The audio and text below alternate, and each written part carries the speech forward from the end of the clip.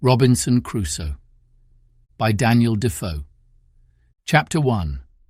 Start in Life. I was born in the year 1632 in the city of York, of a good family, though not of that country, my father being a foreigner of Bremen, who settled first at Hull.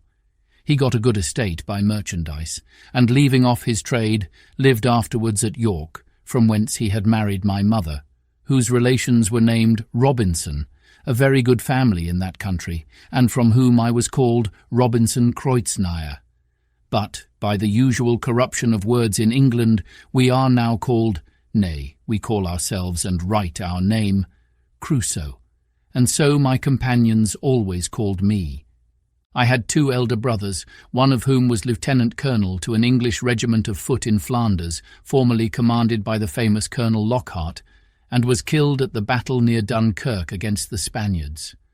What became of my second brother I never knew, any more than my father or mother knew what became of me.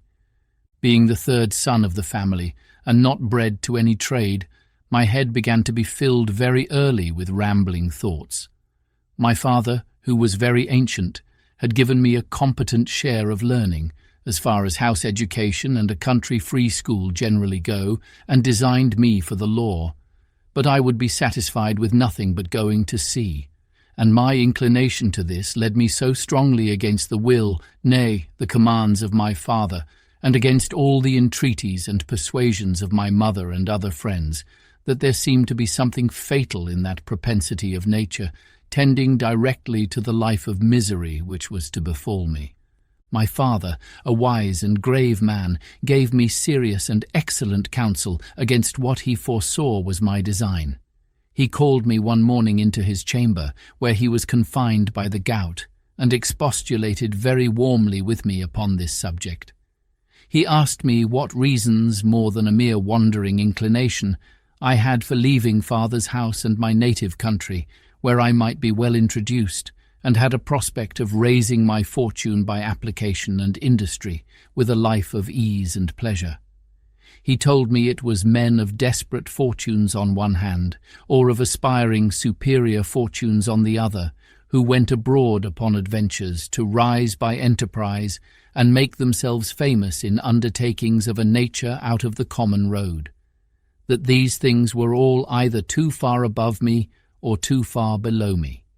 That mine was the middle state, or what might be called the upper station of low life, which he had found, by long experience, was the best state in the world, the most suited to human happiness, not exposed to the miseries and hardships, the labour and sufferings of the mechanic part of mankind, and not embarrassed with the pride, luxury, ambition, and envy of the upper part of mankind. He told me I might judge of the happiness of this state by this one thing, visnida, that this was the state of life which all other people envied, that kings have frequently lamented the miserable consequence of being born to great things, and wished they had been placed in the middle of the 2 extremes, between the mean and the great. That the wise man gave his testimony to this as the standard of felicity when he prayed to have neither poverty nor riches. He bade me observe it, and I should always find that the calamities of life were shared among the upper and lower part of mankind, but that the middle station had the fewest disasters, and was not exposed to so many vicissitudes as the higher or lower part of mankind.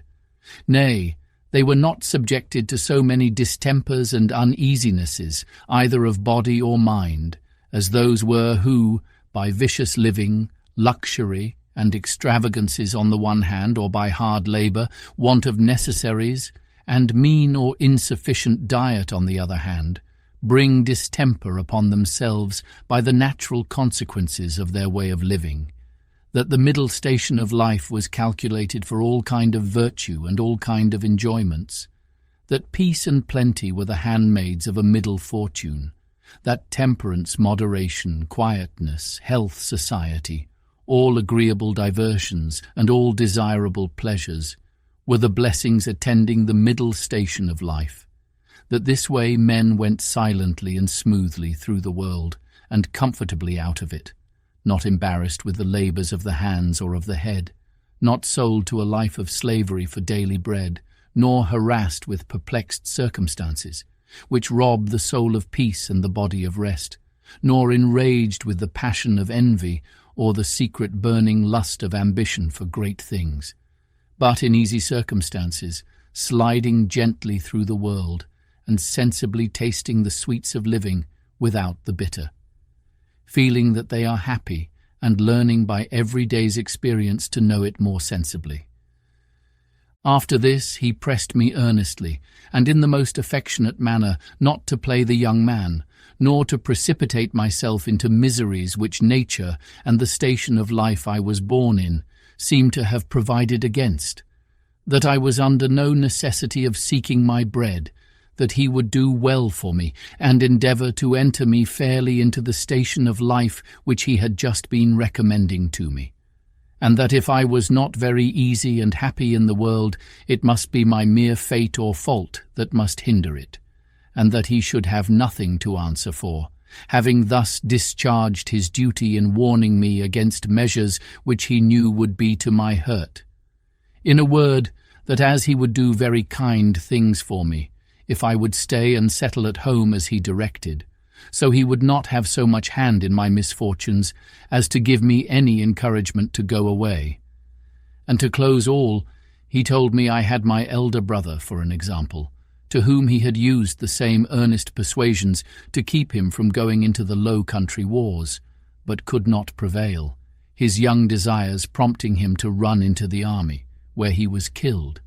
And though he said he would not cease to pray for me, yet he would venture to say to me that if I did take this foolish step, God would not bless me, and I should have leisure hereafter to reflect upon having neglected his counsel when there might be none to assist in my recovery. I observed in this last part of his discourse, which was truly prophetic, though I suppose my father did not know it to be so himself. I observed the tears run down his face very plentifully, especially when he spoke of my brother who was killed, and that when he spoke of my having leisure to repent and none to assist me, he was so moved that he broke off the discourse and told me his heart was so full he could say no more to me. I was sincerely affected with this discourse, and indeed who could be otherwise? And I resolved not to think of going abroad any more, but to settle at home according to my father's desire.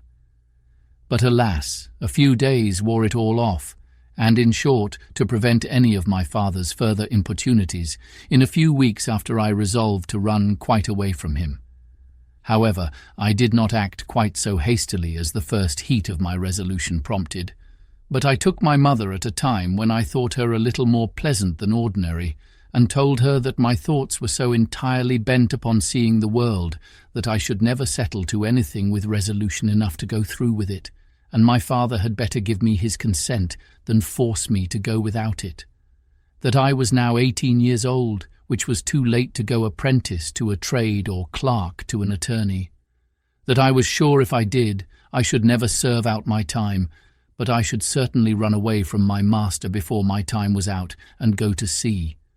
And if she would speak to my father to let me go one voyage abroad, if I came home again and did not like it, I would go no more, and I would promise by a double diligence to recover the time that I had lost. This put my mother into a great passion. She told me she knew it would be to no purpose to speak to my father upon any such subject, that he knew too well what was my interest to give his consent to anything so much for my hurt, and that she wondered how I could think of any such thing after the discourse I had had with my father, and such kind and tender expressions as she knew my father had used to me, and that, in short, if I would ruin myself, there was no help for me, but I might depend I should never have their consent to it, that for her part she would not have so much hand in my destruction, and I should never have it to say that my mother was willing when my father was not. Though my mother refused to move it to my father, yet I heard afterwards that she reported all the discourse to him, and that my father, after showing a great concern at it, said to her with a sigh, "That boy might be happy if he would stay at home, But if he goes abroad, he will be the most miserable wretch that ever was born. I can give no consent to it." It was not till almost a year after this that I broke loose, though, in the meantime, I continued obstinately deaf to all proposals of settling to business, and frequently expostulated with my father and mother about their being so positively determined against what they knew my inclinations prompted me to. But being one day at Hull, where I went casually, and without any purpose of making an elopement at that time, but I say being there, and one of my companions being about to sail to London in his father's ship, and prompting me to go with them with the common allurement of seafaring men, that it should cost me nothing for my passage, I consulted neither father nor mother any more, nor so much as sent them word of it, but leaving them to hear of it as they might, without asking God's blessing or my father's, without any consideration of circumstances or consequences, and in an ill hour, God knows, on the 1st of September 1651, I went on board a ship bound for London. Never any young adventurer's misfortunes, I believe, began sooner or continued longer than mine. The ship was no sooner out of the Humber than the wind began to blow and the sea to rise in a most frightful manner, and as I had never been at sea before, I was most inexpressibly sick in body and terrified in mind. I began now seriously to reflect upon what I had done, and how justly I was overtaken by the judgment of heaven for my wicked leaving my father's house and abandoning my duty. All the good counsels of my parents, my father's tears and my mother's entreaties came now fresh into my mind, and my conscience, which was not yet come to the pitch of hardness to which it has since, reproached me with the contempt of advice and the breach of my duty to God and my father.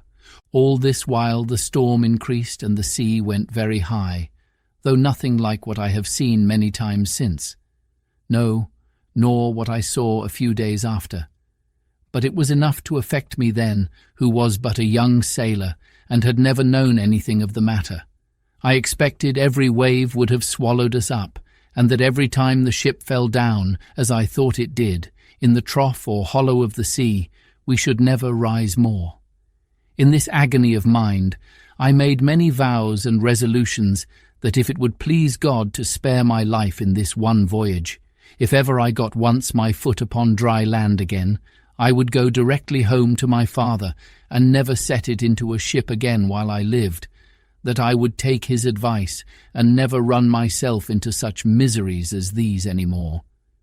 Now I saw plainly the goodness of his observations about the middle station of life, how easy, how comfortably he had lived all his days, and never had been exposed to tempests at sea or troubles on shore, and I resolved that I would, like a true repenting prodigal, go home to my father.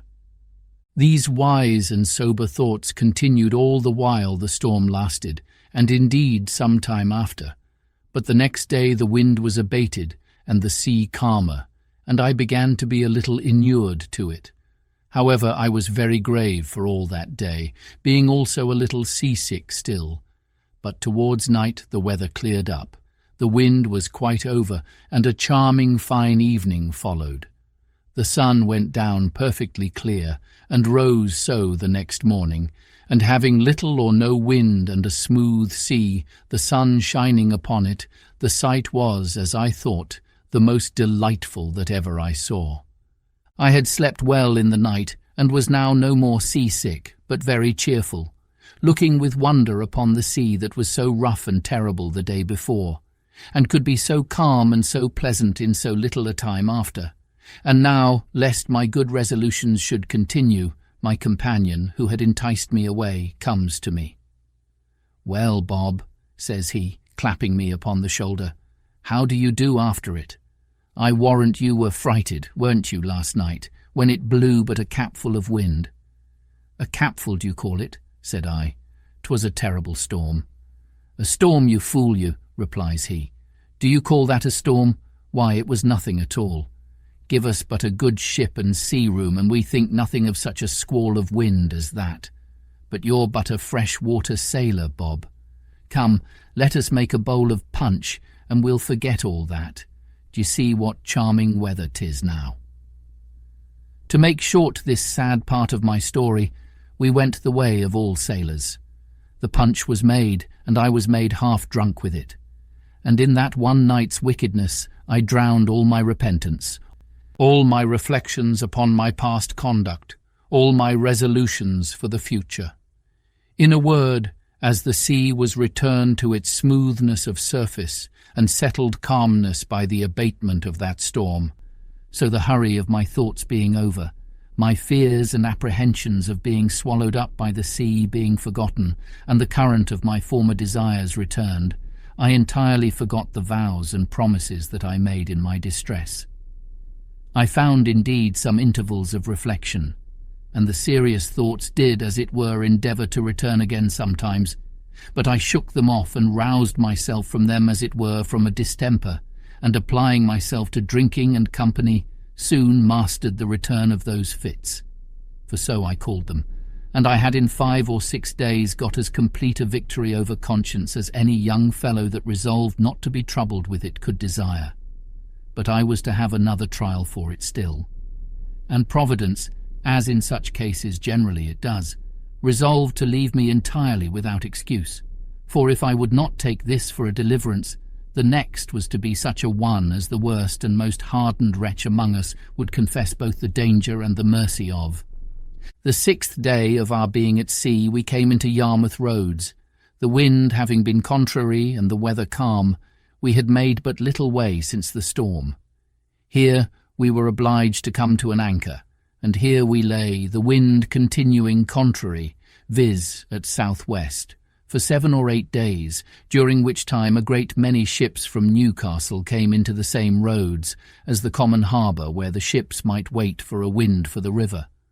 We had not, however, rid here so long, but we should have tided it up the river, but that the wind blew too fresh, and after we had lain 4 or 5 days, blew very hard.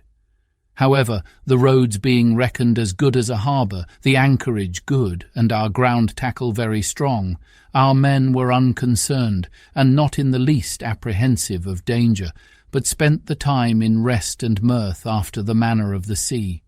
But the 8th day in the morning the wind increased, and we had all hands at work to strike our topmasts and make everything snug and close, that the ship might ride as easy as possible.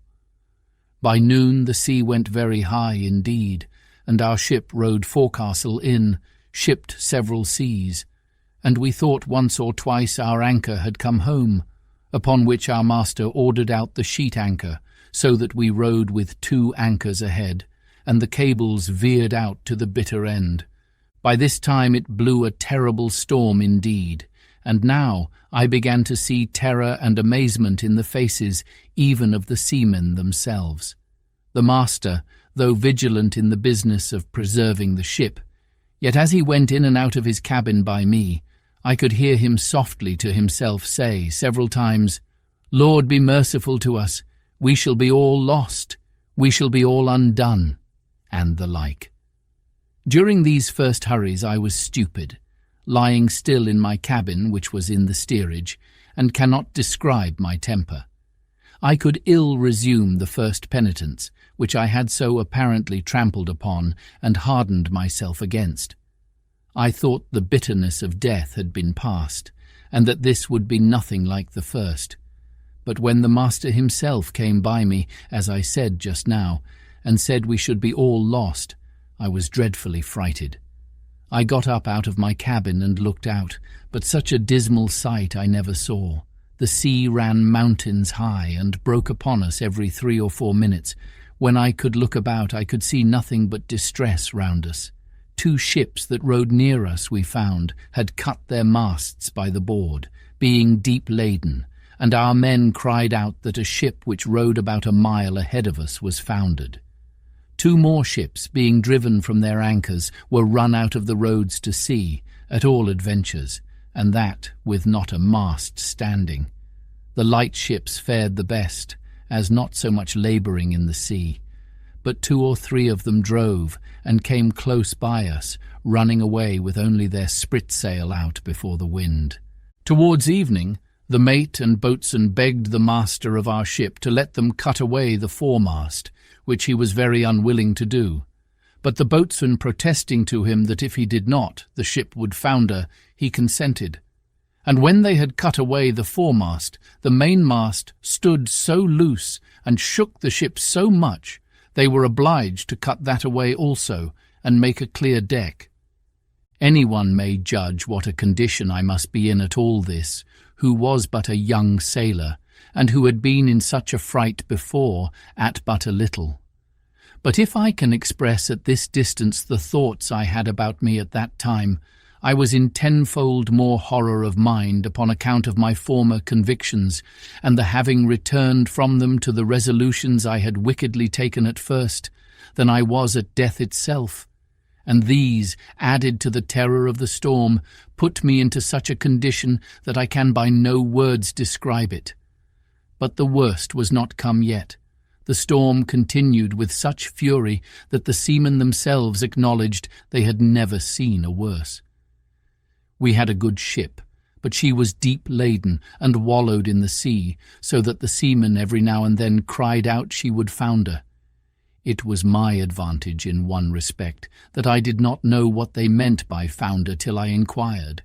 However, the storm was so violent that I saw what is not often seen, the master, the boatswain, and some others more sensible than the rest, at their prayers, and expecting every moment when the ship would go to the bottom.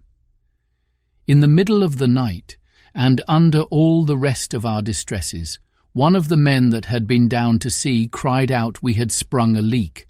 Another said there was 4 feet water in the hold. Then all hands were called to the pump. At that word, my heart, as I thought, died within me, and I fell backwards upon the side of my bed where I sat, into the cabin. However, the men roused me and told me that I, that was able to do nothing before, was as well able to pump as another. At which I stirred up and went to the pump, and worked very heartily. While this was doing, the master, seeing some light colliers who, not able to ride out the storm, were obliged to slip and run away to sea, and would come near us, ordered to fire a gun as a signal of distress. I, who knew nothing what they meant, thought the ship had broken, or some dreadful thing happened. In a word, I was so surprised that I fell down in a swoon. As this was a time when everybody had his own life to think of, nobody minded me or what was become of me. But another man stepped up to the pump, and thrusting me aside with his foot, let me lie, thinking I had been dead, and it was a great while before I came to myself. We worked on, but the water increasing in the hold, it was apparent that the ship would founder. And though the storm began to abate a little, yet it was not possible she could swim till we might run into any port. So the master continued firing guns for help, and a light ship, who had rid it out just ahead of us, ventured a boat out to help us. It was with the utmost hazard the boat came near us, but it was impossible for us to get on board, or for the boat to lie near the ship's side, till at last the men rowing very heartily and venturing their lives to save ours, our men cast them a rope over the stern with a buoy to it, and then veered it out a great length, which they, after much labour and hazard, took hold of, and we hauled them close under our stern, and got all into their boat. It was to no purpose for them or us, after we were in the boat, to think of reaching their own ship. So all agreed to let her drive, and only to pull her in towards shore as much as we could. And our master promised them that if the boat was staved upon shore, he would make it good to their master. So partly rowing and partly driving, our boat went away to the northward, sloping towards the shore almost as far as Winterton Ness. We were not much more than a quarter of an hour out of our ship till we saw her sink, and then I understood for the first time what was meant by a ship foundering in the sea. I must acknowledge I had hardly eyes to look up when the seamen told me she was sinking, for from the moment that they rather put me into the boat than that I might be said to go in, my heart was, as it were, dead within me, partly with fright, partly with horror of mind and the thoughts of what was yet before me. While we were in this condition, the men yet labouring at the oar to bring the boat near the shore, we could see, when our boat mounting the waves, we were able to see the shore, a great many people running along the strand to assist us when we should come near, but we made but slow way towards the shore, nor were we able to reach the shore till, being past the lighthouse at Winterton, the shore falls off to the westward towards Cromer, and so the land broke off a little the violence of the wind. Here we got in, and though not without much difficulty, got all safe on shore, and walked afterwards on foot to Yarmouth, where, as unfortunate men, we were used with great humanity, as well by the magistrates of the town, who assigned us good quarters, as by particular merchants and owners of ships, and had money given us sufficient to carry us either to London or back to Hull, as we thought fit. Had I now had the sense to have gone back to Hull and have gone home, I had been happy.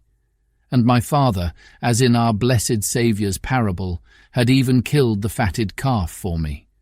For hearing the ship I went away in was cast away in Yarmouth roads, it was a great while before he had any assurances that I was not drowned. But my ill fate pushed me on now with an obstinacy that nothing could resist, and though I had several times loud calls from my reason and my more composed judgment to go home, yet I had no power to do it. I know not what to call this, nor will I urge that it is a secret overruling decree that hurries us on to be the instruments of our own destruction, even though it be before us, and that we rush upon it with our eyes open. Certainly nothing but some such decreed unavoidable misery, which it was impossible for me to escape, could have pushed me forward against the calm reasonings and persuasions of my most retired thoughts, and against two such visible instructions as I had met with in my first attempt. My comrade, who had helped to harden me before, and who was the master's son, was now less forward than I.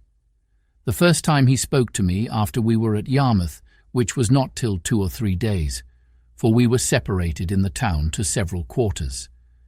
I say, the first time he saw me, it appeared his tone was altered, and looking very melancholy and shaking his head, he asked me how I did, and telling his father who I was, and how I had come this voyage only for a trial, in order to go further abroad, his father, turning to me with a very grave and concerned tone, "Young man," says he, "you ought never to go to sea any more. You ought to take this for a plain and visible token that you are not to be a seafaring man."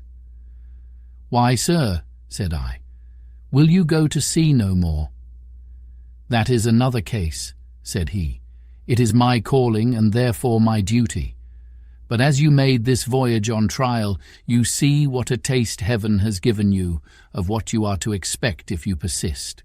Perhaps this has all befallen us on your account, like Jonah in the ship of Tarshish. Pray," continues he, "what are you, and on what account did you go to sea?" Upon that I told him some of my story, at the end of which he burst out into a strange kind of passion. "What had I done," says he, "that such an unhappy wretch should come into my ship? I would not set my foot in the same ship with thee again for £1,000. This indeed was, as I said, an excursion of his spirits, which were yet agitated by the sense of his loss, and was farther than he could have authority to go. However, he afterwards talked very gravely to me, exhorting me to go back to my father, and not tempt Providence to my ruin, telling me I might see a visible hand of heaven against me. And, young man, said he, depend upon it, if you do not go back, wherever you go, you will meet with nothing but disasters and disappointments, till your father's words are fulfilled upon you. We parted soon after, for I made him little answer, and I saw him no more. Which way he went I knew not. As for me, having some money in my pocket, I travelled to London by land, and there, as well as on the road, had many struggles with myself what course of life I should take, and whether I should go home or to sea. As to going home, shame opposed the best motions that offered to my thoughts, and it immediately occurred to me how I should be laughed at among the neighbours, and should be ashamed to see, not my father and mother only, but even everybody else.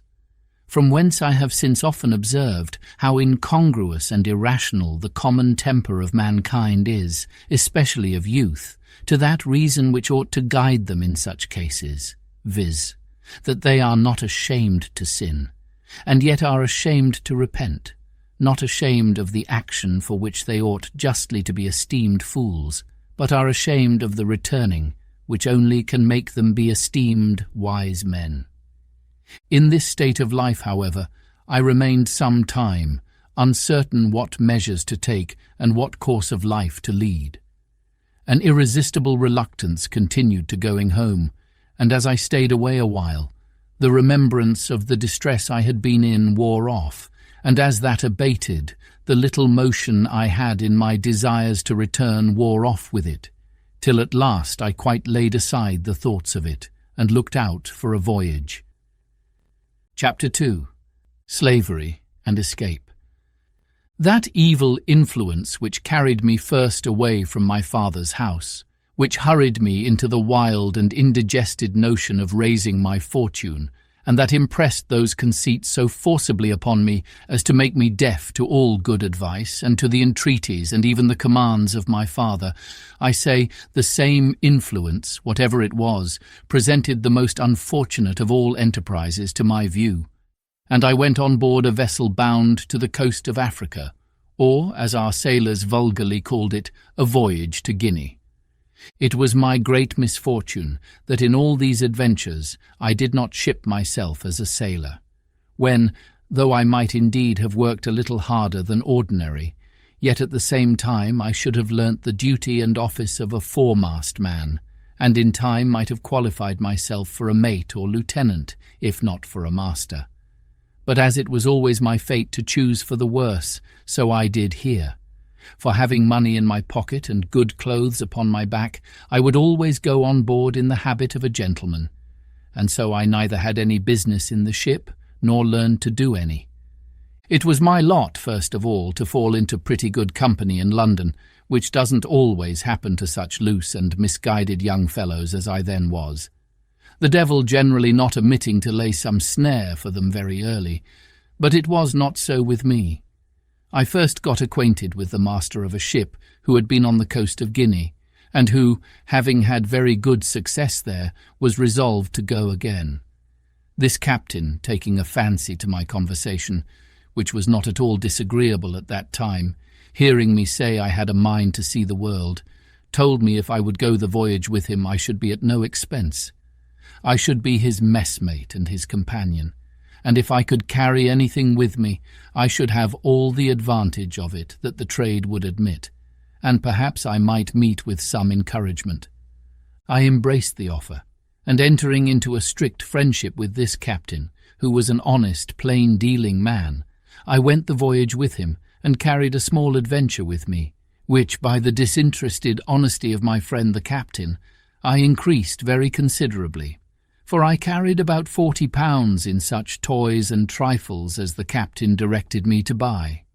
These £40 I had mustered together by the assistance of some of my relations whom I corresponded with, and who, I believe, got my father, or at least my mother, to contribute so much as that to my first adventure.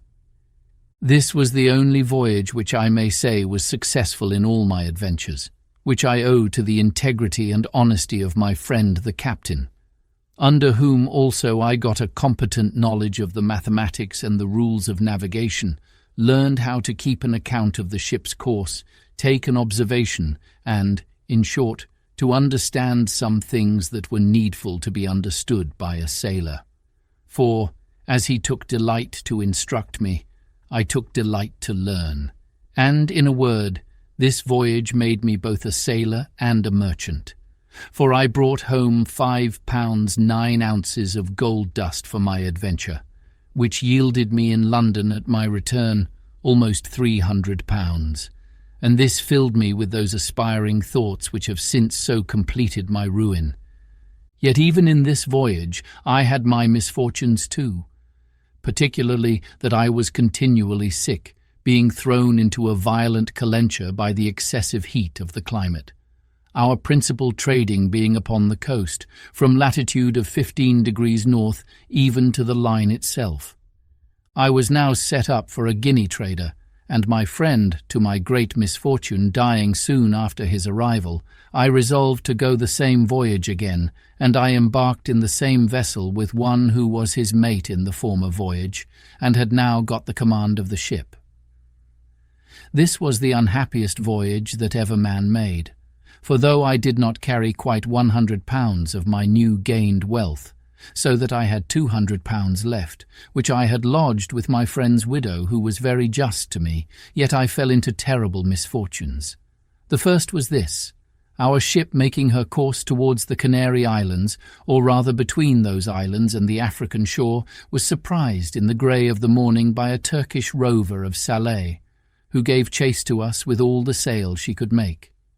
We crowded also as much canvas as our yards would spread, or our masts carry, to get clear, but finding the pirate gained upon us, and would certainly come up with us in a few hours, we prepared to fight, our ship having 12 guns, and the rogue 18. About 3 in the afternoon he came up with us, and bringing 2, by mistake, just athwart our quarter, instead of athwart our stern, as he intended, we brought 8 of our guns to bear on that side, and poured in a broadside upon him, which made him sheer off again, after returning our fire, and pouring in also his small shot from near 200 men which he had on board. However, we had not a man touched, all our men keeping close. He prepared to attack us again, and we to defend ourselves. But laying us on board the next time upon our other quarter, he entered 60 men upon our decks, who immediately fell to cutting and hacking the sails and rigging. We plied them with small shot, half-pikes, powder chests, and such like, and cleared our deck of them twice.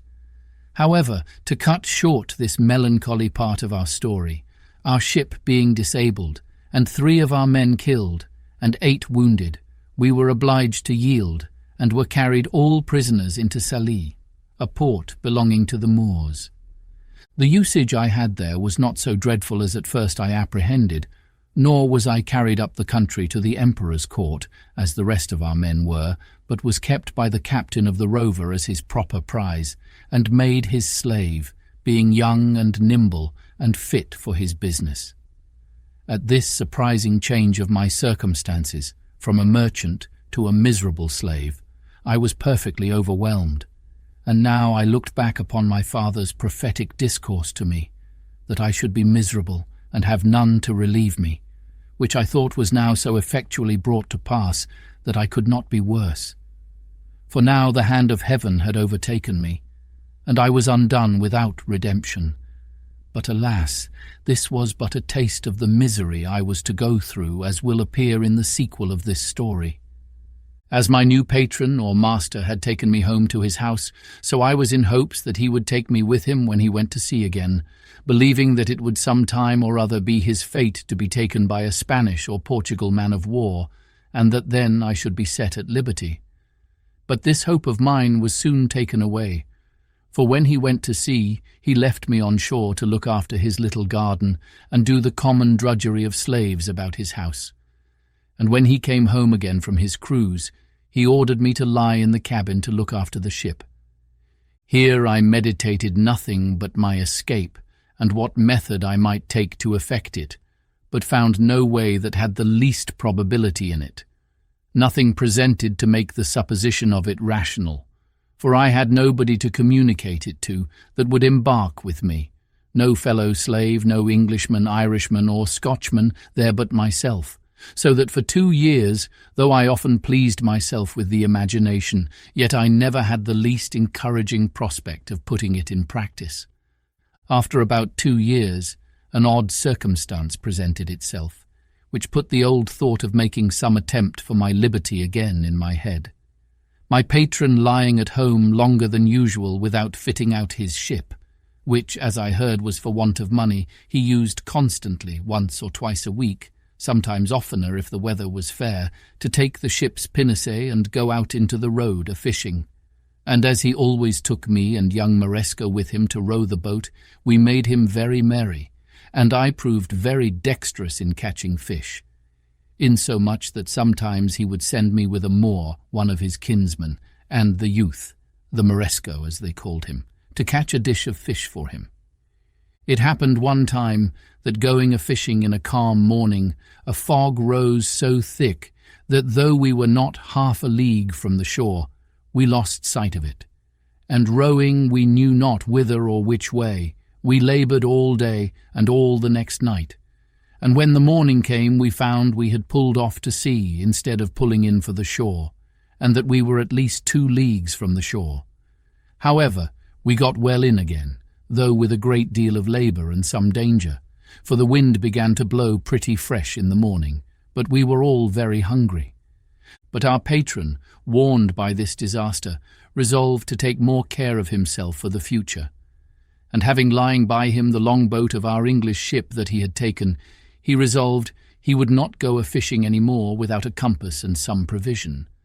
So he ordered the carpenter of his ship, who also was an English slave, to build a little stateroom or cabin in the middle of the longboat, like that of a barge, with a place to stand behind it to steer and haul home the main-sheet, the room before for a hand or two to stand and work the sails. She sailed with what we call a shoulder of mutton sail, and the boom jibed over the top of the cabin, which lay very snug and low, and had in it room for him to lie, with a slave or two, and a table to eat on, with some small lockers to put in some bottles of such liquor as he thought fit to drink, and his bread, rice, and coffee. We went frequently out with this boat a-fishing, and as I was most dexterous to catch fish for him, he never went without me. It happened that he had appointed to go out in this boat, either for pleasure or for fish, with 2 or 3 Moors of some distinction in that place, and for whom he had provided extraordinarily, and had, therefore, sent on board the boat overnight a larger store of provisions than ordinary, and had ordered me to get ready 3 fusees with powder and shot, which were on board his ship, for that they designed some sport of fowling as well as fishing. I got all things ready as he had directed, and waited the next morning with the boat washed clean, her ancient and pendants out, and everything to accommodate his guests. When by and by my patron came on board alone, and told me his guests had put off going from some business that fell out, and ordered me, with the man and boy, as usual, to go out with the boat and catch them some fish, for that his friends were to sup at his house, and commanded that as soon as I got some fish I should bring it home to his house, all which I prepared to do. This moment my former notions of deliverance darted into my thoughts, for now I found I was likely to have a little ship at my command, and my master being gone, I prepared to furnish myself not for fishing business, but for a voyage. Though I knew not, neither did I so much as consider whither I should steer, anywhere to get out of that place was my desire. My first contrivance was to make a pretence to speak to this Moor, to get something for our subsistence on board, for I told him we must not presume to eat of our patron's bread. He said that was true, so he brought a large basket of rusk or biscuit and 3 jars of fresh water into the boat.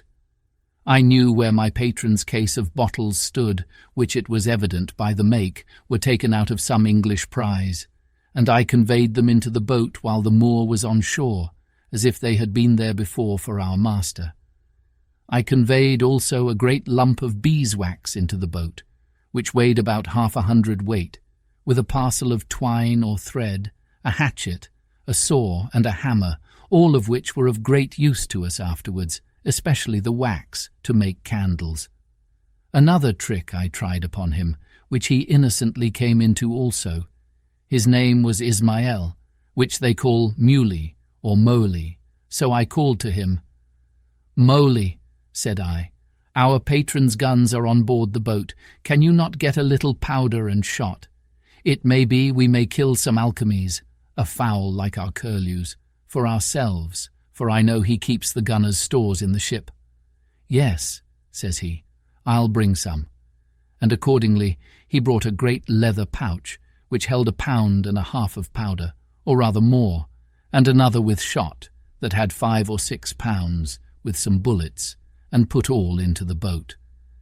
At the same time I had found some powder of my master's in the great cabin, with which I filled one of the large bottles in the case, which was almost empty, pouring what was in it into another, and thus furnished with everything needful, we sailed out of the port to fish. The castle, which is at the entrance of the port, knew who we were, and took no notice of us, and we were not above a mile out of the port before we hauled in our sail and set us down to fish. The wind blew from the north-northeast, which was contrary to my desire, for had it blown southerly, I had been sure to have made the coast of Spain, and at least reached to the Bay of Cadiz. But my resolutions were, blow which way it would be gone from that horrid place where I was, and leave the rest to fate. After we had fished some time and caught nothing, for when I had fish on my hook I would not pull them up, that he might not see them, I said to the Moor, "This will not do. Our master will not be thus served. We must stand farther off." He, thinking no harm, agreed, and being in the head of the boat, set the sails. And as I had the helm, I ran the boat out near a league farther, and then brought her to, as if I would fish, when, giving the boy the helm, I stepped forward to where the Moor was, and making as if I stooped for something behind him, I took him by surprise with my arm under his waist, and tossed him clear overboard into the sea. He rose immediately, for he swam like a cork, and called to me, begged to be taken in, told me he would go all over the world with me. He swam so strong after the boat that he would have reached me very quickly, there being but little wind, upon which I stepped into the cabin, and fetching one of the fowling pieces, I presented it at him, and told him I had done him no hurt, and if he would be quiet I would do him none. "But," said I, "you swim well enough to reach to the shore, and the sea is calm. Make the best of your way to shore, and I will do you no harm. But if you come near the boat, I'll shoot you through the head, for I am resolved to have my liberty." So he turned himself about and swam for the shore, and I make no doubt but he reached it with ease, for he was an excellent swimmer. I could have been content to have taken this Moor with me and have drowned the boy, but there was no venturing to trust him.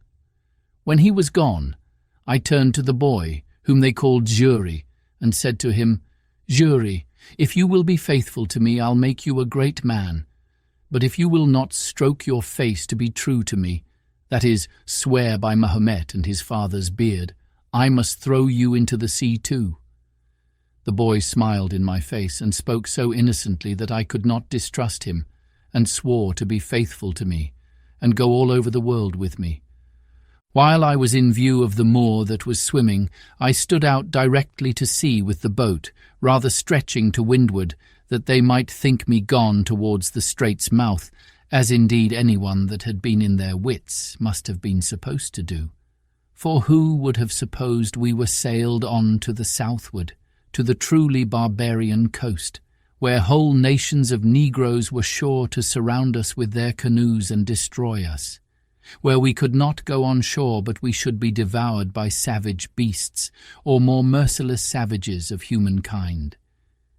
But as soon as it grew dusk in the evening I changed my course, and steered directly south and by east, bending my course a little towards the east, that I might keep in with the shore, and having a fair, fresh gale of wind, and a smooth, quiet sea, I made such sail that I believe by the next day, at 3 o'clock in the afternoon, when I first made the land, I could not be less than 150 miles south of Sallee, quite beyond the Emperor of Morocco's dominions, or indeed of any other king thereabouts, for we saw no people. Yet such was the fright I had taken of the Moors, and the dreadful apprehensions I had of falling into their hands, that I would not stop, or go on shore, or come to an anchor, the wind continuing fair till I had sailed in that manner 5 days. And then, the wind shifting to the southward, I concluded also that if any of our vessels were in chase of me, they also would now give over. So I ventured to make to the coast, and came to an anchor in the mouth of a little river. I knew not what, nor where, neither what latitude, what country, what nation, or what river. I neither saw nor desired to see any people. The principal thing I wanted was fresh water. We came into this creek in the evening, resolving to swim on shore as soon as it was dark and discover the country. But as soon as it was quite dark, we heard such dreadful noises of the barking, roaring and howling of wild creatures, of we knew not what kinds, that the poor boy was ready to die with fear, and begged of me not to go on shore till day. "Well, jury," said I, "then I won't. But it may be that we may see men by day who will be as bad to us as those lions." "Then we give them the shoot-gun," says jury, laughing, "make them run way." Such English jury spoke by conversing among us slaves. However, I was glad to see the boy so cheerful, and I gave him a dram, out of our patron's case of bottles, to cheer him up. After all, jury's advice was good, and I took it. We dropped our little anchor and lay still all night. I say still, for we slept none. For in 2 or 3 hours we saw vast great creatures, we knew not what to call them, of many sorts, come down to the seashore and run into the water, wallowing and washing themselves for the pleasure of cooling themselves. And they made such hideous howlings and yellings that I never indeed heard the like. Shuri was dreadfully frighted, and indeed so was I too. But we were both more frighted when we heard one of these mighty creatures come swimming towards our boat. We could not see him, but we might hear him by his blowing to be a monstrous, huge and furious beast. Jury said it was a lion, and it might be so for aught I know, but poor Shuri cried to me to weigh the anchor and row away. "No," says I, "Jury, we can slip our cable with the buoy to it and go off to sea. They cannot follow us far." I had no sooner said so, but I perceived the creature, whatever it was, within 2 oars' length, which something surprised me. However, I immediately stepped to the cabin door, and taking up my gun, fired at him, upon which he immediately turned about and swam towards the shore again. But it is impossible to describe the horrid noises and hideous cries and howlings that were raised, as well upon the edge of the shore as higher within the country, upon the noise or report of the gun, a thing I have some reason to believe those creatures had never heard before.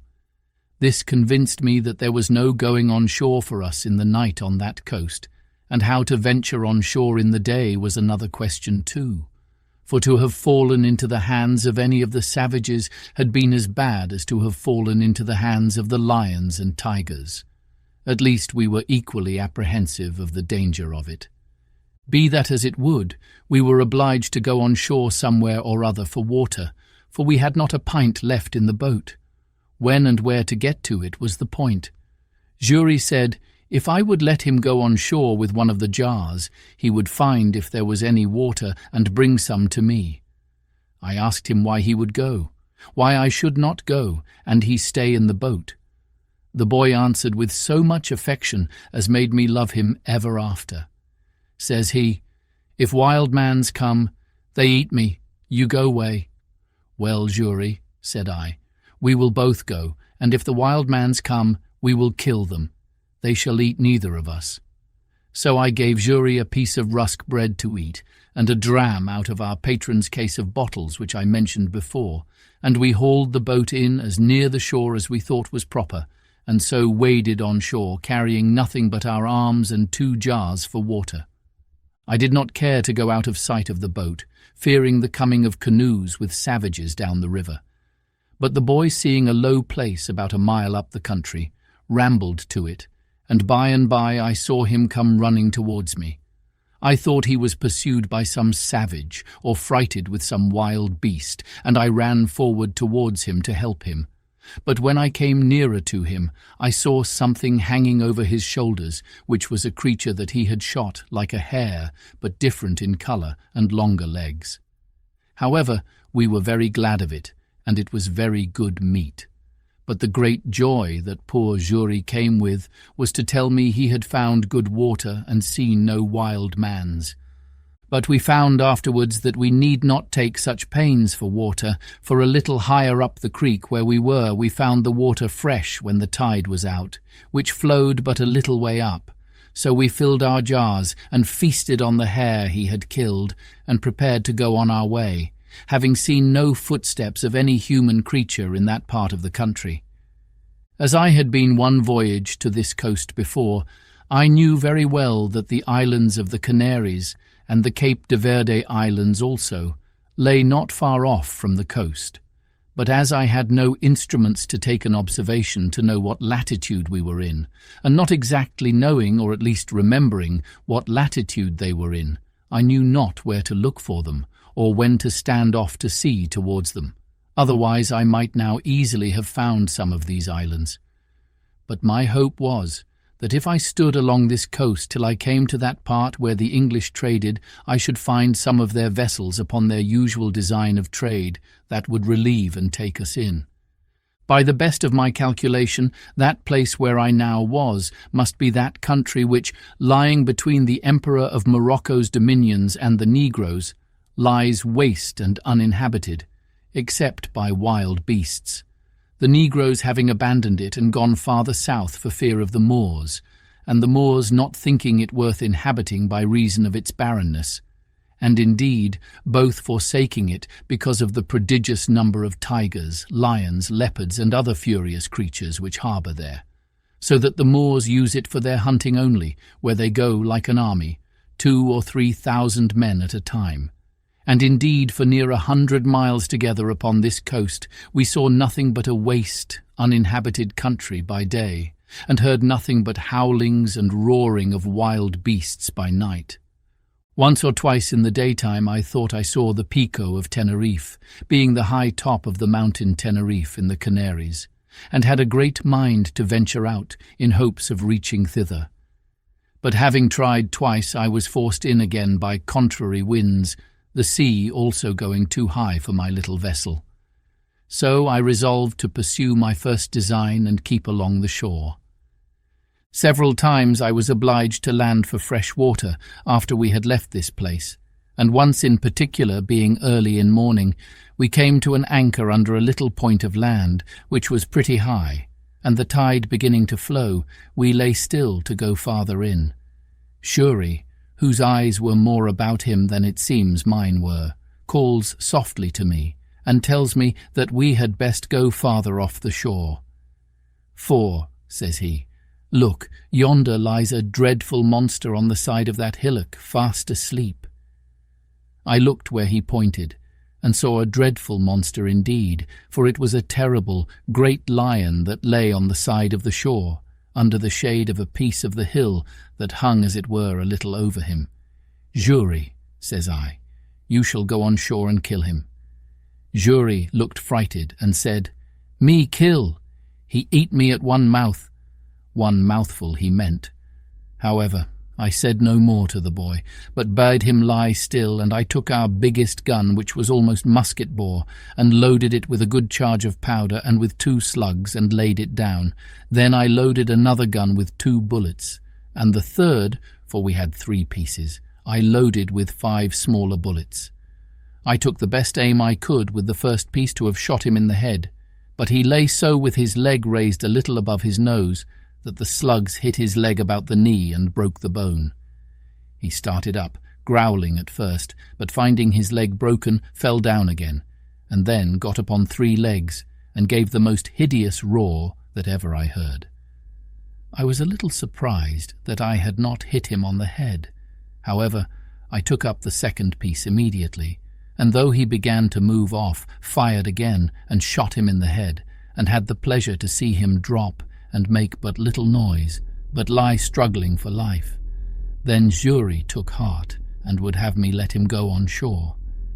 "Well, go," said I, so the boy jumped into the water, and taking a little gun in one hand, swam to shore with the other hand, and coming close to the creature, put the muzzle of the piece to his ear, and shot him in the head again, which dispatched him quite. This was game indeed to us, but this was no food, and I was very sorry to lose 3 charges of powder and shot upon a creature that was good for nothing to us. However, Jury said he would have some of him, so he comes on board and asked me to give him the hatchet. "For what, Jury?" said I. "Me cut off his head," said he. However, Jury could not cut off his head, but he cut off a foot and brought it with him, and it was a monstrous great one. I bethought myself, however, that perhaps the skin of him might one way or other be of some value to us, and I resolved to take off his skin if I could. So Jury and I went to work with him, but Jury was much the better workman at it, for I knew very ill how to do it. Indeed, it took us both up the whole day, but at last we got off the hide of him, and spreading it on the top of our cabin, the sun effectually dried it in 2 days' time, and it afterwards served me to lie upon. Chapter 3. Wrecked on a Desert Island.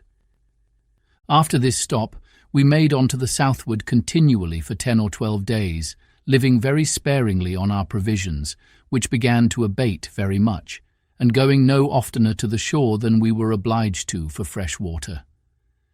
My design in this was to make the river Gambia or Senegal, that is to say, anywhere about the Cape de Verde, where I was in hopes to meet with some European ship, and if I did not, I knew not what course I had to take, but to seek for the islands, or perish there among the Negroes. I knew that all the ships from Europe, which sailed either to the coast of Guinea or to Brazil or to the East Indies, made this cape or those islands, and in a word I put the whole of my fortune upon this single point, either that I must meet with some ship or must perish. When I had pursued this resolution about 10 days longer, as I have said, I began to see that the land was inhabited, and in 2 or 3 places as we sailed by, we saw people stand upon the shore to look at us. We could also perceive they were quite black and naked. I was once inclined to have gone on shore to them, but Jury was my better counsellor, and said to me, "No go, no go." However, I hauled in nearer the shore that I might talk to them, and I found they ran along the shore by me a good way. I observed they had no weapons in their hand except one, who had a long slender stick, which Jury said was a lance, and that they could throw them a great way with good aim. So I kept at a distance, but talked with them by signs as well as I could, and particularly made signs for something to eat. They beckoned to me to stop my boat, and they would fetch me some meat. Upon this I lowered the top of my sail and lay by, and 2 of them ran up into the country, and in less than half an hour came back, and brought with them 2 pieces of dried flesh and some corn, such as is the produce of their country. But we neither knew what the one or the other was. However, we were willing to accept it. But how to come at it was our next dispute, for I would not venture on shore to them, and they were as much afraid of us. But they took a safe way for us all, for they brought it to the shore and laid it down, and went and stood a great way off till we fetched it on board, and then came close to us again. We made signs of thanks to them, for we had nothing to make them amends, but an opportunity offered that very instant to oblige them wonderfully. For while we were lying by the shore came 2 mighty creatures, one pursuing the other, as we took it, with great fury from the mountains towards the sea. Whether it was the male pursuing the female, or whether they were in sport or in rage, we could not tell, any more than we could tell whether it was usual or strange. But I believe it was the latter, because in the first place those ravenous creatures seldom appear but in the night, and in the second place we found the people terribly frighted, especially the women. The man that had the lance or dart did not fly from them, but the rest did. However, as the 2 creatures ran directly into the water, they did not offer to fall upon any of the Negroes, but plunged themselves into the sea and swam about as if they had come for their diversion. At last, one of them began to come nearer our boat than at first I expected, but I lay ready for him, for I had loaded my gun with all possible expedition, and bade Jury load both the others. As soon as he came fairly within my reach, I fired and shot him directly in the head. Immediately he sank down into the water, but rose instantly and plunged up and down as if he were struggling for life, and so indeed he was. He immediately made to the shore, but between the wound, which was his mortal hurt, and the strangling of the water, he died just before he reached the shore. It is impossible to express the astonishment of these poor creatures at the noise and fire of my gun.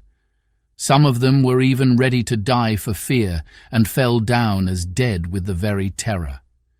But when they saw the creature dead, and sunk in the water, and that I made signs to them to come to the shore, they took heart and came, and began to search for the creature. I found him by his blood staining the water, and by the help of a rope which I slung round him and gave the negroes to haul, they dragged him on shore, and found that it was a most curious leopard, spotted and fine to an admirable degree. And the negroes held up their hands with admiration to think what it was I had killed him with. The other creature, frighted with the flash of fire and the noise of the gun, swam on shore and ran up directly to the mountains from whence they came. Nor could I at that distance know what it was. I found quickly the negroes wished to eat the flesh of this creature, so I was willing to have them take it as a favour from me, which when I made signs to them that they might take him, they were very thankful for. Immediately they fell to work with him, and though they had no knife, yet, with a sharpened piece of wood, they took off his skin as readily and much more readily than we could have done with a knife. They offered me some of the flesh, which I declined, pointing out that I would give it them, but made signs for the skin, which they gave me very freely, and brought me a great deal more of their provisions, which, though I did not understand, yet I accepted. I then made signs to them for some water, and held out one of my jars to them, turning it bottom upward, to show that it was empty, and that I wanted to have it filled. They called immediately to some of their friends, and there came 2 women, and brought a great vessel made of earth, and burnt, as I supposed, in the sun. This they set down to me, as before, and I sent Shuri on shore with my jars, and filled them all 3. The women were as naked as the men. I was now furnished with roots and corn, such as it was, and water, and leaving my friendly negroes, I made forward for about 11 days more, without offering to go near the shore, till I saw the land run out a great length into the sea, at about the distance of 4 or 5 leagues before me, and the sea being very calm, I kept a large offing to make this point. At length, doubling the point, at about 2 leagues from the land, I saw plainly land on the other side, to seaward. Then I concluded, as it was most certain indeed, that this was the Cape de Verde, and those the islands called from thence Cape de Verde Islands. However, they were at a great distance, and I could not well tell what I had best to do, for if I should be taken with a fresh of wind, I might neither reach one or other. In this dilemma, as I was very pensive, I stepped into the cabin and sat down, Shuri having the helm, when on a sudden the boy cried out, "Master, master, a ship with a sail!" And the foolish boy was frighted out of his wits, thinking it must needs be some of his master's ships sent to pursue us. But I knew we were far enough out of their reach. I jumped out of the cabin, and immediately saw not only the ship, but that it was a Portuguese ship, and, as I thought, was bound to the coast of Guinea for negroes. But when I observed the course she steered, I was soon convinced they were bound some other way, and did not design to come any nearer to the shore, upon which I stretched out to sea as much as I could, resolving to speak with them if possible. With all the sail I could make, I found I should not be able to come in their way, but that they would be gone by before I could make any signal to them. But after I had crowded to the utmost, and began to despair, they, it seems, saw by the help of their glasses that it was some European boat, which they supposed must belong to some ship that was lost, so they shortened sail to let me come up. I was encouraged with this, and as I had my patron's ancient on board, I made a waft of it to them for a signal of distress, and fired a gun, both which they saw, for they told me they saw the smoke, though they did not hear the gun. Upon these signals they very kindly brought to and lay by for me, and in about 3 hours' time I came up with them. They asked me what I was in Portuguese and in Spanish and in French, but I understood none of them.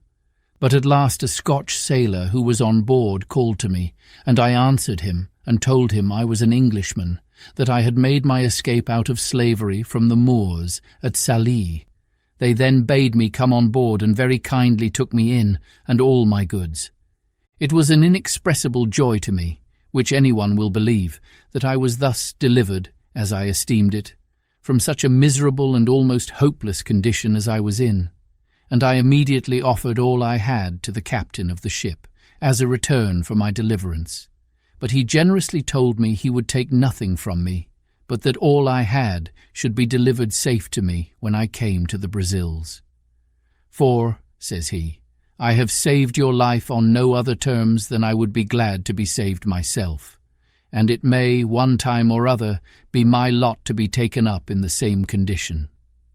Besides, said he, when I carry you to the Brazils, so great a way from your own country, if I should take from you what you have, you will be starved there, and then I only take away that life I have given. No, no, says he, Señor Inglese, Mr. Englishman, I will carry you thither in charity, and those things will help to buy your subsistence there and your passage home again. As he was charitable in this proposal, so he was just in the performance to a tittle, for he ordered the seamen that none should touch anything that I had. Then he took everything into his own possession, and gave me back an exact inventory of them, that I might have them, even to my 3 earthen jars. As to my boat, it was a very good one, and that he saw, and told me he would buy it of me for his ship's use, and asked me what I would have for it. I told him he had been so generous to me in everything that I could not offer to make any price of the boat, but left it entirely to him, upon which he told me he would give me a note of hand to pay me 80 pieces of 8 for it at Brazil, and when it came there, if anyone offered to give more, he would make it up. He offered me also 60 pieces of 8 more for my boy Jury, which I was loth to take. Not that I was unwilling to let the captain have him, but I was very loth to sell the poor boy's liberty, who had assisted me so faithfully in procuring my own. However, when I let him know my reason, he owned it to be just, and offered me this medium, that he would give the boy an obligation to set him free in 10 years, if he turned Christian. Upon this, and Jury saying he was willing to go to him, I let the captain have him. We had a very good voyage to the Brazils, and I arrived in the Bay de Todos los Santos, or All Saints' Bay, in about 22 days after. And now I was once more delivered from the most miserable of all conditions of life, and what to do next with myself I was to consider. The generous treatment the captain gave me I can never enough remember. He would take nothing of me for my passage, gave me 20 ducats for the leopard skin, and 40 for the lion's skin, which I had in my boat, and caused everything I had in the ship to be punctually delivered to me. And what I was willing to sell he bought of me, such as the case of bottles, 2 of my guns, and a piece of the lump of beeswax, for I had made candles of the rest. In a word, I made about 220 pieces of 8 of all my cargo, and with this stock I went on shore in the Brazils. I had not been long here before I was recommended to the house of a good honest man like himself, who had an ingenio, as they call it, that is, a plantation and a sugar house. I lived with him some time and acquainted myself by that means with the manner of planting and making of sugar, and seeing how well the planters lived and how they got rich suddenly, I resolved, if I could get a license to settle there, I would turn planter among them, resolving in the meantime to find out some way to get my money, which I had left in London, remitted to me. To this purpose, getting a kind of letter of naturalization, I purchased as much land that was uncured as my money would reach, and formed a plan for my plantation and settlement, such a one as might be suitable to the stock which I proposed to myself to receive from England. I had a neighbour, a Portuguese of Lisbon, but born of English parents, whose name was Wells, and in much such circumstances as I was. I call him my neighbour, because his plantation lay next to mine, and we went on very sociably together. My stock was but low as well as his, and we rather planted for food than anything else, for about 2 years. However, we began to increase, and our land began to come into order, so that the 3rd year we planted some tobacco, and made each of us a large piece of ground ready for planting canes in the year to come. But we both wanted help. And now I found, more than before, I had done wrong in parting with my boy Jury. But, alas, for me to do wrong that never did right was no great wonder. I had no remedy but to go on. I had got into an employment quite remote to my genius, and directly contrary to the life I delighted in, and for which I forsook my father's house, and broke through all his good advice. Nay, I was coming into the very middle station, or upper degree of low life, which my father advised me to before, and which if I resolved to go on with, I might as well have stayed at home, and never have fatigued myself in the world as I had done. And I used often to say to myself, I could have done this as well in England, among my friends, as have gone 5,000 miles off, to do it among strangers and savages, in a wilderness, and at such a distance as never to hear from any part of the world that had the least knowledge of me. In this manner I used to look upon my condition with the utmost regret. I had nobody to converse with, but now and then this neighbour, no work to be done but by the labour of my hands. And I used to say, I lived just like a man cast away upon some desolate island that had nobody there but himself. But how just has it been, and how should all men reflect that when they compare their present conditions with others that are worse, heaven may oblige them to make the exchange and be convinced of their former felicity by their experience. I say, how just has it been that the truly solitary life I reflected on, in an island of mere desolation, should be my lot, who had so often unjustly compared it with the life which I then led, in which, had I continued, I had in all probability been exceeding prosperous and rich.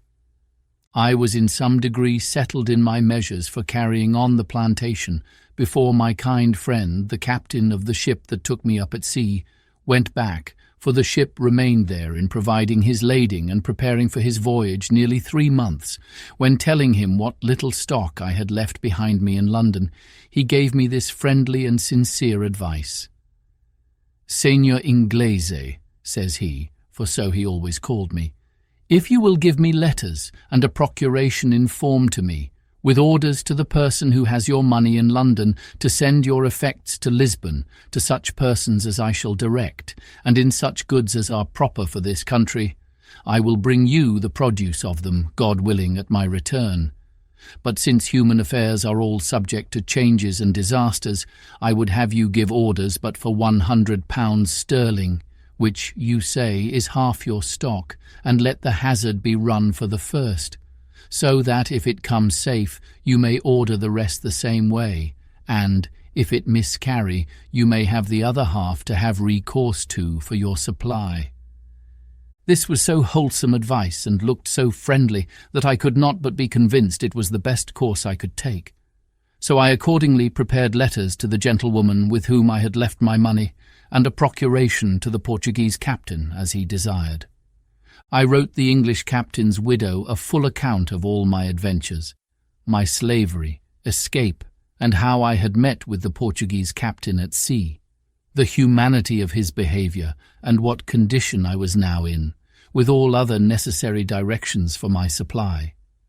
And when this honest captain came to Lisbon, he found means by some of the English merchants there to send over, not the order only, but a full account of my story to a merchant in London, who represented it effectually to her, whereupon she not only delivered the money, but out of her own pocket sent the Portugal captain a very handsome present for his humanity and charity to me. The merchant in London, vesting this £100 in English goods, such as the captain had written for, sent them directly to him at Lisbon, and he brought them all safe to me to the Brazils, among which, without my direction, for I was too young in my business to think of them, He had taken care to have all sorts of tools, ironwork and utensils necessary for my plantation, and which were of great use to me. When this cargo arrived, I thought my fortune made, for I was surprised with the joy of it. And my stood steward, the captain, had laid out the £5, which my friend had sent him for a present for himself, to purchase and bring me over a servant, under bond for 6 years' service, and would not accept of any consideration, except a little tobacco, which I would have him accept, being of my own produce. Neither was this all, for my goods being all English manufacture, such as cloths, stuffs, bays, and things particularly valuable and desirable in the country, I found means to sell them to a very great advantage, so that I might say I had more than 4 times the value of my first cargo, and was now infinitely beyond my poor neighbour, I mean in the advancement of my plantation. For the first thing I did, I bought me a Negro slave, and an European servant also, I mean another besides that which the captain brought me from Lisbon. But as abused prosperity is oftentimes made the very means of our greatest adversity, so it was with me. I went on the next year with great success in my plantation. I raised 50 great rolls of tobacco on my own ground, more than I had disposed of for necessaries among my neighbours, and these 50 rolls, being each of above 100 weight, were well cured, and laid by against the return of the fleet from Lisbon, and now, increasing in business and wealth, my head began to be full of projects and undertakings beyond my reach, such as are indeed often the ruin of the best heads in business. Had I continued in the station I was now in, I had room for all the happy things to have yet befallen me for which my father so earnestly recommended a quiet, retired life, and of which he had so sensibly described the middle station of life to be full of. But other things attended me, and I was still to be the wilful agent of all my own miseries, and particularly to increase my fault and double the reflections upon myself, which in my future sorrows I should have leisure to make. All these miscarriages were procured by my apparent obstinate adhering to my foolish inclination of wandering abroad and pursuing that inclination in contradiction to the clearest views of doing myself good in a fair and plain pursuit of those prospects and those measures of life which nature and providence concurred to present me with, and to make my duty. As I had once done thus in my breaking away from my parents, so I could not be content now, but I must go and leave the happy view I had of being a rich and thriving man in my new plantation, only to pursue a rash and immoderate desire of rising faster than the nature of the thing admitted. And thus I cast myself down again into the deepest gulf of human misery that ever man fell into, or perhaps could be consistent with life and a state of health in the world. To come, then, by the just degrees to the particulars of this part of my story. You may suppose that having now lived almost 4 years in the Brazils and beginning to thrive and prosper very well upon my plantation, I had not only learned the language, but had contracted acquaintance and friendship among my fellow planters, as well as among the merchants at St. Salvador, which was our port, and that, in my discourses among them, I had frequently given them an account of my 2 voyages to the coast of Guinea, the manner of trading with the negroes there, and how easy it was to purchase upon the coast for trifles, such as beads, toys, knives, scissors, hatchets, bits of glass, and the like, not only gold dust, guinea grains, elephants' teeth, etc., but negroes for the service of the Brazils in great numbers. They listened always very attentively to my discourses on these heads, but especially to that part which related to the buying of negroes, which was a trade at that time, not only not far entered into, but, as far as it was, had been carried on by asientos, or permission of the kings of Spain and Portugal, and engrossed in the public stock, so that few negroes were bought, and these excessively dear.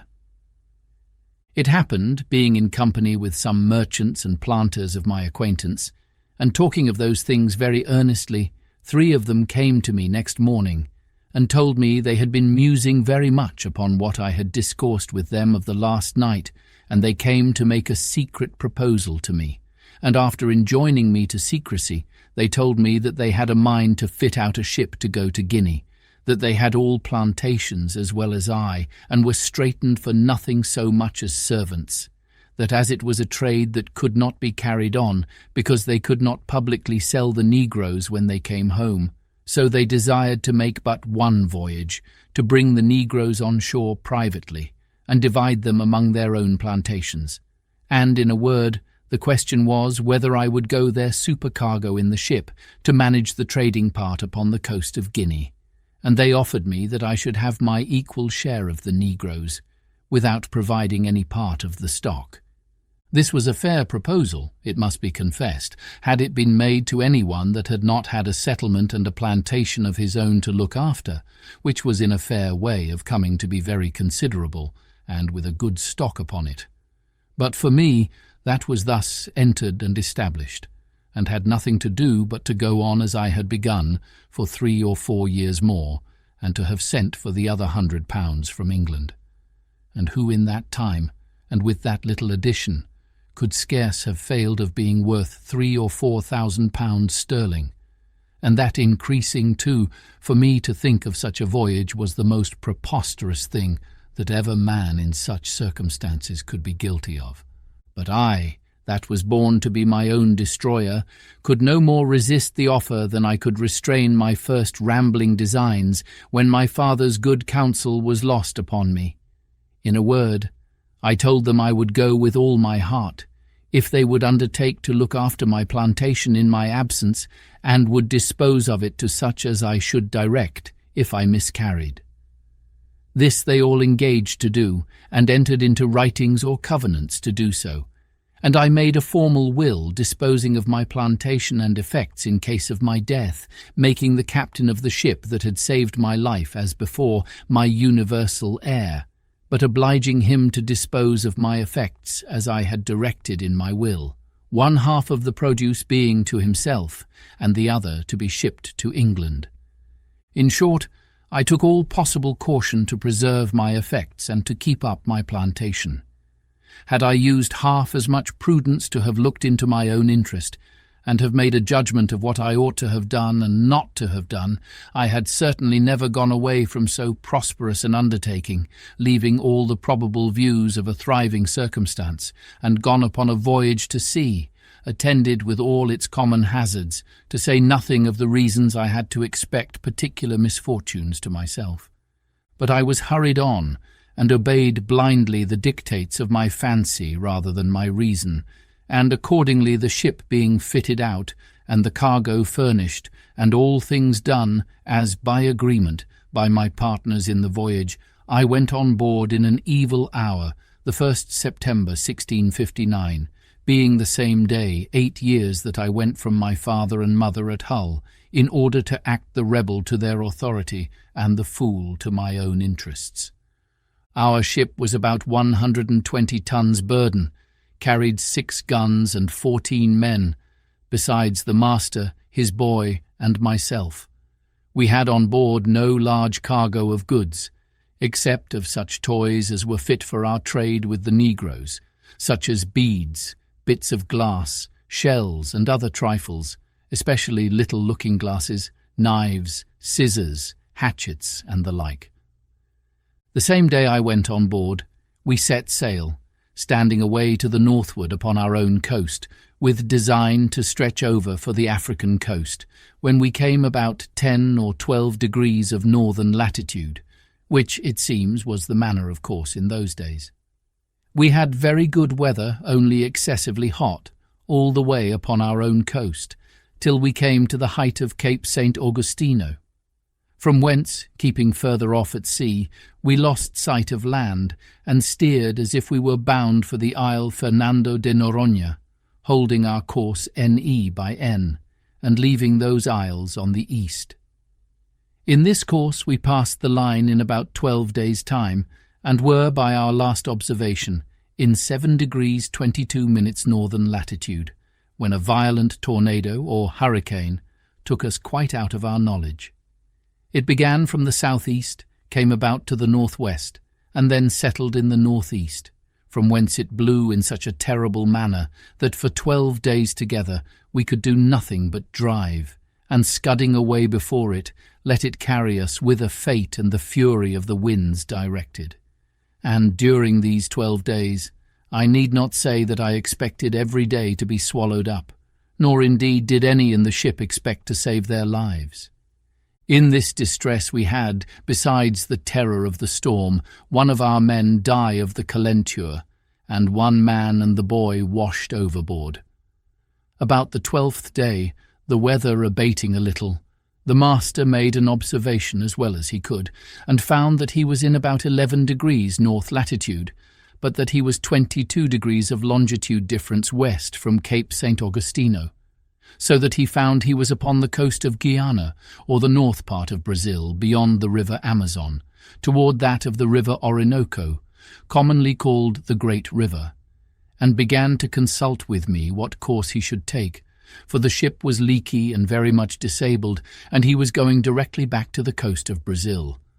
I was positively against that, and looking over the charts of the sea coast of America with him, we concluded there was no inhabited country for us to have recourse to till we came within the circle of the Caribbee Islands, and therefore resolved to stand away for Barbados, which, by keeping off at sea to avoid the indraft of the Bay or Gulf of Mexico, we might easily perform, as we hoped, in about 15 days' sail, whereas we could not possibly make our voyage to the coast of Africa without some assistance both to our ship and to ourselves. With this design we changed our course, and steered away northwest by west, in order to reach some of our English islands, where I hoped for relief. But our voyage was otherwise determined, for being in the latitude of 12 degrees 18 minutes, a second storm came upon us, which carried us away with the same impetuosity westward, and drove us so out of the way of all human commerce, that, had all our lives been saved as to the sea, we were rather in danger of being devoured by savages than ever returning to our own country. In this distress, the wind still blowing very hard, one of our men early in the morning cried out, "Land!" and we had no sooner run out of the cabin to look out, in hopes of seeing whereabouts in the world we were, than the ship struck upon a sand, and in a moment, her motion being so stopped, the sea broke over her in such a manner that we expected we should all have perished immediately, and we were immediately driven into our close quarters to shelter us from the very foam and spray of the sea. It is not easy for anyone who has not been in the like condition to describe or conceive the consternation of men in such circumstances. We knew nothing where we were, or upon what land it was we were driven, whether an island or the main, whether inhabited or not inhabited. As the rage of the wind was still great, though rather less than at first, we could not so much as hope to have the ship hold many minutes without breaking into pieces, unless the winds, by a kind of miracle, should turn immediately about.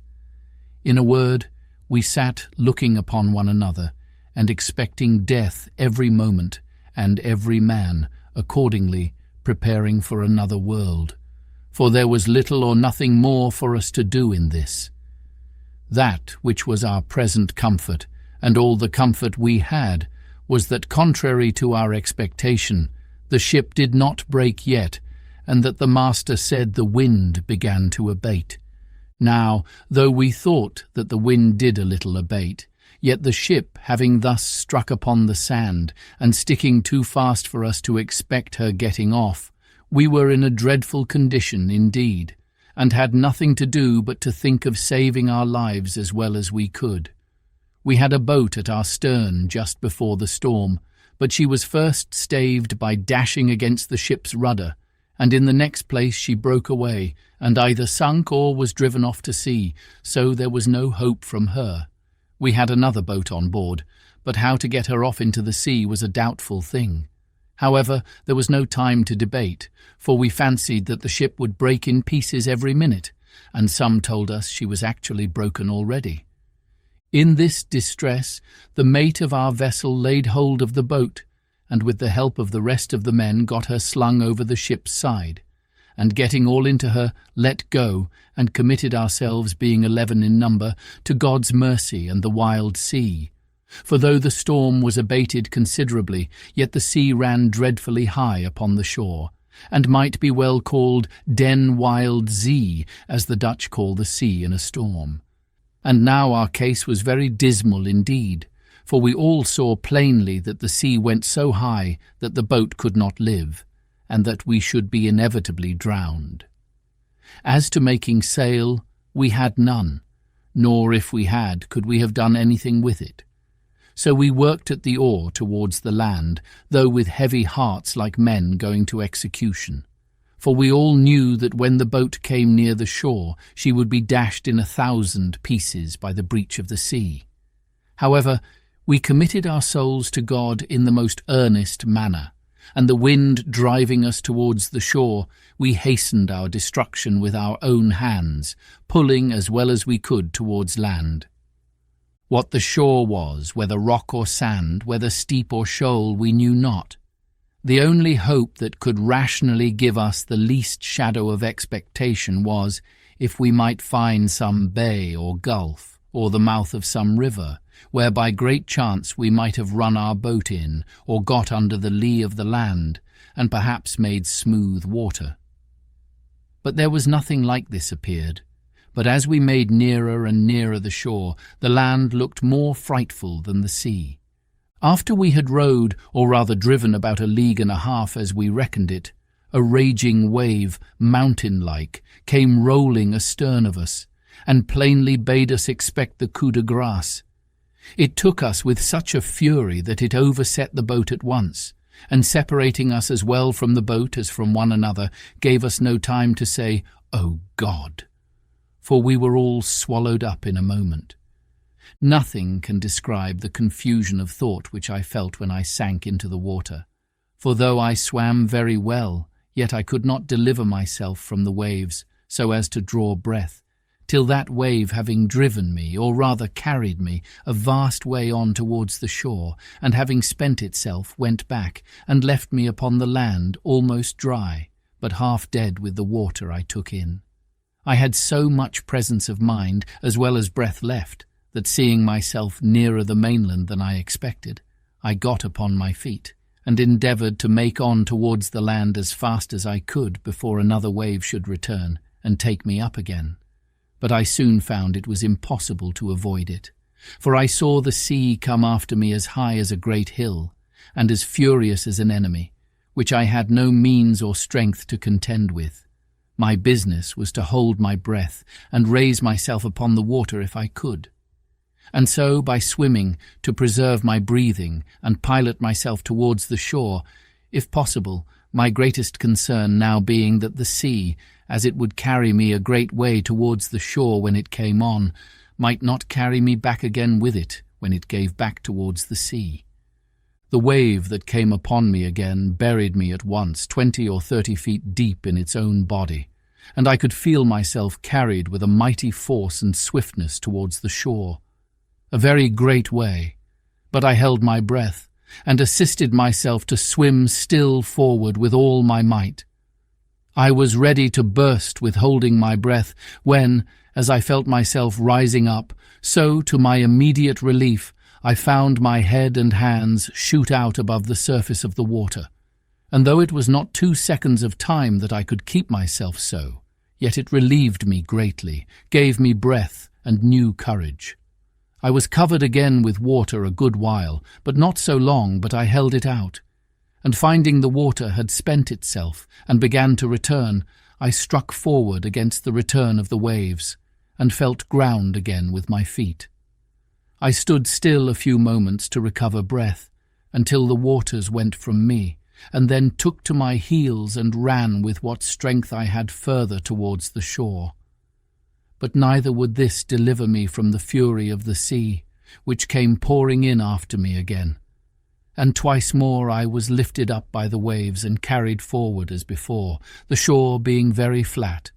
The last time of these two had well nigh been fatal to me, for the sea, having hurried me along as before, landed me, or rather dashed me, against a piece of rock, and that with such force that it left me senseless and indeed helpless as to my own deliverance.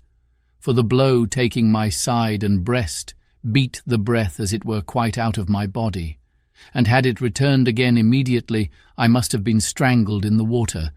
But I recovered a little before the return of the waves, and seeing I should be covered again with the water, I resolved to hold fast by a piece of the rock, and so to hold my breath, if possible, till the wave went back.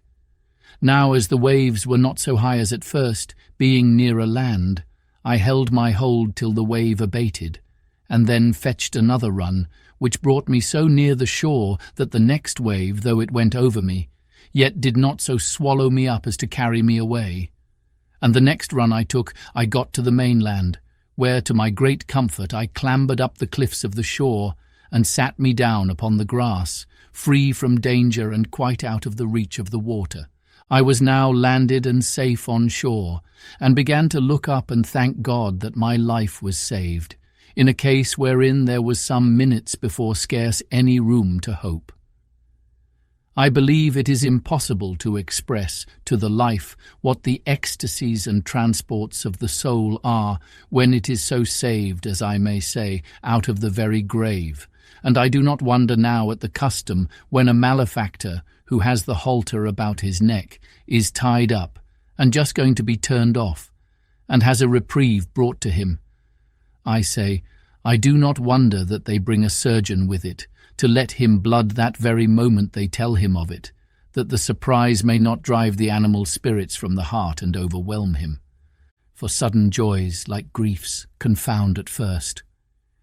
I walked about on the shore, lifting up my hands, and my whole being, as I may say, wrapped up in a contemplation of my deliverance, making 1,000 gestures and motions which I cannot describe, reflecting upon all my comrades that were drowned, and that there should not be one soul saved but myself. For as for them, I never saw them afterwards, or any sign of them, except 3 of their hats, 1 cap, and 2 shoes that were not fellows.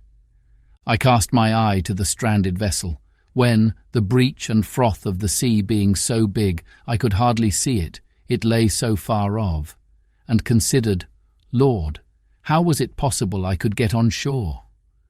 After I had solaced my mind with the comfortable part of my condition, I began to look round me, to see what kind of place I was in, and what was next to be done, and I soon found my comforts abate, and that in a word I had a dreadful deliverance, for I was wet, had no clothes to shift me, nor anything either to eat or drink to comfort me, neither did I see any prospect before me but that of perishing with hunger or being devoured by wild beasts.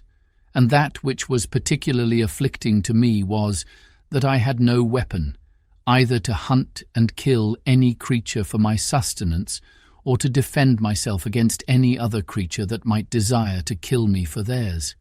In a word, I had nothing about me but a knife, a tobacco pipe, and a little tobacco in a box. This was all my provisions, and this threw me into such terrible agonies of mind that for a while I ran about like a madman. Night coming upon me, I began with a heavy heart to consider what would be my lot if there were any ravenous beasts in that country, as at night they always come abroad for their prey. All the remedy that offered to my thoughts at that time was to get up into a thick, bushy tree like a fir, but thorny, which grew near me, and where I resolved to sit all night and consider the next day what death I should die, for as yet I saw no prospect of life. I walked about a furlong from the shore to see if I could find any fresh water to drink, which I did to my great joy, and having drank and put a little tobacco into my mouth to prevent hunger, I went to the tree, and getting up into it, endeavoured to place myself, so that if I should sleep, I might not fall. And having cut me a short stick, like a truncheon, for my defence, I took up my lodging. And having been excessively fatigued, I fell fast asleep, and slept as comfortably as I believe few could have done in my condition, and found myself more refreshed with it than I think I ever was on such an occasion. Chapter 4. First Weeks on the Island. When I waked it was broad day. the weather clear and the storm abated, so that the sea did not rage and swell as before. But that which surprised me most was that the ship was lifted off in the night from the sand where she lay by the swelling of the tide, and was driven up almost as far as the rock which I at first mentioned, where I had been so bruised by the wave dashing me against it. This being within about a mile from the shore where I was, and the ship seeming to stand upright still, I wished myself on board, that at least I might save some necessary things for my use. When I came down from my apartment in the tree, I looked about me again, and the first thing I found was the boat, which lay as the wind and the sea had tossed her up upon the land, about 2 miles on my right hand. I walked as far as I could upon the shore to have got to her, but found a neck or inlet of water between me and the boat which was about 1/2 mile broad. So I came back for the present, being more intent upon getting at the ship, where I hoped to find something for my present subsistence. A little after noon I found the sea very calm, and the tide ebbed so far out that I could come within 1/4 of a mile of the ship. And here I found a fresh renewing of my grief, for I saw evidently that if we had kept on board we had been all safe. That is to say, we had all got safe on shore, and I had not been so miserable as to be left entirely destitute of all comfort and company as I now was. This forced tears to my eyes again. But as there was little relief in that, I resolved, if possible, to get to the ship. So I pulled off my clothes, for the weather was hot to extremity, and took the water. But when I came to the ship, my difficulty was still greater to know how to get on board. For, as she lay aground and high out of the water, there was nothing within my reach to lay hold of. I swam round her twice, and the second time I spied a small piece of rope, which I wondered I did not see at first, hung down by the forechains so low, as that with great difficulty I got hold of it, and by the help of that rope I got up into the forecastle of the ship. Here I found that the ship was bulged, and had a great deal of water in her hold, but that she lay so on the side of a bank of hard sand, or rather earth, that her stern lay lifted up upon the bank, and her head low, almost to the water. By this means all her quarter was free, and all that was in that part was dry, for you may be sure my first work was to search, and to see what was spoiled and what was free. And first I found that all the ship's provisions were dry and untouched by the water, and being very well disposed to eat, I went to the bread room and filled my pockets with biscuit, and ate it as I went about other things, for I had no time to lose. I also found some rum in the great cabin, of which I took a large dram, and which I had indeed need enough of to spirit me for what was before me. Now I wanted nothing but a boat to furnish myself with many things which I foresaw would be very necessary to me. It was in vain to sit still and wish for what was not to be had, and this extremity roused my application. We had several spare yards and 2 or 3 large spars of wood, and a spare topmast or 2 in the ship. I resolved to fall to work with these, and I flung as many of them overboard as I could manage for their weight, tying every one with a rope, that they might not drive away.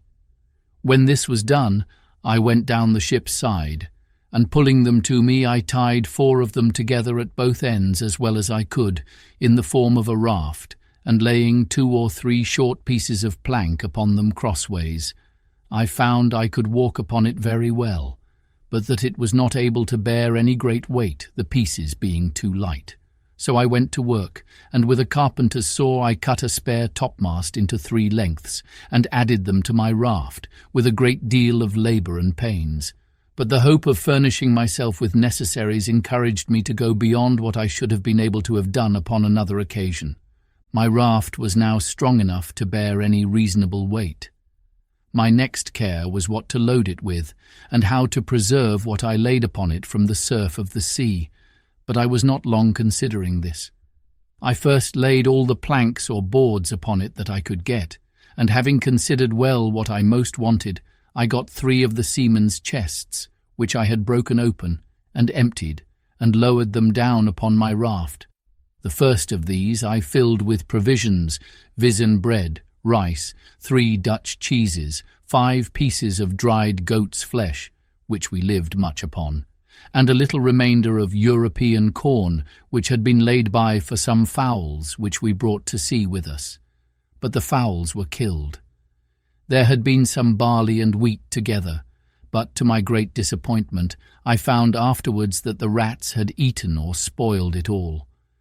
As for liquors, I found several cases of bottles belonging to our skipper, in which were some cordial waters, and in all about 5 or 6 gallons of rack. These I stowed by themselves, there being no need to put them into the chest, nor any room for them.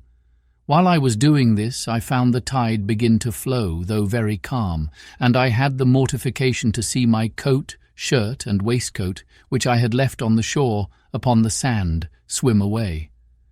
As for my breeches, which were only linen and open-kneed, I swam on board in them and my stockings.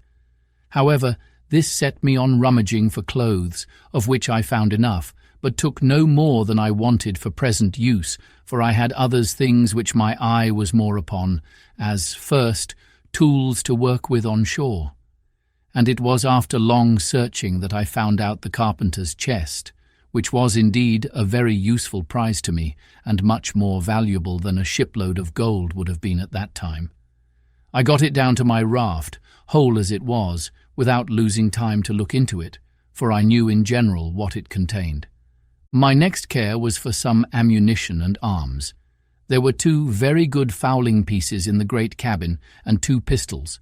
These I secured first with some powder horns and a small bag of shot, and 2 old rusty swords. I knew there were 3 barrels of powder in the ship, but knew not where our gunner had stowed them.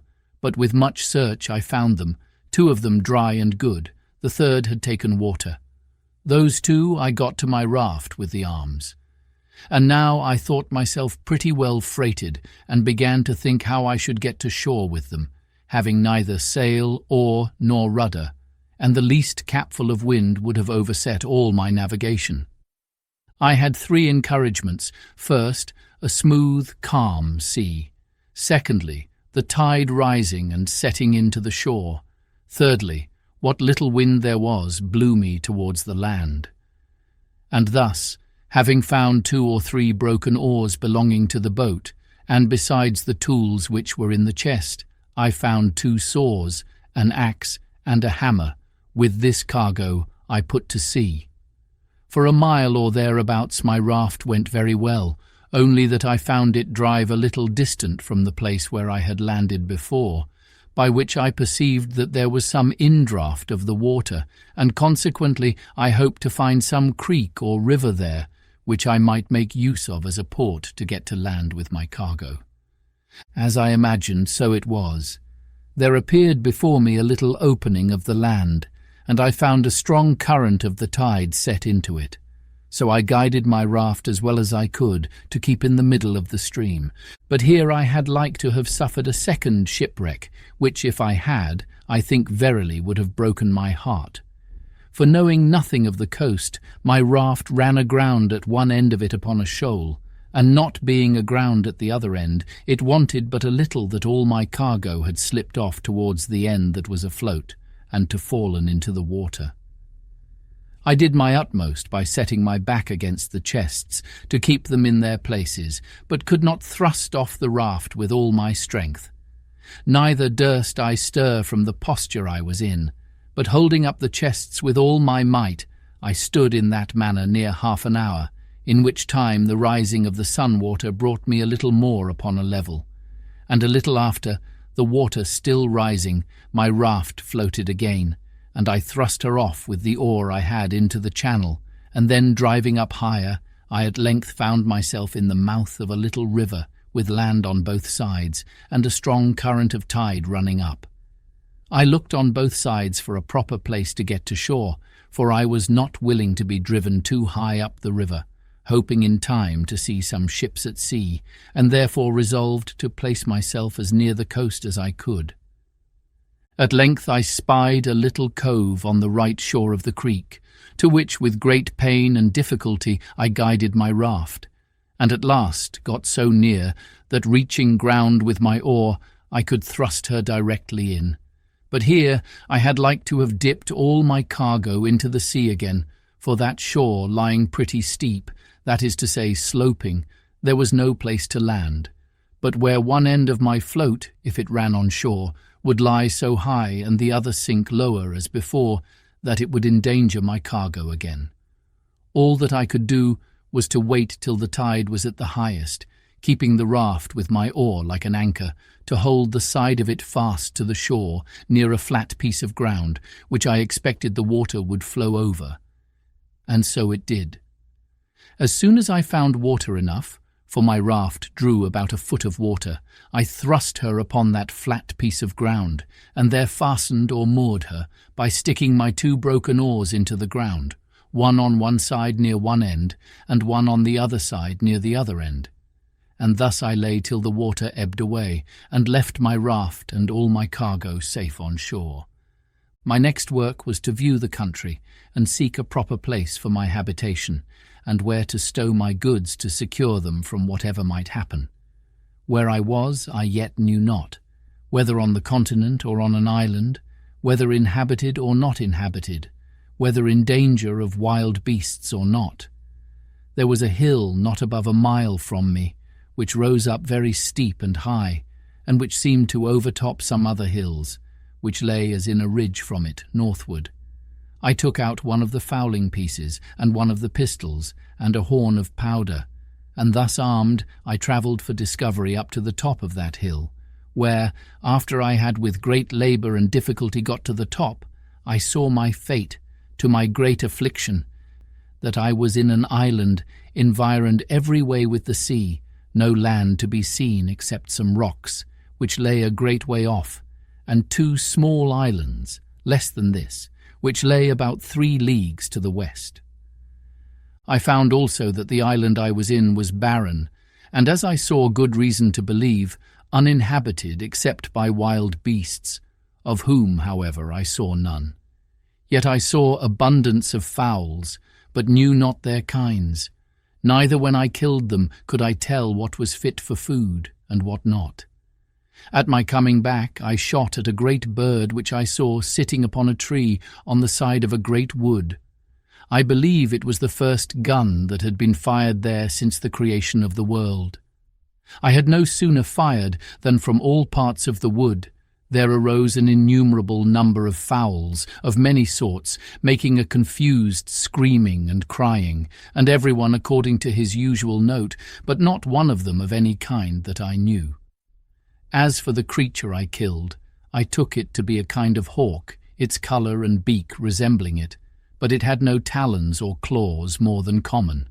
Its flesh was carrion, and fit for nothing.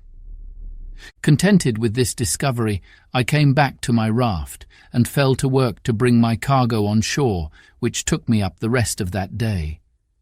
What to do with myself at night I knew not, nor indeed where to rest, for I was afraid to lie down on the ground, not knowing but some wild beast might devour me, though, as I afterwards found, there was really no need for those fears. However, as well as I could, I barricaded myself round with the chest and boards that I had brought on shore, and made a kind of hut for that night's lodging. As for food, I yet saw not which way to supply myself, except that I had seen 2 or 3 creatures like hares run out of the wood where I shot the fowl. I now began to consider that I might yet get a great many things out of the ship which would be useful to me, and particularly some of the rigging and sails, and such other things as might come to land, and I resolved to make another voyage on board the vessel if possible.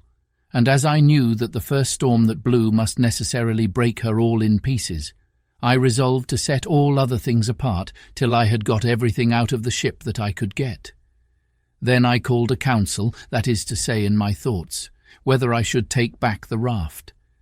But this appeared impracticable, so I resolved to go as before, when the tide was down, and I did so, only that I stripped before I went from my hut, having nothing on but my checkered shirt, a pair of linen drawers, and a pair of pumps on my feet.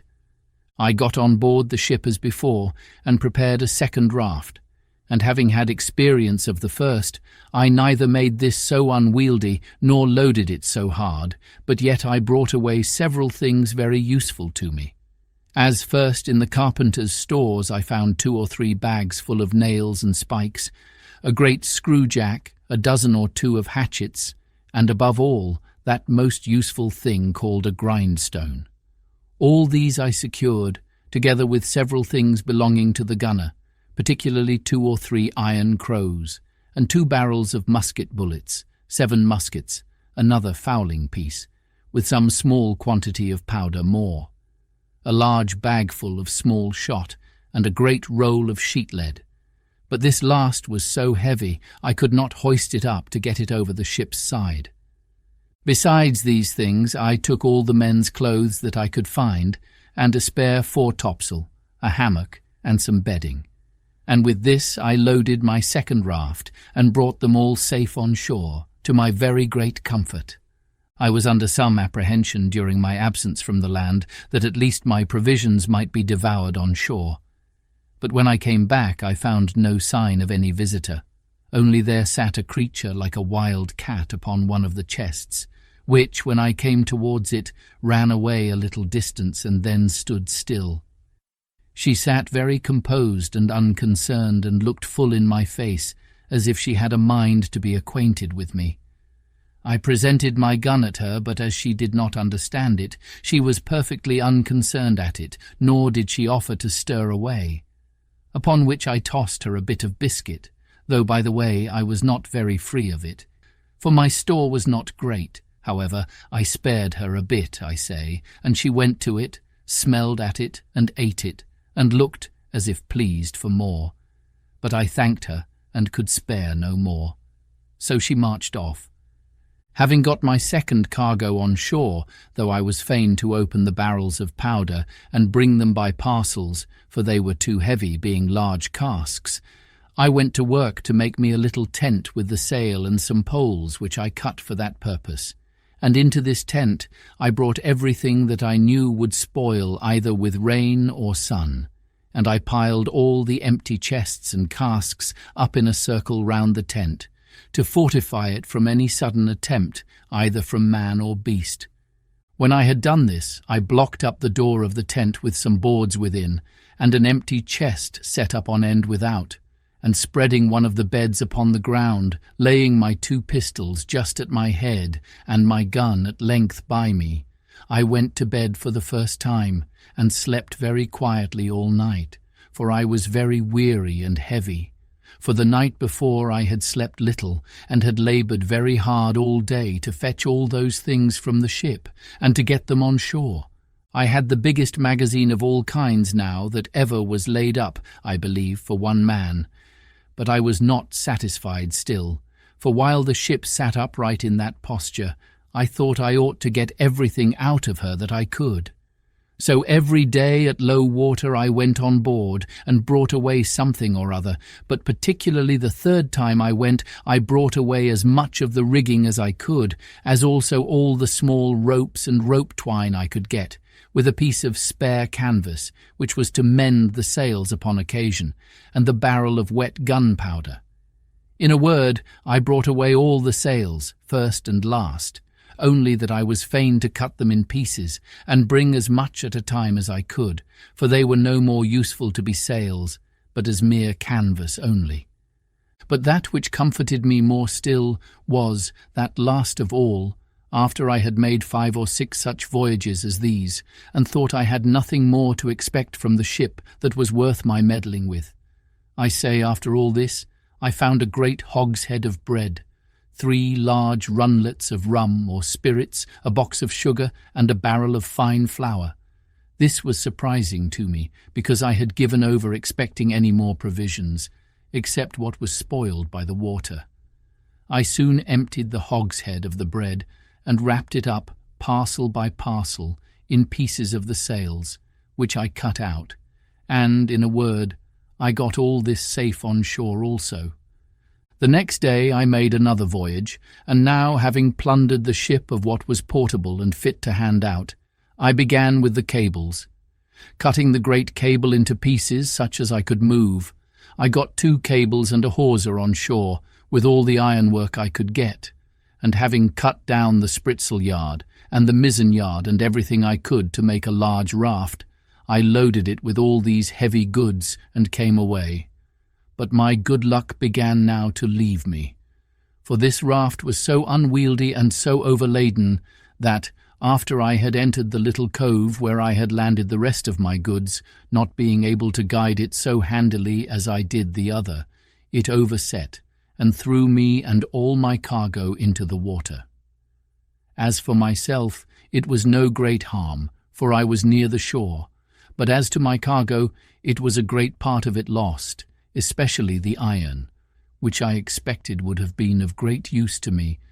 However, when the tide was out, I got most of the pieces of the cable ashore and some of the iron, though with infinite labour, for I was fain to dip for it into the water, a work which fatigued me very much. After this I went every day on board and brought away what I could get. I had been now 13 days on shore, and had been 11 times on board the ship, in which time I had brought away all that one pair of hands could well be supposed capable to bring, though I believe verily, had the calm weather held, I should have brought away the whole ship, piece by piece. But preparing the 12th time to go on board, I found the wind began to rise. However, at low water, I went on board, and though I thought I had rummaged the cabin so effectually that nothing more could be found, yet I discovered a locker with drawers in it, in one of which I found 2 or 3 razors and 1 pair of large scissors, with some 10 or a dozen of good knives and forks. In another, I found about £36 value in money, some European coin, some Brazil, some pieces of 8, some gold, and some silver. I smiled to myself at the sight of this money.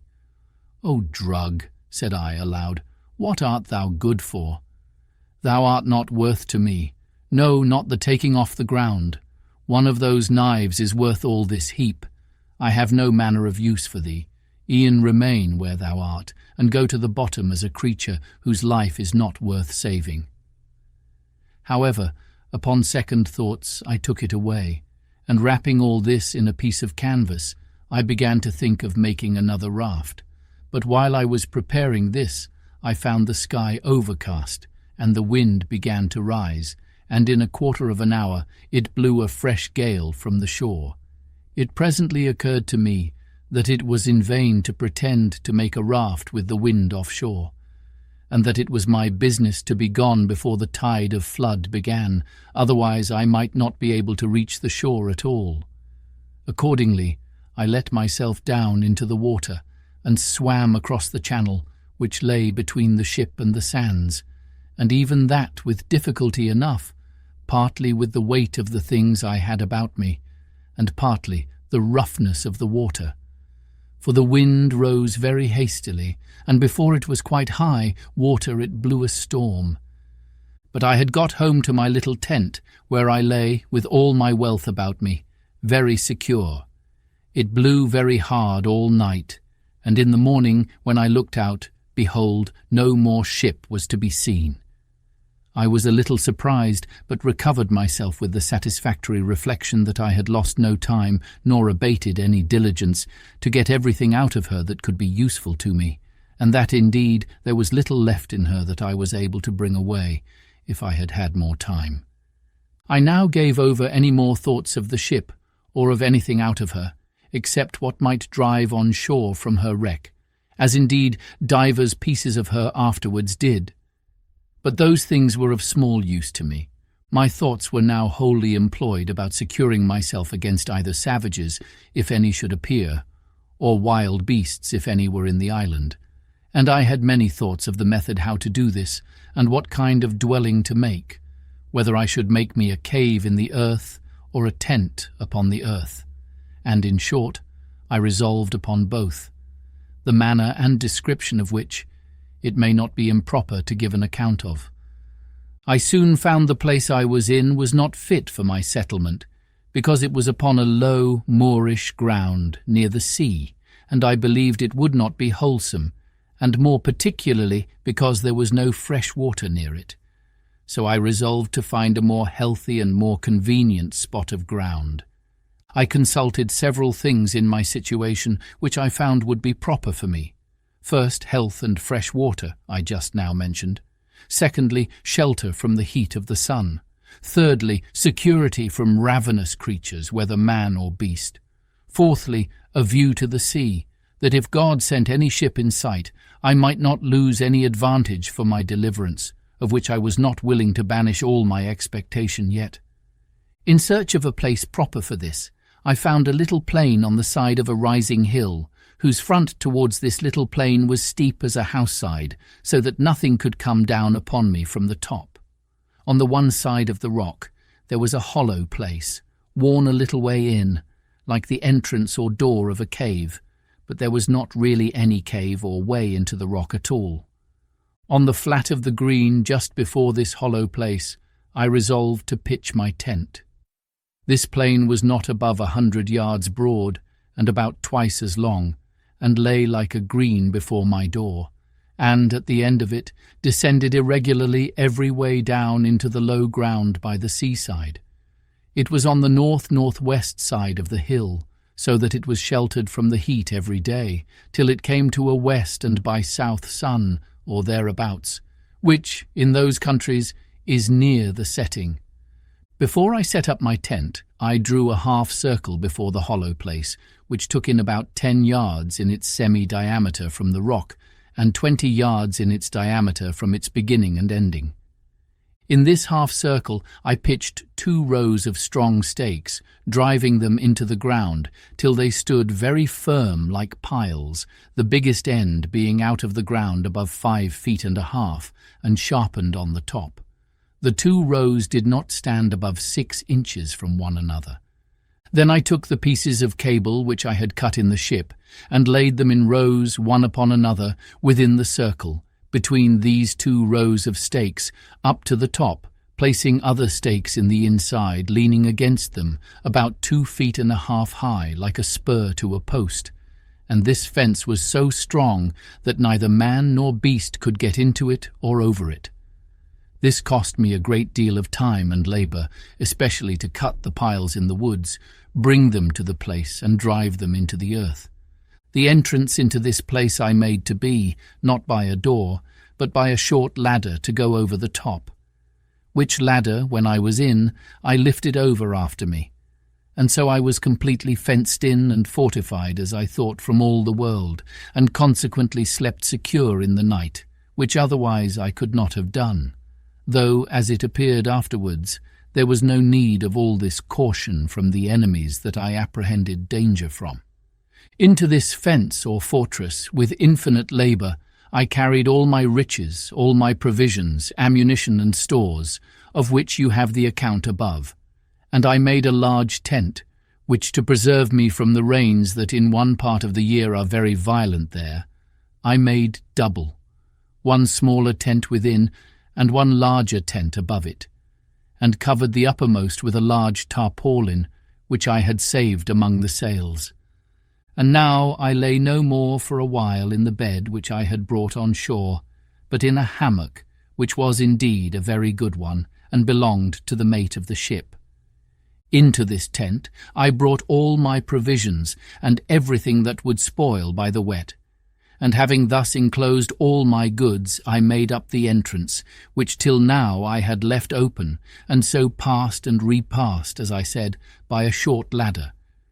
When I had done this, I began to work my way into the rock, and bringing all the earth and stones that I dug down out through my tent, I laid them up within my fence, in the nature of a terrace, so that it raised the ground within about 1.5 feet. And thus I made me a cave, just behind my tent, which served me like a cellar to my house. It cost me much labour and many days before all these things were brought to perfection, and therefore I must go back to some other things which took up some of my thoughts.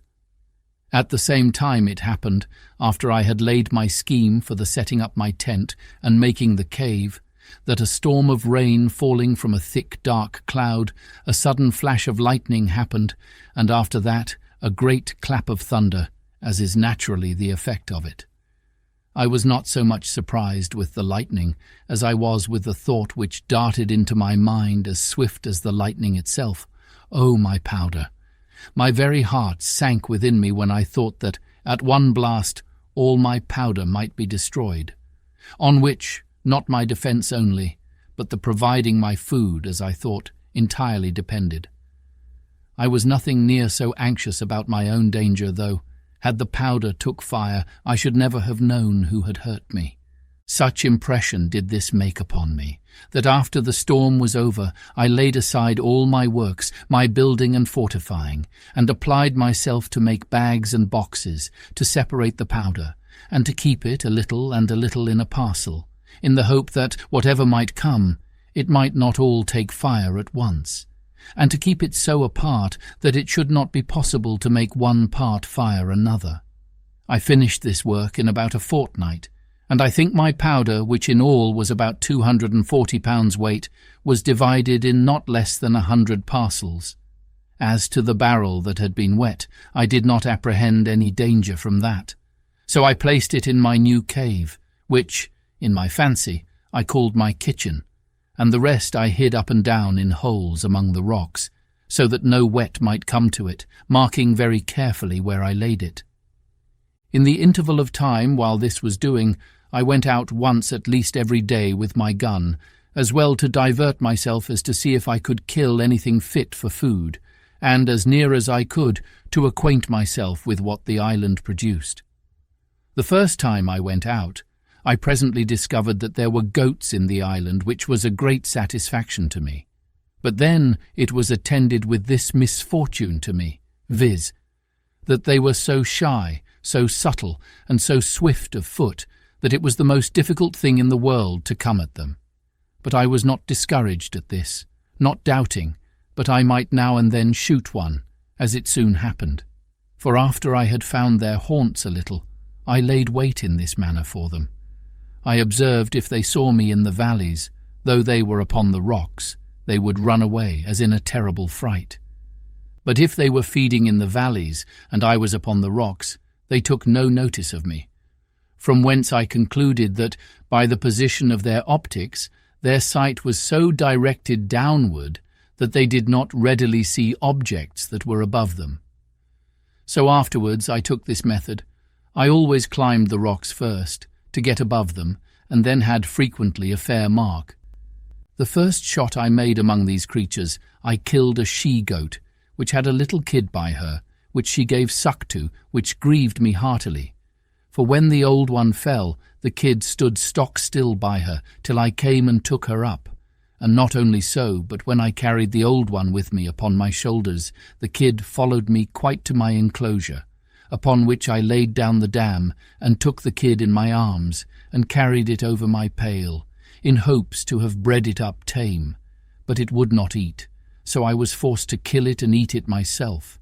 These two supplied me with flesh a great while, for I ate sparingly, and saved my provisions, my bread especially, as much as possibly I could.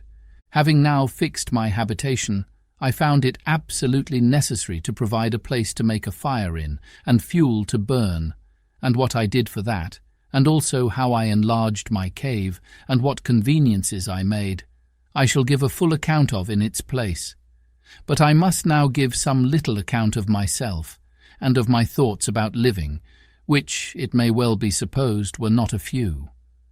I had a dismal prospect of my condition, for as I was not cast away upon that island without being driven, as is said, by a violent storm, quite out of the course of our intended voyage, and a great wave is, some hundreds of leagues out of the ordinary course of the trade of mankind, I had great reason to consider it as a determination of heaven, that in this desolate place and in this desolate manner I should end my life. The tears would run plentifully down my face when I made these reflections, and sometimes I would expostulate with myself why Providence should thus completely ruin his creatures and render them so absolutely miserable, so without help, abandoned, so entirely depressed, that it could hardly be rational to be thankful for such a life. But something always returned swift upon me to check these thoughts and to reprove me, and particularly one day, walking with my gun in my hand by the seaside, I was very pensive upon the subject of my present condition, when reason, as it were, expostulated with me the other way, thus: "Well, you are in a desolate condition, it is true, but pray remember, where are the rest of you? Did not you come, 11 of you, in the boat? Where are the 10? Why were they not saved, and you lost? Why were you singled out? Is it better to be here or there?" And then I pointed to the sea. All evils are to be considered with the good that is in them, and with what worse attends them. Then it occurred to me again how well I was furnished for my subsistence, and what would have been my case if it had not happened, which was 100,000 to 1, that the ship floated from the place where she first struck, and was driven so near to the shore that I had time to get all these things out of her. What would have been my case if I had been forced to have lived in the condition in which I at first came on shore, without necessaries of life, or necessaries to supply and procure them? Particularly, said I, aloud, though to myself, what should I have done without a gun, without ammunition, without any tools to make anything or to work with, without clothes, bedding, a tent, or any manner of covering? And that now I had all these to sufficient quantity, and was in a fair way to provide myself in such a manner as to live without my gun, when my ammunition was spent, so that I had a tolerable view of subsisting without any want, as long as I lived. For I considered from the beginning how I would provide for the accidents that might happen, and for the time that was to come, even not only after my ammunition should be spent, but even after my health and strength should decay. I confess I had not entertained any notion of my ammunition being destroyed at one blast. I mean my powder being blown up by lightning. And this made the thoughts of it so surprising to me, when it lightened and thundered, as I observed just now. And now, being about to enter into a melancholy relation of a scene of silent life, such, perhaps, as was never heard of in the world before, I shall take it from its beginning and continue it in its order. It was by my account the 30th of September, when, in the manner as above said, I first set foot upon this horrid island, when the sun, being to us in its autumnal equinox, was almost over my head. For I reckoned myself by observation to be in the latitude of 9 degrees 22 minutes north of the line. After I had been there about 10 or 12 days, it came into my thoughts that I should lose my reckoning of time for want of books and pen and ink, and should even forget the Sabbath days. But to prevent this, I cut with my knife upon a large post, in capital letters, and making it into a great cross, I set it up on the shore where I first landed. I came on shore here on the 30th September 1659. Upon the sides of this square post I cut every day a notch with my knife, and every 7th notch was as long again as the rest, and every first day of the month as long again as that long one, and thus I kept my calendar, or weekly, monthly, and yearly reckoning of time. In the next place, we are to observe that among the many things which I brought out of the ship, in the several voyages which, as above mentioned, I made to it, I got several things of less value, but not at all less useful to me, which I omitted setting down before, as in particular pens, ink, and paper, several parcels in the captain's, mates', gunners', and carpenters' keeping, 3 or 4 compasses, some mathematical instruments, dials, perspectives, charts, and books of navigation, all which I huddled together, whether I might want them or no. Also, I found 3 very good Bibles, which came to me in my cargo from England, and which I had packed up among my things.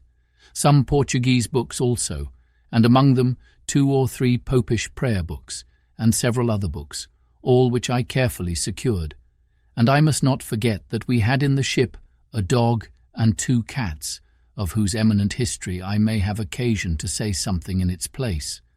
For I carried both the cats with me, and as for the dog, he jumped out of the ship of himself, and swam on shore to me the day after I went on shore with my first cargo, and was a trusty servant to me many years. I wanted nothing that he could fetch me, nor any company that he could make up to me. I only wanted to have him talk to me, but that would not do. As I observed before, I found pens, ink, and paper, and I husbanded them to the utmost, and I shall show that while my ink lasted I kept things very exact, but after that was gone I could not, for I could not make any ink by any means that I could devise. And this put me in mind that I wanted many things notwithstanding all that I had amassed together, and of these ink was one, as also a spade, pickaxe, and shovel to dig or remove the earth, needles, pins, and thread.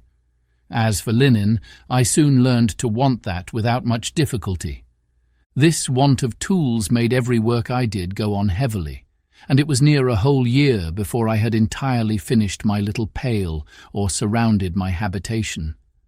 The piles or stakes, which were as heavy as I could well lift, were a long time in cutting and preparing in the woods, and more by far in bringing home, so that I spent sometimes 2 days in cutting and bringing home one of those posts, and a 3rd day in driving it into the ground, for which purpose I got a heavy piece of wood at first, but at last bethought myself of one of the iron crows, which, however, though I found it, made driving those posts or piles very laborious and tedious work. But what need I have been concerned at the tediousness of anything I had to do, seeing I had time enough to do it in?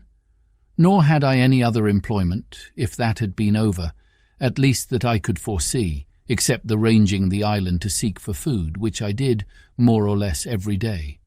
I now began to consider seriously my condition and the circumstances I was reduced to, and I drew up the state of my affairs in writing, not so much to leave them to any that were to come after me, for I was likely to have but few heirs, as to deliver my thoughts from daily poring over them and afflicting my mind. And as my reason began now to master my despondency, I began to comfort myself as well as I could, and to set the good against the evil, that I might have something to distinguish my case from worse. And I stated very impartially, like debtor and creditor, the comforts I enjoyed against the miseries I suffered, thus: Evil! I am cast upon a horrible, desolate island, void of all hope of recovery. I am singled out and separated, as it were, from all the world, to be miserable. I am divided from mankind, a solitaire, one banished from human society. I have no clothes to cover me. I am without any defence or means to resist any violence of man or beast. I have no soul to speak to or relieve me. Good, but I am alive, and not drowned, as all my ship's company were. But I am singled out, too, from all the ship's crew, to be spared from death, and he that miraculously saved me from death can deliver me from this condition. But I am not starved, and perishing on a barren place, affording no sustenance. But I am in a hot climate, where, if I had clothes, I could hardly wear them. But I am cast on an island where I see no wild beasts to hurt me, as I saw on the coast of Africa. And what if I had been shipwrecked there? But God wonderfully sent the ship in near enough to the shore, that I have got out as many necessary things as will either supply my wants or enable me to supply myself, even as long as I live. Upon the whole, here was an undoubted testimony that there was scarce any condition in the world so miserable, but there was something negative or something positive to be thankful for in it, and let this stand as a direction from the experience of the most miserable of all conditions in this world, that we may always find in it something to comfort ourselves from, and to set, in the description of good and evil, on the credit side of the account. Having now brought my mind a little to relish my condition, and given over looking out to see if I could spy a ship, I say, giving over these things, I began to apply myself to arrange my way of living, and to make things as easy to me as I could. I have already described my habitation, which was a tent under the side of a rock, surrounded with a strong pale of posts and cables. But I might now rather call it a wall, for I raised a kind of wall up against it of turfs, about 2 feet thick on the outside. And after some time, I think it was a year and a half, I raised rafters from it, leaning to the rock, and thatched or covered it with boughs of trees, and such things as I could get to keep out the rain, which I found at some times of the year very violent. I have already observed how I brought all my goods into this pail and into the cave which I had made behind me. But I must observe, too, that at first this was a confused heap of goods, which, as they lay in no order, so they took up all my place. I had no room to turn myself, so I set myself to enlarge my cave and work farther into the earth, for it was a loose, sandy rock, which yielded easily to the labour I bestowed on it. And so when I found I was pretty safe as to beasts of prey, I worked sideways to the right hand into the rock, and then, turning to the right again, worked quite out, and made me a door to come out on the outside of my pale or fortification. This gave me not only egress and regress, as it was a back way to my tent and to my storehouse, but gave me room to store my goods. And now I began to apply myself to make such necessary things as I found I most wanted, particularly a chair and a table, for without these I was not able to enjoy the few comforts I had in the world. I could not write or eat, or do several things with so much pleasure without a table. So I went to work. And here I must needs observe that as reason is the substance and origin of the mathematics, so by stating and squaring everything by reason, and by making the most rational judgment of things, every man may be, in time, master of every mechanic art. I had never handled a tool in my life, and yet in time, by labour, application, and contrivance, I found at last that I wanted nothing but I could have made it, especially if I had had tools. However, I made abundance of things, even without tools, and some with no more tools than an adze and a hatchet, which perhaps were never made that way before, and that with infinite labour. For example, if I wanted a board, I had no other way but to cut down a tree, set it on an edge before me, and hew it flat on either side with my axe, till I brought it to be thin as a plank, and then dub it smooth with my adze. It is true, by this method I could make but one board out of a whole tree, but this I had no remedy for but patience, any more than I had for the prodigious deal of time and labour which it took me up to make a plank or board, but my time or labour was little worth, and so it was as well employed one way as another. However, I made me a table and a chair, as I observed above, in the first place, and this I did out of the short pieces of boards that I brought on my raft from the ship. But when I had wrought out some boards as above, I made large shelves of the breadth of 1.5 feet, one over another all along one side of my cave, to lay all my tools, nails, and ironwork on, and, in a word, to separate everything at large into their places, that I might come easily at them. I knocked pieces into the wall of the rock to hang my guns and all things that would hang up, so that, had my cave been to be seen, it looked like a general magazine of all necessary things, and had everything so ready at my hand, that it was a great pleasure to me to see all my goods in such order, and especially to find my stock of all necessaries so great. And now it was that I began to keep a journal of every day's employment, for indeed, at first I was in too much hurry, and not only hurry as to labour, but in too much discomposure of mind, and my journal would have been full of many dull things. For example, I must have said thus, 30th. After I had got to shore and escaped drowning, instead of being thankful to God for my deliverance, having first vomited, with the great quantity of salt water which had got into my stomach, and recovering myself a little, I ran about the shore, wringing my hands and beating my head and face, exclaiming at my misery, and crying out, I was undone, undone, till tired and faint I was forced to lie down on the ground to repose, but durst not sleep for fear of being devoured.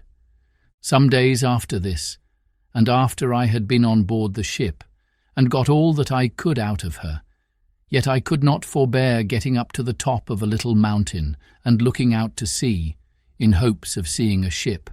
Then, fancy at a vast distance I spied a sail, please myself with the hopes of it, and then, after looking steadily, till I was almost blind, lose it quite, and sit down and weep like a child, and thus increase my misery by my folly.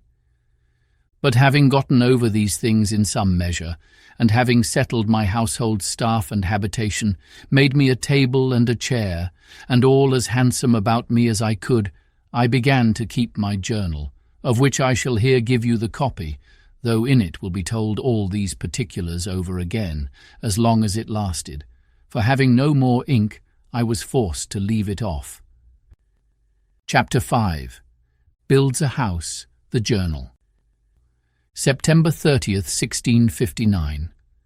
I, poor miserable Robinson Crusoe, being shipwrecked during a dreadful storm in the offing, came on shore on this dismal, unfortunate island, which I called the Island of Despair, all the rest of the ship's company being drowned, and myself almost dead. All the rest of the day I spent in afflicting myself at the dismal circumstances I was brought to, viz. I had neither food, house, clothes, weapon, nor place to fly to, and in despair of any relief, saw nothing but death before me, either that I should be devoured by wild beasts, murdered by savages, or starved to death for want of food. At the approach of night, I slept in a tree, for fear of wild creatures, but slept soundly, though it rained all night. October 1st. In the morning I saw, to my great surprise, the ship had floated with the high tide, and was driven on shore again much nearer the island, which, as it was some comfort on one hand, for seeing her set upright and not broken to pieces, I hoped, if the wind abated, I might get on board, and get some food and necessaries out of her for my relief. So, on the other hand, it renewed my grief at the loss of my comrades, who I imagined, if we had all stayed on board, might have saved the ship, or at least that they would not have been all drowned as they were, and that, had the men been saved, we might perhaps have built us a boat out of the ruins of the ship to have carried us to some other part of the world. I spent great part of this day in perplexing myself on these things, but at length, seeing the ship almost dry, I went upon the sand as near as I could, and then swam on board. This day also it continued raining, though with no wind at all. From the 1st of October to the 24th, all these days entirely spent in many several voyages to get all I could out of the ship, which I brought on shore every tide of flood upon rafts. Much rain also in the days, though with some intervals of fair weather. But it seems this was the rainy season. October 20. I overset my raft, and all the goods I had got upon it, but being in shoal water, and the things being chiefly heavy, I recovered many of them when the tide was out. October 25. It rained all night and all day, with some gusts of wind, during which time the ship broke in pieces, the wind blowing a little harder than before, and was no more to be seen, except the wreck of her, and that only at low water. I spent this day in covering and securing the goods which I had saved, that the rain might not spoil them. October 26. I walked about the shore almost all day to find out a place to fix my habitation, greatly concerned to secure myself from any attack in the night, either from wild beasts or men. Towards night, I fixed upon a proper place, under a rock, and marked out a semicircle for my encampment, which I resolved to strengthen with a work, wall, or fortification, made of double piles, lined within with cables, and without with turf. From the 26th to the 30th, I worked very hard in carrying all my goods to my new habitation, though some part of the time it rained exceedingly hard. The 31st in the morning I went out into the island with my gun to seek for some food and discover the country, when I killed a she-goat, and her kid followed me home, which I afterwards killed also because it would not feed. November 1st. I set up my tent under a rock and lay there for the first night, making it as large as I could, with stakes driven in to swing my hammock upon. November 2. I set up all my chests and boards, and the pieces of timber which made my rafts, and with them formed a fence round me, a little within the place I had marked out for my fortification. November 3. I went out with my gun and killed 2 fowls like ducks, which were very good food. In the afternoon went to work to make me a table. November 4th.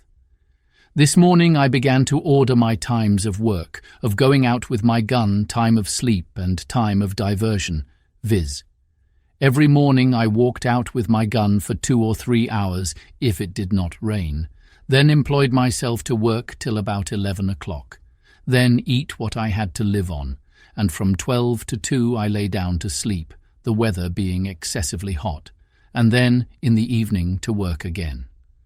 The working part of this day and of the next were wholly employed in making my table, for I was yet but a very sorry workman, though time and necessity made me a complete natural mechanic soon after, as I believe they would do anyone else.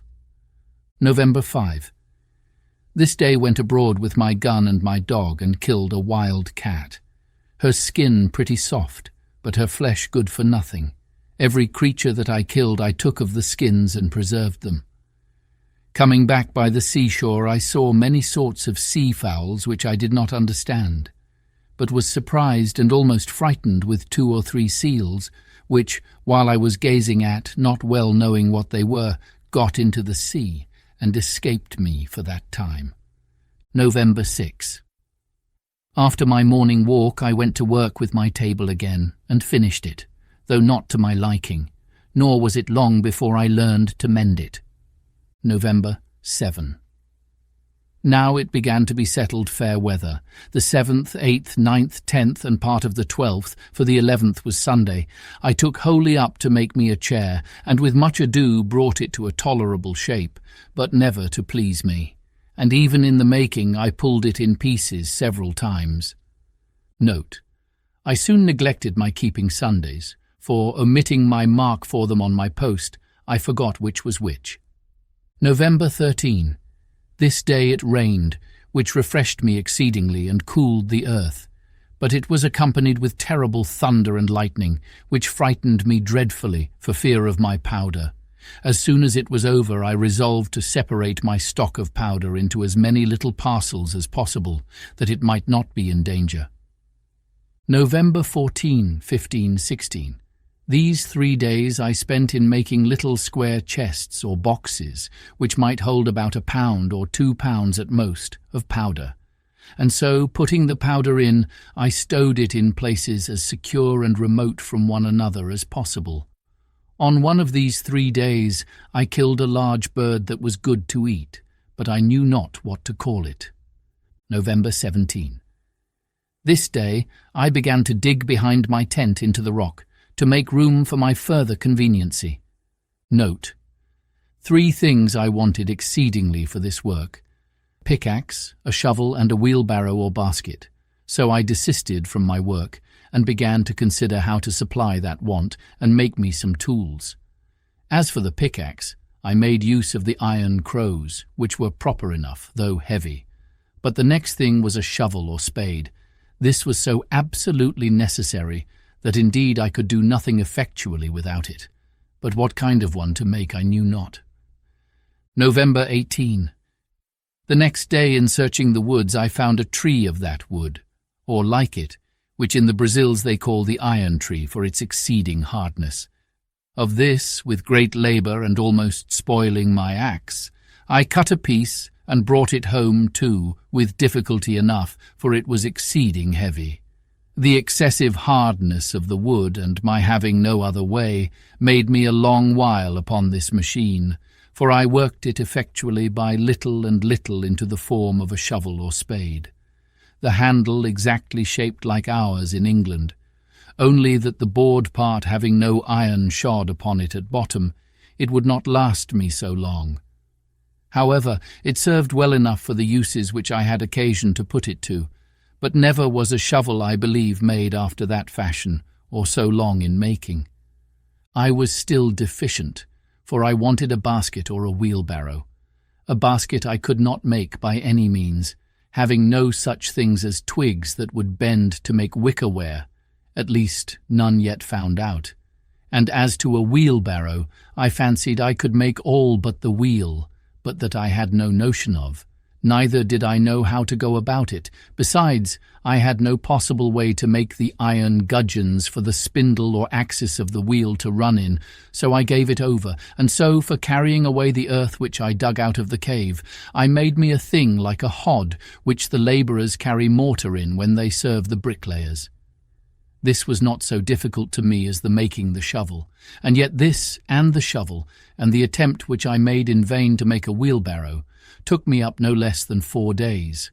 I mean always excepting my morning walk with my gun, which I seldom failed, and very seldom failed also bringing home something fit to eat. November 23. My other work having now stood still, because of my making these tools, when they were finished I went on, and working every day as my strength and time allowed, I spent 18 days entirely in widening and deepening my cave, that it might hold my goods commodiously. Note: during all this time I worked to make this room or cave spacious enough to accommodate me as a warehouse or magazine, a kitchen, a dining room, and a cellar.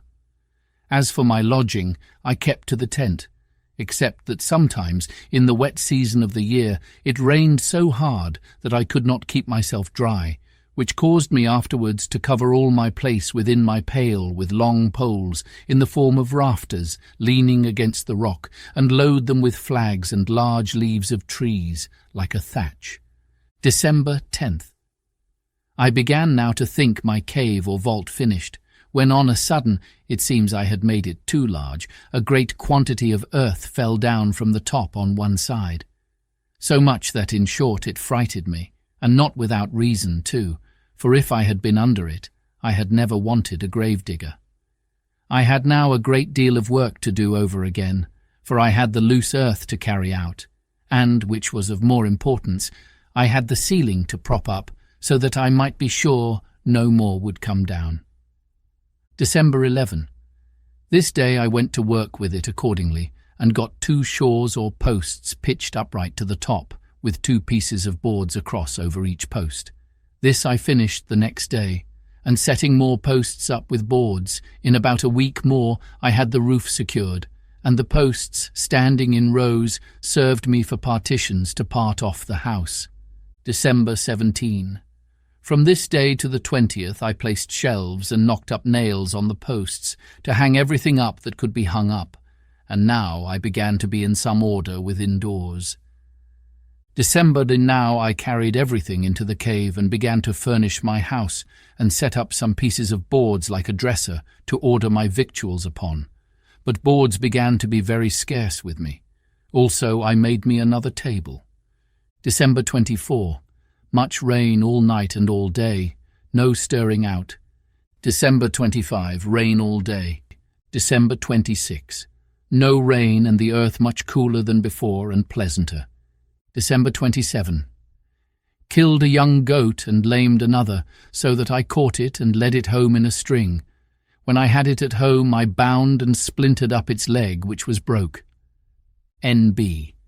I took such care of it that it lived, and the leg grew well and as strong as ever, but by my nursing it so long, it grew tame and fed upon the little green at my door and would not go away. This was the first time that I entertained a thought of breeding up some tame creatures, that I might have food when my powder and shot was all spent. December 28, 29, 30.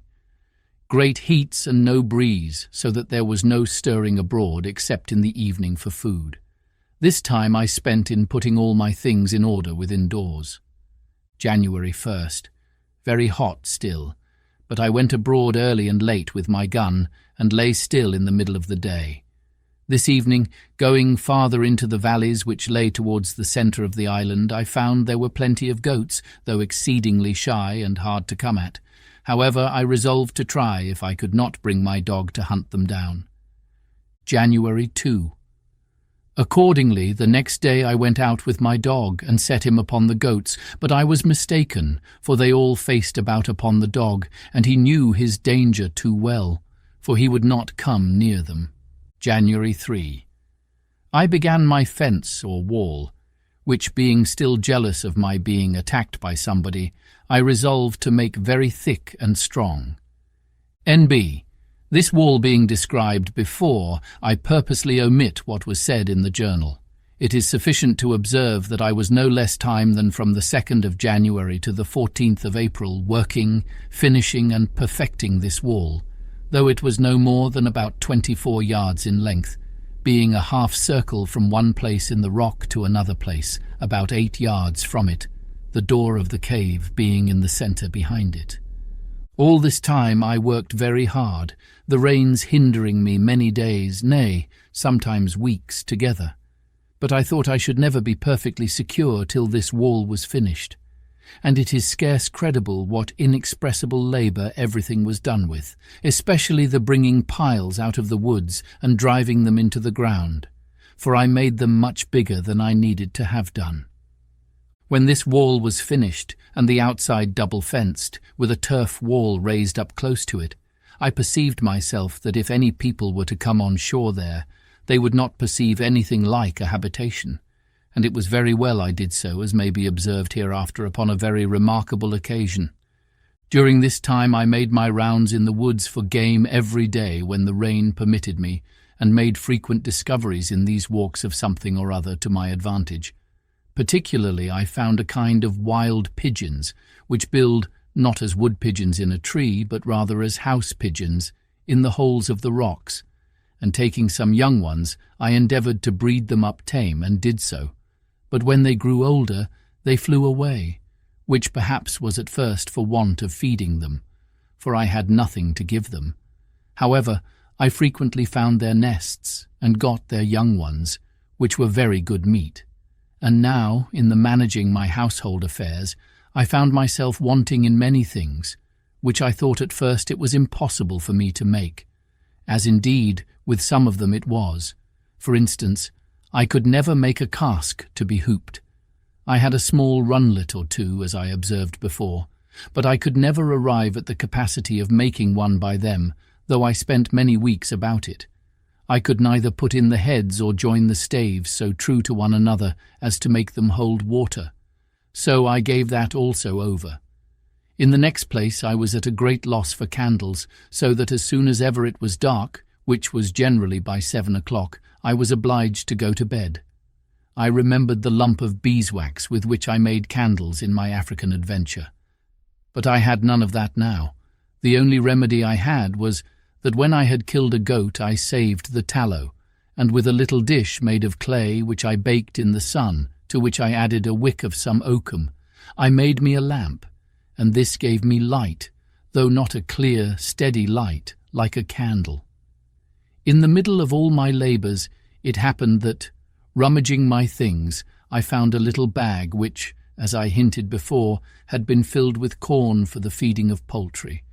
Not for this voyage, but before, as I suppose, when the ship came from Lisbon. The little remainder of corn that had been in the bag was all devoured by the rats, and I saw nothing in the bag but husks and dust, and being willing to have the bag for some other use, I think it was to put powder in, when I divided it for fear of the lightning, or some such use, I shook the husks of corn out of it on one side of my fortification, under the rock. It was a little before the great rains just now mentioned that I threw this stuff away, taking no notice, and not so much as remembering that I had thrown anything there, when, about a month after or thereabouts, I saw some few stalks of something green shooting out of the ground, which I fancied might be some plant I had not seen, but I was surprised and perfectly astonished when, after a little longer time, I saw about 10 or 12 ears come out, which were perfect green barley, of the same kind as our European, nay, as our English barley. It is impossible to express the astonishment and confusion of my thoughts on this occasion. I had hitherto acted upon no religious foundation at all, Indeed, I had very few notions of religion in my head, nor had entertained any sense of anything that had befallen me otherwise than as chance, or, as we lightly say, what pleases God, without so much as inquiring into the end of providence in these things, or his order in governing events for the world.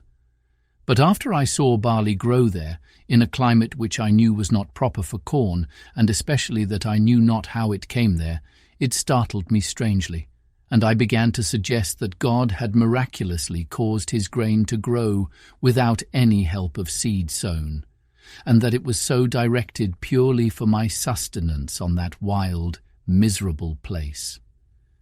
This touched my heart a little and brought tears out of my eyes, and I began to bless myself that such a prodigy of nature should happen upon my account. And this was the more strange to me, because I saw near it still, all along by the side of the rock, some other straggling stalks, which proved to be stalks of rice, and which I knew because I had seen it grow in Africa when I was ashore there.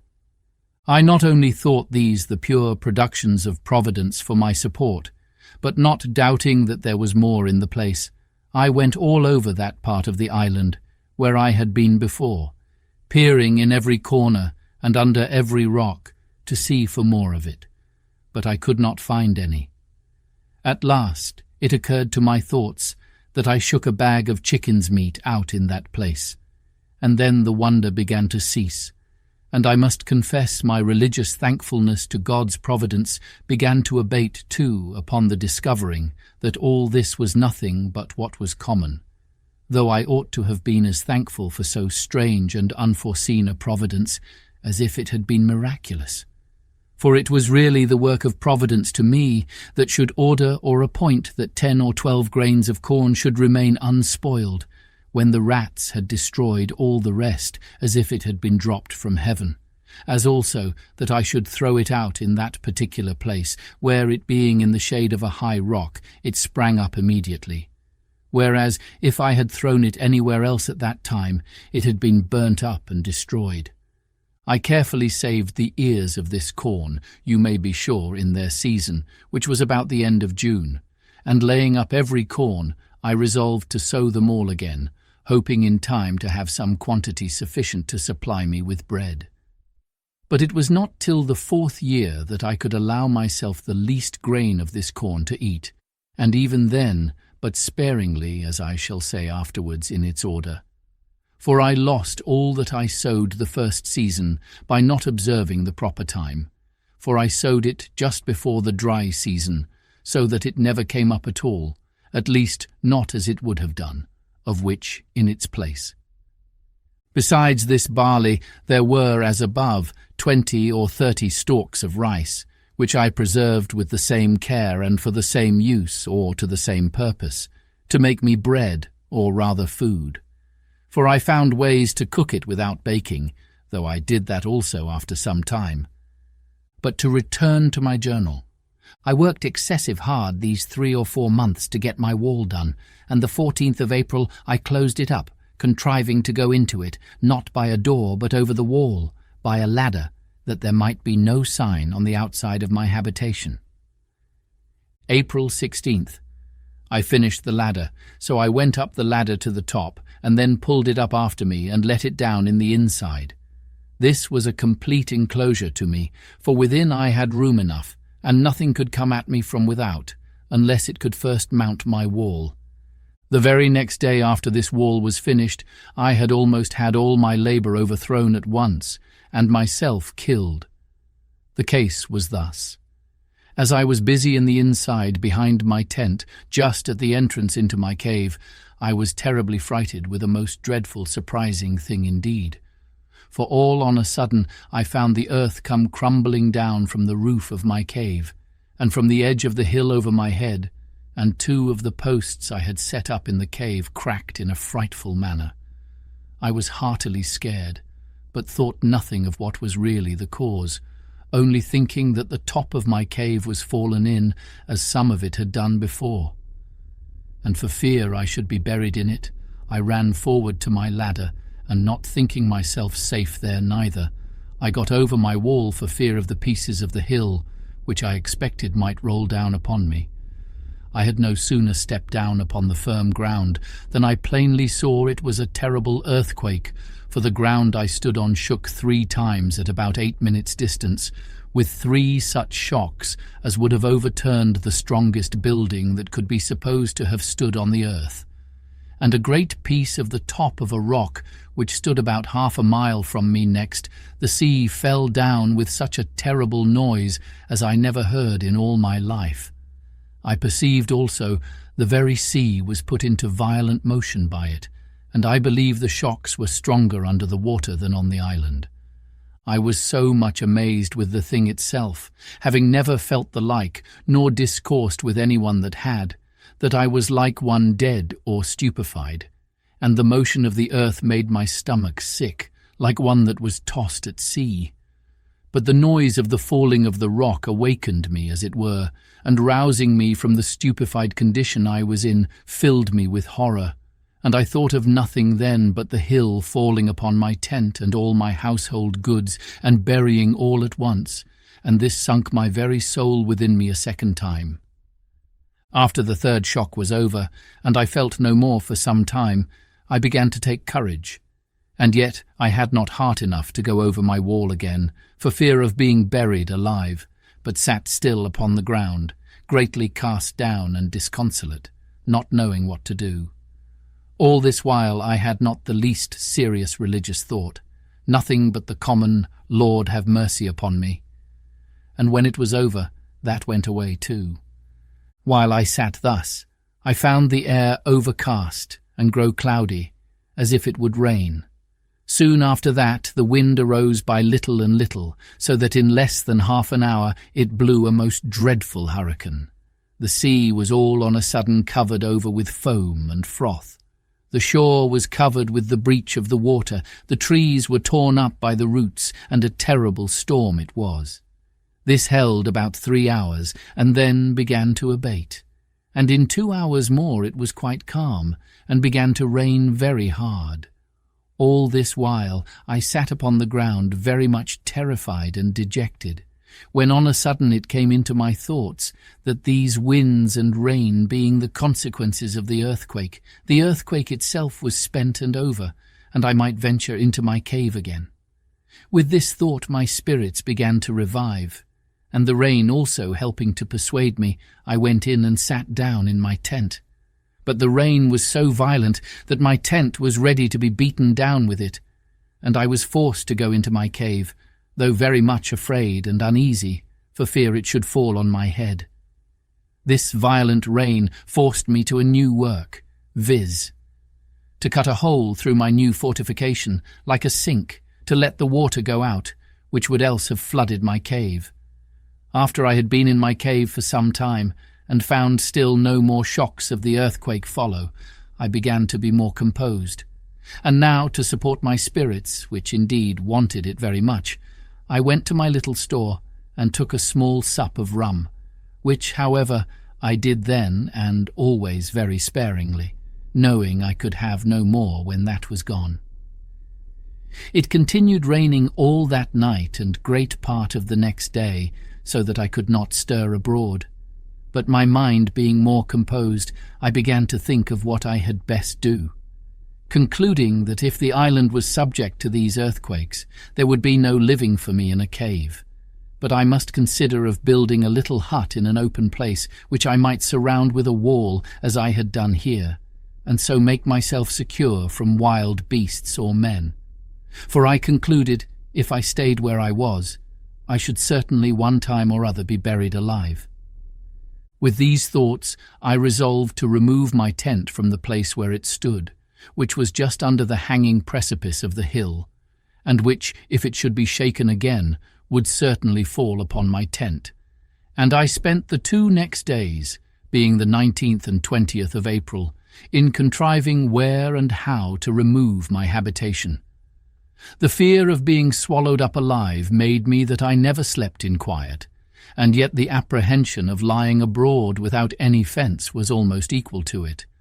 But still, when I looked about and saw how everything was put in order, how pleasantly concealed I was, and how safe from danger, it made me very loath to remove. In the meantime, it occurred to me that it would require a vast deal of time for me to do this, and that I must be contented to venture where I was, till I had formed a camp for myself, and had secured it so as to remove to it. So with this resolution I composed myself for a time, and resolved that I would go to work with all speed to build me a wall with piles and cables, etc., in a circle, as before, and set my tent up in it when it was finished, but that I would venture to stay where I was till it was finished, and fit to remove. This was the 21st. April 22nd. The next morning I begin to consider of means to put this resolve into execution, but I was at a great loss about my tools.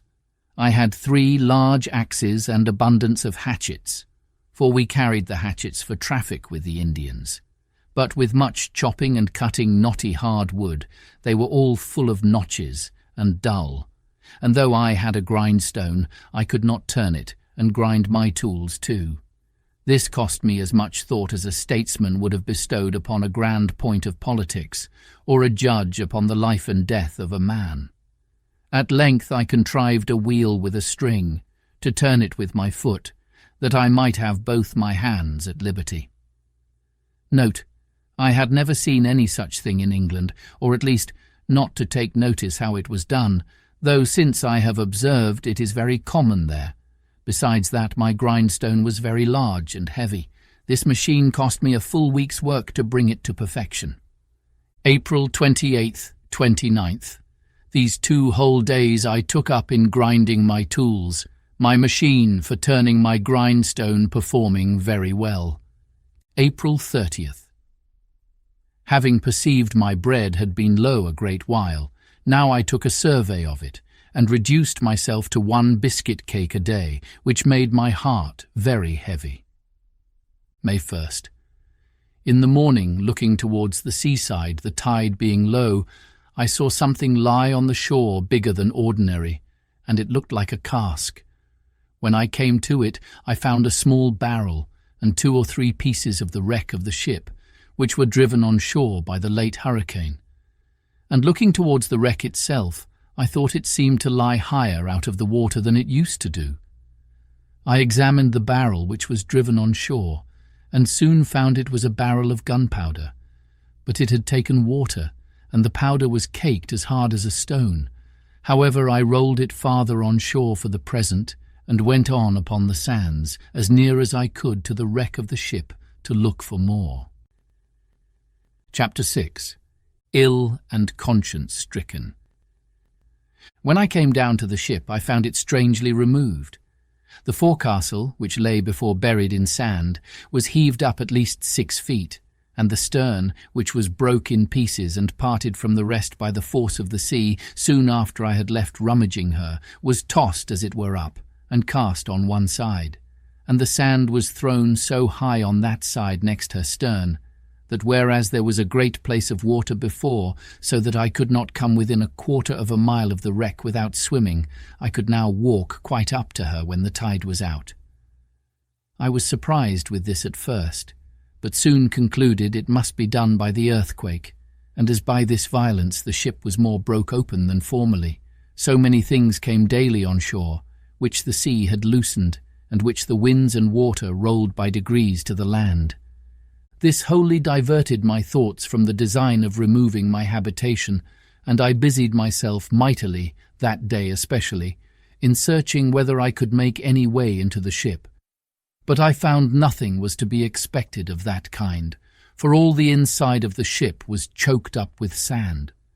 However, as I had learned not to despair of anything, I resolved to pull everything to pieces that I could of the ship, concluding that everything I could get from her would be of some use or other to me. May 3rd. I began with my saw and cut a piece of a beam through, which I thought held some of the upper part or quarter-deck together, and when I had cut it through, I cleared away the sand as well as I could from the side which lay highest, but the tide coming in, I was obliged to give over for that time. May 4th. I went a-fishing, but caught not one fish that I durst eat of, till I was weary of my sport, when, just going to leave off, I caught a young dolphin. I had made me a long line of some rope yarn, but I had no hooks, yet I frequently caught fish enough, as much as I cared to eat, all which I dried in the sun and ate them dry. May 5th. Worked on the wreck, cut another beam asunder, and brought 3 great fir planks off from the decks, which I tied together and made to float on shore when the tide of flood came on. May 6th. Worked on the wreck, got several iron bolts out of her and other pieces of ironwork. Worked very hard, and came home very much tired, and had thoughts of giving it over. May 7th. Went to the wreck again, not with an intent to work, but found the weight of the wreck had broke itself down, the beams being cut, that several pieces of the ship seemed to lie loose, and the inside of the hold lay so open that I could see into it, but it was almost full of water and sand. May 8th. Went to the wreck and carried an iron crow to wrench up the deck, which lay now quite clear of the water or sand. I wrenched open 2 planks and brought them on shore also with the tide. I left the iron crow in the wreck for next day. May 9th. Went to the wreck, and with the crow made way into the body of the wreck, and felt several casks, and loosened them with the crow, but could not break them up. I felt also a roll of English lead, and could stir it, but it was too heavy to remove. May 10th to 14th. Went every day to the wreck, and got a great many pieces of timber and boards or plank, and 200 or 300 weight of iron. May 15th. I carried 2 hatchets, to try if I could not cut a piece off the roll of lead by placing the edge of one hatchet and driving it with the other, but as it lay about 1.5 feet in the water, I could not make any blow to drive the hatchet. May 16th. It had blown hard in the night, and the wreck appeared more broken by the force of the water, but I stayed so long in the woods to get pigeons for food that the tide prevented my going to the wreck that day. May 17th. I saw some pieces of the wreck blown on shore at a great distance near 2 miles off me, but resolved to see what they were, and found it was a piece of the head, but too heavy for me to bring away. May 24th. Every day to this day I worked on the wreck, and with hard labour I loosened some things so much with the crow that the first flowing tide several casks floated out, and 2 of the seamen's chests. But the wind blowing from the shore, nothing came to land that day but pieces of timber and a hogshead, which had some Brazil pork in it. But the salt water and the sand had spoiled it. I continued this work every day to the 15th of June, except the time necessary to get food, which I always appointed during this part of my employment to be when the tide was up, that I might be ready when it was ebbed out. And by this time I had got timber and plank and ironwork enough to have built a good boat if I had known how, and also I got, at several times and in several pieces, near 100 weight of the sheet lead. June 16th. Going down to the seaside, I found a large tortoise or turtle. This was the first I had seen, which, it seems, was only my misfortune, not any defect of the place or scarcity. For had I happened to be on the other side of the island, I might have had hundreds of them every day, as I found afterwards, but perhaps had paid dear enough for them. June 17th. I spent in cooking the turtle. I found in her 80 eggs, and her flesh was to me at that time the most savoury and pleasant that ever I tasted in my life, having had no flesh but of goats and fowls since I landed in this horrid place. June 18th. Rained all day, and I stayed within.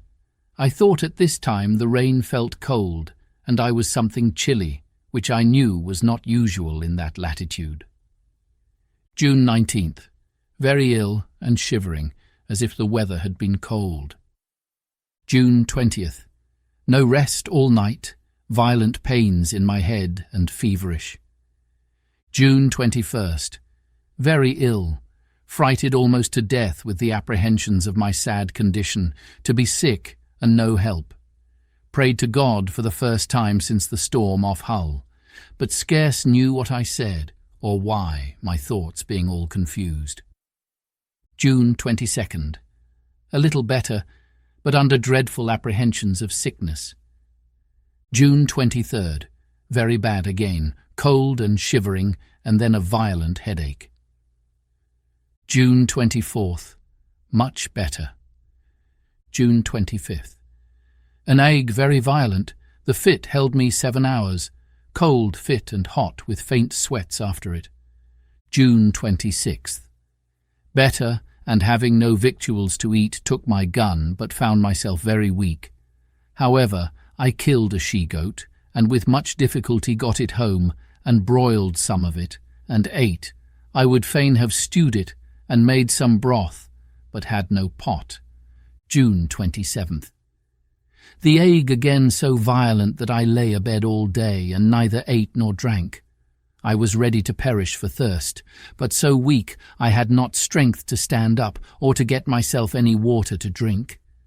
Prayed to God again, but was light-headed, and when I was not, I was so ignorant that I knew not what to say. Only I lay and cried, Lord, look upon me, Lord, pity me, Lord, have mercy upon me. I suppose I did nothing else for 2 or 3 hours, till, the fit wearing off, I fell asleep, and did not wake till far in the night. When I awoke, I found myself much refreshed, but weak and exceeding thirsty. However, as I had no water in my habitation, I was forced to lie till morning, and went to sleep again. In this second sleep I had this terrible dream.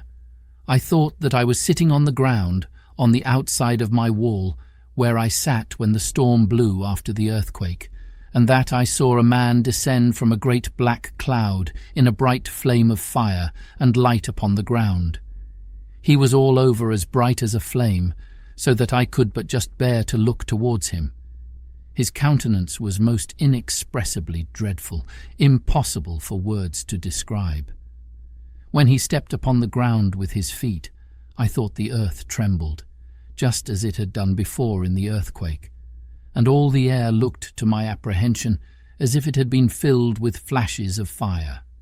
He was no sooner landed upon the earth, but he moved forward towards me with a long spear or weapon in his hand to kill me, and when he came to a rising ground, at some distance he spoke to me, or I heard a voice so terrible that it is impossible to express the terror of it. All that I can say I understood was this: Seeing all these things have not brought thee to repentance, now thou shalt die. At which words, I thought he lifted up the spear that was in his hand to kill me. No one that shall ever read this account will expect that I should be able to describe the horrors of my soul at this terrible vision. I mean, that even while it was a dream, I even dreamed of those horrors. Nor is it any more possible to describe the impression that remained upon my mind when I awaked, and found it was but a dream. I had, alas, no divine knowledge. What I had received by the good instruction of my father was then worn out by an uninterrupted series, for 8 years, of seafaring wickedness, and a constant conversation with none but such as were, like myself, wicked and profane to the last degree.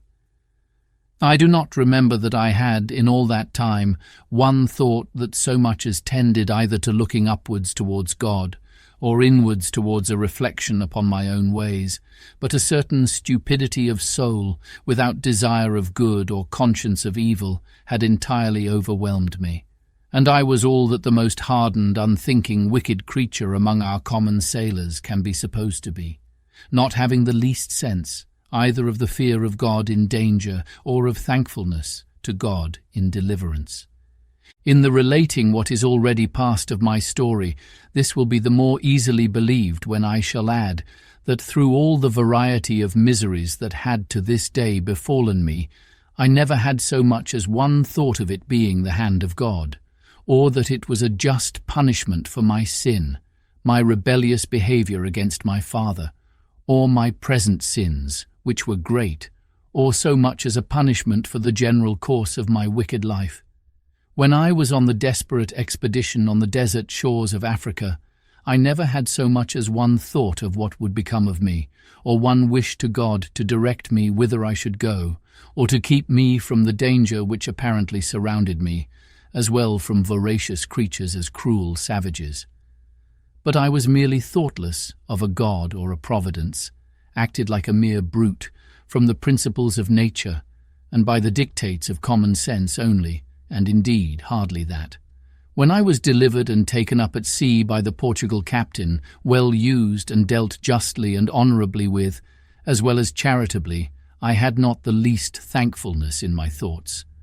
When again I was shipwrecked, ruined, and in danger of drowning on this island, I was as far from remorse or looking on it as a judgment. I only said to myself often that I was an unfortunate dog, and born to be always miserable. It is true, when I got on shore first here, and found all my ship's crew drowned and myself spared, I was surprised with a kind of ecstasy, and some transports of soul, which, had the grace of God assisted, might have come up to true thankfulness.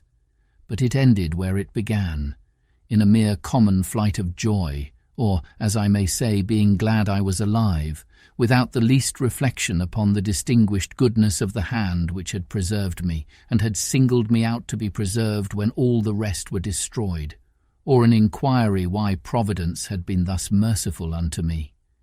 Even just the same common sort of joy which seamen generally have, after they are got safe ashore from a shipwreck, which they drown all in the next bowl of punch, and forget almost as soon as it is over, and all the rest of my life was like it. Even when I was afterwards, on due consideration, made sensible of my condition, how I was cast on this dreadful place, out of the reach of humankind, out of all hope of relief, or prospect of redemption, as soon as I saw but a prospect of living, and that I should not starve and perish for hunger, all the sense of my affliction wore off, and I began to be very easy, applied myself to the works proper for my preservation and supply, and was far enough from being afflicted at my condition as a judgment from heaven, or as the hand of God against me.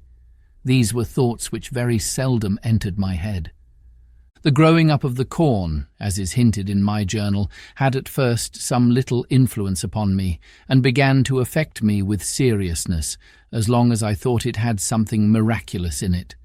But as soon as ever that part of the thought was removed, all the impression that was raised from it wore off also, as I have noted already. Even the earthquake, though nothing could be more terrible in its nature, or more immediately directing to the invisible power which alone directs such things, yet no sooner was the first fright over, but the impression it had made went off also. I had no more sense of God or his judgments, much less of the present affliction of my circumstances being from his hand, than if I had been in the most prosperous condition of life. But now, when I began to be sick, and a leisurely view of the miseries of death came to place itself before me, when my spirits began to sink under the burden of a strong distemper, and nature was exhausted with the violence of the fever, conscience, that had slept so long, began to awake, and I began to reproach myself with my past life, in which I had so evidently by uncommon wickedness provoked the justice of God to lay me under uncommon strokes, and to deal with me in so vindictive a manner.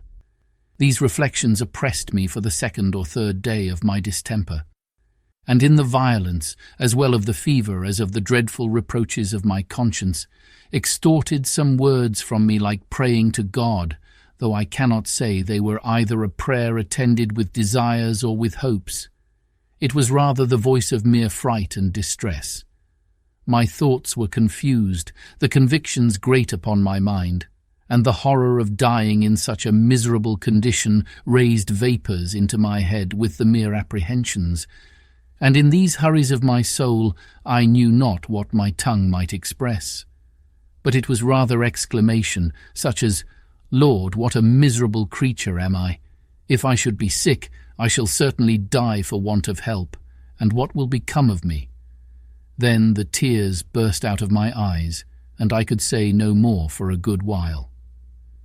In this interval the good advice of my father came to my mind, and presently his prediction, which I mentioned at the beginning of this story, viz., that if I did take this foolish step, God would not bless me, and I would have leisure hereafter to reflect upon having neglected his counsel when there might be none to assist in my recovery. "Now," said I aloud, "my dear father's words are come to pass. God's justice has overtaken me, and I have none to help or hear me. I rejected the voice of Providence, which had mercifully put me in a posture or station of life wherein I might have been happy and easy, but I would neither see it myself nor learn to know the blessing of it from my parents. I left them to mourn over my folly, and now I am left to mourn under the consequences of it. I abused their help and assistance, who would have lifted me in the world and would have made everything easy to me. And now I have difficulties to struggle with, too great for even nature itself to support, and no assistance, no help, no comfort, no advice. Then I cried out, 'Lord, be my help, for I am in great distress.' This was the first prayer, if I may call it so, that I had made for many years. But to return to my journal. June 28th. Having been somewhat refreshed with the sleep I had had, and the fit being entirely off, I got up. And though the fright and terror of my dream was very great, yet I considered that the fit of the ague would return again the next day, and now was my time to get something to refresh and support myself when I should be ill. And the first thing I did, I filled a large square case bottle with water, and set it upon my table in reach of my bed. And to take off the chill or aguish disposition of the water, I put about 1/4 of a pint of rum into it, and mixed them together. Then I got me a piece of the goat's flesh, and broiled it on the coals, but could eat very little. I walked about, but was very weak, and withal very sad and heavy-hearted under a sense of my miserable condition, dreading the return of my distemper the next day. At night I made my supper of 3 of the turtle's eggs, which I roasted in the ashes, and ate, as we call it, in the shell, and this was the first bit of meat I had ever asked God's blessing to, that I could remember in my whole life. After I had eaten, I tried to walk, but found myself so weak that I could hardly carry a gun, for I never went out without that. So I went but a little way, and sat down upon the ground, looking out upon the sea, which was just before me, and very calm and smooth. As I sat here, some such thoughts as these occurred to me. What is this earth and sea, of which I have seen so much? Whence is it produced? And what am I, and all the other creatures wild and tame, human and brutal? Whence are we? Sure, we are all made by some secret power who formed the earth and sea, the air and sky. And who is that? Then it followed most naturally, it is God that has made all. Well, but then it came on strangely, if God has made all these things, he guides and governs them all, and all things that concern them. For the power that could make all things must certainly have power to guide and direct them.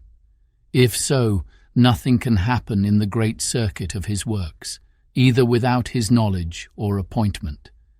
And if nothing happens without his knowledge, he knows that I am here, and am in this dreadful condition. And if nothing happens without his appointment, he has appointed all this to befall me. Nothing occurred to my thought to contradict any of these conclusions, and therefore it rested upon me with the greater force that it must needs be that God had appointed all this to befall me, that I was brought into this miserable circumstance by his direction, he having the sole power, not of me only, but of everything that happened in the world. Immediately it followed, why has God done this to me? What have I done to be thus used? My conscience presently checked me in that inquiry, as if I had blasphemed, and methought it spoke to me like a voice. Wretch, dost thou ask what thou hast done? look back upon a dreadful misspent life, and ask thyself what thou hast not done. Ask, why is it that thou wert not long ago destroyed? Why wert thou not drowned in Yarmouth Roads, killed in the fight when the ship was taken by the Sally man of war, devoured by the wild beasts on the coast of Africa, or drowned here when all the crew perished but thyself? Dost thou ask, what have I done? I was struck dumb with these reflections, as one astonished, and had not a word to say.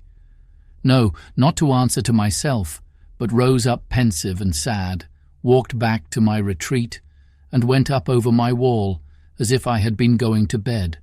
But my thoughts were sadly disturbed, and I had no inclination to sleep, so I sat down in my chair and lighted my lamp, for it began to be dark. Now, as the apprehension of the return of my distemper terrified me very much, it occurred to my thought that the Brazilians take no physic but their tobacco for almost all distempers, and I had a piece of a roll of tobacco in one of the chests, which was quite cured, and some also that was green and not quite cured. I went, directed by heaven no doubt, for in this chest I found a cure both for soul and body. I opened the chest and found what I looked for, the tobacco, and as the few books I had saved lay there too, I took out one of the Bibles which I mentioned before, and which to this time I had not found leisure or inclination to look into. I say, I took it out, and brought both that and the tobacco with me to the table. What use to make of the tobacco I knew not, in my distemper, or whether it was good for it or no, but I tried several experiments with it, as if I was resolved it should hit one way or other. I first took a piece of leaf and chewed it in my mouth, which indeed at first almost stupefied my brain, the tobacco being green and strong, and that I had not been much used to. Then I took some and steeped it an hour or two in some rum, and resolved to take a dose of it when I lay down. And lastly, I burnt some upon a pan of coals, and held my nose close over the smoke of it as long as I could bear it, as well for the heat as almost for suffocation. In the interval of this operation, I took up the Bible and began to read. But my head was too much disturbed with the tobacco to bear reading, at least at that time. Only having opened the book casually, the first words that occurred to me were these: "Call on me in the day of trouble, and I will deliver thee, and thou shalt glorify me." These words were very apt to my case, and made some impression upon my thoughts at the time of reading them, though not so much as they did afterwards. For as for being delivered, the word had no sound, as I may say, to me. The thing was so remote, so impossible in my apprehension of things, that I began to say, as the children of Israel did when they were promised flesh to eat, "Can God spread a table in the wilderness?" So I began to say, "Can God himself deliver me from this place?" And as it was not for many years that any hopes appeared, this prevailed very often upon my thoughts. But however, the words made a great impression upon me, and I mused upon them very often. It grew now late, and the tobacco had, as I said, dozed my head so much that I inclined to sleep. So I left my lamp burning in the cave, lest I should want anything in the night, and went to bed. But before I lay down, I did what I never had done in all my life. I kneeled down and prayed to God to fulfill the promise to me that if I called upon him in the day of trouble, he would deliver me. After my broken and imperfect prayer was over, I drank the rum in which I had steeped the tobacco, which was so strong and rank of the tobacco that I could scarcely get it down. Immediately upon this, I went to bed. I found presently it flew up into my head violently, but I fell into a sound sleep, and waked no more till, by the sun, it must necessarily be near 3 o'clock in the afternoon the next day. Nay, to this hour I am partly of opinion that I slept all the next day and night, until almost 3 the day after, for otherwise I know not how I should lose a day out of my reckoning in the days of the week, as it appeared some years after I had done. For if I had lost it by crossing and recrossing the line, I should have lost more than 1 day. But certainly I lost a day in my account, and never knew which way. Be that, however, one way or the other, When I awaked, I found myself exceedingly refreshed, and my spirits lively and cheerful. When I got up, I was stronger than I was the day before, and my stomach better, for I was hungry, and in short I had no fit the next day, but continued much altered for the better. This was the 29th. The 30th was my well day, of course, and I went abroad with my gun, but did not care to travel too far. I killed a seafowl or two, something like a brand goose, and brought them home, but was not very forward to eat them. So I ate some more of the turtle's eggs, which were very good. This evening I renewed the medicine which I had supposed did me good the day before, the tobacco steeped in rum. Only I did not take so much as before, nor did I chew any of the leaf or hold my head over the smoke. However, I was not so well the next day, which was the 1st of July, as I hoped I should have been, for I had a little spice of the cold fit, but it was not much. July 2nd. I renewed the medicine all the 3 ways, and dosed myself with it as at first, and doubled the quantity which I drank. July 3rd. I missed the fit for good and all, though I did not recover my full strength for some weeks after. While I was thus gathering strength, my thoughts ran exceedingly upon this scripture, I will deliver thee. And the impossibility of my deliverance lay much upon my mind, in bar of my ever expecting it. But as I was discouraging myself with such thoughts, it occurred to my mind that I poured so much upon my deliverance from the main affliction that I disregarded the deliverance I had received, and I was, as it were, made to ask myself such questions as these, viz., have I not been delivered, and wonderfully too, from sickness, from the most distressed condition that could be, and that was so frightful to me? And what notice had I taken of it? Had I done my part? God had delivered me, but I had not glorified him, that is to say, I had not owned and been thankful for that as a deliverance. And how could I expect greater deliverance? This touched my heart very much, and immediately I knelt down and gave God thanks aloud for my recovery from my sickness. July 4th. In the morning I took the Bible, and beginning at the New Testament, I began seriously to read it, and imposed upon myself to read a while every morning and every night, not tying myself to the number of chapters, but long as my thoughts should engage me. It was not long after I set seriously to this work, till I found my heart more deeply and sincerely affected with the wickedness of my past life.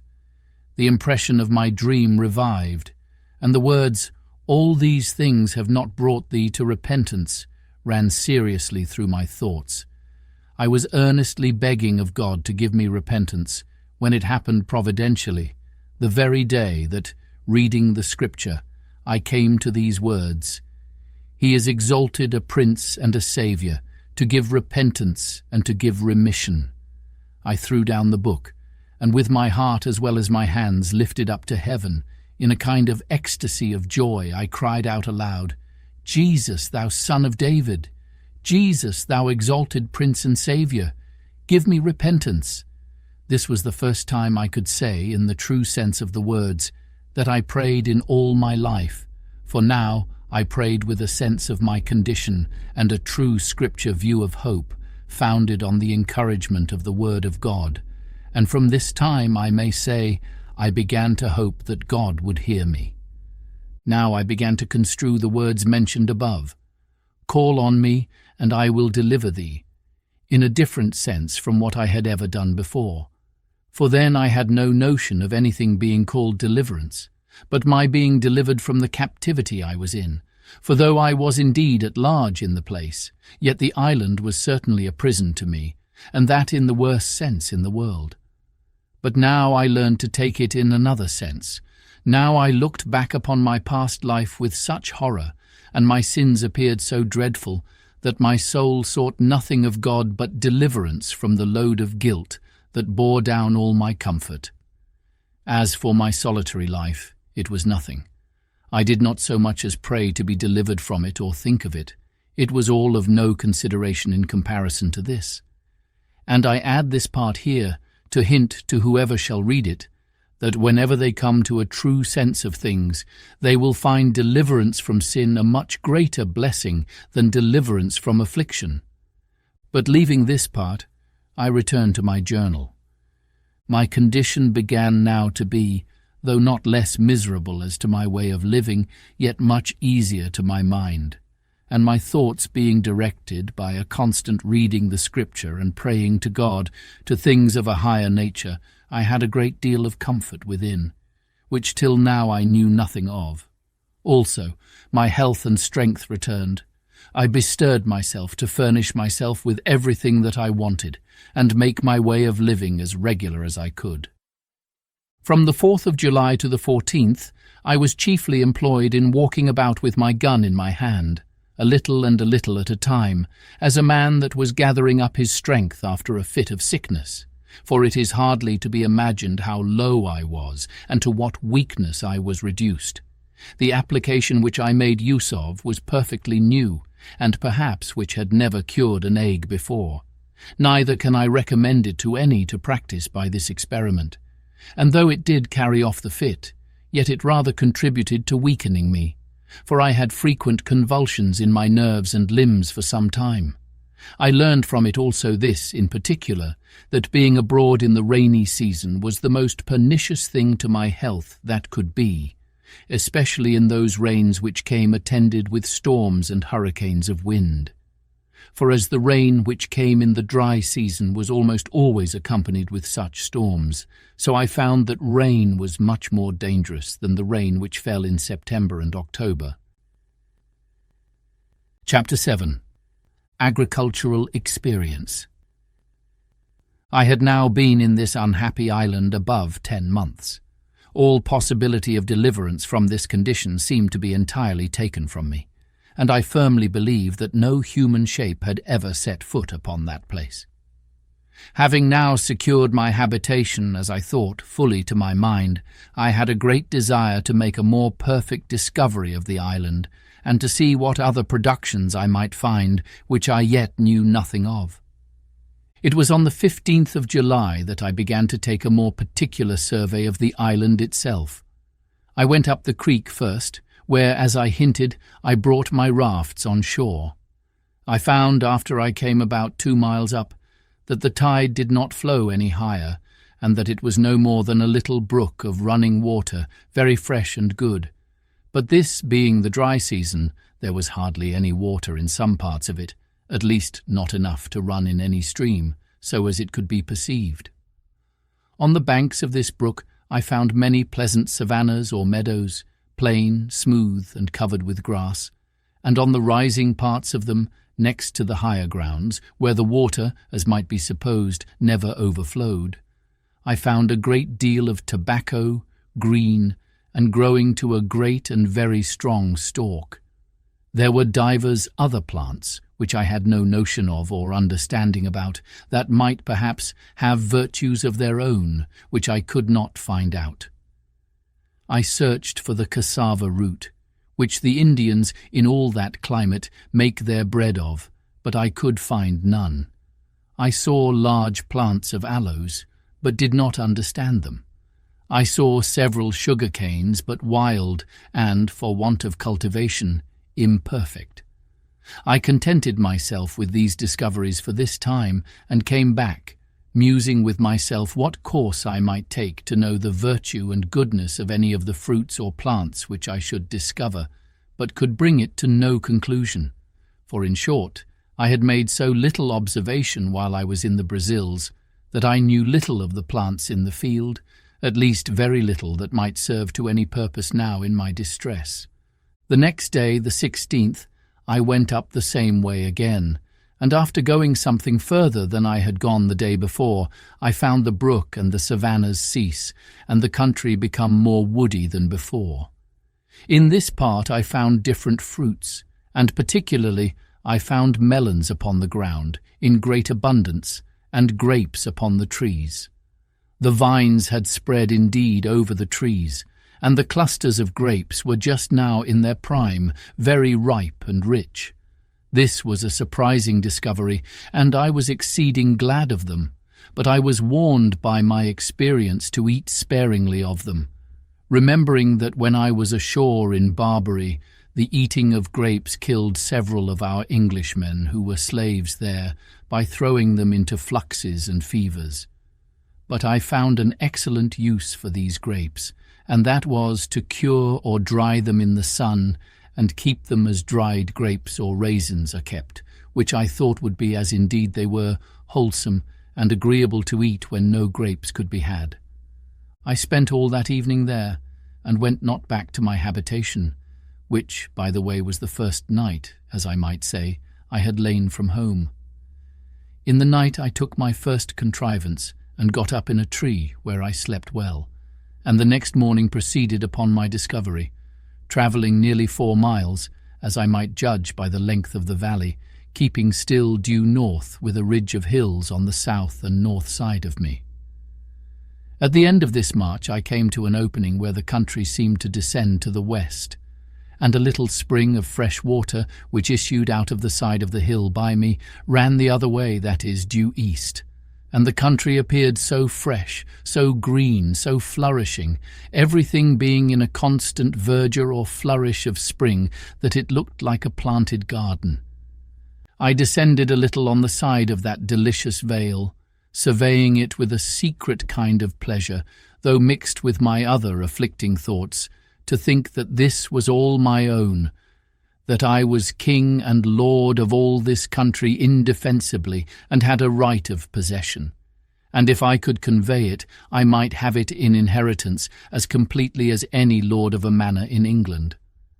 I saw here abundance of cocoa trees, orange and lemon, and citron trees, but all wild, and very few bearing any fruit, at least not then. However, the green limes that I gathered were not only pleasant to eat, but very wholesome, and I mixed their juice afterwards with water, which made it very wholesome, and very cool and refreshing. I found now I had business enough to gather and carry home, and I resolved to lay up a store as well of grapes as limes and lemons, to furnish myself for the wet season, which I knew was approaching. In order to do this, I gathered a great heap of grapes in one place, a lesser heap in another place, and a great parcel of limes and lemons in another place. And taking a few of each with me, I travelled homewards, resolving to come again, and bring a bag or sack, or what I could make, to carry the rest home. Accordingly, having spent 3 days in this journey, I came home, so I must now call my tent and my cave. But before I got thither the grapes were spoiled, the richness of the fruit and the weight of the juice having broken them and bruised them. They were good for little or nothing. As to the limes, they were good, but I could bring but a few. The next day, being the 19th, I went back, having made me 2 small bags to bring home my harvest. But I was surprised, when coming to my heap of grapes, which were so rich and fine when I gathered them, to find them all spread about, trod to pieces and dragged about, some here, some there, and abundance eaten and devoured. By this I concluded there were some wild creatures thereabouts which had done this, but what they were I knew not. However, as I found there was no laying them up on heaps, and no carrying them away in a sack, but that one way they would be destroyed, and the other way they would be crushed with their own weight, I took another course, for I gathered a large quantity of the grapes, and hung upon the outbranches of the trees, that they might cure and dry in the sun. And as for the limes and lemons, I carried as many back as I could well stand under. When I came home from this journey, I contemplated with great pleasure the fruitfulness of that valley, and the pleasantness of the situation, the security from storms on that side of the water and the wood, and concluded that I had pitched upon a place to fix my abode, which was by far the worst part of the country. Upon the whole, I began to consider of removing my habitation, and looking out for a place equally safe as where now I was situate, if possible, in that pleasant, fruitful part of the island. This thought ran long in my head, and I was exceeding fond of it for some time, the pleasantness of the place tempting me. But when I came to a nearer view of it, I considered that I was now by the seaside, where it was at least possible that something might happen to my advantage, and by the same ill fate that brought me hither might bring some other unhappy wretches to the same place, and though it was scarce probable that any such thing should ever happen, yet to enclose myself among the hills and woods in the centre of the island was to anticipate my bondage, and to render such an affair not only improbable, but impossible, and that therefore I ought not by any means to remove.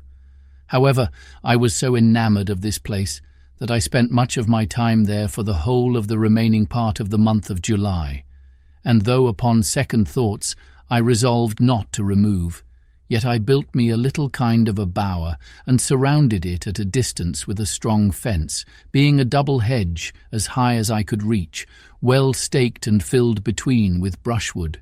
And here I lay very secure, sometimes 2 or 3 nights together, always going over it with a ladder, so that I fancied now I had my country house and my sea-coast house, and this work took me up to the beginning of August. I had but newly finished my fence, and began to enjoy my labour when the rains came on, and made me stick close to my first habitation. For though I had made me a tent like the other with a piece of a sail and spread it very well, yet I had not the shelter of a hill to keep me from storms, nor a cave behind me to retreat into when the rains were extraordinary. About the beginning of August, as I said, I had finished my bower and began to enjoy myself. The 3rd of August I found the grapes I had hung up perfectly dried, and indeed were excellent good raisins of the sun, so I began to take them down from the trees, and it was very happy that I did so, for the rains which followed would have spoiled them, and I had lost the best part of my winter food, for I had above 200 large bunches of them. No sooner had I taken them all down and carried the most of them home to my cave than it began to rain, and from hence, which was the 14th of August, it rained more or less every day till the middle of October, and sometimes so violently that I could not stir out of my cave for several days. In this season I was much surprised with the increase of my family. I had been concerned for the loss of one of my cats, who ran away from me, or, as I thought, had been dead, and I heard no more tidings of her, till, to my astonishment, she came home about the end of August with 3 kittens. This was the more strange to me because, though I had killed a wild cat, as I called it, with my gun, yet I thought it was quite a different kind from our European cats. But the young cats were the same kind of house breed as the old one, and both my cats being females, I thought it very strange. But from these 3 cats I afterwards came to be so pestered with cats that I was forced to kill them like vermin or wild beasts, and to drive them from my house as much as possible. From the 14th of August to the 26th, incessant rain, so that I could not stir, and was now very careful not to be much wet. In this confinement I began to be straitened for food, but venturing out twice, I one day killed a goat, and the last day, which was the 26th, found a very large tortoise, which was a treat to me, and my food was regulated thus. I ate a bunch of raisins for my breakfast, a piece of the goat's flesh or of the turtle for my dinner broiled, for to my great misfortune I had no vessel to boil or stew anything, and 2 or 3 of the turtle's eggs for my supper. During this confinement in my cover by the rain, I worked daily 2 or 3 hours at enlarging my cave, and by degrees worked it on towards one side, till I came to the outside of the hill, and made a door or way out, which came beyond my fence or wall. And so I came in and out this way. But I was not perfectly easy at lying so open, for, as I had managed myself before, I was in a perfect enclosure, whereas now I thought I lay exposed and open for anything to come in upon me. And yet I could not perceive that there was any living thing to fear, the biggest creature that I had yet seen upon the island being a goat. September 30. I was now come to the unhappy anniversary of my landing.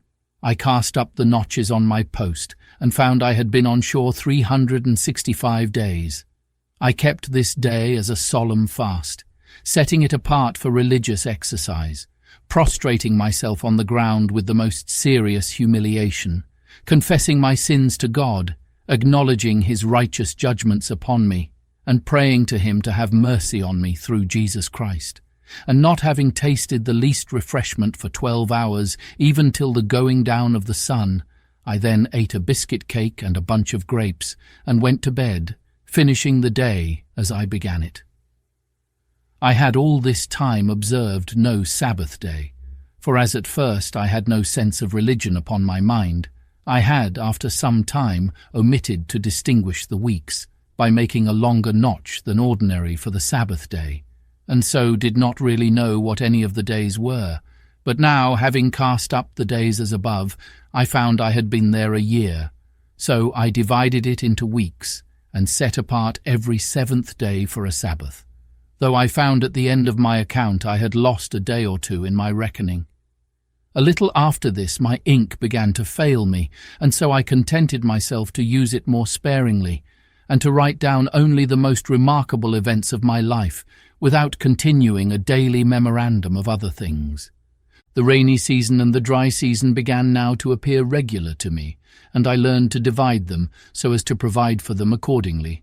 But I bought all my experience before I had it, and this, I am going to relate, was one of the most discouraging experiments that I made. I have mentioned that I had saved the few ears of barley and rice, which I had so surprisingly found spring up as I thought of themselves, and I believe there were about 30 stalks of rice, and about 20 of barley, and now I thought it a proper time to sow it, after the rains, the sun being in its southern position, going from me. Accordingly, I dug up a piece of ground as well as I could with my wooden spade, and dividing it into 2 parts, I sowed my grain. But as I was sowing, it casually occurred to my thoughts that I would not sow it all at first, because I did not know when was the proper time for it. So I sowed about 2/3 of the seed, leaving about a handful of each. It was a great comfort to me afterwards that I did so, for not one grain of what I sowed this time came to anything. For the dry months following, the earth having had no rain after the seed was sown, it had no moisture to assist its growth, and never came up at all till the wet season had come again, and then it grew as if it had been but newly sown. Finding my first seed did not grow, which I easily imagined was by the drought, I sought for a moister piece of ground to make another trial in. And I dug up a piece of ground near my new bower, and sowed the rest of my seed in February, a little before the vernal equinox. And this, having the rainy months of March and April to water it, sprung up very pleasantly, and yielded a very good crop. But having part of the seed left only, and not daring to sow all that I had but a small quantity at last, my whole crop not amounting to above half a peck of each kind. But by this experiment I was made master of my business, and knew exactly when the proper season was to sow, and that I might expect 2 seed times and 2 harvests every year. While this corn was growing, I made a little discovery, which was of use to me afterwards.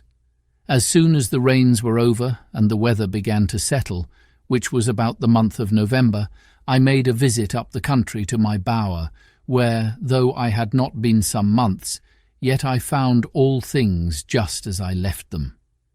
The circle or double hedge that I had made was not only firm and entire, but the stakes which I had cut out of some trees that grew thereabouts were all shot out and grown with long branches, as much as a willow tree usually shoots the first year after lopping its head. I could not tell what tree to call it that these stakes were cut from. I was surprised and yet very well pleased to see the young trees grow, and I pruned them and led them up to grow as much alike as I could, and it is scarce credible how beautiful a figure they grew into in 3 years, so that though the hedge made a circle of about 25 yards in diameter, yet the trees, for such I might now call them, soon covered it, and it was a complete shade, sufficient to lodge under all the dry season.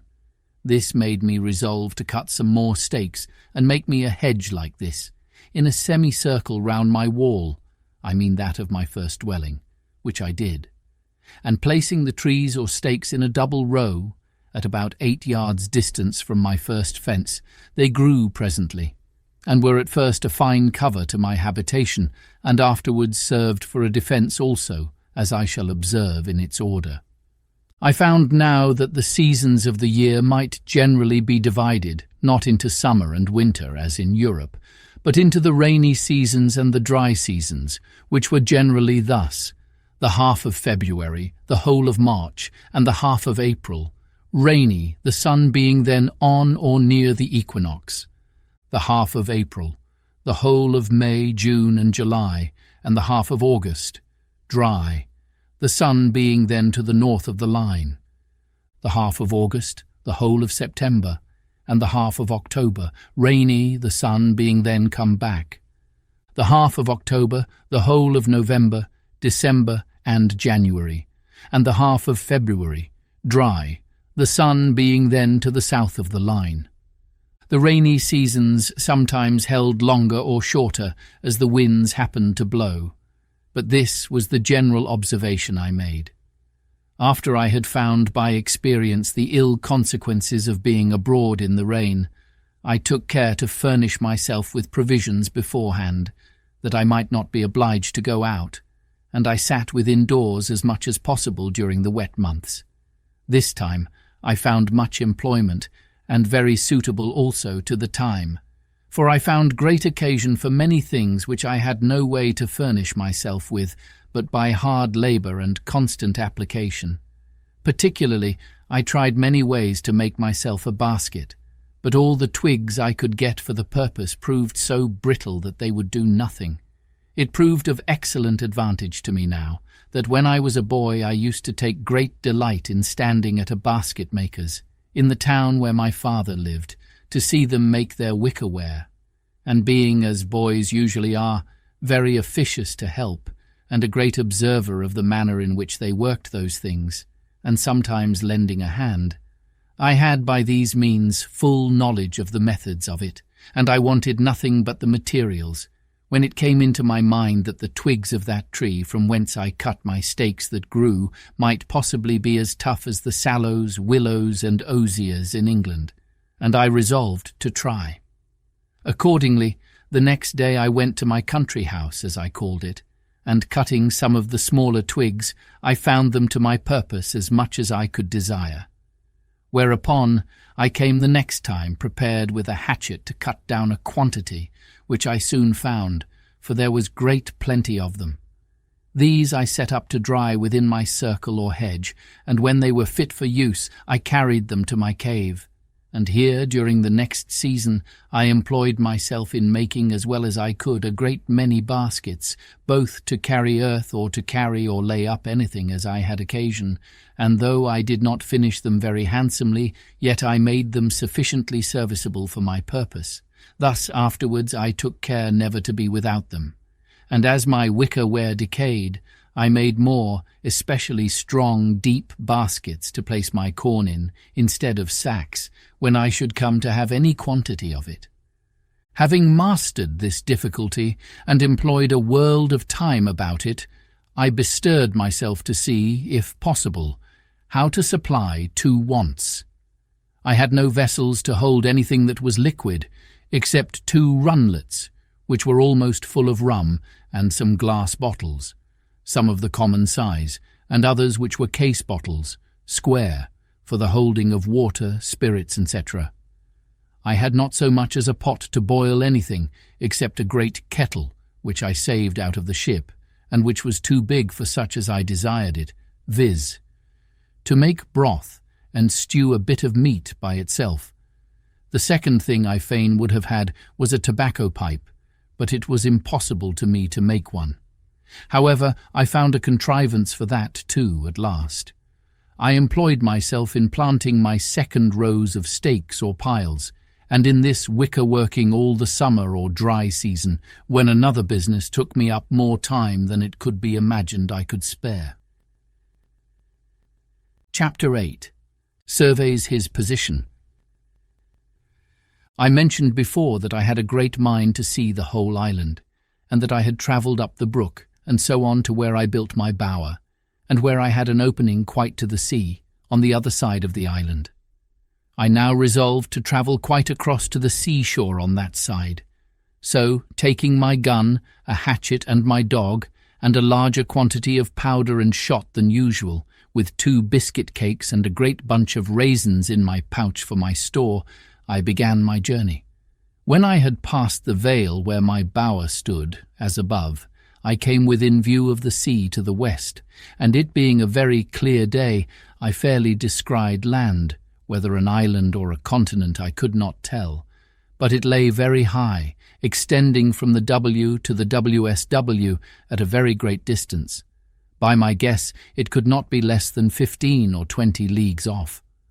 I could not tell what part of the world this might be, otherwise than that I knew it must be part of America, and, as I concluded by all my observations, must be near the Spanish dominions, and perhaps was all inhabited by savages, where, if I had landed, I had been in a worse condition than I was now, and therefore I acquiesced in the dispositions of Providence, which I began now to own and to believe ordered everything for the best.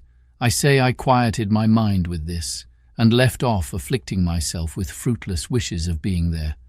Besides, after some thought upon this affair, I considered that if this land was the Spanish coast, I should certainly, one time or other, see some vessel pass or repass one way or other, but if not, then it was the savage coast between the Spanish country and Brazil's, where are found the worst of savages, for they are cannibals or men-eaters, and fail not to murder and devour all the human bodies that fall into their hands. With these considerations, I walked very leisurely forward. I found that side of the island where I now was much pleasanter than mine, the open or savanna fields sweet, adorned with flowers and grass and full of very fine woods. I saw abundance of parrots, and fain I would have caught one, if possible, to have kept it to be tame and taught it to speak to me. I did, after some painstaking, catch a young parrot, for I knocked it down with a stick, and having recovered it, I brought it home. But it was some years before I could make him speak. However, at last I taught him to call me by name very familiarly. But the accident that followed, though it be a trifle, will be very diverting in its place. I was exceedingly diverted with this journey. I found in the low grounds hares, as I thought them to be, and foxes, but they differed greatly from all the other kinds I had met with, nor could I satisfy myself to eat them, though I killed several. But I had no need to be venturous, for I had no want of food, and of that which was very good too, especially these 3 sorts, viz. Goats, pigeons, and turtle, or tortoise, which added to my grapes. Leadenhall Market could not have furnished a table better than I, in proportion to the company, and though my case was deplorable enough, yet I had great cause for thankfulness that I was not driven to any extremities for food, but had rather plenty, even to dainties. I never travelled in this journey above 2 miles outright in a day or thereabouts, but I took so many turns and returns to see what discoveries I could make, that I came weary enough to the place where I resolved to sit down all night, and then I either reposed myself in a tree or surrounded myself with a row of stakes set upright in the ground, either from one tree to another, or so as no wild creature could come at me without waking me. As soon as I came to the seashore, I was surprised to see that I had taken up my lot on the worst side of the island, for here, indeed, the shore was covered with innumerable turtles, whereas on the other side I had found but 3 in a year and a half. Here was also an infinite number of fowls of many kinds, some which I had seen, and some which I had not seen before, and many of them very good meat, but such as I knew not the names of, except those called penguins. I could have shot as many as I pleased, but was very sparing of my powder and shot, and therefore had more mind to kill a she-goat if I could, which I could better feed on. And though there were many goats here, more than on my side the island, yet it was with much more difficulty that I could come near them, the country being flat and even, and they saw me much sooner than when I was on the hills. I confess this side of the country was much pleasanter than mine, but yet I had not the least inclination to remove, for as I was fixed in my habitation, it became natural to me, and I seemed all the while I was here to be, as it were, upon a journey, and from home. However, I travelled along the shore of the sea towards the east, I suppose about 12 miles, and then setting up a great pole upon the shore for a mark, I concluded I would go home again, and that the next journey I took should be on the other side of the island east from my dwelling, and so round till I came to my post again. I took another way to come back than that I went, thinking I could easily keep all the island so much in my view that I could not miss finding my first dwelling by viewing the country.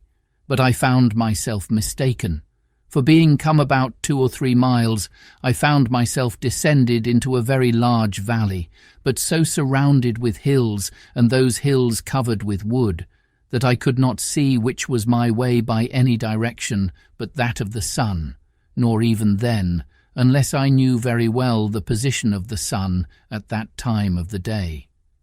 It happened, to my further misfortune, that the weather proved hazy for 3 or 4 days while I was in the valley, and not being able to see the sun, I wandered about very uncomfortably, and at last was obliged to find the seaside, look for my post, and come back the same way I went.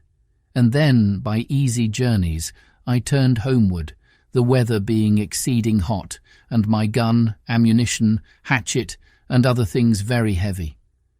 In this journey my dog surprised a young kid, and seized upon it, and I, running in to take hold of it, caught it, and saved it alive from the dog.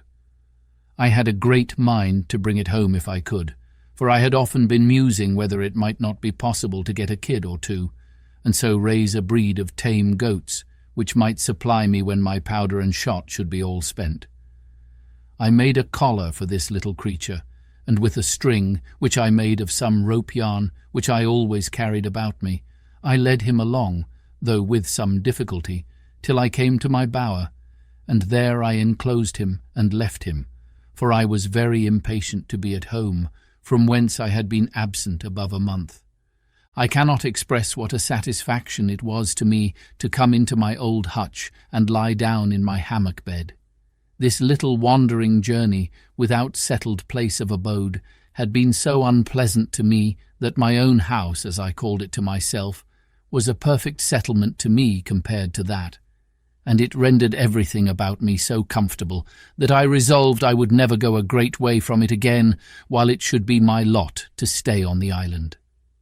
I reposed myself here a week to rest and regale myself after my long journey, during which most of the time was taken up in the weighty affair of making a cage for my Pole, who began now to be a mere domestic and to be well acquainted with me. Then I began to think of the poor kid which I had penned in within my little circle, and resolved to go and fetch it home or give it some food.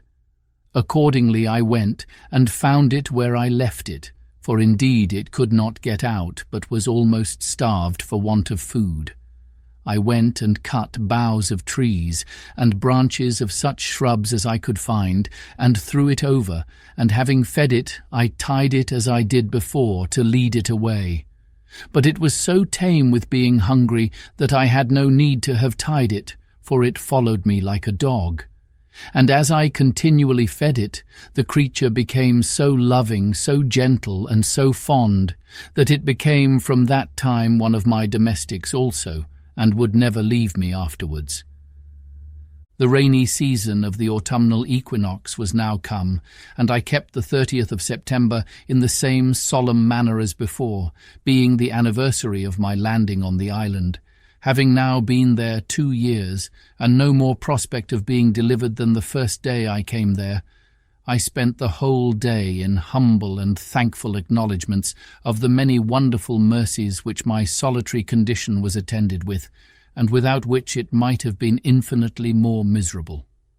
I gave humble and hearty thanks that God had been pleased to discover to me that it was possible I might be more happy in this solitary condition than I should have been in the liberty of society and in all the pleasures of the world, that he could fully make up to me the deficiencies of my solitary state, and the want of human society by his presence and the communications of his grace to my soul, supporting, comforting, and encouraging me to depend upon his providence here and hope for his eternal presence hereafter.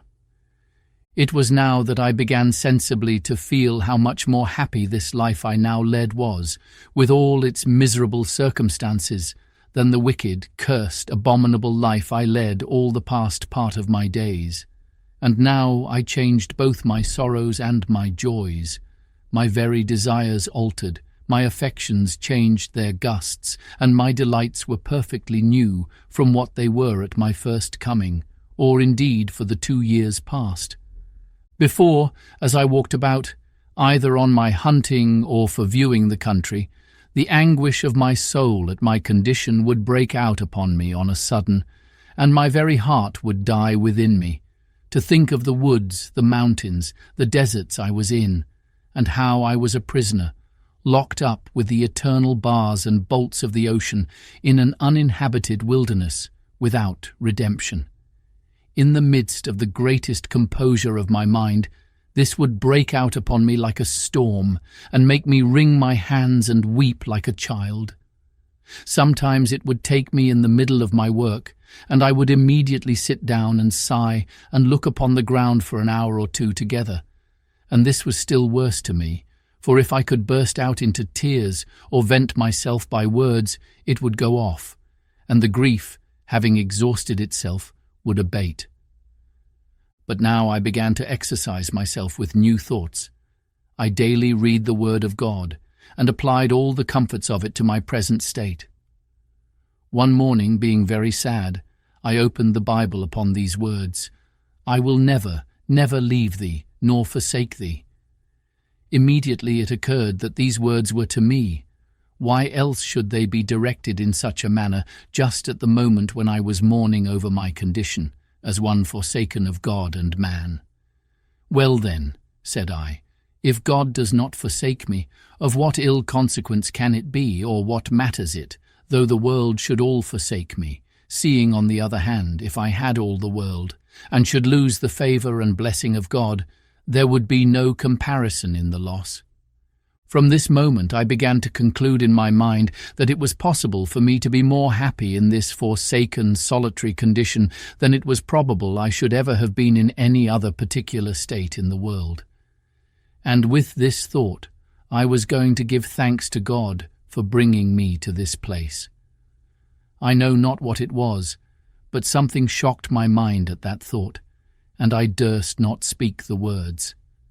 "How canst thou become such a hypocrite," said I, even audibly, "to pretend to be thankful for a condition which, however thou mayest endeavour to be contented with, thou wouldst rather pray heartily to be delivered from?"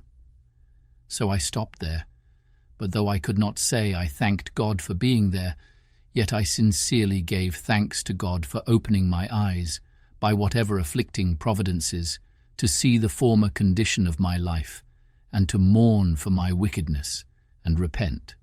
I never opened the Bible or shut it, but my very soul within me blessed God for directing my friend in England, without any order of mine, to pack it up among my goods, and for assisting me afterwards to save it out of the wreck of the ship. Thus, and in this disposition of mind, I began my 3rd year. And though I have not given the reader the trouble of so particular an account of my works this year as the first, yet in general it may be observed that I was very seldom idle, but having regularly divided my time according to the several daily employments that were before me, such as, first, my duty to God, and the reading the Scriptures, which I constantly set apart some time for thrice every day. Secondly, the going abroad with my gun for food, which generally took me up 3 hours in every morning when it did not rain. Thirdly, the ordering, cutting, preserving, and cooking what I had killed or caught for my supply. These took up great part of the day. Also it is to be considered that in the middle of the day, when the sun was in the zenith, the violence of the heat was too great to stir out, so that about 4 hours in the evening was all the time I could be supposed to work in, with this exception, that sometimes I changed my hours of hunting and working, and went to work in the morning and abroad with my gun in the afternoon. To this short time allowed for labour, I desire may be added the exceeding laboriousness of my work. The many hours which, for want of tools, want of help, and want of skill, everything I did took up out of my time. For example, I was full 42 days in making a board for a long shelf which I wanted in my cave, whereas 2 sawyers with their tools and a saw pit would have cut 6 of them out of the same tree in half a day. My case was this. It was to be a large tree which was to be cut down, because my board was to be a broad one. This tree I was 3 days in cutting down, and 2 more cutting off the boughs, and reducing it to a log or piece of timber. With inexpressible hacking and hewing, I reduced both the sides of it into chips till it began to be light enough to move. Then I turned it and made one side of it smooth and flat as a board from end to end. Then, turning that side downward, cut the other side till I brought the plank to be about 3 inches thick and smooth on both sides. Anyone may judge the labour of my hands in such a piece of work, but labour and patience carried me through that, and many other things. I only observe this in particular to show the reason why so much of my time went away with so little work, viz., that what might be a little to be done with help and tools was a vast labour and required a prodigious time to do alone and by hand. But notwithstanding this, with patience and labour, I got through everything that my circumstances made necessary to me to do, as will appear by what follows. I was now, in the months of November and December, expecting my crop of barley and rice. The ground I had manured and dug up for them was not great, for as I observed, my seed of each was not above the quantity of half a peck, for I had lost 1 whole crop by sowing in the dry season. But now my crop promised very well, when on a sudden I found I was in danger of losing it all again by enemies of several sorts, which it was scarcely possible to keep from it. As first, the goats and wild creatures which I called hares, who, tasting the sweetness of the blade, lay in it night and day as soon as it came up, and eat it so close that it could get no time to shoot up into stalk. This I saw no remedy for, but by making an enclosure about it with a hedge, which I did with a great deal of toil, and the more because it required speed. However, as my arable land was but small, suited to my crop, I got it totally well fenced in about 3 weeks' time, and shooting some of the creatures in the daytime, I set my dog to guard it in the night, tying him up to a stake at the gate where he would stand and bark all night long. So in a little time the enemies forsook the place, and the corn grew very strong and well, and began to ripen apace. But as the beasts ruined me before, while my corn was in the blade, so the birds were as likely to ruin me now when it was in the ear. For going along by the place to see how it throve, I saw my little crop surrounded with fowls, of I know not how many sorts, who stood, as it were, watching till I should be gone. I immediately let fly among them, for I always had my gun with me. I had no sooner shot, but there rose up a little cloud of fowls, which I had not seen at all from among the corn itself. This touched me sensibly, for I foresaw that in a few days they would devour all my hopes, that I should be starved, and never be able to raise a crop at all, and what to do I could not tell.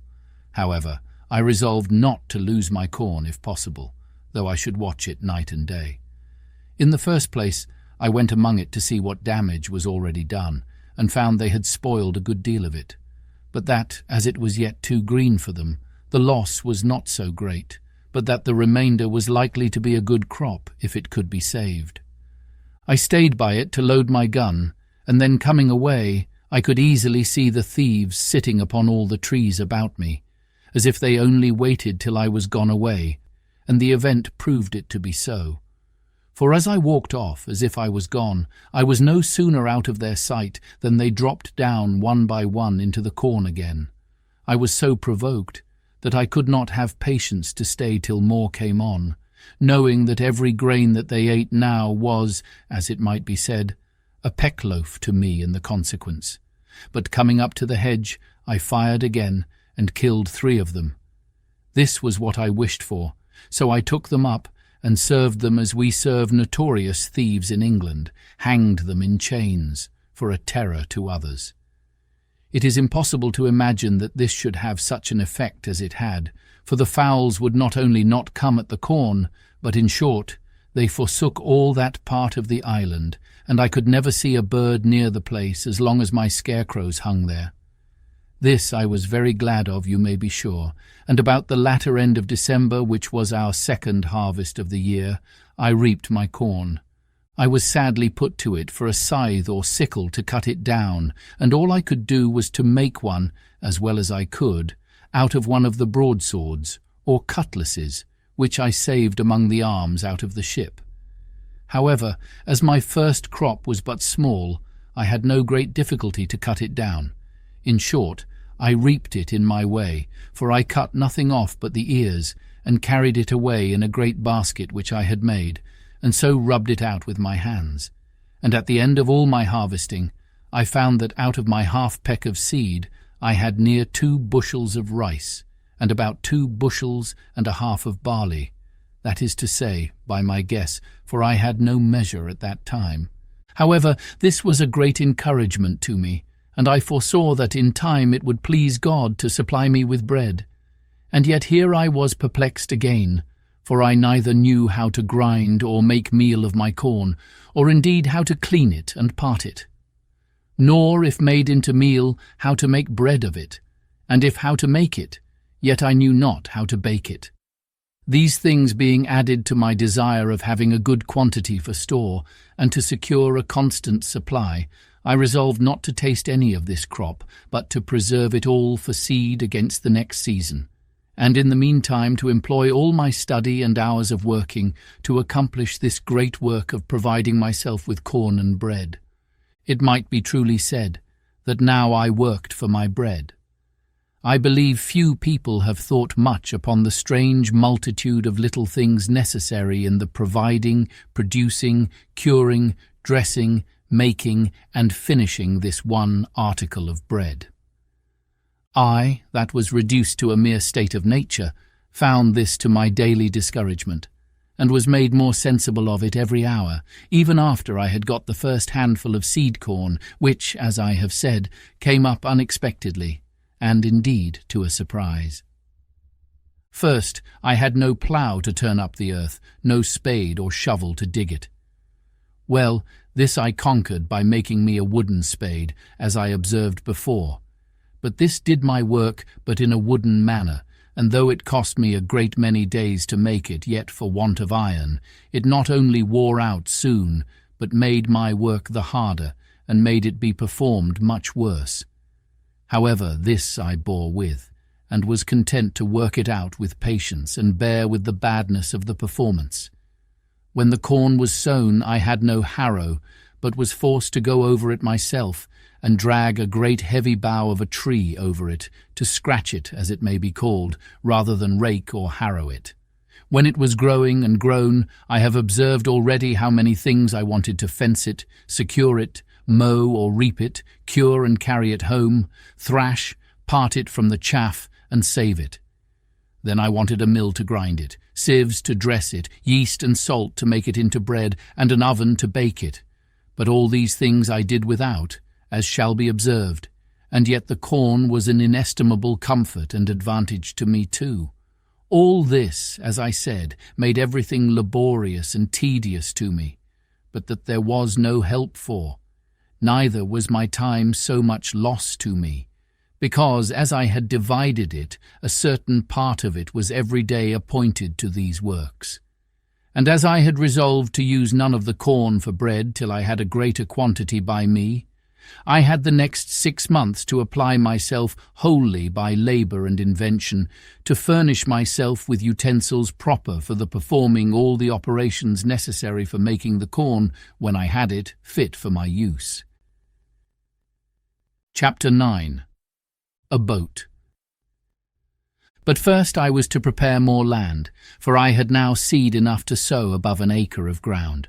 Before I did this I had a week's work at least to make me a spade, which, when it was done, was but a sorry one indeed, and very heavy, and required double labour to work with it. However, I got through that, and sowed my seed in 2 large flat pieces of ground, as near my house as I could find them to my mind, and fenced them in with a good hedge, the stakes of which were all cut off that wood which I had set before, and knew it would grow, so that in a year's time I knew I should have a quick or living hedge that would want but little repair. This work did not take me up less than 3 months, because a great part of that time was the wet season, when I could not go abroad. Within doors, that is when it rained, and I could not go out, I found employment in the following occupations, always observing that all the while I was at work I diverted myself with talking to my parrot and teaching him to speak, and I quickly taught him to know his own name, and at last to speak it out pretty loud, Pole, which was the first word I ever heard spoken in the island by any mouth but my own. This, therefore, was not my work, but an assistance to my work.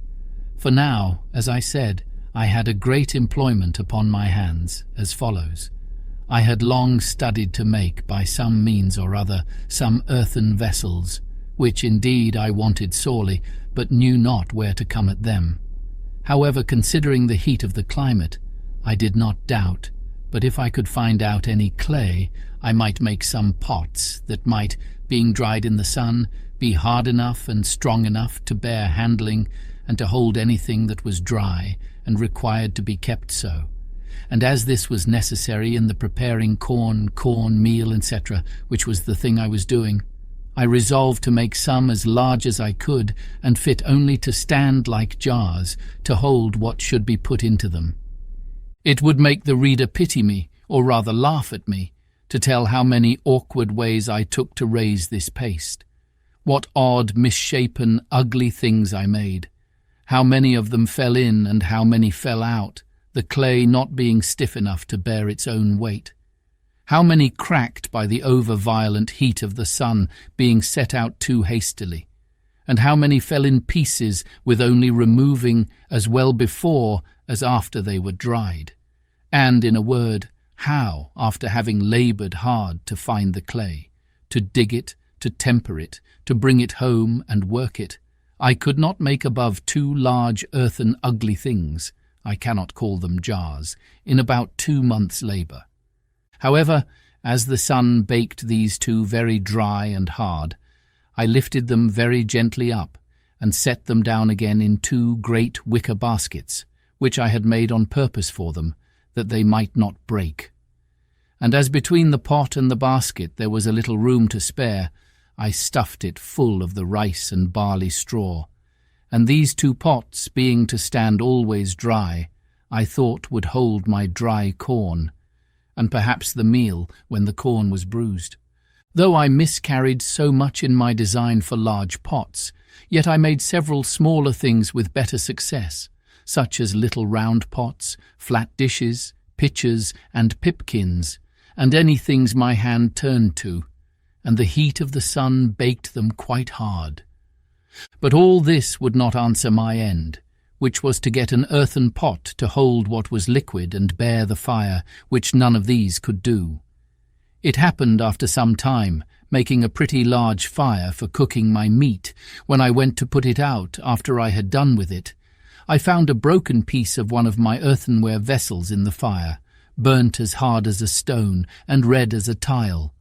I was agreeably surprised to see it, and said to myself that certainly they might be made to burn whole, if they would burn broken. This set me to study how to order my fire so as to make it burn some pots. I had no notion of a kiln such as the potters burn in, or of glazing them with lead, though I had some lead to do it with, but I placed 3 large pipkins and 2 or 3 pots in a pile, one upon another, and placed my firewood all round it, with a great heap of embers under them.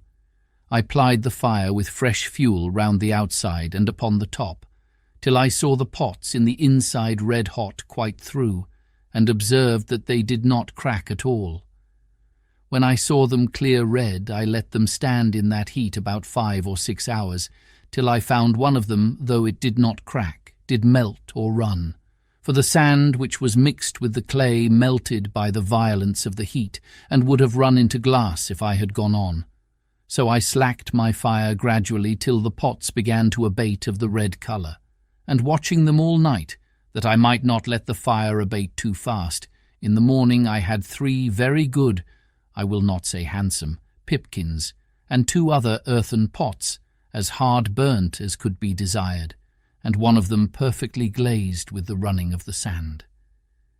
After this experiment I need not say that I wanted no sort of earthenware for my use, but I must needs say as to the shapes of them, they were very indifferent, as anyone may suppose, when I had no way of making them but as the children make dirt pies, or as a woman would make pies that never learned to raise paste. No joy at a thing of so mean a nature was ever equal to mine, when I found I had made an earthen pot that would bear the fire, and I had hardly patience to stay till they were cold before I set one on the fire again with some water in it to boil me some meat, which it did admirably well. And with a piece of a kid I made some very good broth, though I wanted oatmeal, and several other ingredients requisite to make it as good as I would have had it been. My next concern was to get me a stone mortar to stamp or beat some corn in, for as to the mill, there was no thought of arriving at that perfection of art with one pair of hands. To supply this want, I was at a great loss, for of all the trades in the world, I was as perfectly unqualified for a stone cutter as for any whatever, neither had I any tools to go about it with. I spent many a day to find out a great stone big enough to cut hollow and make fit for a mortar, and could find none at all, except what was in the solid rock, and which I had no way to dig or cut out, nor indeed were the rocks in the island of hardness sufficient, but were all of a sandy, crumbling stone, which neither would bear the weight of a heavy pestle, nor would break the corn without filling it with sand. So, after a great deal of time lost in searching for a stone, I gave it over, and resolved to look out for a great block of hard wood, which I found indeed much easier, and getting one as big as I had strength to stir, I rounded it, and formed it on the outside with my axe and hatchet, and then with the help of fire and infinite labour, made a hollow place in it, as the Indians in Brazil make their canoes. After this, I made a great heavy pestle or beater of the wood called the ironwood, and this I prepared and laid by against I had my next crop of corn, which I proposed to myself to grind, or rather pound into meal to make bread. My next difficulty was to make a sieve, or circe, to dress my meal, and to part it from the bran and the husk, without which I did not see it possible I could have any bread. This was a most difficult thing even to think on, for to be sure I had nothing like the necessary thing to make it, I mean fine thin canvas or stuff to circe the meal through. And here I was at a full stop for many months, nor did I really know what to do. Linen I had none left but what was mere rags. I had goat's hair, but neither knew how to weave it or spin it, and had I known how, here were no tools to work it with. All the remedy that I found for this was that at last I did remember I had, among the seamen's clothes which were saved out of the ship, some neckcloths of calico or muslin, and with some pieces of these I made 3 small sieves proper enough for the work, and thus I made shift for some years. How I did afterwards I shall show in its place. The baking part was the next thing to be considered, and how I should make bread when I came to have corn, for first I had no yeast. As to that part, there was no supplying the want, so I did not concern myself much about it. But for an oven I was indeed in great pain. At length I found out an experiment for that also, which was this. I made some earthen vessels very broad, but not deep, that is to say, about 2 feet diameter, and not above 9 inches deep. These I burned in the fire, as I had done the other, and laid them by, and when I wanted to bake, I made a great fire upon my hearth, which I had paved with some square tiles of my own baking and burning also. but I should not call them square. When the firewood was burned pretty much into embers or live coals, I drew them forward upon this hearth, so as to cover it all over, and there I let them lie till the hearth was very hot. Then, sweeping away all the embers, I set down my loaf or loaves, and whelming down the earthen pot upon them, drew the embers all round the outside of the pot, to keep in and add to the heat. And thus, as well as in the best oven in the world, I baked my barley loaves, and became in little time a good pastry cook into the bargain. For I made myself several cakes and puddings of the rice, but I made no pies, neither had I anything to put into them, supposing I had, except the flesh either of fowls or goats. It need not be wondered at if all these things took me up most part of the 3rd year of my abode here, for it is to be observed that in the intervals of these things I had my new harvest and husbandry to manage. For I reaped my corn in its season, and carried it home as well as I could, and laid it up in the ear in my large baskets, till I had time to rub it out, for I had no floor to thrash it on, or instrument to thrash it with. And now indeed my stock of corn increasing, I really wanted to build my barns bigger. I wanted a place to lay it up in, for the increase of the corn now yielded me so much, that I had of the barley about 20 bushels, and of the rice as much or more, insomuch that now I resolved to begin to use it freely, for my bread had been quite gone a great while. Also I resolved to see what quantity would be sufficient for me a whole year, and to sow but once a year. Upon the whole, I found that the 40 bushels of barley and rice were much more than I could consume in a year. So I resolved to sow just the same quantity every year that I sowed the last, in hopes that such a quantity would fully provide me with bread, etc. All the while these things were doing, you may be sure my thoughts ran many times upon the prospect of land which I had seen from the other side of the island, and I was not without secret wishes that I were on shore there, fancying that, seeing the mainland and an inhabited country, I might find some way or other to convey myself further, and perhaps at last find some means of escape. But all this while I made no allowance for the dangers of such an undertaking, and how I might fall into the hands of savages, and perhaps such as I might have reason to think far worse than the lions and tigers of Africa, that if I once came in their power, I should run a hazard of more than 1,000 to 1 of being killed, and perhaps of being eaten. For I had heard that the people of the Caribbean coast were cannibals or man-eaters, and I knew by the latitude that I could not be far from that shore. Then, supposing they were not cannibals, yet they might kill me, as many Europeans who had fallen into their hands had been served, even when they had been 10 or 20 together, much more I, that was but one, and could make little or no defence. All these things I say which I ought to have considered well, and did come into my thoughts afterwards, yet gave me no apprehensions at first, and my head ran mightily upon the thought of getting over to the shore. Now I wished for my boy Jury, and the long boat with shoulder of mutton sail, with which I sailed above 1,000 miles on the coast of Africa. But this was in vain.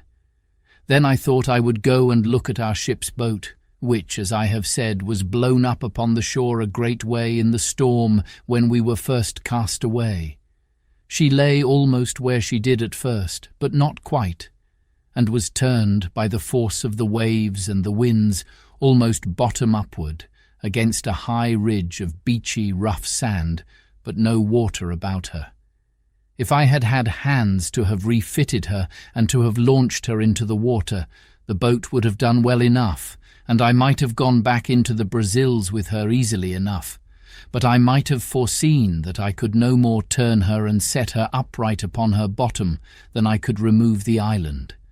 However, I went to the woods and cut levers and rollers, and brought them to the boat, resolving to try what I could do, suggesting to myself that if I could but turn her down, I might repair the damage she had received, and she would be a very good boat, and I might go to sea in her very easily.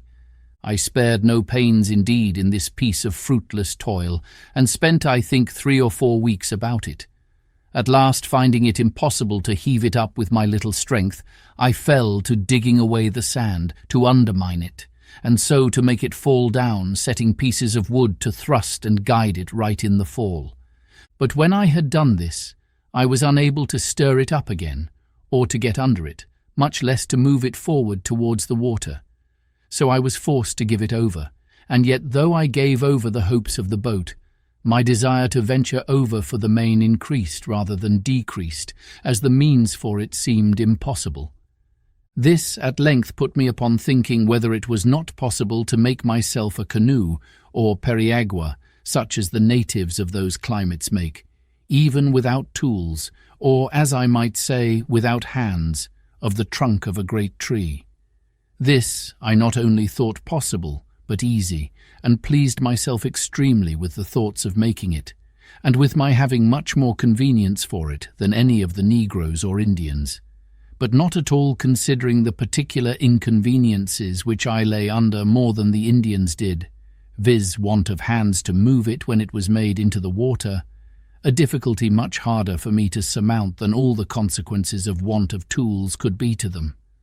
For what was it to me, if, when I had chosen a vast tree in the woods and with much trouble cut it down, if I had been able with my tools to hew and dub the outside into the proper shape of a boat, and burn or cut out the inside to make it hollow so as to make a boat of it, if, after all this, I must leave it just there where I found it, and not be able to launch it into the water? One would have thought I could not have had the least reflection upon my mind of my circumstances while I was making this boat, but I should have immediately thought how I should get it into the sea. But my thoughts were so intent upon my voyage over the sea in it, that I never once considered how I should get it off the land. And it was really, in its own nature, more easy for me to guide it over 45 miles of sea than about 45 fathoms of land where it lay, to set it afloat in the water. I went to work upon this boat the most like a fool that ever man did who had any of his senses awake. I pleased myself with the design, without determining whether I was ever able to undertake it. Not but that the difficulty of launching my boat came often into my head, but I put a stop to my inquiries into it by this foolish answer which I gave myself: "Let me first make it. I warrant I will find some way or other to get it along when it is done." This was a most preposterous method, but the eagerness of my fancy prevailed, and to work I went. I felled a cedar tree, and I question much whether Solomon ever had such a one for the building of the Temple of Jerusalem.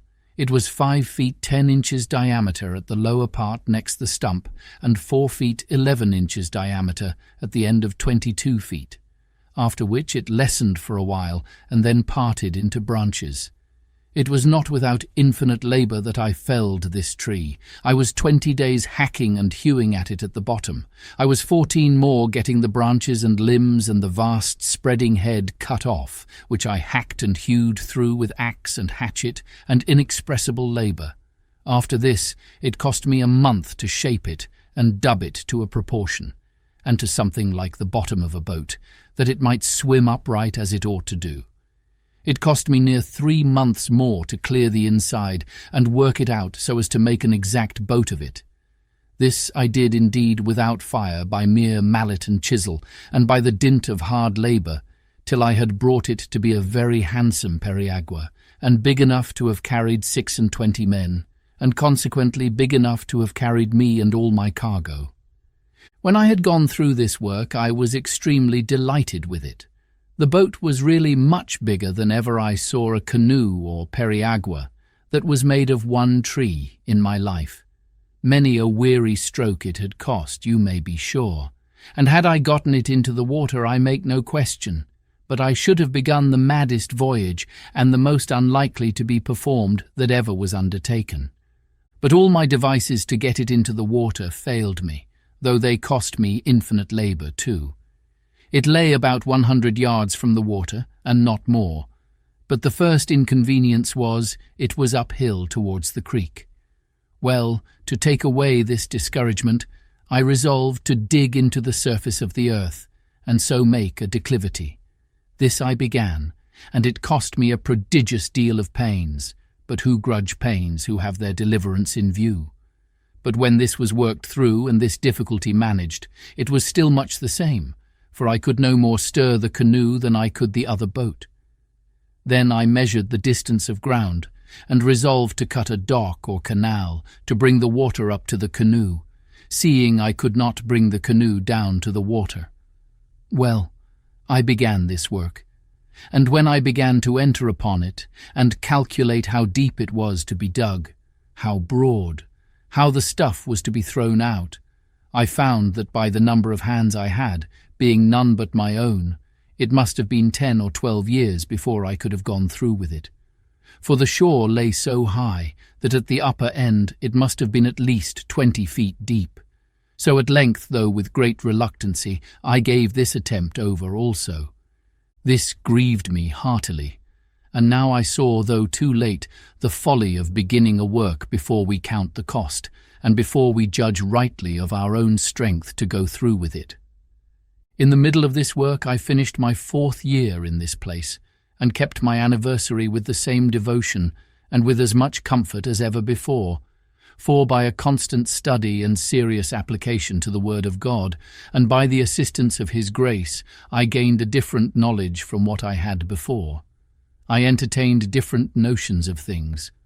I looked now upon the world as a thing remote, which I had nothing to do with, no expectations from, and indeed no desires about. In a word, I had nothing indeed to do with it, nor was ever likely to have. So I thought it looked, as we may perhaps look upon it hereafter, viz., as a place I had lived in, but was come out of it, and well might I say, as Father Abraham to Dives, between me and thee is a great gulf fixed. In the first place I was removed from all the wickedness of the world here. I had neither the lusts of the flesh, the lusts of the eye, nor the pride of life. I had nothing to covet, for I had all that I was now capable of enjoying. I was lord of the whole manor, or, if I pleased, I might call myself king or emperor over the whole country which I had possession of. There were no rivals. I had no competitor, none to dispute sovereignty or command with me. I might have raised ship-loadings of corn, but I had no use for it, so I let as little grow as I thought enough for my occasion. I had tortoise or turtle enough, but now and then one was as much as I could put to any use. I had timber enough to have built a fleet of ships, and I had grapes enough to have made wine, or to have cured into raisins, to have loaded that fleet when it had been built. But all I could make use of was all that was valuable. I had enough to eat and supply my wants, and what was all the rest to me? If I killed more flesh than I could eat, the dog must eat it, or vermin. If I sowed more corn than I could eat, it must be spoiled. The trees that I cut down were lying to rot on the ground.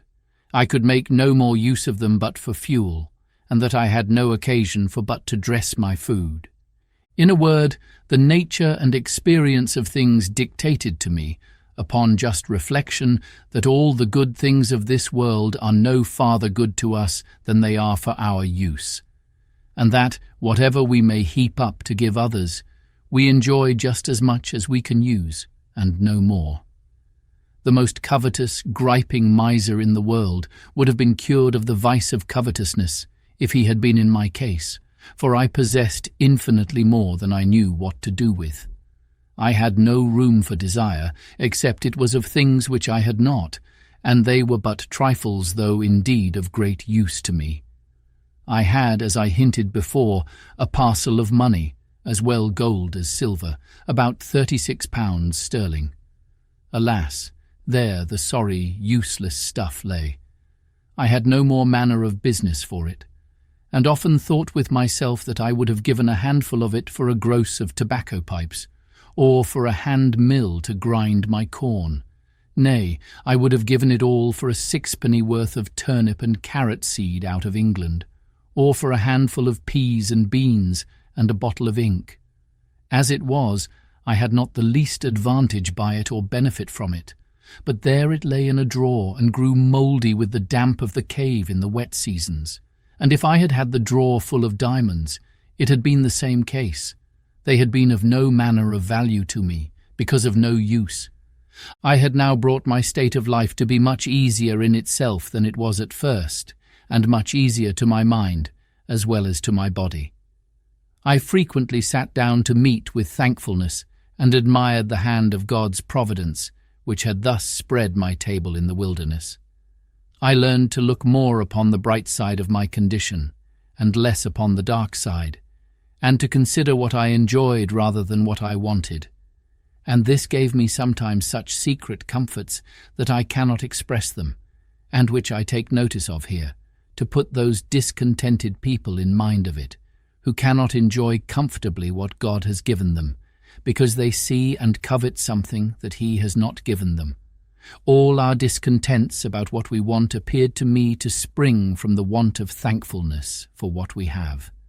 Another reflection was of great use to me, and doubtless would be so to anyone that should fall into such distress as mine was, and this was to compare my present condition with what I at first expected it would be.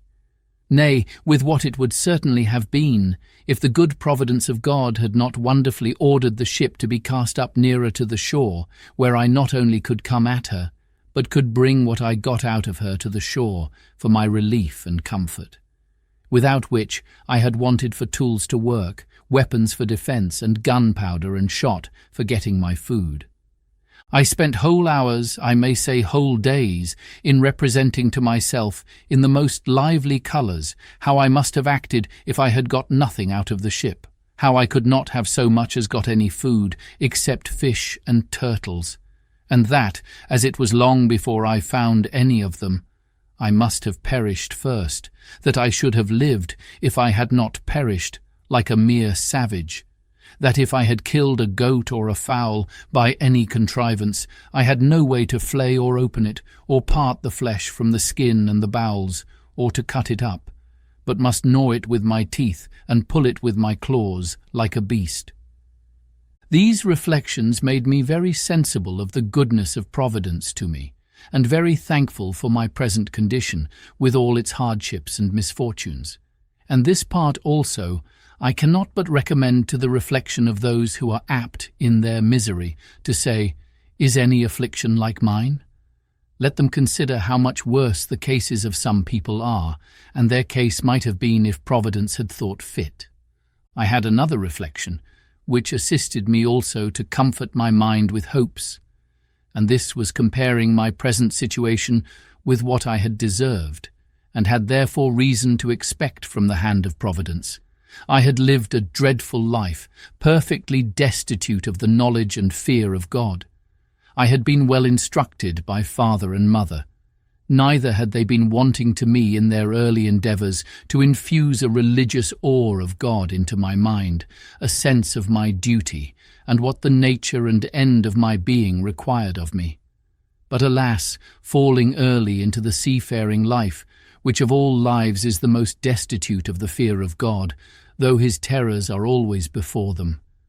I say, falling early into the seafaring life and into seafaring company, all that little sense of religion which I had entertained was laughed out of me by my messmates, by a hardened despising of dangers and the views of death, which grew habitual to me by my long absence from all manner of opportunities to converse with anything but what was like myself, or to hear anything that was good or tended towards it. So void was I of everything that was good, or the least sense of what I was or was to be, that in the greatest deliverances I enjoyed, such as my escape from Sallee, my being taken up by the Portuguese master of the ship, my being planted so well in the Brazils, my receiving the cargo from England and the like. I never had once the words "thank God" so much as on my mind or in my mouth, nor in the greatest distress had I so much as a thought to pray to Him, or so much as to say, "Lord, have mercy upon me." No, nor to mention the name of God, unless it was to swear by and blaspheme it. I had terrible reflections upon my mind for many months, as I have already observed, on account of my wicked and hardened life past. And when I looked about me, and considered what particular providences had attended me since my coming into this place, and how God had dealt bountifully with me, had not only punished me less than my iniquity had deserved, but had so plentifully provided for me, this gave me great hopes that my repentance was accepted and that God had yet mercy in store for me. With these reflections I worked my mind up, not only to a resignation to the will of God in the present disposition of my circumstances, but even to a sincere thankfulness for my condition, and that I, who was yet a living man, ought not to complain, seeing I had not the due punishment of my sins, that I enjoyed so many mercies which I had no reason to have expected in that place, that I ought never more to repine at my condition, but to rejoice and to give daily thanks for that daily bread, which nothing but a crowd of wonders could have brought, that I ought to consider I had been fed even by a miracle, even as great as that of feeding Elijah by ravens, nay, by a long series of miracles, and that I could hardly have named a place in the uninhabitable part of the world where I could have been cast more to my advantage, a place where, as I had no society, which was my affliction on one hand, so I found no ravenous beasts, no furious wolves or tigers to threaten my life, no venomous creatures or poisons which I might feed on to my hurt, no savages to murder and devour me. In a word, as my life was a life of sorrow one way, so it was a life of mercy another, and I wanted nothing to make it a life of comfort, but to be able to make my sense of God's goodness to me and care over me in this condition be my daily consolation. And after I did make a just improvement on these things, I went away and was no more sad. I had now been here so long that many things which I had brought on shore for my help were either quite gone or very much wasted and near spent. My ink, as I observed, had been gone some time, all but a very little, which I eked out with water, a little and a little, till it was so pale, it scarce left any appearance of black upon the paper. As long as it lasted, I made use of it to minute down the days of the month on which any remarkable thing happened to me, and first by casting up times past, I remembered that there was a strange concurrence of days in the various providences which befell me, and which, if I had been superstitiously inclined to observe days as fatal or fortunate, I might have had reason to have looked upon with a great deal of curiosity. First, I had observed that the same day that I broke away from my father and friends and ran away to Hull in order to go to sea, the same day afterwards I was taken by the Sally man-of-war and made a slave. The same day of the year that I escaped out of the wreck of that ship in Yarmouth Roads, that same day year afterwards I made my escape from Sally in a boat. The same day of the year I was born on, viz. the 30th of September, that same day I had my life so miraculously saved 26 years after, when I was cast on shore in this island, so that my wicked life and my solitary life began both on a day. The next thing to my ink being wasted was that of my bread. I mean the biscuit which I brought out of the ship. This I had husbanded to the last degree, allowing myself but one cake of bread a day for above a year, and yet I was quite without bread for near a year before I got any corn of my own, and great reason I had to be thankful that I had any at all, the getting it being, as has been already observed, next to miraculous. My clothes, too, began to decay. As to linen, I had had none a good while, except some checkered shirts, which I found in the chests of the other seamen, and which I carefully preserved, because many times I could bear no other clothes on but a shirt, and it was a very great help to me that I had, among all the men's clothes of the ship, almost 3 dozen of shirts. There were also indeed several thick watch-coats of the seamen's which were left, but they were too hot to wear, and though it is true that the weather was so violently hot that there was no need of clothes, yet I could not go quite naked, no, though I had been inclined to it, which I was not, nor could I abide the thought of it, though I was alone. The reason why I could not go naked was, I could not bear the heat of the sun so well when quite naked as with some clothes on. Nay, the very heat frequently blistered my skin, whereas with a shirt on, the air itself made some motion, and whistling under the shirt was twofold cooler than without it. No more could I ever bring myself to go out in the heat of the sun without a cap or a hat. The heat of the sun, beating with such violence as it does in that place, would give me the headache presently, by darting so directly on my head, without a cap or hat on, so that I could not bear it, whereas if I put on my hat it would presently go away. Upon these views I began to consider about putting the few rags I had, which I called clothes, into some order. I had worn out all the waistcoats I had, and my business was now to try if I could not make jackets out of the great watch coats which I had by me, and with such other materials as I had. So I set to work, tailoring, or rather indeed botching, for I made most piteous work of it. However, I made shift to make 2 or 3 new waistcoats, which I hoped would serve me a great while. As for breeches or drawers, I made but a very sorry shift indeed till afterwards. I have mentioned that I saved the skins of all the creatures that I killed, I mean 4-footed ones, and I had them hung up, stretched out with sticks in the sun, by which means some of them were so dry and hard that they were fit for little, but others were very useful. The first thing I made of these was a great cap for my head, with the hair on the outside, to shoot off the rain. And this I performed so well that after I made me a suit of clothes wholly of these skins, that is to say, a waistcoat, and breeches open at the knees, and both loose, for they were rather wanting to keep me cool than to keep me warm. I must not omit to acknowledge that they were wretchedly made, for if I was a bad carpenter, I was a worse tailor. However, they were such as I made very good shift with, and when I was out, if it happened to rain, the hair of my waistcoat and cap being outermost, I was kept very dry. After this, I spent a great deal of time and pains to make an umbrella.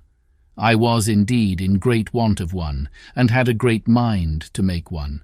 I had seen them made in the Brazils, where they are very useful in the great heats there, and I felt the heats every jot as great here, and greater too, being nearer the equinox. Besides, as I was obliged to be much abroad, it was a most useful thing to me, as well for the rains as the heats. I took a world of pains with it, and was a great while before I could make anything likely to hold. Nay, after I had thought I had hit the way, I spoiled 2 or 3 before I made one to my mind, but at last I made one that answered indifferently well. The main difficulty I found was to make it let down. I could make it spread, but if it did not let down too and draw in, it was not portable for me any way but just over my head, which would not do. However, at last, as I said, I made one to answer, and covered it with skins, the hair upwards, so that it cast off the rain like a penthouse, and kept off the sun so effectually that I could walk out in the hottest of the weather with greater advantage than I could before in the coolest, and when I had no need of it could close it and carry it under my arm. Thus I lived mighty comfortably, my mind being entirely composed by resigning myself to the will of God, and throwing myself wholly upon the disposal of his providence. This made my life better than sociable, for when I began to regret the want of conversation, I would ask myself whether thus conversing mutually with my own thoughts, and, as I hope I may say, with even God himself, by ejaculations, was not better than the utmost enjoyment of human society in the world. Chapter 10. Tames Goats. I cannot say that after this, for 5 years, any extraordinary thing happened to me, but I lived on in the same course, in the same posture and place, as before. The chief things I was employed in, besides my yearly labour of planting my barley and rice and curing my raisins, of both which I always kept up just enough to have sufficient stock of 1 year's provisions beforehand. I say, besides this yearly labour, and my daily pursuit of going out with my gun, I had one labour to make a canoe, which at last I finished, so that by digging a canal to it of 6 feet wide and 4 feet deep, I brought it into the creek almost half a mile. As for the first, which was so vastly big, for I made it without considering beforehand, as I ought to have done, how I should be able to launch it, so never being able to bring it into the water, or bring the water to it, I was obliged to let it lie where it was, as a memorandum to teach me to be wiser the next time. Indeed, the next time, though I could not get a tree proper for it, and was in a place where I could not get the water to it at any less distance than, as I have said, near half a mile. Yet, as I saw it was practicable at last, I never gave it over, and though I was near 2 years about it, yet I never grudged my labour, in hopes of having a boat to go off to sea at last. However, though my little periagua was finished, yet the size of it was not at all answerable to the design which I had in view when I made the first. I mean of venturing over to the terra firma, where it was above 40 miles broad. Accordingly, the smallness of my boat assisted to put an end to that design, and now I thought no more of it. As I had a boat, my next design was to make a cruise round the island, for as I had been on the other side in one place, crossing, as I have already described it, over the land, so the discoveries I made in that little journey made me very eager to see other parts of the coast. And now I had a boat. I thought of nothing but sailing round the island.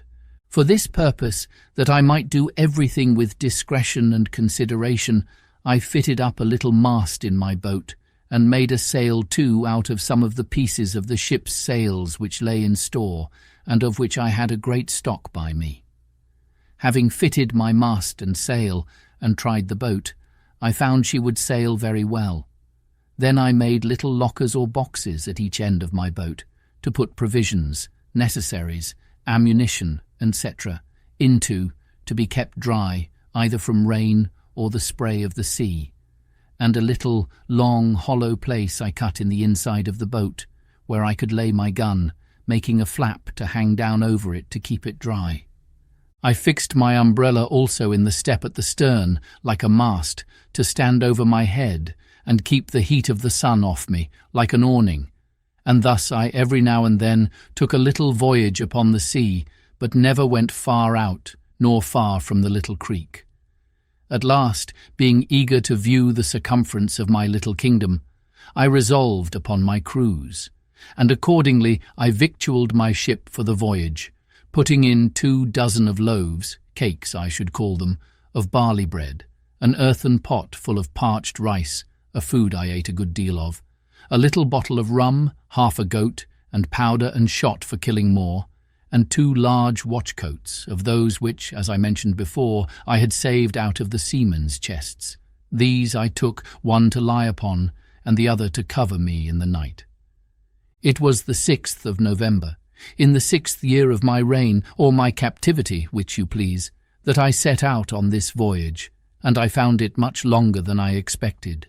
For though the island itself was not very large, yet when I came to the east side of it, I found a great ledge of rocks lie out about 2 leagues into the sea, some above water, some under it, and beyond that a shoal of sand, lying dry half a league more, so that I was obliged to go a great way out to sea to double the point. When I first discovered them, I was going to give over my enterprise, and come back again, not knowing how far it might oblige me to go out to sea, and above all, doubting how I should get back again.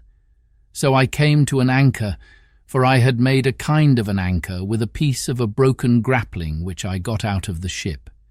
Having secured my boat, I took my gun and went on shore, climbing up a hill, which seemed to overlook that point where I saw the full extent of it, and resolved to venture. In my viewing the sea from that hill where I stood, I perceived a strong and indeed a most furious current, which ran to the east, and even came close to the point, and I took the more notice of it, because I saw there might be some danger, that when I came into it I might be carried out to sea by the strength of it, and not be able to make the island again. And indeed, had I not got first upon this hill, I believe it would have been so, for there was the same current on the other side the island, only that it set off at a further distance, and I saw there was a strong eddy under the shore, so I had nothing to do but to get out of the first current, and I should presently be in an eddy. I lay here, however, 2 days, because the wind blowing pretty fresh at ESE, and that being just contrary to the current, made a great breach of the sea upon the point, so that it was not safe for me to keep too close to the shore for the breach, nor to go too far off, because of the stream. The 3rd day, in the morning, the wind having abated overnight, the sea was calm, and I ventured, but I am a warning to all rash and ignorant pilots. For no sooner was I come to the point, when I was not even my boat's length from the shore, but I found myself in a great depth of water, and a current like the sluice of a mill. It carried my boat along with it with such violence that all I could do could not keep her so much as on the edge of it. But I found it hurried me farther and farther out from the eddy, which was on my left hand. There was no wind stirring to help me, and all I could do with my paddles signified nothing. And now I began to give myself over for lost, for as the current was on both sides of the island, I knew in a few leagues' distance they must join again, and then I was irrecoverably gone, nor did I see any possibility of avoiding it, so that I had no prospect before me but of perishing, not by the sea, for that was calm enough, but of starving from hunger. I had indeed found a tortoise on the shore, as big almost as I could lift, and had tossed it into the boat. And I had a great jar of fresh water, that is to say, one of my earthen pots. But what was all this to being driven into the vast ocean, where, to be sure, there was no shore, no mainland or island for 1,000 leagues at least? And now I saw how easy it was for the providence of God to make even the most miserable condition of mankind worse. Now I looked back upon my desolate, solitary island as the most pleasant place in the world, and all the happiness my heart could wish for was to be but there again. I stretched out my hands to it, with eager wishes. "O happy desert," said I shall never see thee more. O miserable creature, whither am going?" Then I reproached myself with my unthankful temper, and that I had repined at my solitary condition. And now, what would I give to be on shore there again? Thus, we never see the true state of our condition till it is illustrated to us by its contraries, nor know how to value what we enjoy but by the want of it. It is scarcely possible to imagine the consternation I was now in, being driven from my beloved island, for so it appeared to me now to be, into the wide ocean, almost 2 leagues, and in the utmost despair of ever recovering it again. However, I worked hard, till indeed my strength was almost exhausted, and kept my boat as much to the northward, that is, towards the side of the current which the eddy lay on, as possibly I could. When about noon, as the sun passed the meridian, I thought I felt a little breeze of wind in my face, springing up from south-southeast. This cheered my heart a little, and especially when, in about half an hour more, it blew a pretty gentle gale.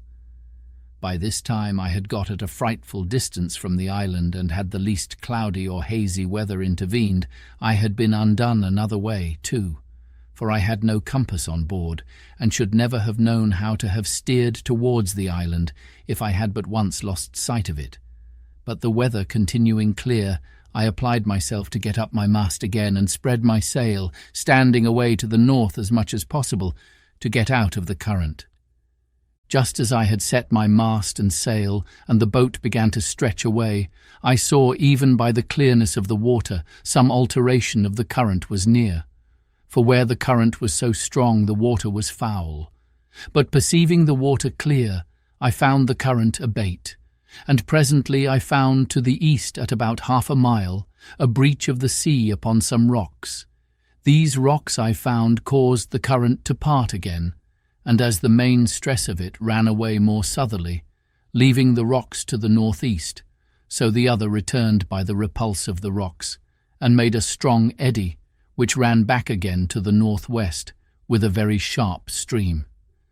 They who know what it is to have a reprieve brought to them upon the ladder, or to be rescued from thieves just going to murder them, or who have been in such extremities, may guess what my present surprise of joy was, and how gladly I put my boat into the stream of this eddy, and the wind also freshening, how gladly I spread my sail to it, running cheerfully before the wind, and with a strong tide or eddy underfoot.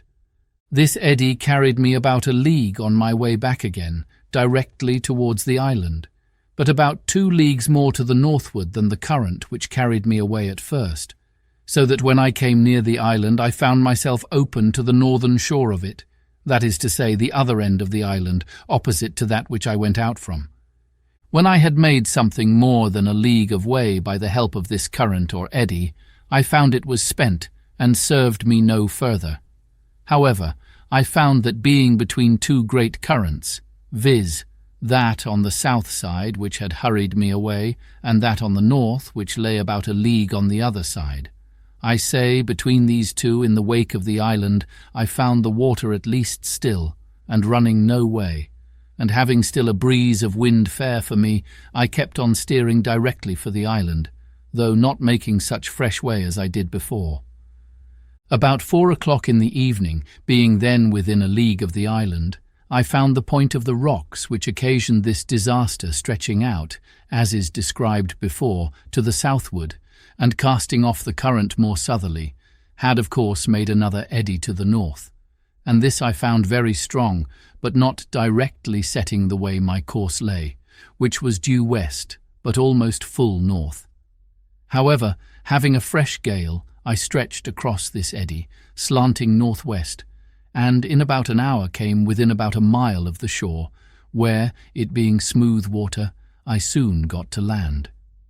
When I was on shore, I fell on my knees, and gave God thanks for my deliverance, resolving to lay aside all thoughts of my deliverance by my boat, and refreshing myself with such things as I had, I brought my boat close to the shore, in a little cove that I had spied under some trees, and laid me down to sleep, being quite spent with the labour and fatigue of the voyage. I was now at a great loss which way to get home with my boat. I had run so much hazard and knew too much of the case to think of attempting it by the way I went out, and what might be at the other side, I mean the west side, I knew not, nor had I any mind to run any more ventures.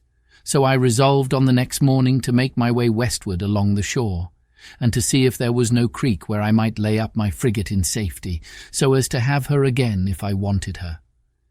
In about 3 miles or thereabouts, coasting the shore, I came to a very good inlet or bay, about a mile over, which narrowed till it came to a very little rivulet or brook, where I found a very convenient harbour for my boat, and where she lay as if she had been in a little dock made on purpose for her.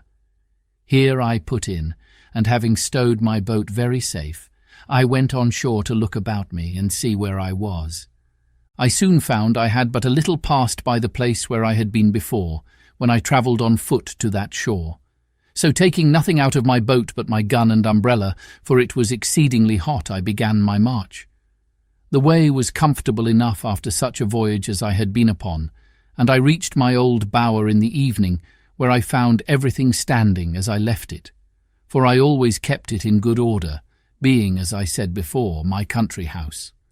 I got over the fence and laid me down in the shade to rest my limbs, for I was very weary, and fell asleep. But judge you, if you can, that read my story, what a surprise I must be in when I was awaked out of my sleep by a voice calling me by my name several times.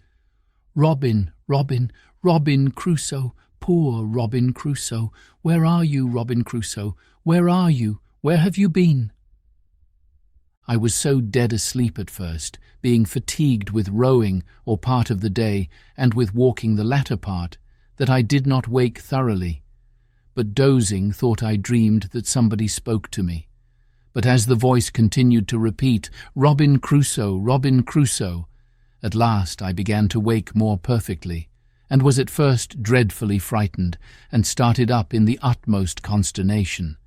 But no sooner were my eyes open, but I saw my Pole sitting on the top of the hedge, and immediately knew that it was he that spoke to me, for just in such bemoaning language I had used to talk to him and teach him, and he had learned it so perfectly that he would sit upon my finger and lay his bill close to my face and cry, "Poor Robin Crusoe! Where are you? Where have you been? How came you here?" and such things as I had taught him.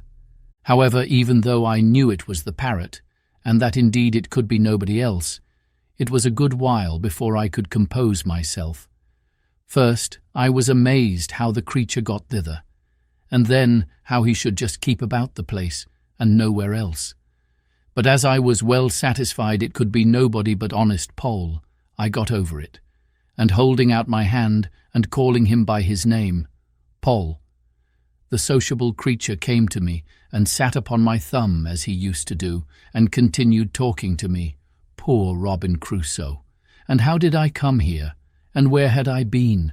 Just as if he had been overjoyed to see me again, and so I carried him home along with me. I had now had enough of rambling to sea for some time, and had enough to do for many days to sit still and reflect upon the danger I had been in. I would have been very glad to have had my boat again on my side of the island, but I knew not how it was practicable to get it about. As to the east side of the island, which I had gone round, I knew well enough there was no venturing that way. My very heart would shrink, and my very blood run chill, but to think of it. And as to the other side of the island, I did not know how it might be there.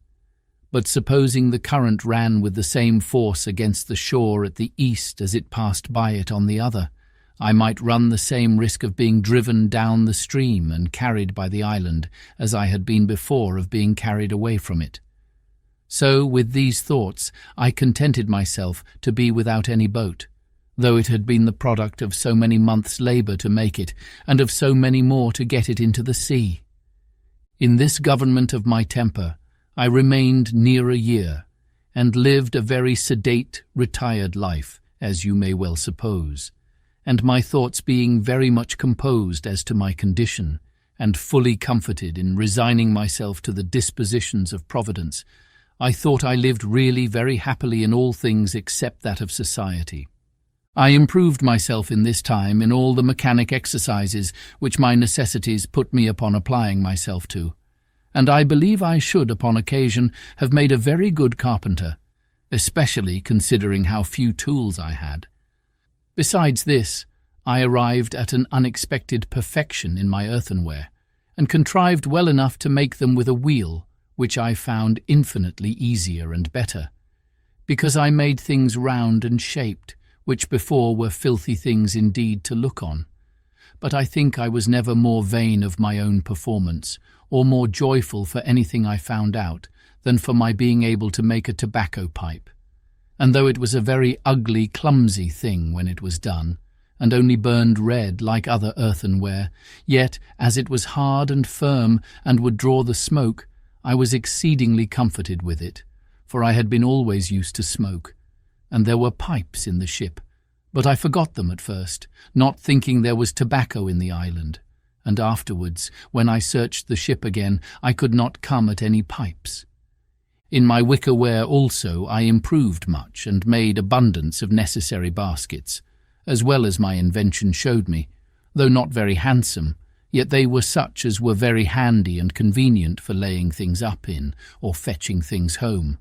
For example, if I killed a goat abroad, I could hang it up in a tree, flay it, dress it, and cut it in pieces, and bring it home in a basket, and the like by a turtle. I could cut it up, take out the eggs and a piece or two of the flesh, which was enough for me, and bring them home in a basket, and leave the rest behind me. Also, large deep baskets were the receivers of my corn, which I always rubbed out as soon as it was dry and cured, and kept it in great baskets. I began now to perceive my powder abated considerably. This was a want which it was impossible for me to supply, and I began seriously to consider what I must do when I should have no more powder, that is to say, how I should kill any goats. I had, as is observed in the 3rd year of my being here, kept a young kid, and bred her up tame, and I was in hopes of getting a he-goat, but I could not by any means bring it to pass till my kid grew an old goat, and as I could never find in my heart to kill her, she died at last of mere age. But being now in the 11th year of my residence, and as I have said, my ammunition growing low, I set myself to study some art to trap and snare the goats, to see whether I could not catch some of them alive, and particularly I wanted a she-goat great with young. For this purpose I made snares to hamper them, and I do believe they were more than once taken in them, but my tackle was not good, for I had no wire, and I always found them broken, and my bait devoured. At length I resolved to try a pitfall, so I dug several large pits in the earth, in places where I had observed the goats used to feed, and over those pits I placed hurdles of my own making too, with a great weight upon them. And several times I put ears of barley and dry rice without setting the trap. And I could easily perceive that the goats had gone in and eaten up the corn, for I could see the marks of their feet. At length I set 3 traps in one night, and going the next morning I found them all standing, and yet the bait eaten and gone. This was very discouraging. However, I altered my traps, and not to trouble you with particulars, going one morning to see my traps, I found in one of them a large old he-goat, and in one of the others 3 kids, a male and 2 females. As to the old one, I knew not what to do with him. He was so fierce I durst not go into the pit to him, that is to say, to bring him away alive, which was what I wanted. I could have killed him, but that was not my business, nor would it answer my end, so I even let him out, and he ran away as if he had been frightened out of his wits. But I did not then know what I afterwards learned, that hunger will tame a lion. If I had let him stay 3 or 4 days without food, and then have carried him some water to drink and then a little corn, he would have been as tame as one of the kids, for they are mighty, sagacious, tractable creatures, where they are well used. However, for the present, I let him go, knowing no better at that time. Then I went to the 3 kids, and taking them one by one, I tied them with strings together, and with some difficulty brought them all home. It was a good while before they would feed, but throwing them some sweet corn, it tempted them, and they began to be tame. And now I found that if I expected to supply myself with goat's flesh, when I had no powder or shot left, breeding some up tame was my only way, when perhaps I might have them about my house like a flock of sheep. But then it occurred to me that I must keep the tame from the wild, or else they would always run wild when they grew up, and the only way for this was to have some enclosed piece of ground, well fenced either with hedge or pale, to keep them in so effectually that those within might not break out, or those without break in. This was a great undertaking for one pair of hands, yet as I saw there was an absolute necessity for doing it, my first work was to find out a proper piece of ground, where there was likely to be herbage for them to eat, water for them to drink, and cover to keep them from the sun. Those who understand such enclosures will think I had very little contrivance when I pitched upon a place very proper for all these, being a plain, open piece of meadowland, or savannah, as our people call it in the western colonies, which had 2 or 3 little drills of fresh water in it, and at one end was very woody. I say they will smile at my forecast when I shall tell them I began by enclosing this piece of ground in such a manner that my hedge or pale must have been at least 2 miles about. Nor was the madness of it so great as to the compass, for if it was 10 miles about, I was like to have time enough to do it in, but I did not consider that my goats would be as wild in so much compass as if they had had the whole island, and I should have so much room to chase them in that I should never catch them. My hedge was begun and carried on, I believe, about 50 yards when this thought occurred to me, so I presently stopped short, and for the beginning I resolved to enclose a piece of about 150 yards in length and 100 yards in breadth, which, as it would maintain as many as I should have in any reasonable time, so as my stock increased, I could add more ground to my enclosure. This was acting with some prudence, and I went to work with courage. I was about 3 months hedging in the first piece, and till I had done it, I tethered the 3 kids in the best part of it, and used them to feed as near me as possible, to make them familiar. And very often I would go and carry them some ears of barley or a handful of rice and feed them out of my hand, so that after my enclosure was finished and I let them loose, they would follow me up and down, bleating after me for a handful of corn.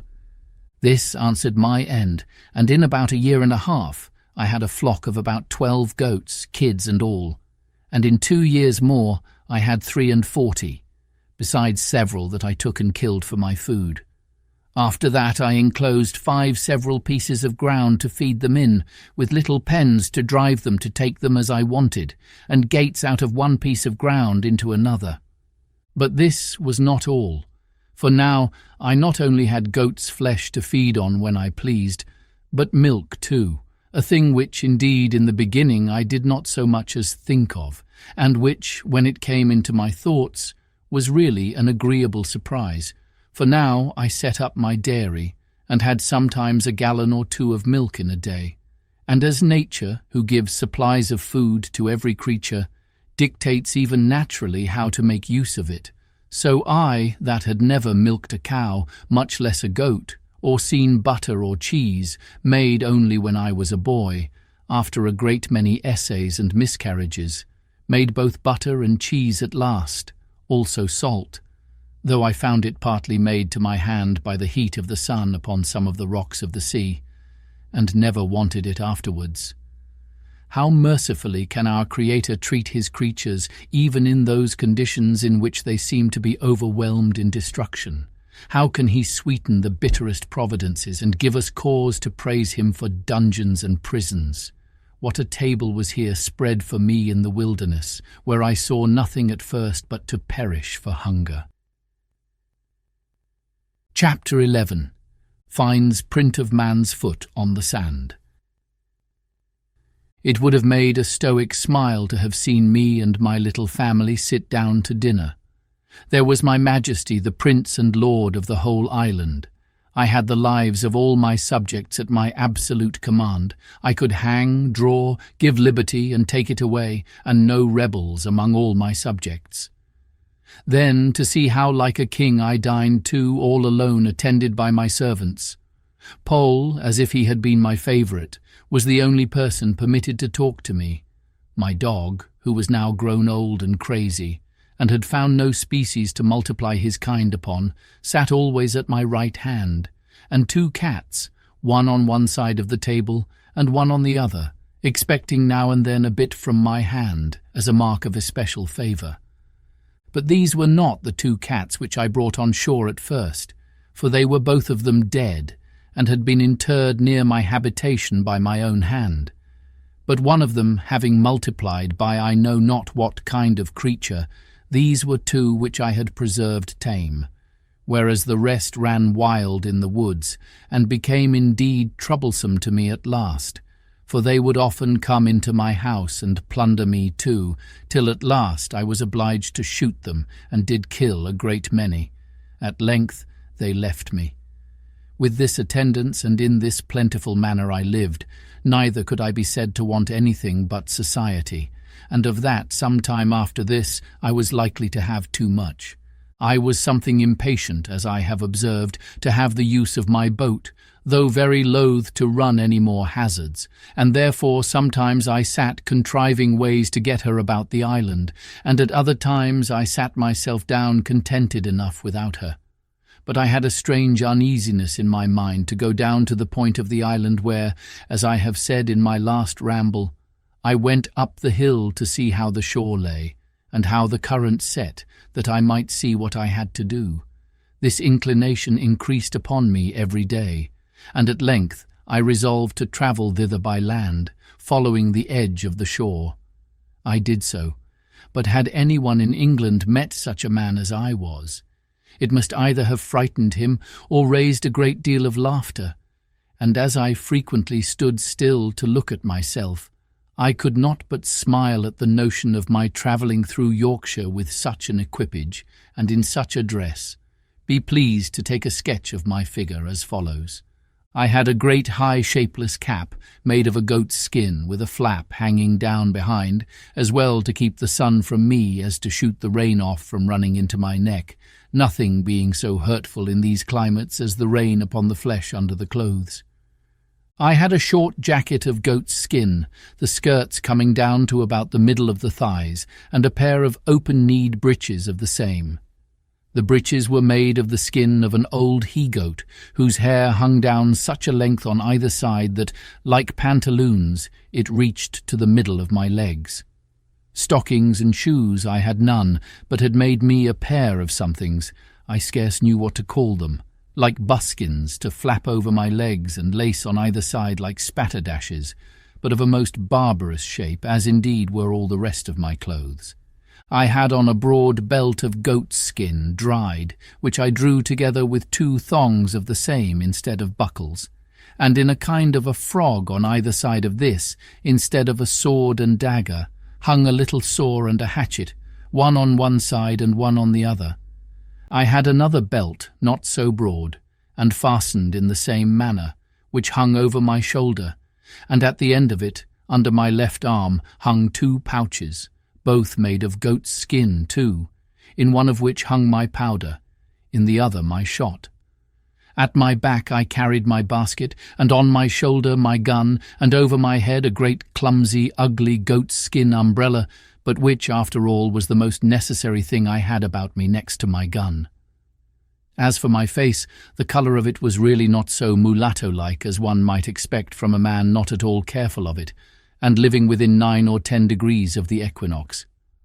My beard I had once suffered to grow till it was about 1/4 of a yard long, but as I had both scissors and razors sufficient, I had cut it pretty short, except what grew on my upper lip, which I had trimmed into a large pair of Mahometan whiskers, such as I had seen worn by some Turks at Sallee, for the Moors did not wear such, though the Turks did. Of these mustachios or whiskers, I will not say they were long enough to hang my hat upon them, but they were of a length and shape monstrous enough, and such as in England would have passed for frightful. But all this is by the by, for as to my figure, I had so few to observe me that it was of no manner of consequence, so I say no more of that. In this kind of dress I went my new journey, and was out 5 or 6 days. I travelled first along the seashore, directly to the place where I first brought my boat to an anchor to get upon the rocks, and having no boat now to take care of, I went over the land a nearer way to the same height that I was upon before, when, looking forward to the points of the rocks which lay out, and which I was obliged to double with my boat, as is said above, I was surprised to see the sea all smooth and quiet, no rippling, no motion, no current, any more there than in other places. I was at a strange loss to understand this, and resolved to spend some time in the observing it, to see if nothing from the sets of the tide had occasioned it. But I was presently convinced how it was, viz., that the tide of ebb setting from the west and joining with the current of waters from some great river on the shore must be the occasion of this current, and that, according as the wind blew more forcibly from the west or from the north, this current came nearer or went farther from the shore. For, waiting thereabouts till evening, I went up to the rock again, and then, the tide of ebb being made, I plainly saw the current again as before, only that it ran farther off, being near 1/2 league from the shore, whereas in my case it set close upon the shore, and hurried me and my canoe along with it, which at another time it would not have done. This observation convinced me that I had nothing to do but to observe the ebbing and the flowing of the tide, and I might very easily bring my boat about the island again. But when I began to think of putting it in practice, I had such terror upon my spirits at the remembrance of the danger I had been in, that I could not think of it again with any patience. But on the contrary, I took up another resolution, which was more safe, though more laborious, and this was, that I would build, or rather make, me another periagua or canoe, and so have one for one side of the island, and one for the other.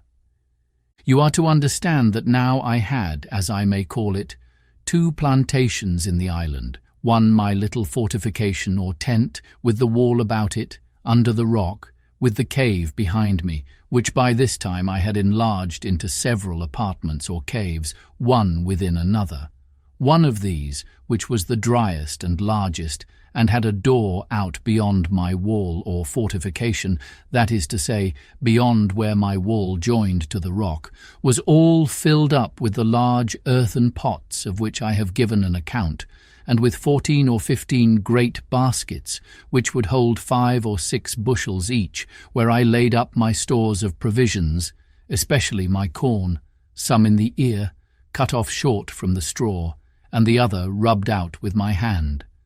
As for my wall made, as before, with long stakes or piles, those piles grew all like trees, and were by this time grown so big and spread so very much, that there was not the least appearance to anyone's view of any habitation behind them. Near this dwelling of mine, but a little farther within the land, and upon lower ground, lay my 2 pieces of corn land, which I kept duly cultivated and sowed, and which duly yielded me their harvest in its season. And whenever I had occasion for more corn, I had more land adjoining as fit as that. Besides this, I had my country seat, and I had now a tolerable plantation there also, for first I had my little bower, as I called it, which I kept in repair, that is to say, I kept the hedge which encircled it in constantly fitted up to its usual height, the ladder standing always in the inside. I kept the trees, which at first were no more than stakes, but were now grown very firm and tall, always cut, so that they might spread and grow thick and wild, and make the more agreeable shade, which they did effectually to my mind. In the middle of this I had my tent always standing, being a piece of a sail spread over poles, set up for that purpose, and which never wanted any repair or renewing. And under this I had made me a squab or couch with the skins of the creatures I had killed, and with other soft things, and a blanket laid on them, such as belonged to our sea-bedding, which I had saved, and a great watchcoat to cover me. And here, whenever I had occasion to be absent from my chief seat, I took up my country habitation. Adjoining to this I had my enclosures for my cattle, that is to say, my goats, and I had taken an inconceivable deal of pains to fence and enclose this ground.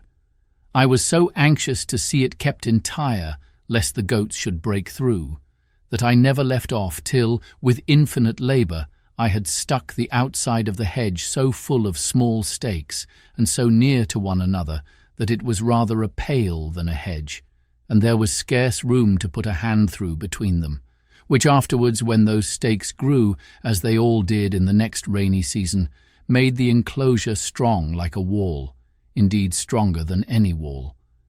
This will testify for me that I was not idle, and that I spared no pains to bring to pass whatever appeared necessary for my comfortable support. For I considered the keeping up a breed of tame creatures thus at my hand would be a living magazine of flesh, milk, butter, and cheese for me, as long as I lived in the place, if it were to be 40 years, and that keeping them in my reach depended entirely upon my perfecting my enclosures to such a degree that I might be sure of keeping them together, which by this method indeed I so effectually secured, that when these little stakes began to grow, I had planted them so very thick that I was forced to pull some of them up again. In this place also I had my grapes growing, which I principally depended on for my winter store of raisins, and which I never failed to preserve very carefully as the best and most agreeable dainty of my whole diet. And indeed they were not only agreeable, but medicinal, wholesome, nourishing, and refreshing to the last degree.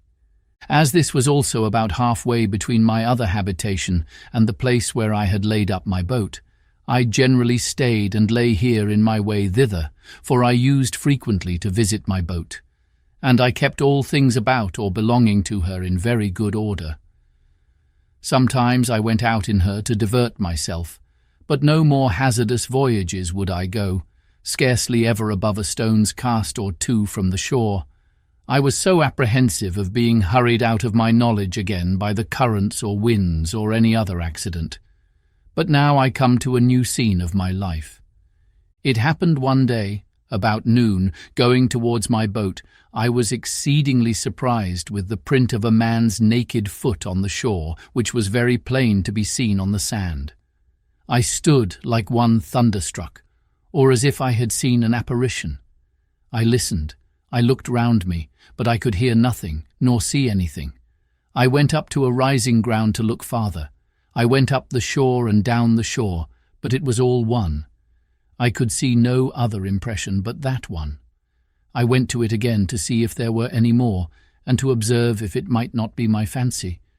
But there was no room for that, for there was exactly the print of a foot, toes, heel, and every part of a foot. How it came thither I knew not, nor could I in the least imagine, but after innumerable fluttering thoughts, like a man perfectly confused and out of himself, I came home to my fortification, not feeling, as we say, the ground I went on, but terrified to the last degree, looking behind me at every 2 or 3 steps, mistaking every bush and tree, and fancying every stump at a distance to be a man. Nor is it possible to describe how many various shapes my affrighted imagination represented things to me in, how many wild ideas were found every moment in my fancy, and what strange, unaccountable whimsies came into my thoughts by the way. When I came to my castle, for so I think I called it ever after this, I fled into it like one pursued. Whether I went over by the ladder as first contrived, or went in at the hole in the rock, which I had called a door, I cannot remember. No, nor could I remember the next morning, for never frightened hare fled to cover or fox to earth, with more terror of mind than I to this retreat. I slept none that night. The farther I was from the occasion of my fright, the greater my apprehensions were, which is something contrary to the nature of such things, and especially to the usual practice of all creatures in fear. But I was so embarrassed with my own frightful ideas of the thing, that I formed nothing but dismal imaginations to myself, even though I was now a great way off. Sometimes I fancied it must be the devil, and reason joined in with me in this supposition. For how should any other thing in human shape come into the place? Where was the vessel that brought them? What marks were there of any other footstep? And how was it possible a man should come there? But then to think that Satan should take human shape upon him in such a place, where there could be no manner of occasion for it, but to leave the print of his foot behind him, and that even for no purpose too, for he could not be sure I should see it. This was an amusement the other way. I considered that the devil might have found out abundance of other ways to have terrified me than this of the single print of a foot. That as I lived quite on the other side of the island, he would never have been so simple as to leave a mark in a place where it was 10,000 to 1 whether I should ever see it or not, and in the sand too, which the first surge of the sea upon a high wind would have defaced entirely. All this seemed inconsistent with the thing itself and with all the notions we usually entertain of the subtlety of the devil. Abundance of such things as these assisted to argue me out of all apprehensions of its being the devil, and I presently concluded then that it must be some more dangerous creature, viz., that it must be some of the savages of the mainland opposite who had wandered out to sea in their canoes, and either driven by the currents or by contrary winds, had made the island and had been on shore, but were gone away again to sea, being as loath perhaps to have stayed in this desolate island as I would have been to have had them. While these reflections were rolling in my mind, I was very thankful in my thoughts that I was so happy as not to be thereabouts at that time, or that they did not see my boat, by which they would have concluded that some inhabitants had been in the place, and perhaps have searched farther for me.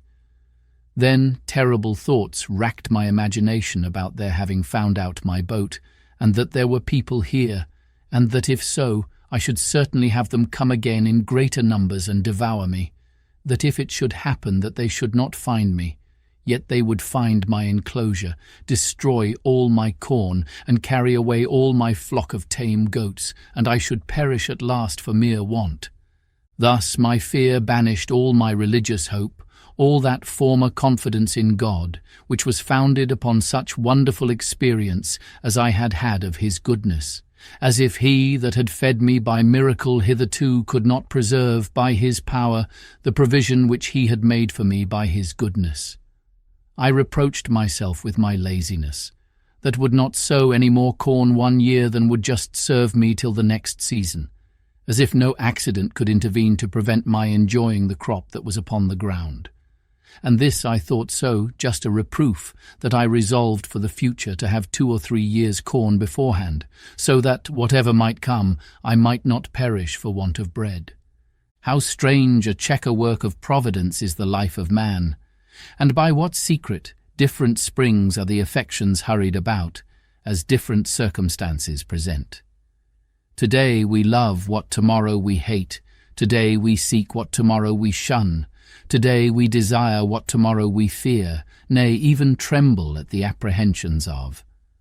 This was exemplified in me at this time in the most lively manner imaginable, for I, whose only affliction was that I seemed banished from human society, that I was alone, circumscribed by the boundless ocean, cut off from mankind, and condemned to what I call silent life, that I was as one whom heaven thought not worthy to be numbered among the living, or to appear among the rest of his creatures, that to have seen one of my own species would have seemed to me a raising me from death to life, and the greatest blessing that heaven itself, next to the supreme blessing of salvation, could bestow.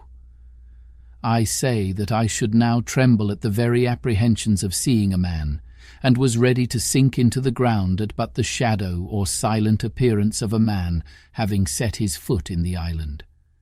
Such is the uneven state of human life, and it afforded me a great many curious speculations afterwards, when I had a little recovered my first surprise. I considered that this was the station of life the infinitely wise and good providence of God had determined for me, that as I could not foresee what the ends of divine wisdom might be in all this, so I was not to dispute his sovereignty, who, as I was his creature, had an undoubted right by creation to govern and dispose of me absolutely as he thought fit, and who, as I was a creature that had offended him, had likewise a judicial right to condemn me to what punishment he thought fit, and that it was my part to submit to bear his indignation because I had sinned against him. I then reflected that as God, who was not only righteous but omnipotent, had thought fit thus to punish and afflict me, so he was able to deliver me, that if he did not think fit to do so, it was my unquestioned duty to resign myself absolutely and entirely to his will. And on the other hand, it was my duty also to hope in him, pray to him, and quietly to attend to the dictates and directions of his daily providence. These thoughts took me up many hours, days, nay, I may say weeks and months, and one particular effect of my cogitations on this occasion I cannot omit. One morning early, lying in my bed, and filled with thoughts about my danger from the appearances of savages, I found it discomposed me very much, upon which these words of the Scripture came into my thoughts: "Call upon me in the day of trouble, and I will deliver thee, and thou shalt glorify me." Upon this, rising cheerfully out of my bed, my heart was not only comforted, but I was guided and encouraged to pray earnestly to God for deliverance. When I had done praying, I took up my Bible, and opening it to read, the first words that presented to me were, "Wait on the Lord, and be of good cheer, and he shall strengthen thy heart." Wait, I say, on the Lord. It is impossible to express the comfort this gave me. In answer, I thankfully laid down the book and was no more sad, at least on that occasion.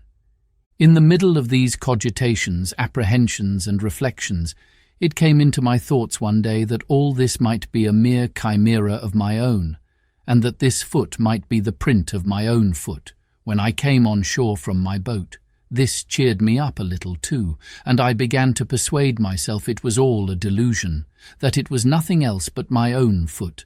And why might I not come that way from the boat, as well as I was going that way to the boat? Again, I considered also that I could by no means tell for certain where I had trod, and where I had not, and that if, at last, this was only the print of my own foot, I had played the part of those fools who try to make stories of spectres and apparitions, and then are frightened at them more than anybody. Now I began to take courage, and to peep abroad again, for I had not stirred out of my castle for 3 days and nights, so that I began to starve for provisions, for I had little or nothing within doors but some barley cakes and water. Then I knew that my goats wanted to be milked too, which usually was my evening diversion, and the poor creatures were in great pain and inconvenience for want of it, and indeed it almost spoiled some of them and almost dried up their milk. Encouraging myself, therefore, with the belief that this was nothing but the print of one of my own feet, and that I might be truly said to start at my own shadow, I began to go abroad again, and went to my country house to milk my flock. But to see with what fear I went forward, how often I looked behind me, how I was ready every now and then to lay down my basket and run for my life, it would have made anyone have thought I was haunted with an evil conscience, or that I had been lately most terribly frightened, and so indeed I had. However, I went down thus 2 or 3 days, and having seen nothing, I began to be a little bolder, and to think there was really nothing in it but my own imagination. But I could not persuade myself fully of this till I should go down to the shore again, and see this print of a foot, and measure it by my own, and see if there was any similitude or fitness, that I might be assured it was my own foot. But when I came to the place, first, it appeared evidently to me that when I laid up my boat I could not possibly be on shore anywhere thereabouts. Secondly, when I came to measure the mark with my own foot, I found my foot not so large by a great deal. Both these things filled my head with new imaginations, and gave me the vapours again to the highest degree, so that I shook with cold like one in an ague. And I went home again, filled with the belief that some man or men had been on shore there, or in short, that the island was inhabited, and I might be surprised before I was aware, and what course to take for my security I knew not. Oh, what ridiculous resolutions men take when possessed with fear! It deprives them of the use of those means which reason offers for their relief. The first thing I proposed to myself was to throw down my enclosures and turn all my tame cattle wild into the woods, lest the enemy should find them, and then frequent the island in prospect of the same or the like booty.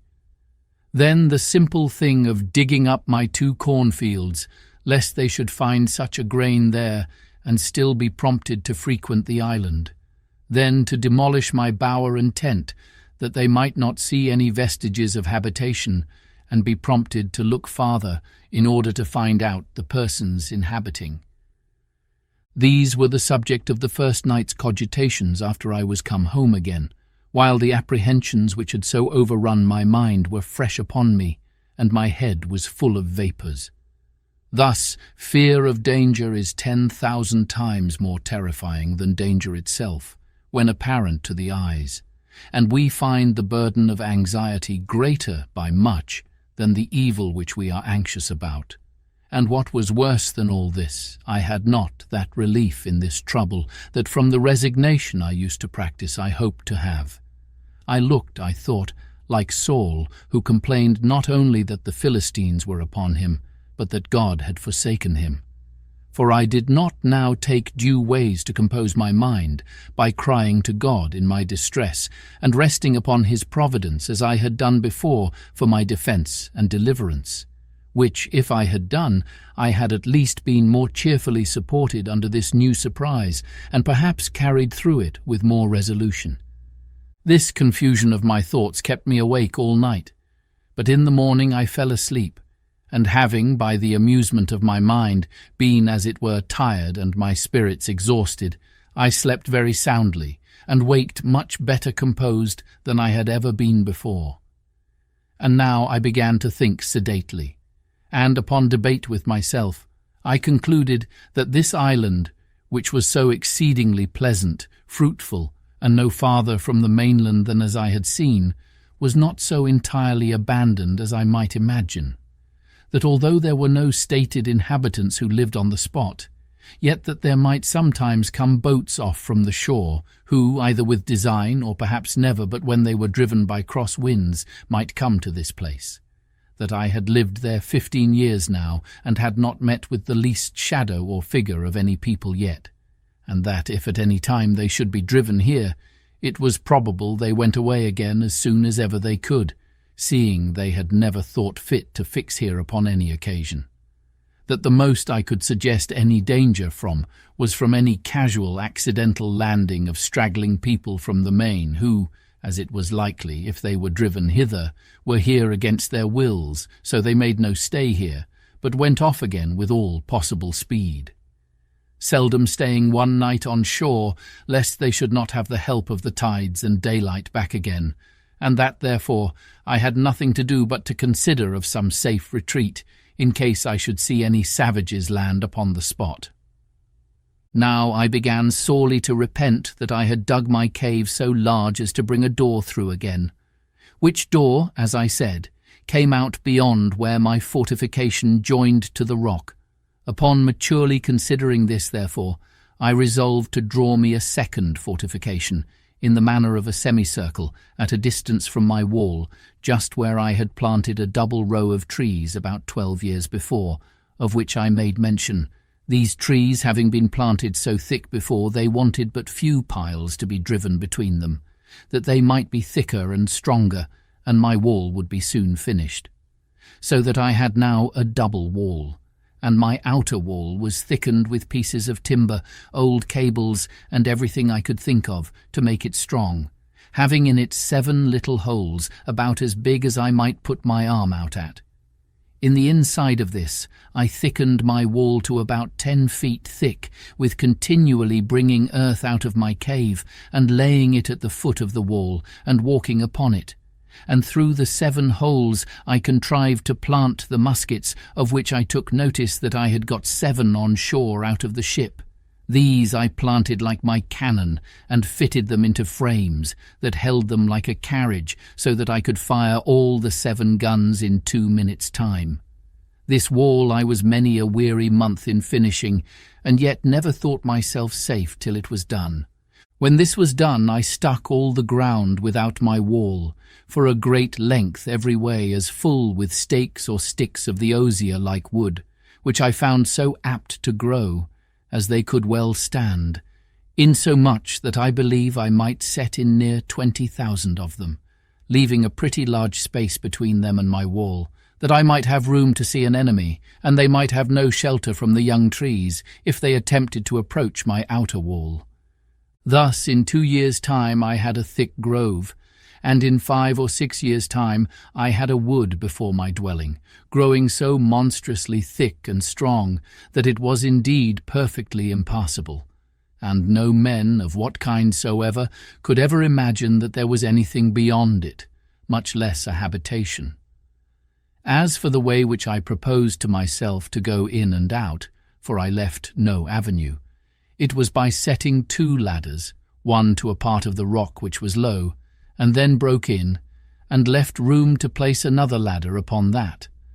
So when the 2 ladders were taken down, no man living could come down to me without doing himself mischief, and if they had come down, they were still on the outside of my outer wall.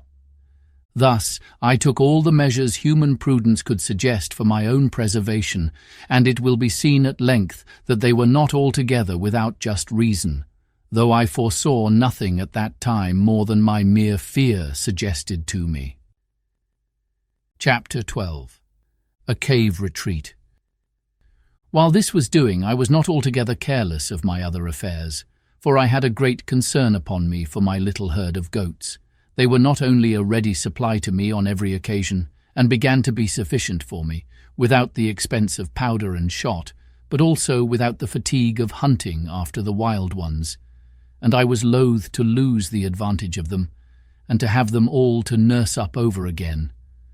For this purpose, after long consideration, I could think of but two ways to preserve them. One was to find another convenient place to dig a cave underground and to drive them into it every night, and the other was to enclose 2 or 3 little bits of land, remote from one another, and as much concealed as I could, where I might keep about 6 young goats in each place, so that if any disaster happened to the flock in general, I might be able to raise them again with little trouble and time. And this, though it would require a good deal of time and labour, I thought was the most rational design. Accordingly, I spent some time to find out the most retired parts of the island, and I pitched upon one, which was as private indeed as my heart could wish. It was a little damp piece of ground in the middle of the hollow and thick woods, where, as is observed, I almost lost myself once before, endeavouring to come back that way from the eastern part of the island. Here I found a clear piece of land, near 3 acres, so surrounded with woods that it was almost an enclosure by nature. At least it did not want near so much labour to make it so as the other piece of ground I had worked so hard at.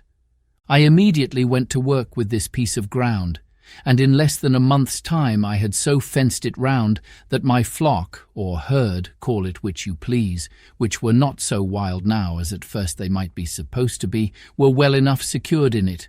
So, without any further delay, I removed 10 young she-goats and 2 he-goats to this piece, and when they were there, I continued to perfect the fence till I had made it as secure as the other, which, however, I did at more leisure, and it took me up more time by a great deal.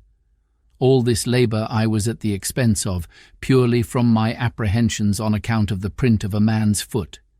For as yet I had never seen any human creature come near the island, and I had now lived 2 years under this uneasiness, which indeed made my life much less comfortable than it was before, as may be well imagined by any who know what it is to live in the constant snare of the fear of man. And this I must observe with grief too, that the discomposure of my mind had great impression also upon the religious part of my thoughts.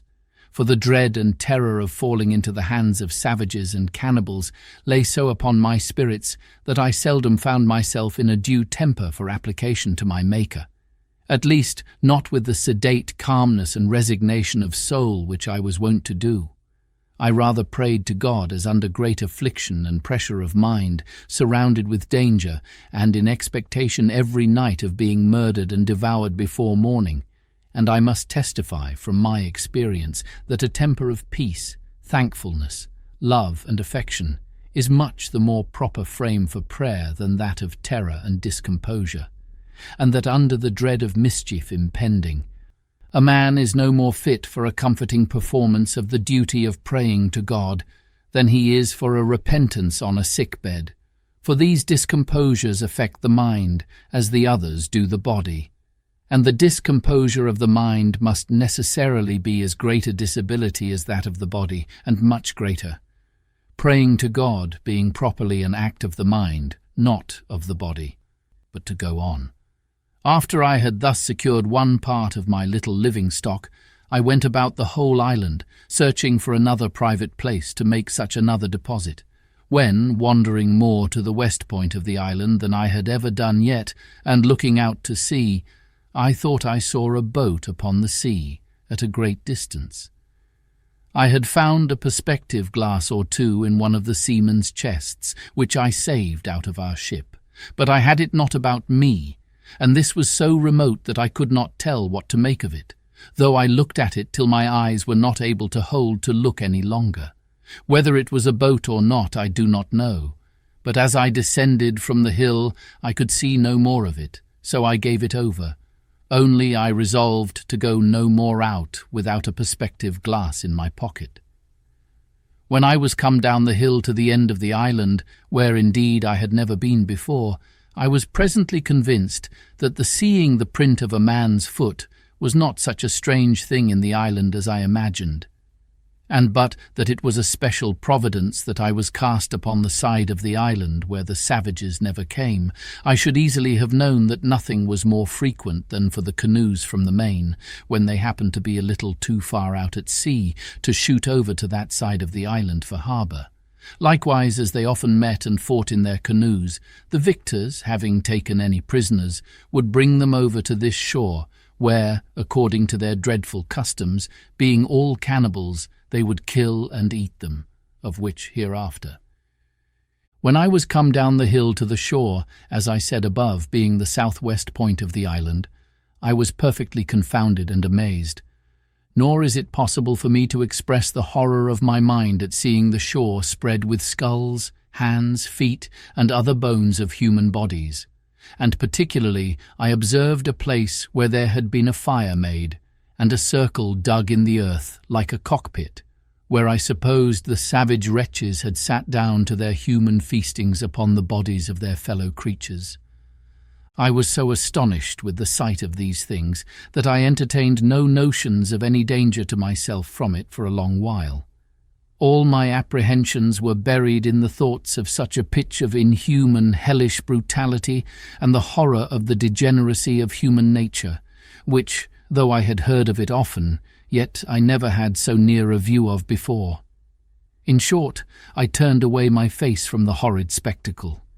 My stomach grew sick, and I was just at the point of fainting, when nature discharged the disorder from my stomach, and having vomited with uncommon violence, I was a little relieved, but could not bear to stay in the place a moment.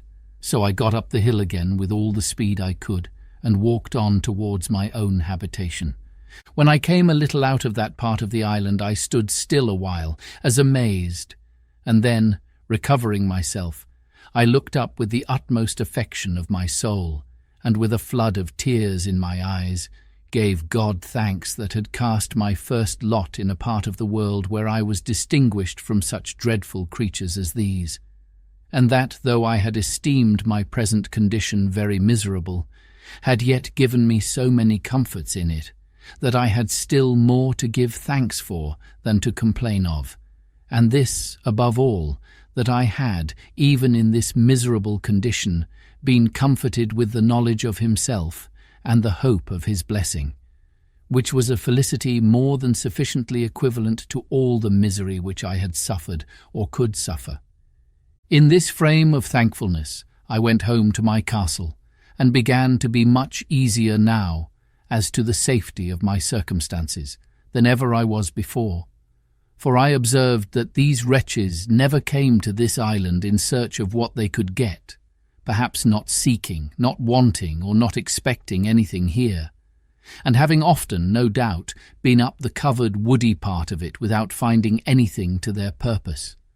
I knew I had been here now almost 18 years, and never saw the least footsteps of human creature there before. And I might be 18 years more as entirely concealed as I was now, if I did not discover myself to them, which I had no manner of occasion to do, it being my only business to keep myself entirely concealed where I was, unless I found a better sort of creatures than cannibals to make myself known to. Yet I entertained such an abhorrence of the savage wretches that I have been speaking of, and of the wretched inhuman custom of their devouring and eating one another up, that I continued pensive and sad, and kept close within my own circle for almost 2 years after this. When I say my own circle, I mean by it my 3 plantations, viz. My castle, my country seat, which I called my bower, and my enclosure in the woods. Nor did I look after this for any other use than an enclosure for my goats. For the aversion which nature gave me to these hellish wretches was such that I was as fearful of seeing them as of seeing the devil himself.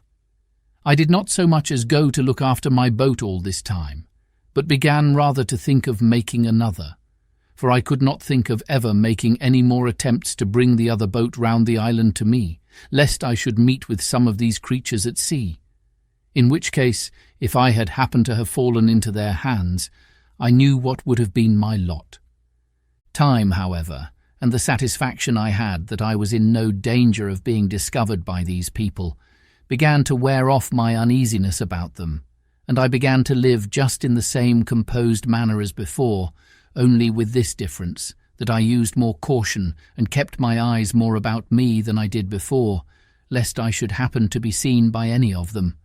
And particularly I was more cautious of firing my gun, lest any of them, being on the island, should happen to hear it. It was therefore a very good providence to me that I had furnished myself with a tame breed of goats, and that I had no need to hunt any more about the woods or shoot at them. And if I did catch any of them after this, it was by traps and snares, as I had done before, so that for 2 years after this I believe I never fired my gun once off, though I never went out without it. And what was more, as I had saved 3 pistols out of the ship, I always carried them out with me, or at least 2 of them, sticking them in my goatskin belt. I also furbished up one of the great cutlasses that I had out of the ship, and made me a belt to hang it on also, so that I was now a most formidable fellow to look at when I went abroad. If you add to the former description of myself the particular of 2 pistols, and a broadsword hanging at my side in a belt, but without a scabbard.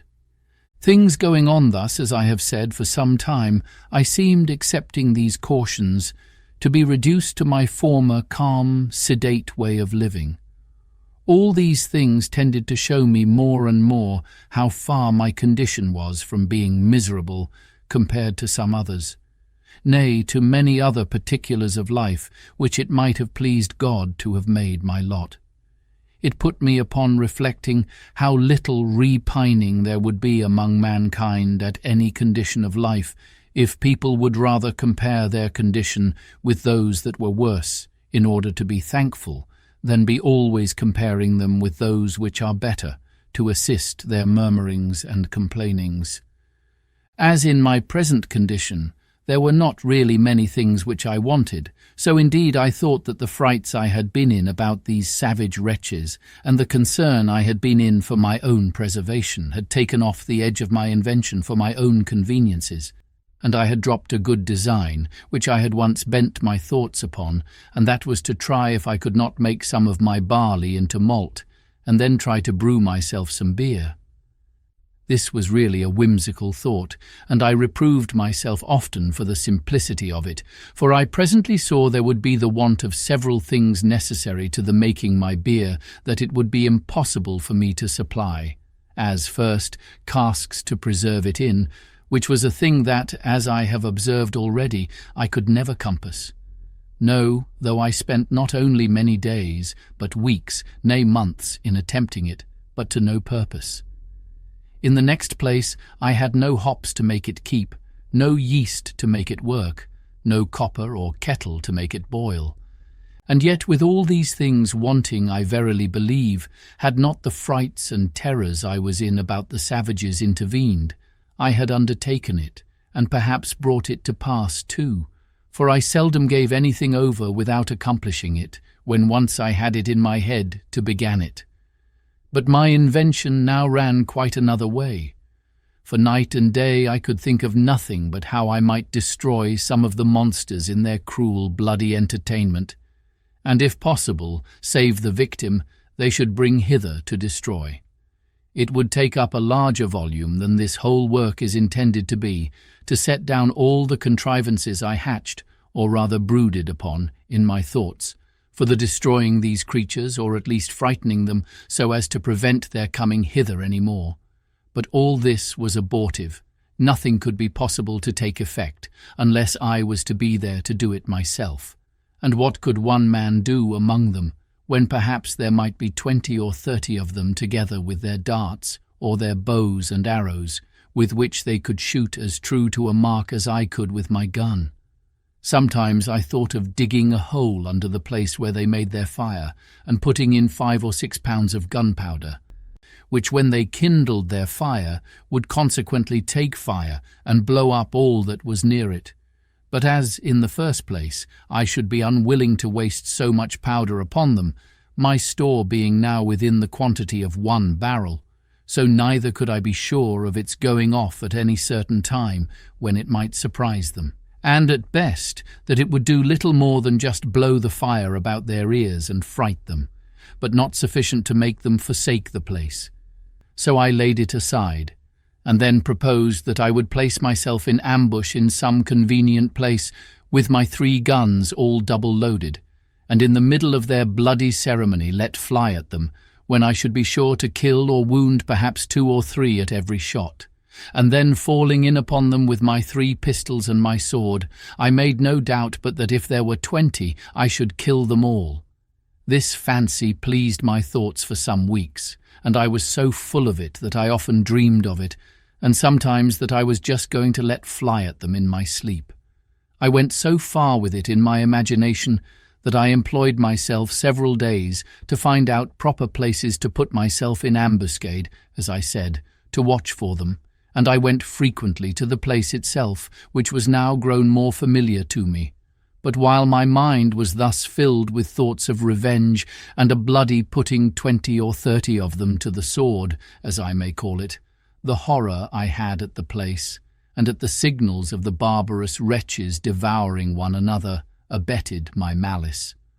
Well, at length I found a place in the side of the hill where I was satisfied I might securely wait till I saw any of their boats coming, and might then, even before they would be ready to come on shore, convey myself unseen into some thickets of trees, in one of which there was a hollow large enough to conceal me entirely, and there I might sit and observe all their bloody doings, and take my full aim at their heads, when they were so close together as that it would be next to impossible that I should miss my shot, or that I could fail wounding 3 or 4 of them at the first shot.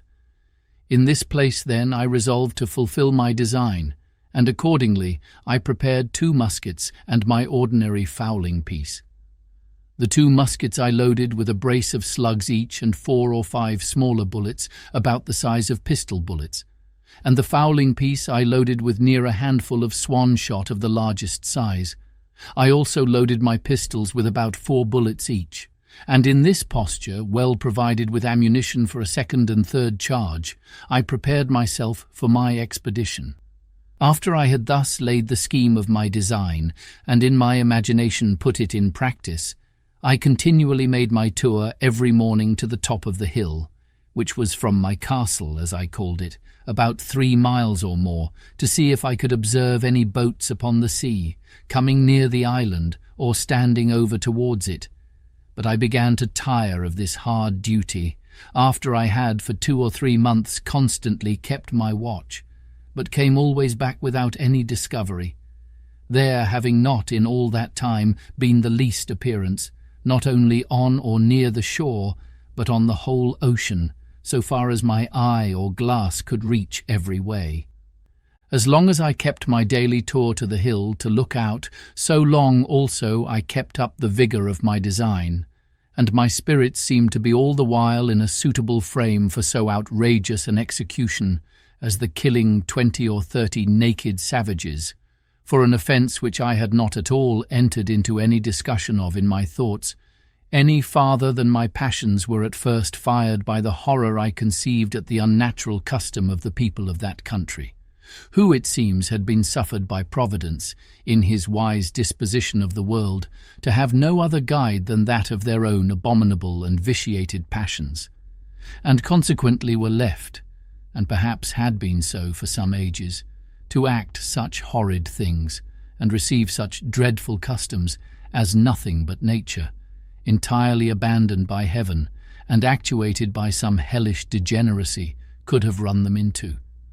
But now when, as I have said, I began to be weary of the fruitless excursion which I had made so long and so far every morning in vain, so my opinion of the action itself began to alter, and I began, with cooler and calmer thoughts, to consider what I was going to engage in, what authority or call I had to pretend to be judge and executioner upon these men as criminals, whom heaven had thought fit for so many ages to suffer unpunished to go on, and to be, as it were, the executioners of his judgments one upon another.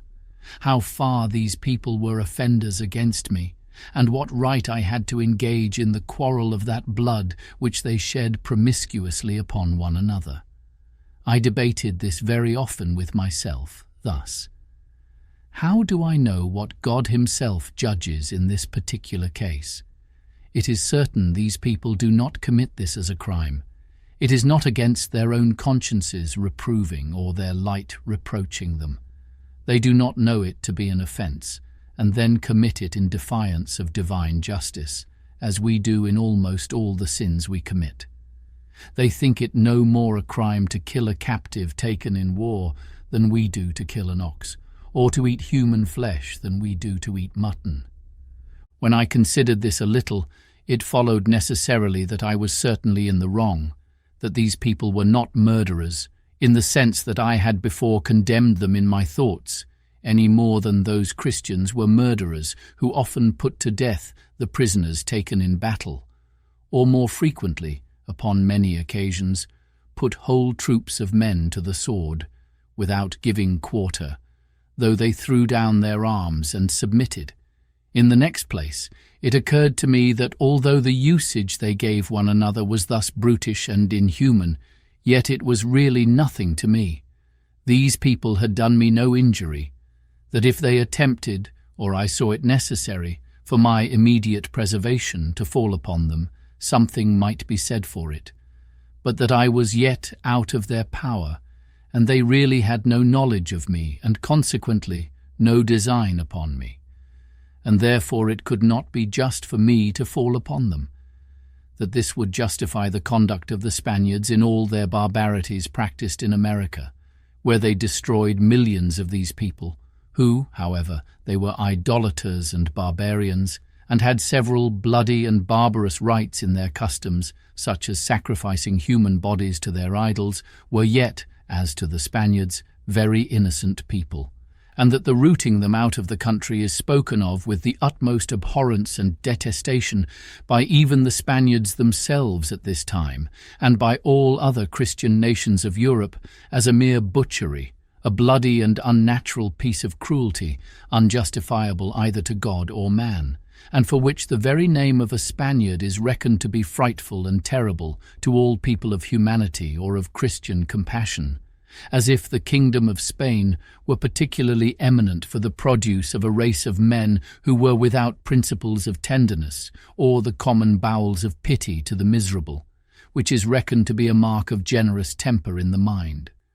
These considerations really put me to a pause, and to a kind of a full stop, and I began by little and little to be off my design, and to conclude I had taken wrong measures in my resolution to attack the savages, and that it was not my business to meddle with them unless they first attacked me, and this it was my business, if possible, to prevent, but that, if I were discovered and attacked by them, I knew my duty.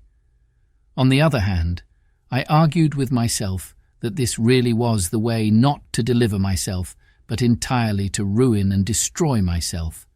For unless I was sure to kill everyone that not only should be on shore at that time, but that should ever come on shore afterwards, if but one of them escaped to tell their country people what had happened, they would come over again by thousands to revenge the death of their fellows, and I should only bring upon myself a certain destruction which at present I had no manner of occasion for.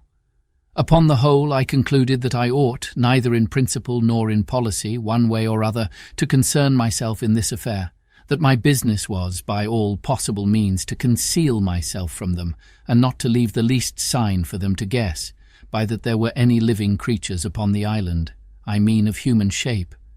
Religion joined in with this prudential resolution, and I was convinced now, many ways, that I was perfectly out of my duty when I was laying all my bloody schemes for the destruction of innocent creatures.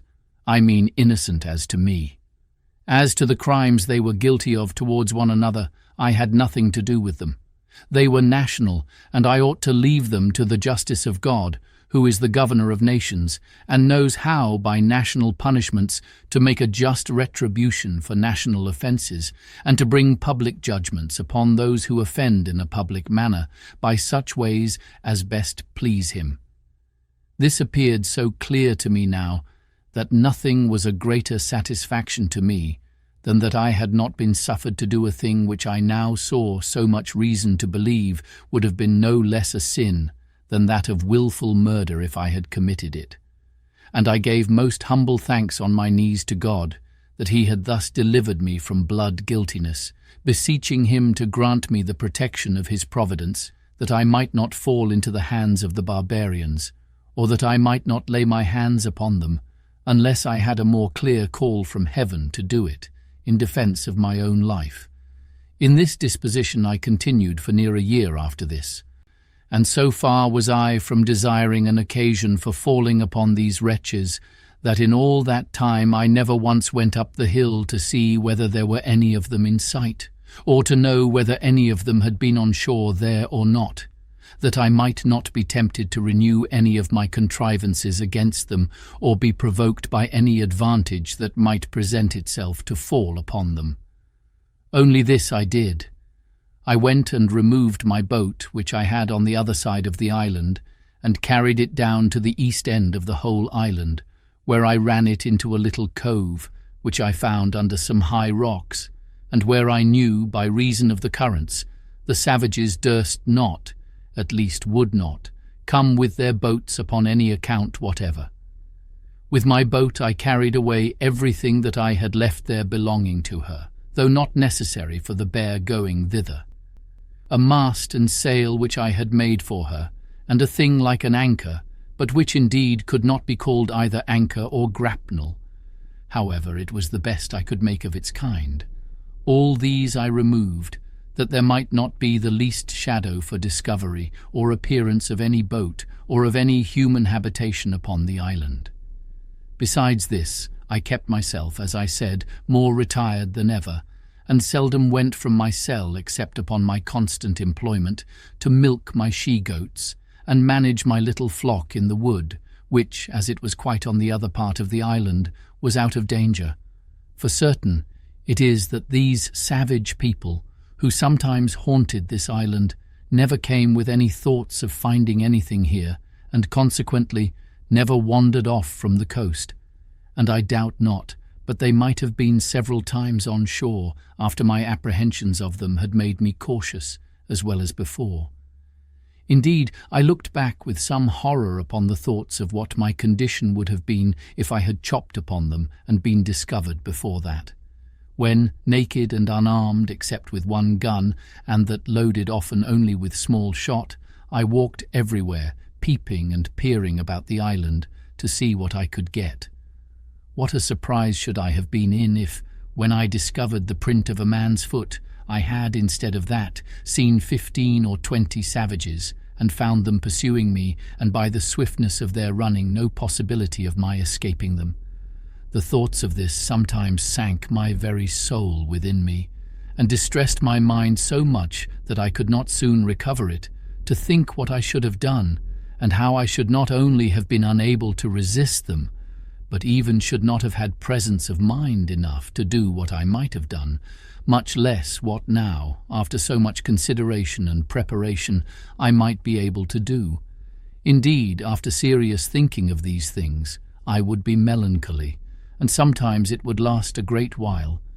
But I resolved it all at last into thankfulness to that Providence which had delivered me from so many unseen dangers, and had kept me from those mischiefs which I could have no way been the agent in delivering myself from, because I had not the least notion of any such thing depending, or the least supposition of its being possible. This renewed a contemplation which often had come into my thoughts in former times, when first I began to see the merciful dispositions of heaven in the dangers we run through in this life. How wonderfully we are delivered when we know nothing of it.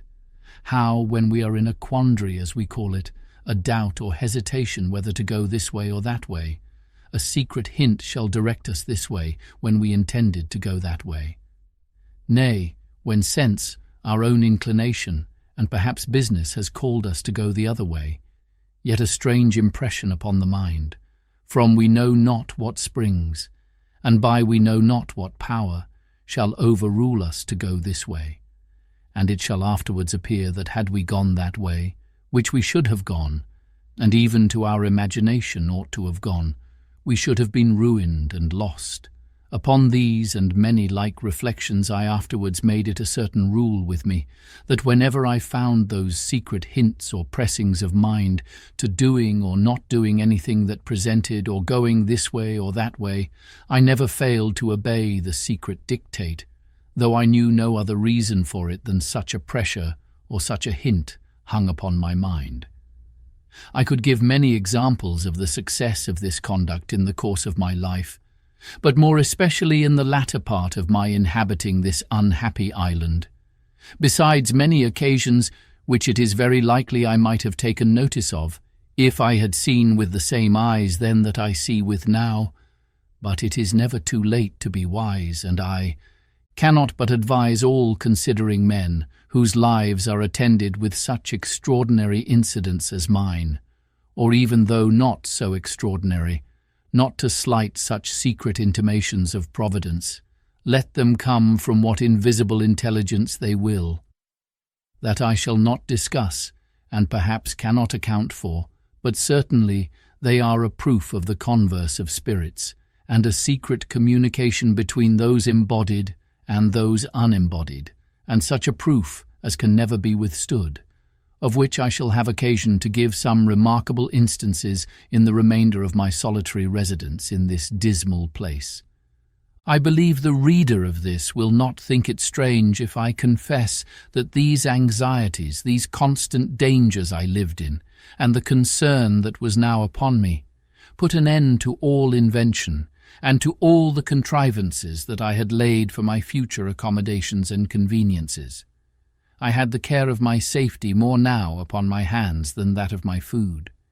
I cared not to drive a nail or chop a stick of wood now, for fear the noise I might make should be heard.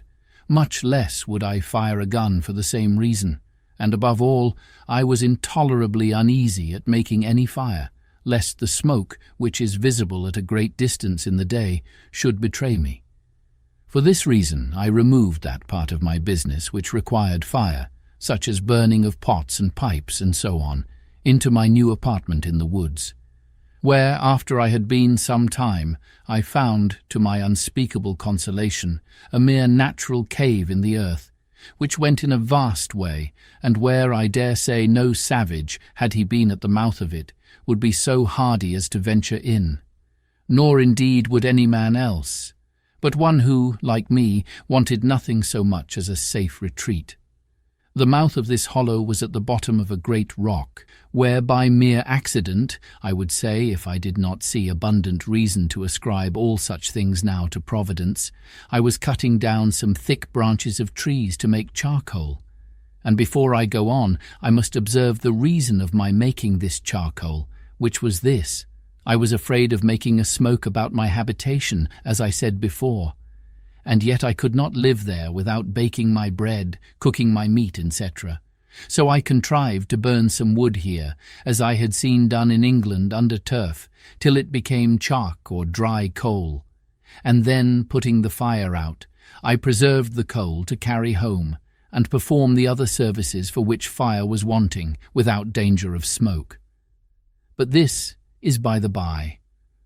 While I was cutting down some wood here, I perceived that behind a very thick branch of low brushwood or underwood there was a kind of hollow place. I was curious to look in it, and getting with difficulty into the mouth of it, I found it was pretty large, that is to say, sufficient for me to stand upright in it, and perhaps another with me. But I must confess to you that I made more haste out than I did in, when looking farther into the place, and which was perfectly dark, I saw two broad shining eyes of some creature, whether devil or man I knew not, which twinkled like two stars, the dim light from the cave's mouth shining directly in and making the reflection.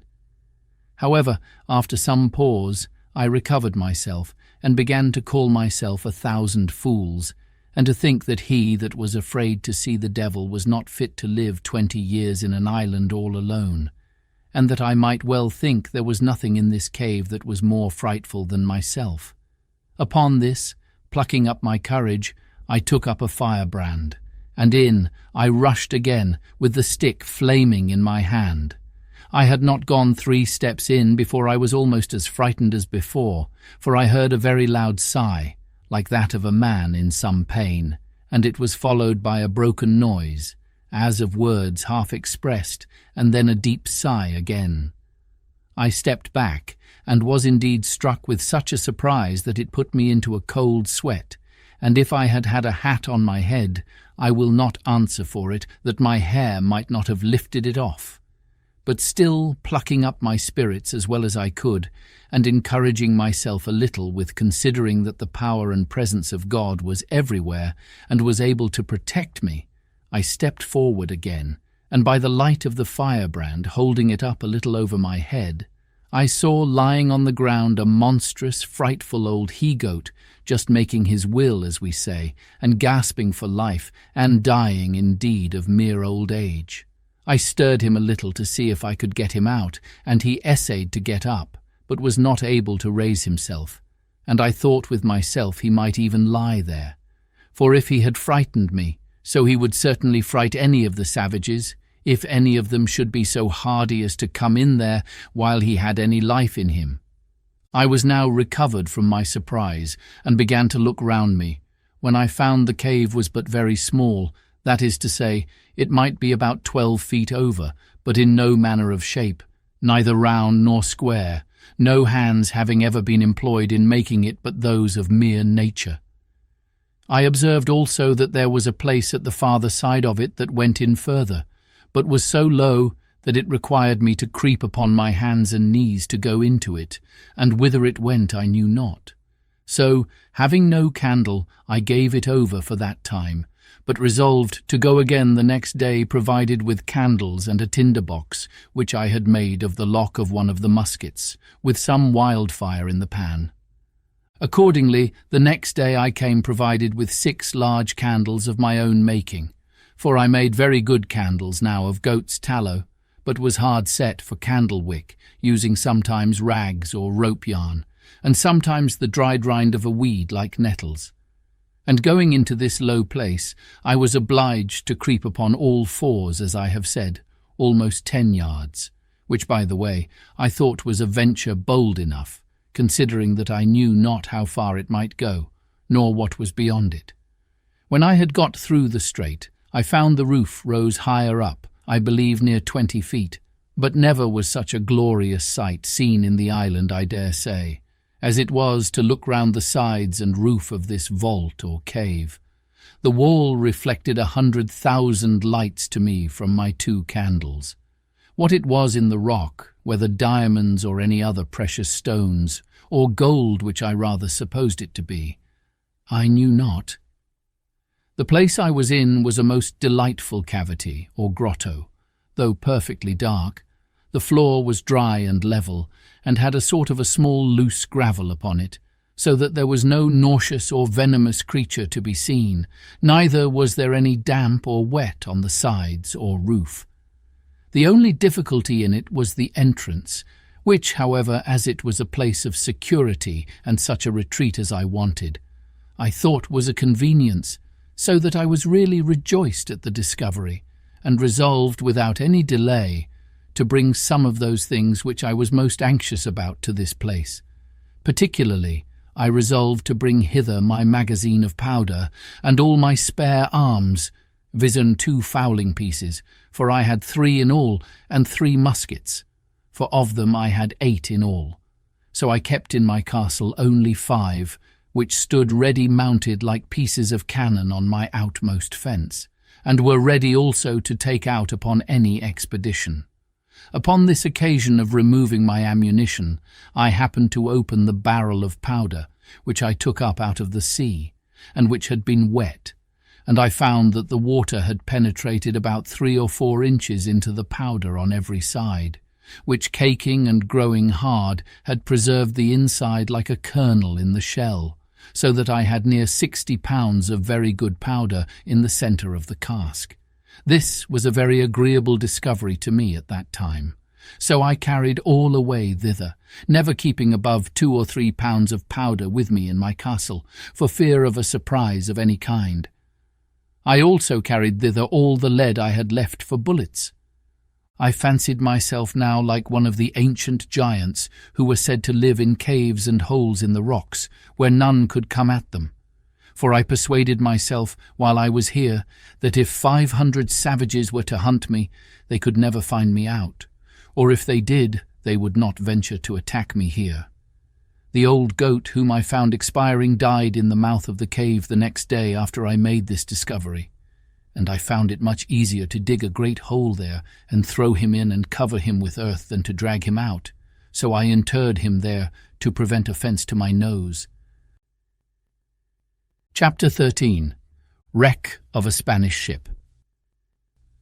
I was now in the 23rd year of my residence in this island, and was so naturalized to the place and the manner of living that could I but have enjoyed the certainty that no savages would come to the place to disturb me, I could have been content to have capitulated for spending the rest of my time there, even to the last moment, till I had laid me down and died, like the old goat in the cave.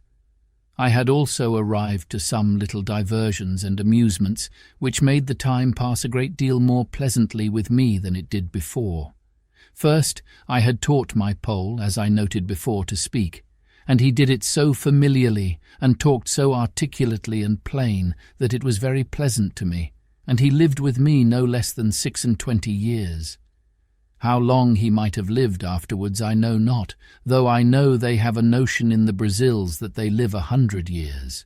My dog was a pleasant and loving companion to me for no less than 16 years of my time, and then died of mere old age. As for my cats, they multiplied, as I have observed, to that degree that I was obliged to shoot several of them at first, to keep them from devouring me and all I had. But at length, when the 2 old ones I brought with me were gone, and after some time continually driving them from me, and letting them have no provision with me, they all ran wild into the woods, except 2 or 3 favourites, which I kept tame, and whose young, when they had any, I always drowned. And these were part of my family. Besides these, I always kept 2 or 3 household kids about me, whom I taught to feed out of my hand. And I had 2 more parrots which talked pretty well, and would all call Robinson Crusoe, but none like my first, nor indeed did I take the pains with any of them that I had done with him. I had also several tame sea-fowls, whose name I knew not, that I caught upon the shore, and cut their wings, and the little stakes which I had planted before my castle wall, being now grown up to a good thick grove, these fowls all lived among these low trees, and bred there, which was very agreeable to me. So that, as I said above, I began to be very well contented with the life I led, if I could have been secured from the dread of the savages. But it was otherwise directed, and it may not be amiss for all people who shall meet with my story to make this just observation from it. How frequently, in the course of our lives, the evil which in itself we seek most to shun, and which, when we are fallen into, is the most dreadful to us, is oftentimes the very means or door of our deliverance, by which alone we can be raised again from the affliction we are fallen into. I could give many examples of this in the course of my unaccountable life, but in nothing was it more particularly remarkable than in the circumstances of my last years of solitary residence in this island.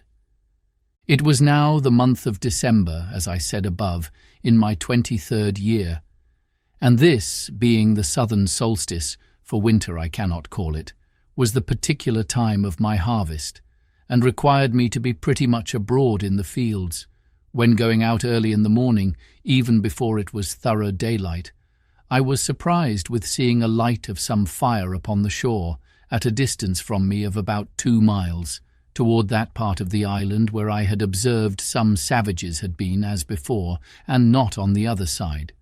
But to my great affliction, it was on my side of the island. I was indeed terribly surprised at the sight, and stopped short within my grove, not daring to go out, lest I might be surprised. And yet I had no more peace within, from the apprehensions I had, that if these savages, in rambling over the island, should find my corn standing or cut, or any of my works or improvements, they would immediately conclude that there were people in the place, and would then never rest till they had found me out.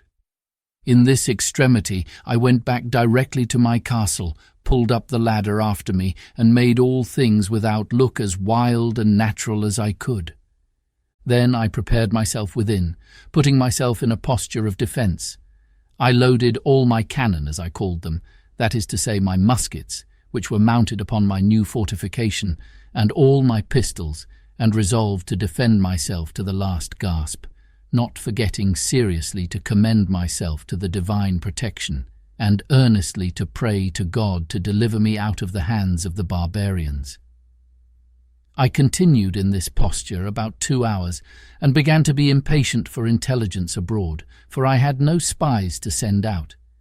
After sitting a while longer and musing what I should do in this case, I was not able to bear sitting in ignorance longer. So setting up my ladder to the side of the hill, where there was a flat place, as I observed before, and then pulling the ladder after me, I set it up again and mounted the top of the hill, and pulling out my perspective glass, which I had taken on purpose, I laid me down flat on my belly on the ground and began to look for the place. I presently found there were no less than 9 naked savages sitting round a small fire they had made, not to warm them, for they had no need of that, the weather being extremely hot, but, as I supposed, to dress some of their barbarous diet of human flesh which they had brought with them, whether alive or dead I could not tell. They had 2 canoes with them, which they had hauled up upon the shore, and as it was then ebb of tide, they seemed to me to wait for the return of the flood to go away again. It is not easy to imagine what confusion this sight put me into, especially seeing them come on my side of the island, and so near to me. But when I considered their coming must be always with the current of the ebb, I began afterwards to be more sedate in my mind, being satisfied that I might go abroad with safety all the time of the flood of tide, if they were not on shore before. And having made this observation, I went abroad about my harvest work with the more composure. As I expected, so it proved, for as soon as the tide made to the westward, I saw them all take boat and row, or paddle as we call it, away. I should have observed that for an hour or more before they went off they were dancing, and I could easily discern their postures and gestures by my glass. I could not perceive by my nicest observation but that they were stark naked, and had not the least covering upon them. But whether they were men or women I could not distinguish. As soon as I saw them shipped and gone, I took 2 guns upon my shoulders, and 2 pistols in my girdle, and my great sword by my side without a scabbard, and with all the speed I was able to make went away to the hill where I had discovered the first appearance of all. And as soon as I got thither, which was not in less than 2 hours, for I could not go quickly, being so loaded with arms as I was, I perceived there had been 3 canoes more of the savages at that place, and looking out farther, I saw they were all at sea together, making over for the main. This was a dreadful sight to me, especially as, going down to the shore, I could see the marks of horror which the dismal work they had been about had left behind it, viz., the blood, the bones, and part of the flesh of human bodies eaten and devoured by those wretches with merriment and sport. I was so filled with indignation at the sight that I now began to premeditate the destruction of the next that I saw there, let them be whom or how many soever. It seemed evident to me that the visits which they made thus to this island were not very frequent, for it was above 15 months before any more of them came on shore there again. That is to say, I neither saw them nor any footsteps or signals of them in all that time. For as to the rainy seasons, then they are sure not to come abroad, at least not so far. Yet all this while I lived uncomfortably, by reason of the constant apprehensions of their coming upon me by surprise, from whence I observe that the expectation of evil is more bitter than the suffering, especially if there is no room to shake off that expectation or those apprehensions. During all this time I was in a murdering humour, and spent most of my hours, which should have been better employed, in contriving how to circumvent and fall upon them the very next time I should see them, especially if they should be divided, as they were the last time, into two parties. Nor did I consider at all that if I killed one party, suppose 10 or a dozen, I was still the next day or week or month to kill another, and so another, even ad infinitum, till I should be at length no less a murderer than they were in being man-eaters, and perhaps much more so. I spent my days now in great perplexity and anxiety of mind, expecting that I should one day or other fall into the hands of these merciless creatures, and if I did at any time venture abroad, it was not without looking around me with the greatest care and caution imaginable. And now I found, to my great comfort, how happy it was that I had provided a tame flock or herd of goats, for I durst not upon any account fire my gun, especially near that side of the island where they usually came, lest I should alarm the savages.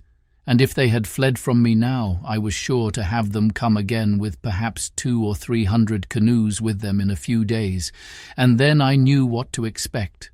However, I wore out 1 year and 3 months more before I ever saw any more of the savages, and then I found them again, as I shall soon observe. It is true they might have been there once or twice, but either they made no stay, or at least I did not see them. But in the month of May, as near as I could calculate, and in my 24th year, I had a very strange encounter with them, of which, in its place. The perturbation of my mind during this 15 or 16 months interval was very great. I slept unquietly, dreamed always frightful dreams, and often started out of my sleep in the night. In the day great troubles overwhelmed my mind, and in the night I dreamed often of killing the savages and of the reasons why I might justify doing it. But to waive all this for a while. It was in the middle of May, on the 16th day, I think, as well as my poor wooden calendar would reckon, for I marked all upon the post still. I say, it was on the 16th of May that it blew a very great storm of wind all day, with a great deal of lightning and thunder, and a very foul night it was after it. I knew not what was the particular occasion of it, but as I was reading in the Bible and taken up with very serious thoughts about my present condition, I was surprised with the noise of a gun, as I thought, fired at sea. This was, to be sure, a surprise quite of a different nature from any I had met with before, for the notions this put into my thoughts were quite of another kind. I started up in the greatest haste imaginable, and in a trice clapped my ladder to the middle place of the rock and pulled it after me, and mounting it the second time, got to the top of the hill the very moment that a flash of fire bid me listen for a second gun, which accordingly in about half a minute I heard, and by the sound knew that it was from that part of the sea where I was driven down the current in my boat. I immediately considered that this must be some ship in distress, and that they had some comrade or some other ship in company, and fired these for signals of distress and to obtain help. I had the presence of mind at that minute to think that though I could not help them, it might be that they might help me. So I brought together all the dry wood I could get at hand, and making a good handsome pile, I set it on fire upon the hill. The wood was dry and blazed freely, and though the wind blew very hard, yet it burned fairly out, so that I was certain if there was any such thing as a ship, they must needs see it. And no doubt they did. For as soon as ever my fire blazed up, I heard another gun, and after that several others, all from the same quarter.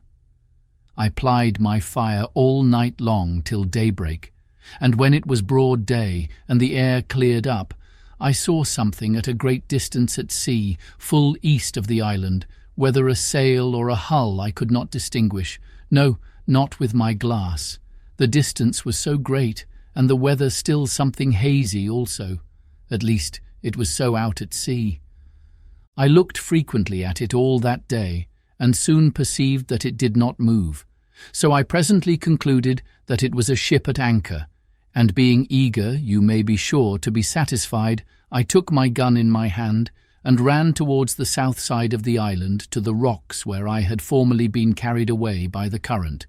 And getting up there, the weather by this time being perfectly clear, I could plainly see, to my great sorrow, the wreck of a ship, cast away in the night upon those concealed rocks which I found when I was out in my boat, and which rocks, as they checked the violence of the stream and made a kind of counter-stream or eddy, were the occasion of my recovering from the most desperate, hopeless condition that ever I had been in all my life.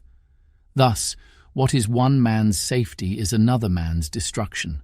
For it seems these men, whoever they were, being out of their knowledge, and the rocks being wholly under water, had been driven upon them in the night, the wind blowing hard at ENE. Had they seen the island, as I must necessarily suppose they did not, they must, as I thought, have endeavoured to have saved themselves on shore by the help of their boat. But their firing off guns for help, especially when they saw, as I imagined, my fire, filled me with many thoughts. First, I imagined that upon seeing my light they might have put themselves into their boat and endeavoured to make the shore, but that the sea running very high, they might have been cast away. Other times I imagined that they might have lost their boat before, as might be the case many ways, particularly by the breaking of the sea upon their ship, which many times obliged men to stave or take in pieces their boat, and sometimes to throw it overboard with their own hands. Other times I imagined they had some other ship or ships in company, who, upon the signals of distress they made, had taken them up and carried them off. Other times I fancied they were all gone off to sea in their boat, and being hurried away by the current that I had been formerly in, were carried out into the great ocean, where there was nothing but misery and perishing, and that perhaps they might by this time think of starving, and of being in a condition to eat one another. As all these were but conjectures at best, so in the condition I was in, I could do no more than look on upon the misery of the poor men and pity them, which had still this good effect upon my side, that it gave me more and more cause to give thanks to God, who had so happily and comfortably provided for me in my desolate condition, and that of 2 ships' companies who were now cast away upon this part of the world, not one life should be spared but mine. I learned here again to observe that it is very rare that the providence of God casts us into any condition so low or any misery so great, but we may see something or other to be thankful for, and may see others in worse circumstances than our own. Such certainly was the case of these men, of whom I could not so much as see room to suppose any were saved. Nothing could make it rational so much as to wish or expect that they did not all perish there, except the possibility only of their being taken up by another ship in company. And this was but mere possibility indeed, for I saw not the least sign or appearance of any such thing. I cannot explain by any possible energy of words what a strange longing I felt in my soul upon this sight, breaking out sometimes thus: "Oh, that there had been but 1 or 2, nay, or but 1 soul saved out of this ship to have escaped to me, that I might but have had 1 companion, 1 fellow creature, to have spoken to me and to have conversed with." In all the time of my solitary life I never felt so earnest, so strong a desire after the society of my fellow creatures, or so deep a regret at the want of it. There are some secret springs in the affections which, when they are set a-going by some object in view, or, though not in view, yet rendered present to the mind by the power of imagination, that motion carries out the soul by its impetuosity to such violent, eager embracings of the object, that the absence of it is insupportable. Such were these earnest wishings that but 1 man had been saved. I believe I repeated the words, "Oh, that it had been but 1," 1,000 times, and my desires were so moved by it that when I spoke the words my hands would clinch together, and my fingers would press the palms of my hands, so that if I had had any soft thing in my hand I should have crushed it involuntarily. and the teeth in my head would strike together and set against one another so strong that for some time I could not part them again. Let the naturalists explain these things, and the reason and manner of them. All I can do is to describe the fact, which was even surprising to me when I found it, though I knew not from whence it proceeded. It was doubtless the effect of ardent wishes, and of strong ideas formed in my mind, realizing the comfort which the conversation of one of my fellow Christians would have been to me. But it was not to be. Either their fate or mine, or both, forbade it. For till the last year of my being on this island, I never knew whether any were saved out of that ship or no, and had only the affliction, some days after, to see the corpse of a drowned boy come on shore at the end of the island, which was next the shipwreck. He had no clothes on but a seaman's waistcoat, a pair of open-kneed linen drawers, and a blue linen shirt, but nothing to direct me so much as to guess what nation he was of. He had nothing in his pockets but 2 pieces of 8 and a tobacco pipe. The last was to me of 10 times more value than the first. It was now calm, and I had a great mind to venture out in my boat to this wreck, not doubting but I might find something on board that might be useful to me. But that did not altogether press me so much as the possibility that there might be yet some living creature on board, whose life I might not only save, but might by saving that life comfort my own to the last degree. And this thought clung so to my heart that I could not be quiet night or day, but I must venture out in my boat on board this wreck, and committing the rest to God's providence, I thought the impression was so strong upon my mind that it could not be resisted, that it must come from some invisible direction, and that I should be wanting to myself if I did not go. Under the power of this impression, I hastened back to my castle, prepared everything for my voyage, took a quantity of bread, a great pot of fresh water, a compass to steer by, a bottle of rum, for I had still a great deal of that left, and a basket of raisins, and thus loading myself with everything necessary.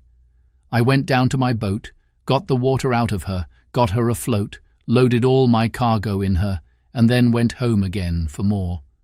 My second cargo was a great bag of rice, the umbrella to set up over my head for a shade, another large pot of water, and about 2 dozen of small loaves, or barley cakes, more than before, with a bottle of goat's milk and a cheese, all which with great labour and sweat I carried to my boat, and praying to God to direct my voyage, I put out, and rowing or paddling the canoe along the shore, came at last to the utmost point of the island on the northeast side.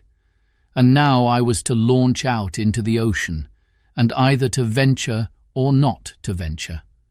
I looked on the rapid currents which ran constantly on both sides of the island at a distance, and which were very terrible to me from the remembrance of the hazard I had been in before, and my heart began to fail me. For I foresaw that if I was driven into either of those currents, I should be carried a great way out to sea, and perhaps out of my reach or sight of the island again, and that then, as my boat was but small, if any little gale of wind should rise, I should be inevitably lost.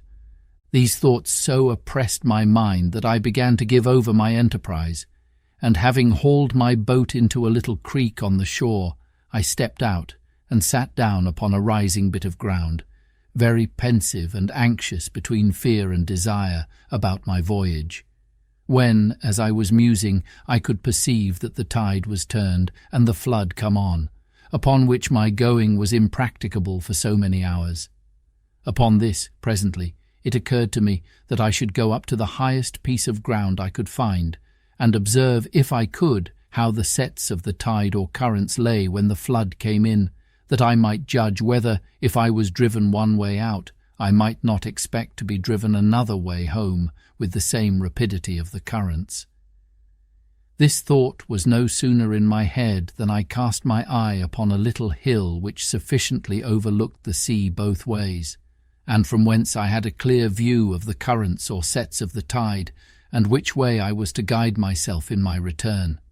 Here I found that as the current of ebb set out close by the south point of the island, so the current of the flood set in close by the shore of the north side, and that I had nothing to do but to keep to the north side of the island in my return, and I should do well enough. Encouraged by this observation, I resolved the next morning to set out with the first of the tide, and reposing myself for the night in my canoe under the watch-coat I mentioned, I launched out. I first made a little out to sea, full north, till I began to feel the benefit of the current, which set eastward, and which carried me at a great rate, and yet did not so hurry me as the current on the south side had done before, so as to take from me all government of the boat. But having a strong steerage with my paddle, I went at a great rate directly for the wreck, and in less than 2 hours I came up to it. It was a dismal sight to look at. The ship, which by its building was Spanish, stuck fast, jammed in between 2 rocks. All the stern and quarter of her were beaten to pieces by the sea, and as her forecastle, which stuck in the rocks, had run on with great violence, her mainmast and foremast were brought by the board, that is to say, broken short off. But her bowsprit was sound, and the head and bow appeared firm. When I came close to her, a dog appeared upon her, who, seeing me coming, yelped and cried, and as soon as I called him, jumped into the sea to come to me. I took him into the boat, but found him almost dead with hunger and thirst. I gave him a cake of my bread, and he devoured it like a ravenous wolf that had been starving a fortnight in the snow. I then gave the poor creature some fresh water, with which, if I would have let him, he would have burst himself. After this I went on board, but the first sight I met with was 2 men drowned in the cook-room, or forecastle of the ship, with their arms fast about one another. I concluded, as is indeed probable, that when the ship struck, it being in a storm, the sea broke so high and so continually over her that the men were not able to bear it, and were strangled with the constant rushing in of the water, as much as if they had been under water. Besides the dog, there was nothing left in the ship that had life, nor any goods that I could see but what were spoiled by the water. There were some casks of liquor, whether wine or brandy I knew not, which lay lower in the hold, and which, the water being ebbed out, I could see, but they were too big to meddle with. I saw several chests, which I believe belonged to some of the seamen, and I got 2 of them into the boat, without examining what was in them. Had the stern of the ship been fixed and the forepart broken off, I am persuaded I might have made a good voyage. For by what I found in those 2 chests, I had room to suppose the ship had a great deal of wealth on board. And, if I may guess from the course she steered, she must have been bound from Buenos Aires or the Rio de la Plata, in the south part of America, beyond the Brazils to the Havana, in the Gulf of Mexico, and so perhaps to Spain. She had no doubt a great treasure in her, but of no use at that time to anybody. And what became of the crew I then knew not. I found, besides these chests, a little cask full of liquor of about 20 gallons, which I got into my boat with much difficulty. There were several muskets in the cabin, and a great powder horn with about 4 pounds of powder in it. As for the muskets, I had no occasion for them, so I left them, but took the powder horn. I took a fire shovel and tongs, which I wanted extremely, as also 2 little brass kettles, a copper pot to make chocolate, and a gridiron. And with this cargo, and the dog, I came away, the tide beginning to make home again, and the same evening, about an hour within night, I reached the island again, weary and fatigued to the last degree. I reposed that night in the boat, and in the morning I resolved to harbour what I had got in my new cave, and not carry it home to my castle. After refreshing myself, I got all my cargo on shore, and began to examine the particulars. The cask of liquor I found to be a kind of rum, but not such as we had at the Brazils, and in a word, not at all good. But when I came to open the chests, I found several things of great use to me. For example, I found in one a fine case of bottles of an extraordinary kind, and filled with cordial waters, fine and very good. The bottles held about 3 pints each and were tipped with silver, I found 2 pots of very good cicades or sweetmeats, so fastened also on the top that the salt water had not hurt them, and 2 more of the same, which the water had spoiled. I found some very good shirts, which were very welcome to me, and about 12 dozen of white linen handkerchiefs and coloured neckcloths. The former were also very welcome, being exceedingly refreshing to wipe my face in a hot day. Besides this, when I came to the till in the chest, I found there 3 great bags of pieces of 8, which held about 1100 pieces in all, and in one of them, wrapped up in a paper, 6 doubloons of gold, and some small bars or wedges of gold. I suppose they might all weigh near a pound. In the other chest were some clothes, but of little value. But, by the circumstances, it must have belonged to the gunner's mate, though there was no powder in it, except 2 pounds of fine glazed powder, in 3 flasks, kept, I suppose, for charging their fowling pieces on occasion.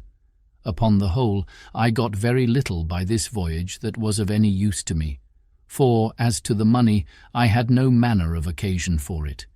It was to me as the dirt under my feet, and I would have given it all for 3 or 4 pair of English shoes and stockings, which were things I greatly wanted, but had had none on my feet for many years. I had indeed got 2 pair of shoes now, which I took off the feet of 2 drowned men whom I saw in the wreck, and I found 2 pair more in one of the chests, which were very welcome to me, but they were not like our English shoes, either for ease or service, being rather what we call pumps than shoes. I found in this seaman's chest about 50 pieces of 8, in reals, but no gold. I supposed this belonged to a poorer man than the other, which seemed to belong to some officer. Well, however, I lugged this money home to my cave, and laid it up, as I had done that before which I had brought from our own ship. But it was a great pity, as I said, that the other part of this ship had not come to my share, for I am satisfied I might have loaded my canoe several times over with money, and thought I, if I ever escape to England, it might lie here safe enough till I come again and fetch it. Chapter 14. A Dream Realized. Having now brought all my things on shore and secured them, I went back to my boat, and rowed or paddled her along the shore to her old harbour, where I laid her up, and made the best of my way to my old habitation, where I found everything safe and quiet. I began now to repose myself, live after my old fashion, and take care of my family affairs, and for a while I lived easy enough, only that I was more vigilant than I used to be, looked out oftener, and did not go abroad so much. And if at any time I did stir with any freedom, it was always to the east part of the island, where I was pretty well satisfied the savages never came, and where I could go without so many precautions, and such a load of arms and ammunition as I always carried with me if I went the other way.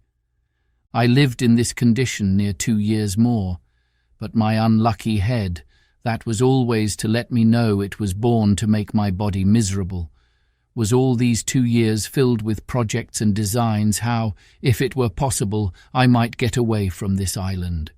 For sometimes I was for making another voyage to the wreck, though my reason told me that there was nothing left there worth the hazard of my voyage, sometimes for a ramble one way, sometimes another, and I believe verily, if I had had the boat that I went from Sally in, I should have ventured to sea, bound anywhere, I knew not whither. I have been, in all my circumstances, a memento to those who are touched with the general plague of mankind, whence, for aught I know, 1/2 of their miseries flow. I mean that of not being satisfied with the station wherein God and nature hath placed them, for not to look back upon my primitive condition, and the excellent advice of my father, the opposition to which was, as I may call it, my original sin, my subsequent mistakes of the same kind, had been the means of my coming into this miserable condition.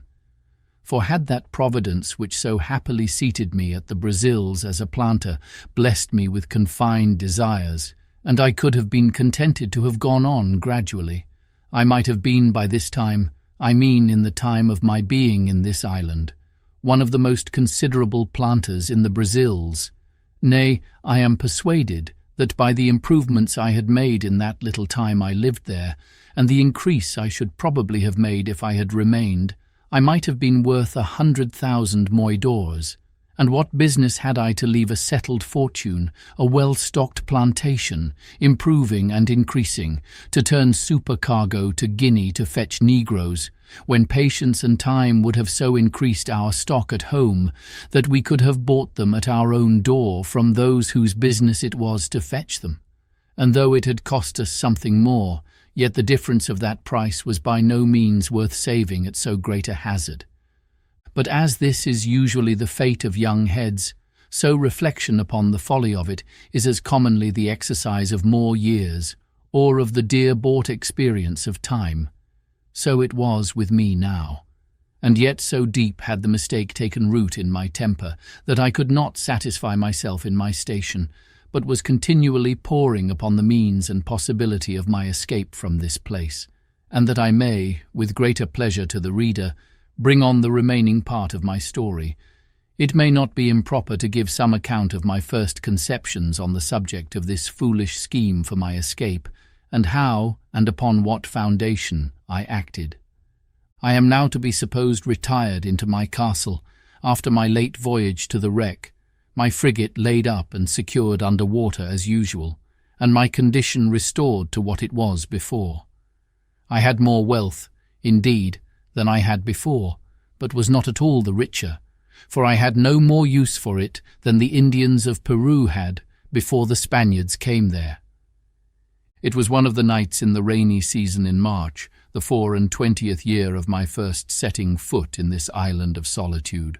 I was lying in my bed or hammock, awake, very well in health, had no pain, no distemper, no uneasiness of body, nor any uneasiness of mind more than ordinary, but could by no means close my eyes, that is, so as to sleep. No, not a wink all night long, otherwise than as follows. It is impossible to set down the innumerable crowd of thoughts that whirled through that great thoroughfare of the brain, the memory, in this night's time. I ran over the whole history of my life in miniature, or by abridgment, as I may call it, to my coming to this island, and also of that part of my life since I came to this island. In my reflections upon the state of my case, since I came on shore on this island, I was comparing the happy posture of my affairs in the first years of my habitation here, with the life of anxiety, fear, and care, which I had lived in ever since I had seen the print of a foot in the sand. Not that I did not believe the savages had frequented the island even all the while, and might have been several hundreds of them at times on shore there, but I had never known it, and was incapable of any apprehensions about it. My satisfaction was perfect, though my danger was the same, and I was as happy in not knowing my danger as if I had never really been exposed to it. This furnished my thoughts with many very profitable reflections, and particularly this one. How infinitely good that Providence is, which has provided in its government of mankind such narrow bounds to his sight and knowledge of things. And though he walks in the midst of so many thousand dangers, the sight of which, if discovered to him, would distract his mind and sink his spirits, he is kept serene and calm by having the events of things hid from his eyes and knowing nothing of the dangers which surround him. After these thoughts had for some time entertained me, I came to reflect seriously upon the real danger I had been in for so many years in this very island, and how I had walked about in the greatest security, and with all possible tranquillity, even when perhaps nothing but the brow of a hill, a great tree, or the casual approach of night had been between me and the worst kind of destruction, viz., that of falling into the hands of cannibals and savages, who would have seized on me with the same view as I would on a goat or turtle, and have thought it no more crime to kill and devour me than I did of a pigeon or a curlew. I would unjustly slander myself if I should say I was not sincerely thankful to my great preserver, to whose singular protection I acknowledged with great humanity all these unknown deliverances were due, and without which I must inevitably have fallen into their merciless hands. When these thoughts were over, my head was for some time taken up in considering the nature of these wretched creatures, I mean the savages, and how it came to pass in the world that the wise governor of all things should give up any of his creatures to such inhumanity, nay, to something so much below even brutality itself as to devour its own kind. But as this ended in some, at that time, fruitless speculations, it occurred to me to inquire what part of the world these wretches lived in, how far off the coast was from whence they came, what they ventured over so far from home for, what kind of boats they had, and why I might not order myself and my business so that I might be able to go over thither as they were to come to me. I never so much as troubled myself to consider what I should do with myself when I went thither. What would become of me if I fell into the hands of these savages, or how I should escape them if they attacked me? No, nor so much as how it was possible for me to reach the coast, and not to be attacked by some or other of them, without any possibility of delivering myself. And if I should not fall into their hands, what I should do for provision, or whither I should bend my course. None of these thoughts, I say, so much as came in my way. But my mind was wholly bent upon the notion of my passing over in my boat to the mainland. I looked upon my present condition as the most miserable that could possibly be, that I was not able to throw myself into anything but death, that could be called worse. And if I reached the shore of the main, I might perhaps meet with relief, or I might coast along, as I did on the African shore, till I came to some inhabited country, and where I might find some relief, and after all, perhaps I might fall in with some Christian ship that might take me in, and if the worst came to the worst, I could but die, which would put an end to all these miseries at once. Pray note, all this was the fruit of a disturbed mind, an impatient temper, made desperate, as it were, by the long continuance of my troubles, and the disappointments I had met in the wreck I had been on board of, and where I had been so near obtaining what I so earnestly longed for, somebody to speak to, and to learn some knowledge from them of the place where I was, and of the probable means of my deliverance. I was agitated wholly by these thoughts. All my calm of mind, in my resignation to Providence, and waiting the issue of the dispositions of heaven, seemed to be suspended, and I had, as it were, no power to turn my thoughts to anything but to the project of a voyage to the main, which came upon me with such force and such an impetuosity of desire that it was not to be resisted. When this had agitated my thoughts for 2 hours or more with such violence that it set my very blood into a ferment, and my pulse beat as if I had been in a fever, merely with the extraordinary fervour of my mind about it, nature, as if I had been fatigued and exhausted with the very thoughts of it, threw me into a sound sleep. One would have thought I should have dreamed of it, but I did not, nor of anything relating to it.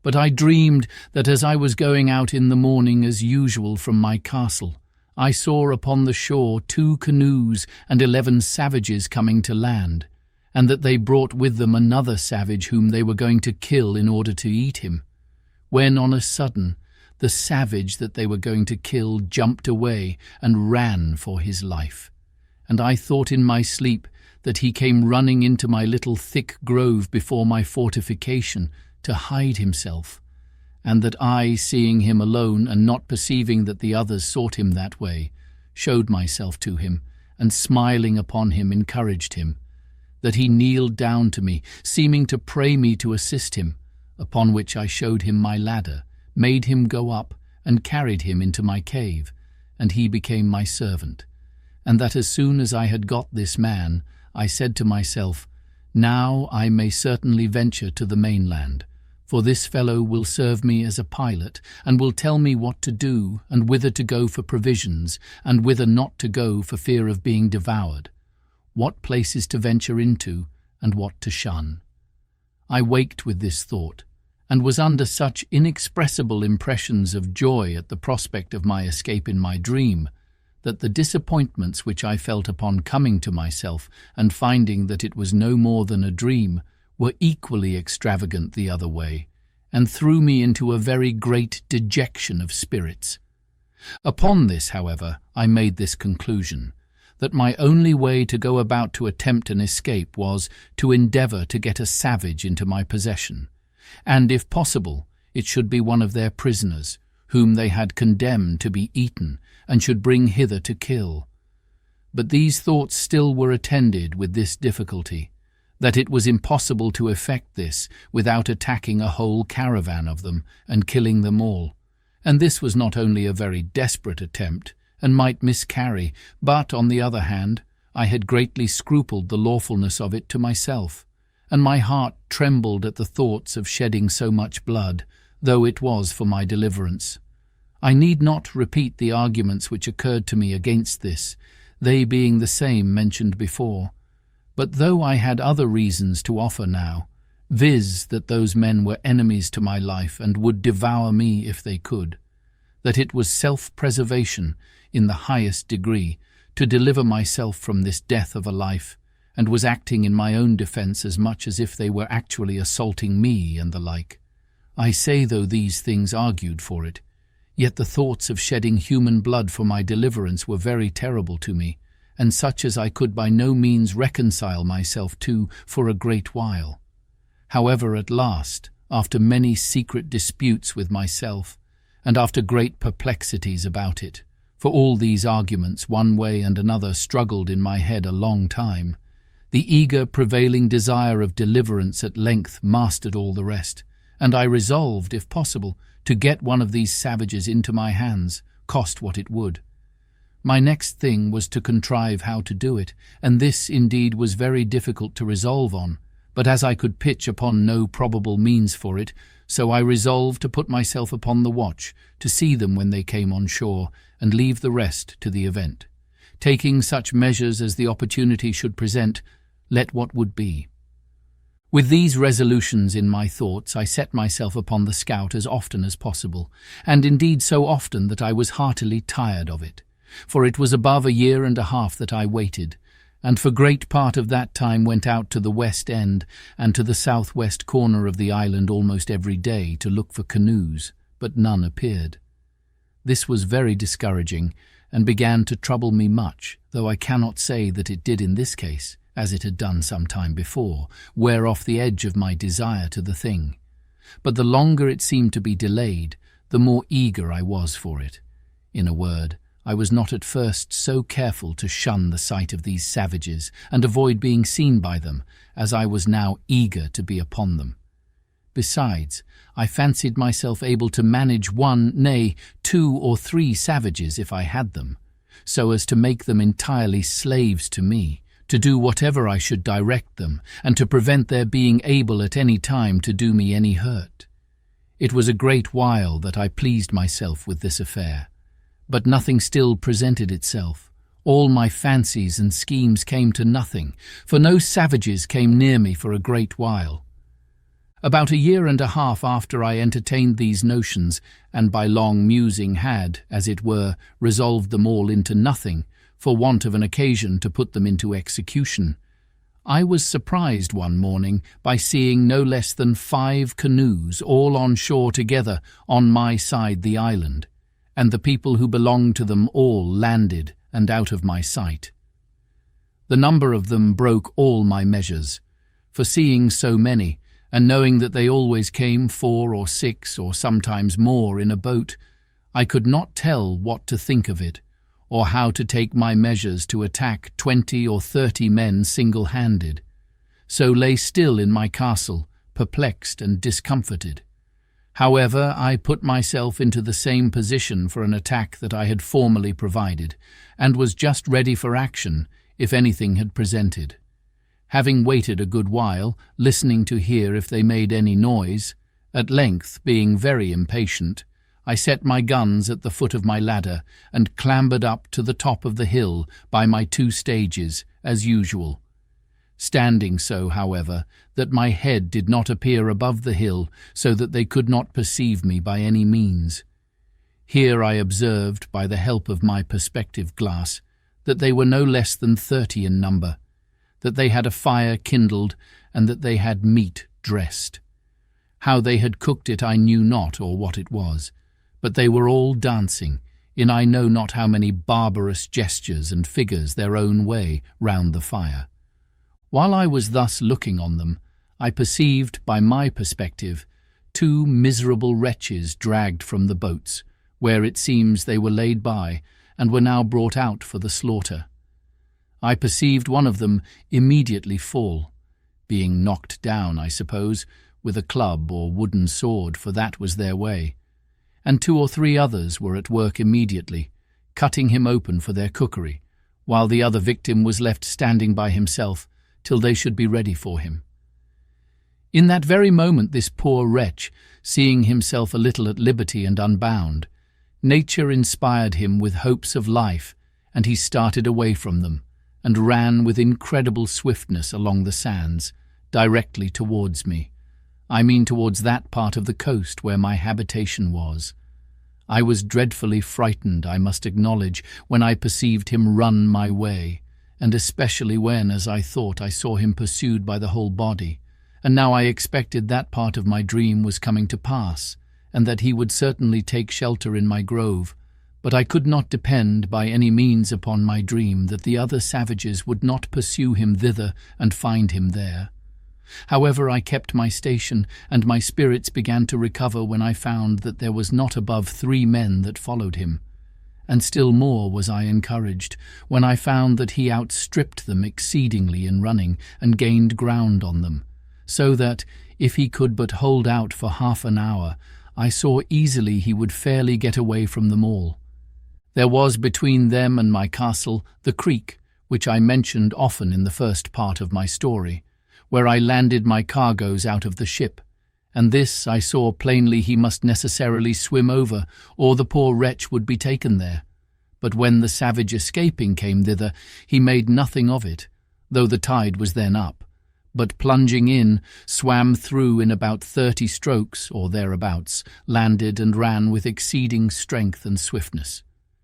When the 3 persons came to the creek, I found that 2 of them could swim, but the 3rd could not, and that standing on the other side, he looked at the others, but went no farther, and soon after went softly back again, which, as it happened, was very well for him in the end. I observed that the 2 who swam were yet more than twice as strong swimming over the creek as the fellow was that fled from them. It came very warmly upon my thoughts, and indeed irresistibly, that now was the time to get me a servant, and perhaps a companion or assistant, and that I was plainly called by Providence to save this poor creature's life. I immediately ran down the ladders with all possible expedition, fetched my 2 guns, for they were both at the foot of the ladders, as I observed before, and getting up again with the same haste to the top of the hill, I crossed towards the sea, and having a very short cut and all downhill, placed myself in the way between the pursuers and the pursued, hallooing aloud to him that fled, who, looking back, was at first perhaps as much frightened at me as at them. But I beckoned with my hand to him to come back, and in the meantime I slowly advanced towards the 2 that followed. Then, rushing at once upon the foremost, I knocked him down with the stock of my piece. I was loath to fire because I would not have the rest hear, though at that distance it would not have been easily heard, and being out of sight of the smoke, too, they would not have known what to make of it. Having knocked this fellow down, the other who pursued him stopped, as if he had been frightened, and I advanced towards him. But as I came nearer, I perceived presently he had a bow and arrow, and was fitting it to shoot at me. So I was then obliged to shoot at him first, which I did, and killed him at the first shot. The poor savage who fled, but had stopped, though he saw both his enemies fallen and killed as he thought, yet was so frightened with the fire and noise of my piece that he stood stock still, and neither came forward nor went backward, though he seemed rather inclined still to fly than to come on. I hallooed again to him, and made signs to come forward, which he easily understood, and came a little way. Then stopped again, and then a little farther, and stopped again, and I could then perceive that he stood trembling, as if he had been taken prisoner and had just been to be killed, as his two enemies were. I beckoned to him again to come to me, and gave him all the signs of encouragement that I could think of, and he came nearer and nearer, kneeling down every 10 or 12 steps, in token of acknowledgement for saving his life. I smiled at him and looked pleasantly, and beckoned to him to come still nearer. At length he came close to me, and then he kneeled down again, kissed the ground and laid his head upon the ground, and taking me by the foot, set my foot upon his head. This, it seems, was in token of swearing to be my slave for ever. I took him up and made much of him and encouraged him all I could. But there was more work to do yet, for I perceived the savage whom I had knocked down was not killed, but stunned with the blow, and began to come to himself. So I pointed to him and showed him the savage, that he was not dead. Upon this he spoke some words to me, and though I could not understand them, yet I thought they were pleasant to hear, for they were the first sound of a man's voice that I had heard, my own excepted, for above 25 years. But there was no time for such reflections now. The savage who was knocked down recovered himself so far as to sit up upon the ground, and I perceived that my savage began to be afraid. But when I saw that, I presented my other piece at the man, as if I would shoot him. Upon this my savage, for so I call him now, made a motion to me to lend him my sword, which hung naked in a belt by my side, which I did.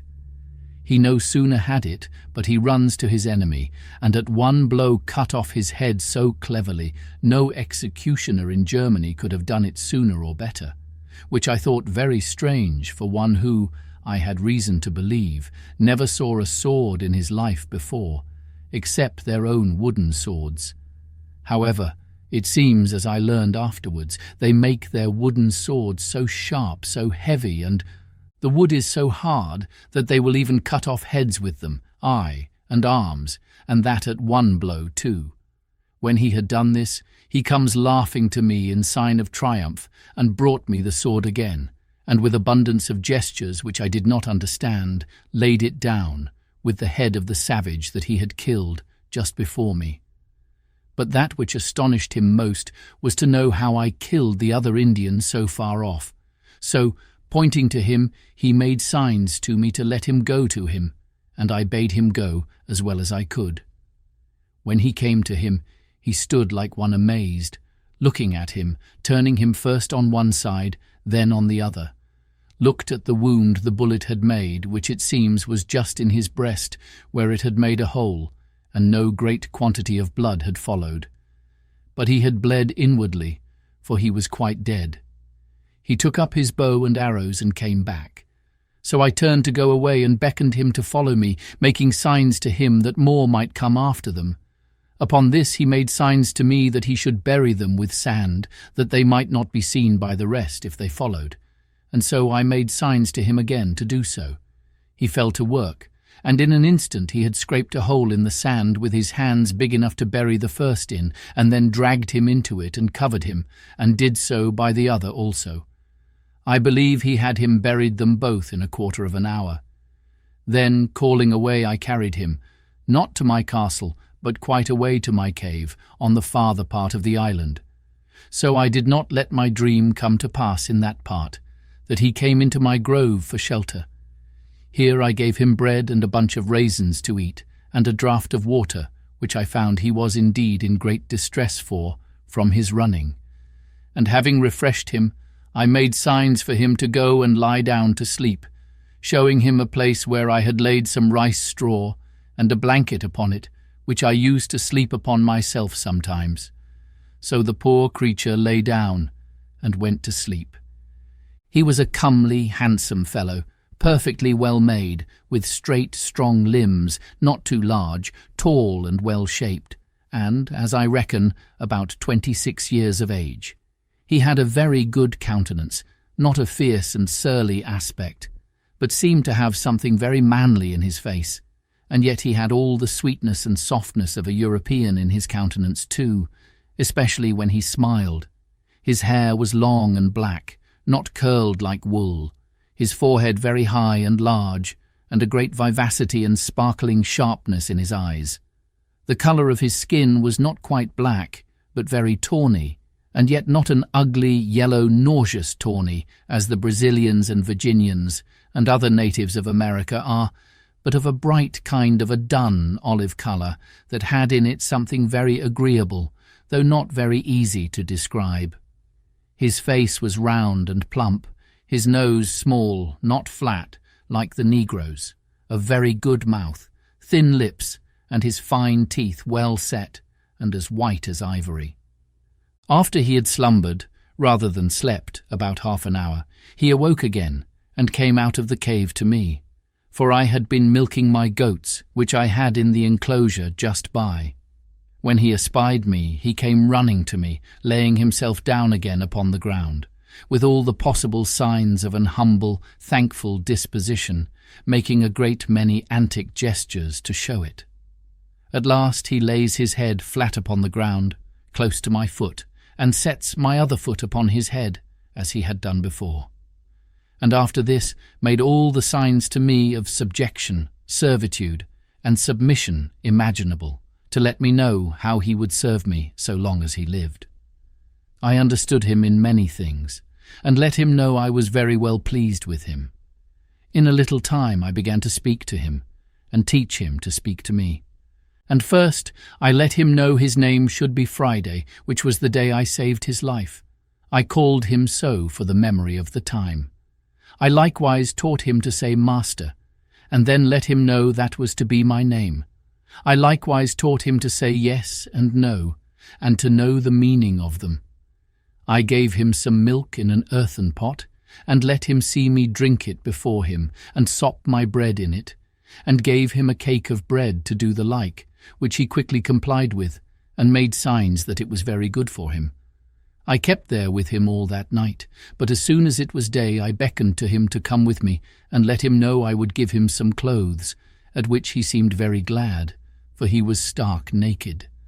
As we went by the place where he had buried the two men, he pointed exactly to the place, and showed me the marks that he had made to find them again, making signs to me that we should dig them up again and eat them. At this I appeared very angry, expressed my abhorrence of it, made as if I would vomit at the thoughts of it, and beckoned with my hand to him to come away, which he did immediately, with great submission. I then led him up to the top of the hill to see if his enemies were gone, and pulling out my glass I looked, and saw plainly the place where they had been, but no appearance of them or their canoes, so that it was plain they were gone, and had left their two comrades behind them, without any search after them. But I was not content with this discovery, but having now more courage, and consequently more curiosity, I took my man Friday with me, giving him the sword in his hand, with the bow and arrows at his back, which I found he could use very dexterously, making him carry one gun for me, and I two for myself. And away we marched to the place where these creatures had been, for I had a mind now to get some further intelligence of them. When I came to the place my very blood ran chill in my veins, and my heart sunk within me at the horror of the spectacle. Indeed, it was a dreadful sight. At least it was so to me, though Friday made nothing of it.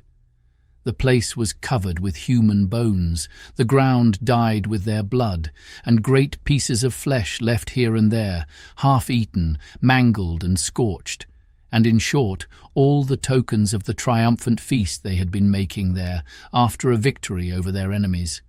I saw 3 skulls, 5 hands, and the bones of 3 or 4 legs and feet, and abundance of other parts of the bodies. And Friday, by his signs, made me understand that they brought over 4 prisoners to feast upon, that 3 of them were eaten up, and that he, pointing to himself, was the 4th.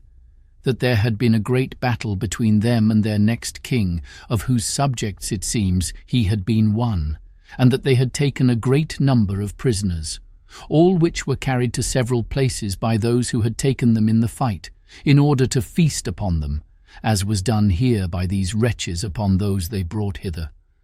I caused Friday to gather all the skulls, bones, flesh, and whatever remained, and lay them together in a heap, and make a great fire upon it, and burn them all to ashes. I found Friday had still a hankering stomach after some of the flesh, and was still a cannibal in his nature. But I showed so much abhorrence at the very thoughts of it, and at the least appearance of it, that he durst not discover it. For I had, by some means, let him know that I would kill him if he offered it. When he had done this, we came back to our castle, and there I fell to work for my man Friday. And first of all, I gave him a pair of linen drawers, which I had out of the poor gunner's chest I mentioned, which I found in the wreck, and which, with a little alteration, fitted him very well. And then I made him a jerkin of goat's skin, as well as my skill would allow, for I was now grown a tolerably good tailor. And I gave him a cap, which I made of hare's skin, very convenient and fashionable enough. And thus he was clothed for the present tolerably well, and was mighty well pleased to see himself almost as well clothed as his master. It is true he went awkwardly in these clothes at first. Wearing the drawers was very awkward to him, and the sleeves of the waistcoat galled his shoulders and the inside of his arms, but a little easing them where he complained they hurt him, and using himself to them, he took to them at length very well. The next day, after I came home to my hutch with him, I began to consider where I should lodge him, and that I might do well for him and yet be perfectly easy myself, I made a little tent for him in the vacant place between my two fortifications, in the inside of the last and in the outside of the first. As there was a door or entrance there into my cave, I made a formal framed door-case, and a door to it of boards, and set it up in the passage, a little within the entrance. And, causing the door to open in the inside, I barred it up in the night, taking in my ladders too, so that Friday could no way come at me in the inside of my innermost wall, without making so much noise in getting over that it must needs awaken me. For my first wall had now a complete roof over it of long poles, covering all my tent, and leaning up to the side of the hill, which was again laid across with smaller sticks, instead of laths, and then thatched over a great thickness with the rice straw, which was strong like reeds. And at the hole or place which was left to go in or out by the ladder, I had placed a kind of trap door, which, if it had been attempted on the outside, would not have opened at all, but would have fallen down and made a great noise. As to weapons, I took them all into my side every night.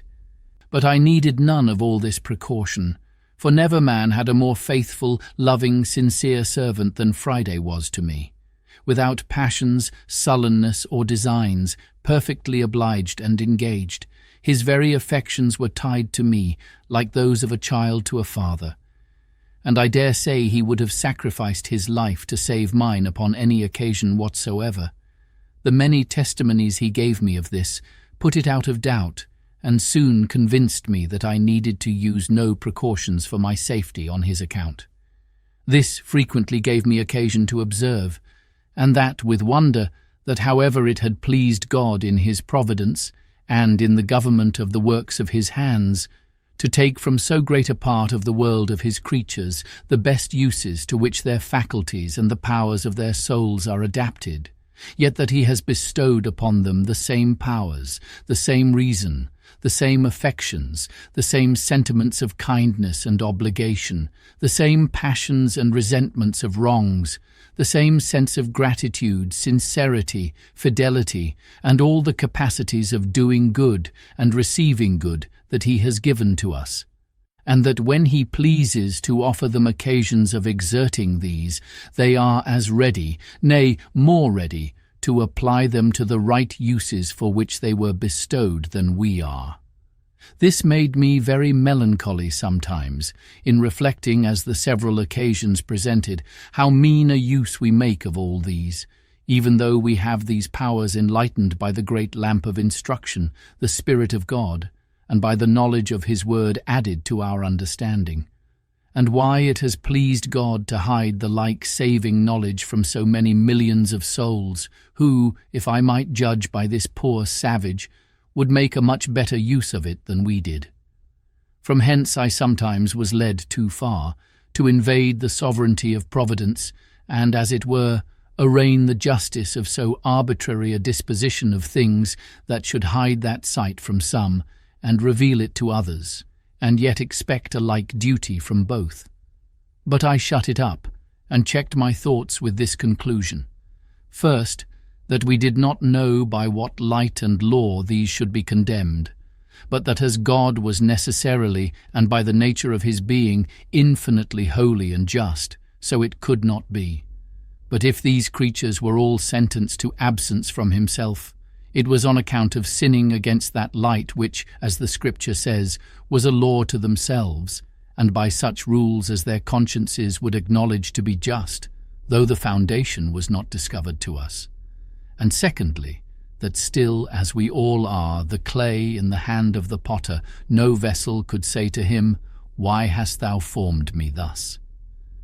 But to return to my new companion, I was greatly delighted with him, and made it my business to teach him everything that was proper to make him useful, handy, and helpful, but especially to make him speak and understand me when I spoke, and he was the aptest scholar that ever was, and particularly was so merry, so constantly diligent, and so pleased when he could but understand me, or make me understand him, that it was very pleasant for me to talk to him.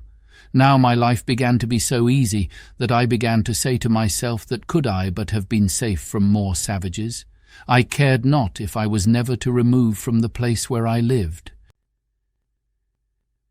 Chapter 15. Friday's Education.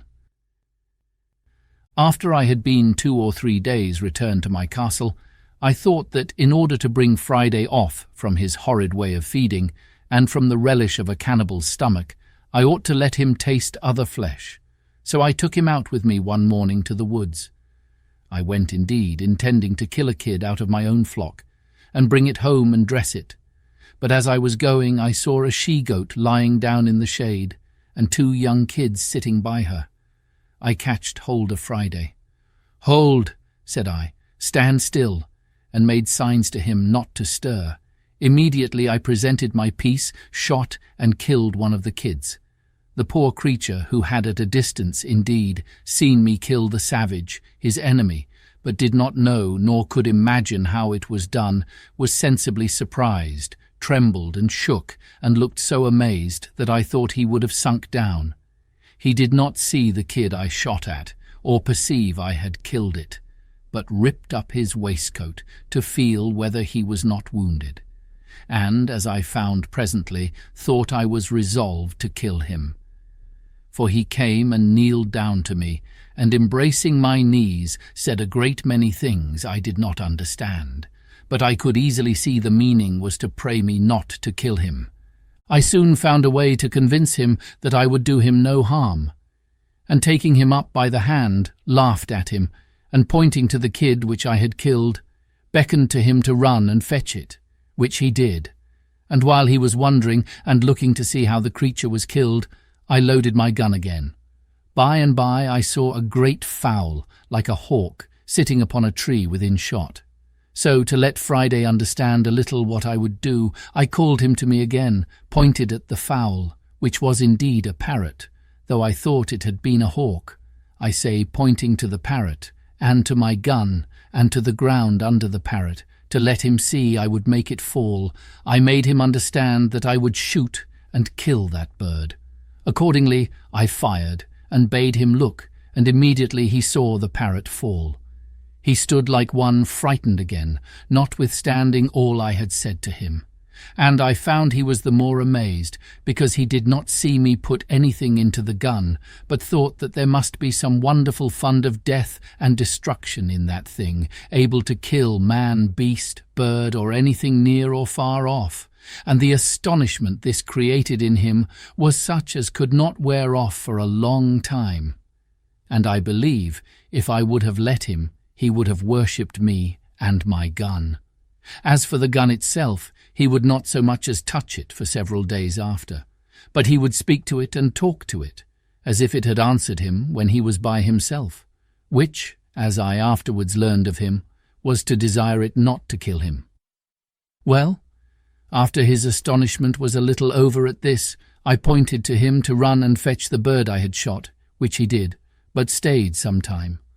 For the parrot, not being quite dead, had fluttered away a good distance from the place where she fell. However, he found her, took her up, and brought her to me. And as I had perceived his ignorance about the gun before, I took this advantage to charge the gun again, and not to let him see me do it, that I might be ready for any other mark that might present. But nothing more offered at that time. So I brought home the kid, and the same evening I took the skin off, and cut it out as well as I could, and having a pot fit for that purpose, I boiled or stewed some of the flesh, and made some very good broth. After I had begun to eat some, I gave some to my man, who seemed very glad of it, and liked it very well. But that which was strangest to him was to see me eat salt with it. He made a sign to me that the salt was not good to eat, and putting a little into his own mouth, he seemed to nauseate it and would spit and sputter at it, washing his mouth with fresh water after it. On the other hand, I took some meat into my mouth without salt, and I pretended to spit and sputter for want of salt, as much as he had done at the salt. But it would not do. He would never care for salt with meat or in his broth, at least not for a great while, and then but a very little. Having thus fed him with boiled meat and broth, I was resolved to feast him the next day by roasting a piece of the kid. This I did by hanging it before the fire on a string, as I had seen many people do in England, setting 2 poles up, one on each side of the fire, and one across the top, and tying the string to the cross-stick, letting the meat turn continually.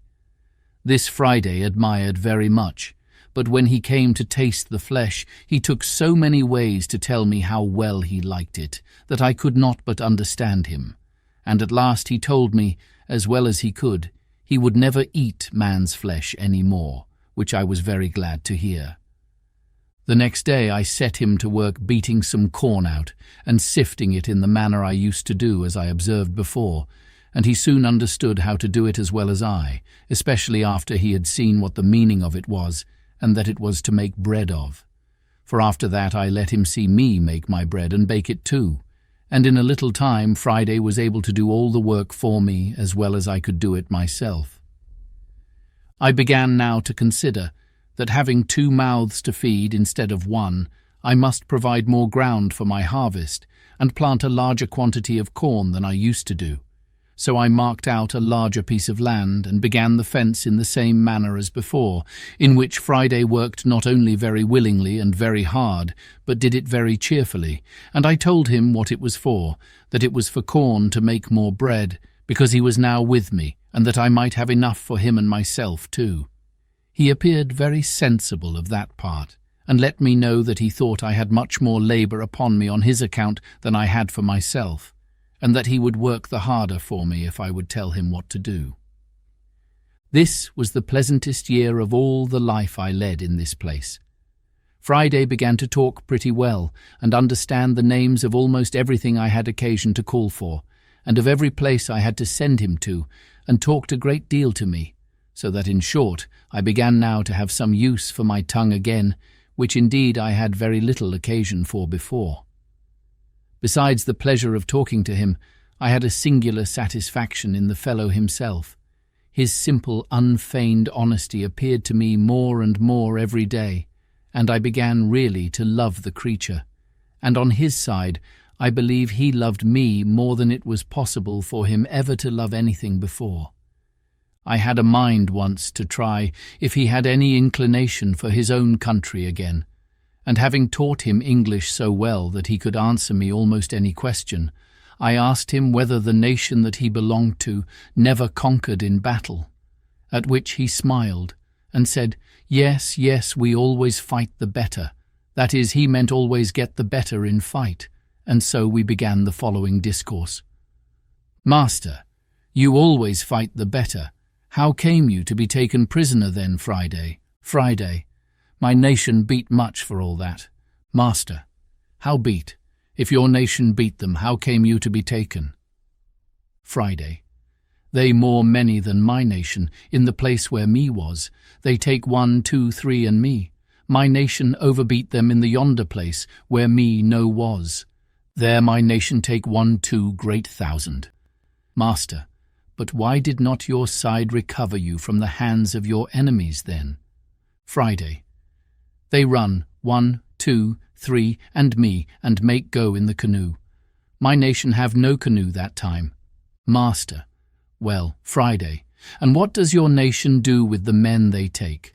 Do they carry them away and eat them, as these did? Friday. Yes, my nation eat mans too, eat all up. Master. Where do they carry them? Friday. Go to other place where they think. Master. Do they come hither? Friday. Yes, yes, they come hither, come other else place. Master. Have you been here with them? Friday. Yes, I have been here. Points to the northwest side of the island, which it seems was their side. By this I understood that my man Friday had formerly been among the savages who used to come on shore on the farther part of the island, on the same man-eating occasions he was now brought for. And some time after, when I took the courage to carry him to that side, being the same I formerly mentioned, he presently knew the place, and told me he was there once, when they ate up 20 men, 2 women, and 1 child. He could not tell 20 in English, but he numbered them by laying so many stones in a row, and pointing to me to tell them over. I have told this passage, because it introduces what follows, that after this discourse I had with him, I asked him how far it was from our island to the shore, and whether the canoes were not often lost. He told me there was no danger, no canoes ever lost, but that after a little way out to sea, there was a current and wind, always one way in the morning, the other in the afternoon. This I understood to be no more than the sets of the tide, as going out or coming in, but I afterwards understood it was occasioned by the great draught and reflux of the mighty river Orinoco, in the mouth or gulf of which river, as I found afterwards, our island lay, and that this land which I perceived to be west and northwest was the great island Trinidad, on the north point of the mouth of the river. I asked Friday 1,000 questions about the country, the inhabitants, the sea, the coast, and what nations were near. He told me all he knew with the greatest openness imaginable. I asked him the names of the several nations of his sort of people, but could get no other name than Caribs, from whence I easily understood that these were the Caribbees, which our maps place on the part of America which reaches from the mouth of the river Orinoco to Guyana, and onwards to St. Martha. He told me that up a great way beyond the moon, that was beyond the setting of the moon, which must be west from their country, there dwelt white-bearded men like me, and pointed to my great whiskers which I mentioned before, and that they had killed much mans. That was his word. By all which I understood he meant the Spaniards, whose cruelties in America had been spread over the whole country, and were remembered by all the nations from father to son. I inquired if he could tell me how I might go from this island and get among those white men. He told me, yes, yes, you may go in 2 canoe. I could not understand what he meant, or make him describe to me what he meant by 2 canoe, till at last, with great difficulty, I found he meant it must be in a large boat, as big as 2 canoes. This part of Friday's discourse I began to relish very well, and from this time I entertained some hopes that one time or other I might find an opportunity to make my escape from this place, and that this poor savage might be a means to help me. During the long time that Friday had now been with me, and that he began to speak to me and understand me, I was not wanting to lay a foundation of religious knowledge in his mind. Particularly I asked him one time who made him. The creature did not understand me at all, but thought I had asked who was his father, but I took it up by another handle, and asked him who made the sea, the ground we walked on, and the hills and woods. He told me it was one Benamuckee that lived beyond all. He could describe nothing of this great person, but that he was very old, much older, he said, than the sea or land, than the moon or the stars. I asked him then If this old person had made all things, why did not all things worship him? He looked very grave, and with a perfect look of innocence said, "All things say O to him." I asked him if the people who die in his country went away anywhere. He said, yes, they all went to Benamuckee. Then I asked him whether those they eat up went thither too. He said, yes. From these things I began to instruct him in the knowledge of the true God. I told him that the great Maker of all things lived up there, pointing up towards heaven, that he governed the world by the same power and providence by which he made it, that he was omnipotent and could do everything for us, give everything to us, take everything from us, and thus by degrees I opened his eyes. He listened with great attention and received with pleasure the notion of Jesus Christ being sent to redeem us, and of the manner of making our prayers to God, and his being able to hear us, even in heaven. He told me one day that if our God could hear us up beyond the sun, he must needs be a greater God than their Benamuckee, who lived but a little way off, and yet could not hear till they went up to the great mountains where he dwelt to speak to them. I asked him if ever he went thither to speak to him. He said, no, they never went that were young men, none went thither but the old men, whom he called their uwakaki, that is, as I made him explain to me, their religious or clergy, and that they went to say, oh, so he called, saying prayers, and then came back and told them what Benamuckee said. By this I observed that there is priestcraft even among the most blinded, ignorant pagans in the world, and the policy of making a secret of religion in order to preserve the veneration of the people to the clergy, not only to be found in the Roman, but perhaps among all religions in the world, even among the most brutish and barbarous savages. I endeavoured to clear up this fraud to my man Friday, and told him that the pretence of their old men going up to the mountains to say O to their god, Benamuckee, was a cheat, and their bringing word from thence what he said was much more so, that if they met with any answer, or spake with any one there, it must be with an evil spirit. And then I entered into a long discourse with him about the devil, the origin of him, his rebellion against God, his enmity to man, the reason of it, his setting himself up in the dark parts of the world to be worshipped instead of God, and as God, and the many stratagems he made use of to delude mankind to their ruin, how he had a secret access to our passions and to our affections, and to adapt his snares to our inclinations, so as to cause us even to be our own tempters and run upon our destruction by our own choice. I found it was not so easy to imprint right notions in his mind about the devil as it was about the being of a god.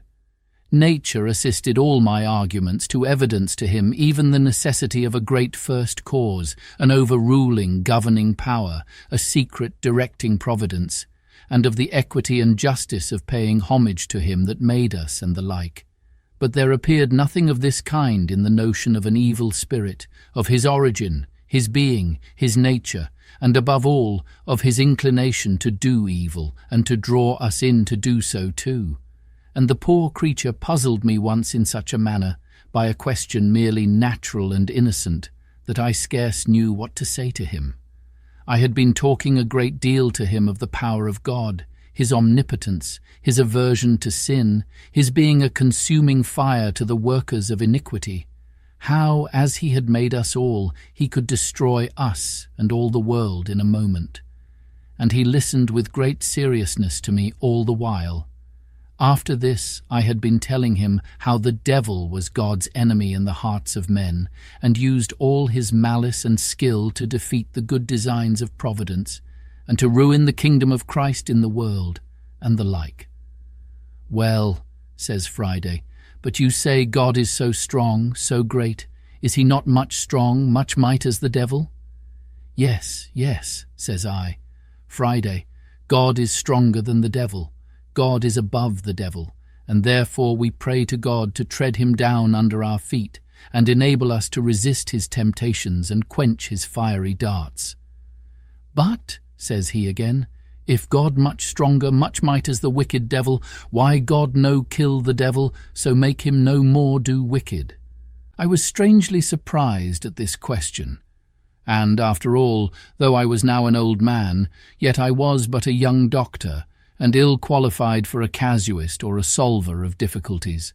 And at first I could not tell what to say, so I pretended not to hear him, and asked him what he said, but he was too earnest for an answer to forget his question, so that he repeated it in the very same broken words as above.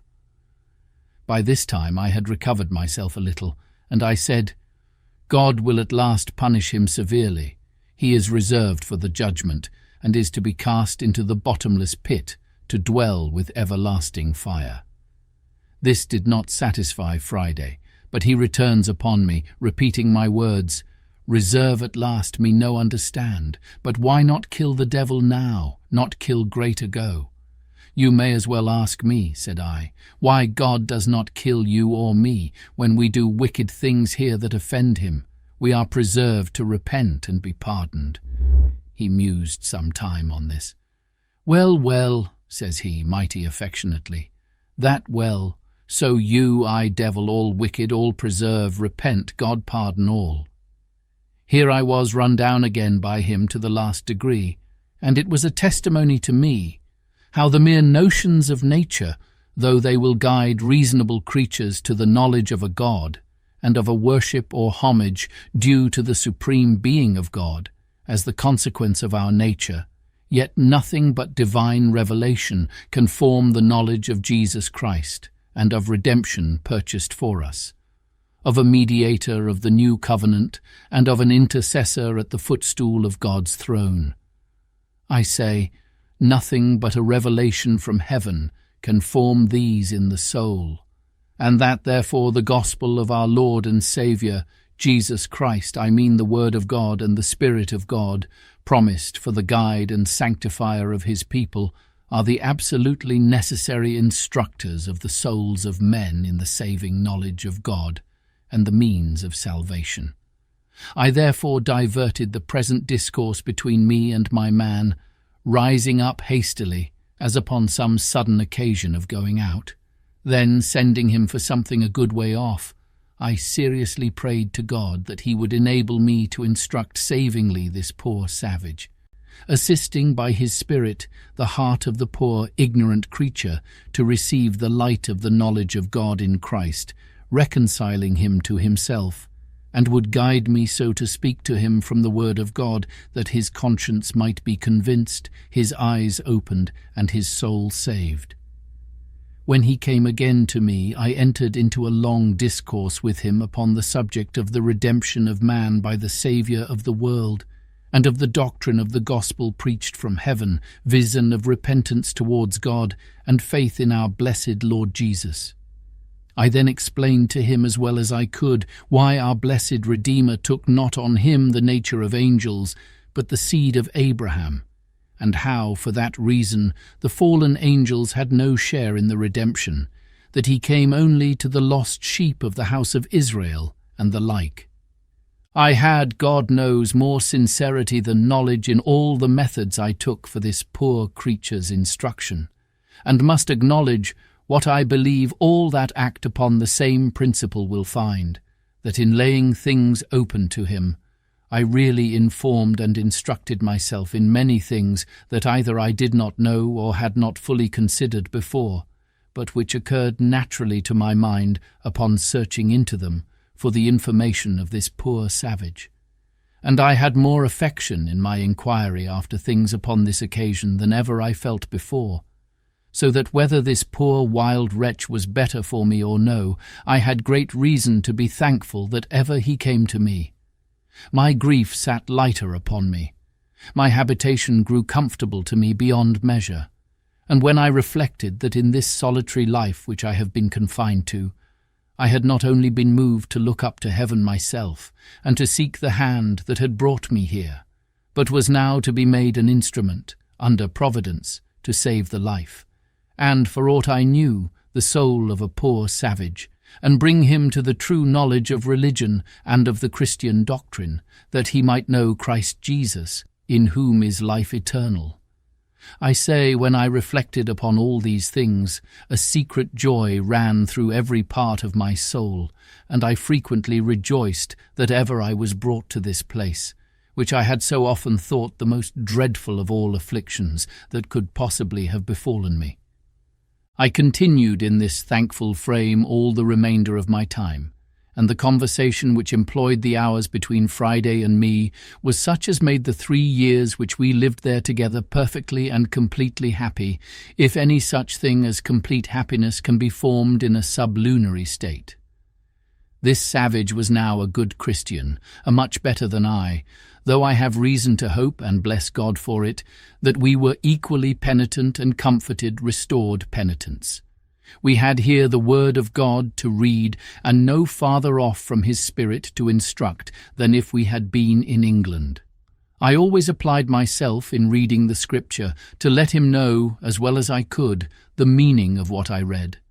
And He again, by His serious inquiries and questionings, made me, as I said before, a much better scholar in the Scripture knowledge than I should ever have been by my own mere private reading.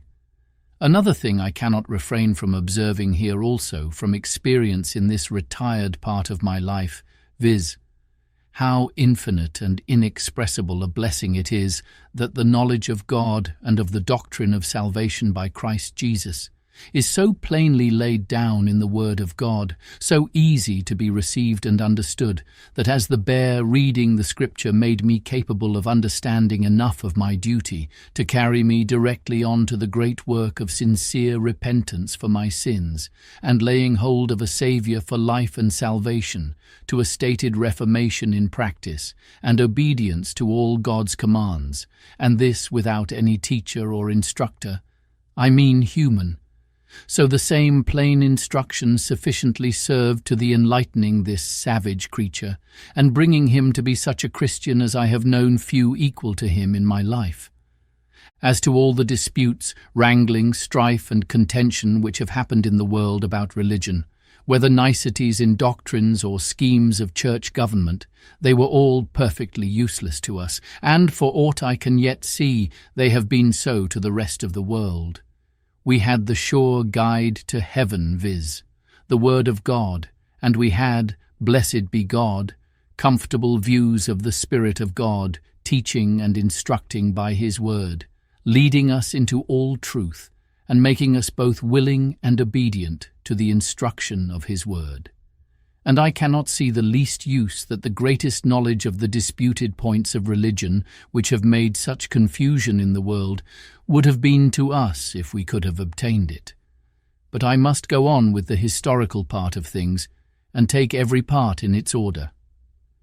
After Friday and I became more intimately acquainted, and that he could understand almost all I said to him, and speak pretty fluently, though in broken English, to me, I acquainted him with my own history, or at least so much of it as related to my coming to this place, how I had lived there, and how long. I let him into the mystery, for such it was to him, of gunpowder and bullet, and taught him how to shoot. I gave him a knife, which he was wonderfully delighted with, and I made him a belt with a frog hanging to it, such as in England we wear hangers in, and in the frog, instead of a hanger, I gave him a hatchet, which was not only as good a weapon in some cases, but much more useful upon other occasions. I described to him the country of Europe, particularly England, which I came from, how we lived, how we worshipped God, how we behaved to one another, and how we traded in ships to all parts of the world. I gave him an account of the wreck which I had been on board of, and showed him, as near as I could, the place where she lay, but she was all beaten in pieces before, and gone. I showed him the ruins of our boat, which we lost when we escaped, and which I could not stir with my whole strength then, but was now fallen almost all to pieces. Upon seeing this boat, Friday stood, musing a great while, and said nothing. I asked him what it was he studied upon. At last, says he, "Me see such boat, like come to place at my nation." I did not understand him a good while, But at last, when I examined it further, I understood by him that a boat, such as that had been, came on shore upon the country where he lived. That is, as he explained it, was driven thither by stress of weather. I presently imagined that some European ship must have been cast away upon their coast, and the boat might get loose and drive ashore, but was so dull that I never once thought of men making their escape from a wreck thither, much less whence they might come. So I only inquired after a description of the boat. Friday described the boat to me well enough, but brought me better to understand him when he added with some warmth, "We save the white mans from drown." Then I presently asked if there were any white mans, as he called them, in the boat. "Yes," he said, "the boat full of white mans." I asked him how many. He told upon his fingers 17. I asked him then what became of them. He told me, "They live, they dwell at my nation." This put new thoughts into my head, for I presently imagined that these might be the men belonging to the ship that was cast away in the sight of my island, as I now called it, and who, after the ship was struck on the rock and they saw her inevitably lost, had saved themselves in their boat and were landed upon that wild shore among the savages. Upon this I inquired of him more critically what was become of them. He assured me they lived still there, that they had been there about 4 years, that the savages left them alone and gave them victuals to live on. I asked him how it came to pass they did not kill them and eat them. He said, "No, they make brother with them, that is, as I understood him, a truce." And then he added, "They no eat mans, but when make the war fight. That is to say, they never eat any men but such as come to fight with them and are taken in battle." It was after this some considerable time, that being upon the top of the hill at the east side of the island, from whence, as I have said, I had, in a clear day, discovered the main or continent of America, Friday, the weather being very serene, looks very earnestly towards the mainland, and, in a kind of surprise, falls a jumping and dancing, and calls out to me, for I was at some distance from him. I asked him what was the matter. "Oh, joy," says he, "oh, glad, there see my country, there my nation." I observed an extraordinary sense of pleasure appeared in his face, and his eyes sparkled, and his countenance discovered a strange eagerness, as if he had a mind to be in his own country again. This observation of mine put a great many thoughts into me, which made me at first not so easy about my new man Friday as I was before, and I made no doubt but that, if Friday could get back to his own nation again, he would not only forget all his religion, but all his obligation to me, and would be forward enough to give his countrymen an account of me, and come back, perhaps with 100 or 2 of them, and make a feast upon me, at which he might be as merry as he used to be with those of his enemies when they were taken in war. But I wronged the poor honest creature very much, for which I was very sorry afterwards. However, as my jealousy increased and held some weeks, I was a little more circumspect, and not so familiar and kind to him as before, in which I was certainly wrong too, the honest, grateful creature having no thought about it but what consisted with the best principles, both as a religious Christian and as a grateful friend, as appeared afterwards to my full satisfaction. While my jealousy of him lasted, you may be sure I was every day pumping him to see if he would discover any of the new thoughts which I suspected were in him. But I found everything he said was so honest and so innocent that I could find nothing to nourish my suspicion. And in spite of all my uneasiness, he made me at last entirely his own again. Nor did he in the least perceive that I was uneasy, and therefore I could not suspect him of deceit. One day, walking up the same hill, but the weather being hazy at sea, so that we could not see the continent, I called to him and said, "Friday, do not you wish yourself in your own country, your own nation?" "Yes," he said, "I be much glad to be at my own nation." "What would you do there?" said I. "Would you turn wild again, eat men's flesh again, and be a savage as you were before?" He looked full of concern, and shaking his head said, "No, no, Friday, tell them to live good. Tell them to pray God. Tell them to eat cornbread, cattle flesh, milk. No eat man again." "Why then," said I to him, "they will kill you." He looked grave at that, and then said, "No, no, they no kill me, they willing love learn." He meant by this, they would be willing to learn. He added, "They learned much of the bearded mans that came in the boat." Then I asked him if he would go back to them. He smiled at that, and told me that he could not swim so far. I told him I would make a canoe for him. He told me he would go if I would go with him. "I go," says I. "Why, they will eat me if I come there." "No, no," says he. "Me make they no eat you. Me make they much love you." He meant he would tell them how I had killed his enemies and saved his life, and so he would make them love me. Then he told me, as well as he could, how kind they were to 17 white men, or bearded men, as he called them, who came on shore there in distress. From this time, I confess, I had a mind to venture over and see if I could possibly join with those bearded men, who I made no doubt were Spaniards and Portuguese, not doubting but, if I could, we might find some method to escape from thence, being upon the continent, and a good company together, better than I could from an island 40 miles off the shore, alone and without help. So, after some days, I took Friday to work again by way of discourse, and told him I would give him a boat to go back to his own nation, and accordingly I carried him to my frigate, which lay on the other side of the island, and having cleared it of water, for I always kept it sunk in water, I brought it out, showed it him, and we both went into it. I found he was a most dexterous fellow at managing it, and would make it go almost as swift again as I could. So, when he was in, I said to him, "Well, now, Friday, shall we go to your nation?" He looked very dull at my saying so, which it seems was because he thought the boat was too small to go so far. I then told him I had a bigger, so the next day I went to the place where the first boat lay which I had made, but which I could not get into the water. He said that was big enough, but then, as I had taken no care of it, and it had lain 2 or 23 years there, the sun had so split and dried it that it was rotten. Friday told me such a boat would do very well, and would carry much enough victual, drink, bread. This was his way of talking. Chapter 16. Rescue of prisoners from cannibals.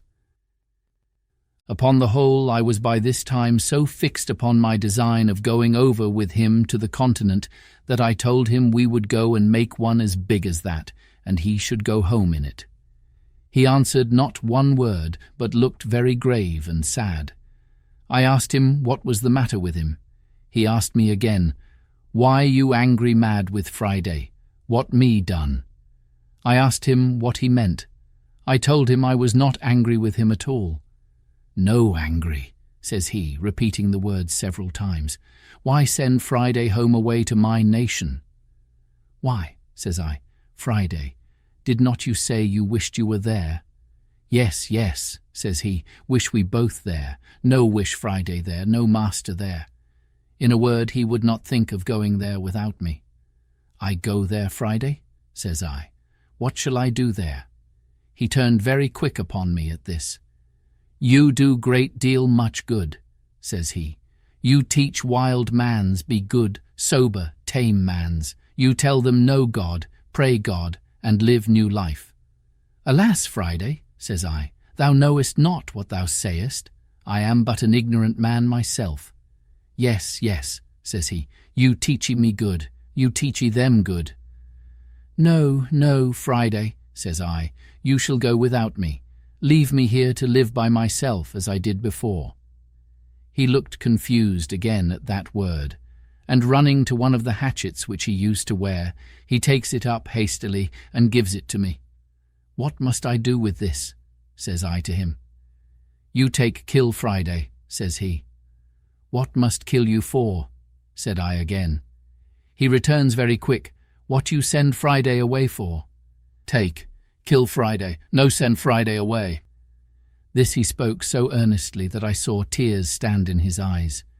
In a word, I so plainly discovered the utmost affection in him to me, and a firm resolution in him, that I told him then and often after that I would never send him away from me if he was willing to stay with me. Upon the whole, as I found by all his discourse a settled affection to me, and that nothing could part him from me, so I found all the foundation of his desire to go to his own country was laid in his ardent affection to the people, and his hopes of my doing them good, a thing which, as I had no notion of myself, so I had not the least thought or intention or desire of undertaking it. But still I found a strong inclination to attempting my escape, founded on the supposition gathered from the discourse that there were 17 bearded men there, and therefore, without any more delay, I went to work with Friday to find out a great tree proper to fell, and make a large periagua or canoe to undertake the voyage. There were trees enough in the island to have built a little fleet, not of periaguas or canoes, but even of good, large vessels. But the main thing I looked at was to get one so near the water that we might launch it when it was made, to avoid the mistake I committed at first. At last Friday pitched upon a tree, for I found he knew much better than I what kind of wood was fittest for it. Nor can I tell to this day what wood to call the tree we cut down, except that it was very like the tree we call fustic, or between that and the Nicaragua wood, for it was much of the same colour and smell. Friday wished to burn the hollow or cavity of this tree out, to make it for a boat, but I showed him how to cut it with tools, which after I had showed him how to use, he did very handily, and in about a month's hard labour we finished it and made it very handsome, especially when, with our axes, which I showed him how to handle, we cut and hewed the outside into the true shape of a boat. After this, however, it cost us near a fortnight's time to get her along, as it were inch by inch, upon great rollers into the water, but when she was in, she would have carried 20 men with great ease. When she was in the water, though she was so big, it amazed me to see with what dexterity and how swift my man Friday could manage her, turn her and paddle her along. So I asked him if he would, and if we might venture over in her. "Yes," he said, "we venture over in her very well, though great blow wind." However, I had a further design that he knew nothing of, and that was to make a mast and a sail, and to fit her with an anchor and cable. As to a mast, that was easy enough to get, so I pitched upon a straight young cedar tree, which I found near the place, and which there were great plenty of in the island, and I set Friday to work to cut it down, and gave him directions how to shape and order it. But as to the sail, that was my particular care. I knew I had old sails, or rather pieces of old sails, enough, but as I had had them now 26 years by me, and had not been very careful to preserve them, not imagining that I should ever have this kind of use for them, I did not doubt but they were all rotten, and indeed most of them were so. However, I found 2 pieces which appeared pretty good, and with these I went to work. And with a great deal of pains, and awkward stitching you may be sure for want of needles, I at length made a 3-cornered ugly thing, like what we call in England a shoulder of mutton sail, to go with a boom at bottom, and a little short sprit at the top, such as usually our ship's longboats sail with, and such as I best knew how to manage, as it was such a one as I had to the boat in which I made my escape from Barbary, as related in the first part of my story. I was near 2 months performing this last work, viz. under rigging and fitting my masts and sails, for I finished them very complete, making a small stay and a sail or foresail to it to assist if we should turn to windward, and, what was more than all, I fixed a rudder to the stern of her to steer with. I was but a bungling shipwright, yet as I knew the usefulness and even necessity of such a thing, I applied myself with so much pains to do it, that at last I brought it to pass, though, considering the many dull contrivances I had for it that failed, I think it cost me almost as much labour as making the boat. After all this was done, I had my man Friday to teach as to what belonged to the navigation of my boat. Though he knew very well how to paddle a canoe, he knew nothing of what belonged to a sail and a rudder, and was the most amazed when he saw me work the boat to and again in the sea by the rudder, and how the sail jibed and filled this way or that way as the course we sailed changed. I say, when he saw this, he stood like one astonished and amazed. However, with a little use, I made all these things familiar to him, and he became an expert sailor, except that of the compass I could make him understand very little. On the other hand, as there was very little cloudy weather, and seldom or never any fogs in those parts, there was the less occasion for a compass, seeing the stars were always to be seen by night and the shore by day, except in the rainy seasons, and then nobody cared to stir abroad either by land or sea. I was now entered on the 27th year of my captivity in this place, though the 3 last years that I had this creature with me ought rather to be left out of the account, my habitation being quite of another kind than in all the rest of the time. I kept the anniversary of my landing here with the same thankfulness to God for his mercies as at first, and if I had such cause of acknowledgment at first, I had much more so now, having such additional testimonies of the care of Providence over me, and the great hopes I had of being effectually and speedily delivered. For I had an invincible impression upon my thoughts that my deliverance was at hand, and that I should not be another year in this place. I went on, however, with my husbandry, digging, planting, and fencing as usual. I gathered and cured my grapes, and did every necessary thing as before. The rainy season was in the meantime upon me, when I kept more within doors than at other times. We had stowed our new vessel as secure as we could, bringing her up into the creek, where, as I said in the beginning, I landed my rafts from the ship, and hauling her up to the shore at high water mark, I made my man Friday dig a little dock, just big enough to hold her, and just deep enough to give her water enough to float in, and then, when the tide was out, we made a strong dam across the end of it to keep the water out. And so she lay, dry as to the tide from the sea, and to keep the rain off, we laid a great many boughs of trees, so thick that she was as well thatched as a house. And thus we waited for the months of November and December, in which I designed to make my adventure. When the settled season began to come in, as the thought of my design returned with the fair weather, I was preparing daily for the voyage, and the first thing I did was to lay by a certain quantity of provisions, being the stores for our voyage, and intended in a week or a fortnight's time to open the dock and launch out our boat. I was busy one morning upon something of this kind when I called to Friday and bid him to go to the seashore and see if he could find a turtle or a tortoise, a thing which we generally got once a week for the sake of the eggs as well as the flesh. Friday had not been long gone when he came running back and flew over my outer wall or fence like one that felt not the ground or the steps he set his foot on, and before I had time to speak to him, he cries out to me, "O master, O master, O sorrow, O bad!" "What's the matter, Friday?" says I. "Oh, yonder there," says he, 1, 2, 3 canoes, 1, 2, 3. By this way of speaking I concluded there were 6, but on inquiry I found there were but 3. "Well, Friday," says I, "do not be frightened." So I heartened him up as well as I could. However, I saw the poor fellow was most terribly scared, for nothing ran in his head but that they were come to look for him, and would cut him in pieces and eat him, and the poor fellow trembled so that I scarcely knew what to do with him. I comforted him as well as I could, and told him I was in as much danger as he, and that they would eat me as well as him. "But," says I, "Friday, we must resolve to fight them. Can you fight, Friday?" "Me shoot," says he, "but there come many great number." "No matter for that," said I again, "our guns will fright them that we do not kill." So I asked him whether, if I resolved to defend him, he would defend me, and stand by me and do just as I bid him.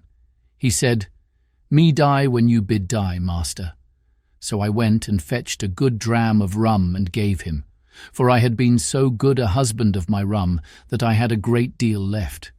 When we had drunk it, I made him take the 2 fowling pieces, which we always carried, and loaded them with large swan shot as big as small pistol bullets.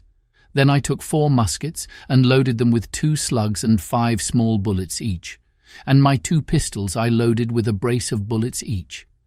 I hung my great sword, as usual, naked by my side, and gave Friday his hatchet. When I had thus prepared myself, I took my perspective glass and went up to the side of the hill to see what I could discover, and I found quickly by my glass that there were 21 savages, 3 prisoners, and 3 canoes, and that their whole business seemed to be the triumphant banquet upon these 3 human bodies. A barbarous feast indeed, but nothing more than, as I had observed, was usual with them. I observed also that they had landed not where they had done when Friday made his escape, but nearer to my creek, where the shore was low, and where a thick wood came almost close down to the sea. This, with the abhorrence of the inhuman errand these wretches came about, filled me with such indignation that I came down again to Friday and told him I was resolved to go down to them and kill them all, and asked him if he would stand by me. He had now got over his fright, and his spirits being a little raised with the dram I had given him, he was very cheerful, and told me as before he would die when I bid die. In this fit of fury I divided the arms which I had charged, as before, between us. I gave Friday 1 pistol to stick in his girdle, and 3 guns upon his shoulder, and I took 1 pistol and the other 3 guns myself, and in this posture we marched out. I took a small bottle of rum in my pocket, and gave Friday a large bag with more powder and bullets, and as to orders, I charged him to keep close behind me, and not to stir or shoot, or do anything till I bid him, and in the meantime not to speak a word.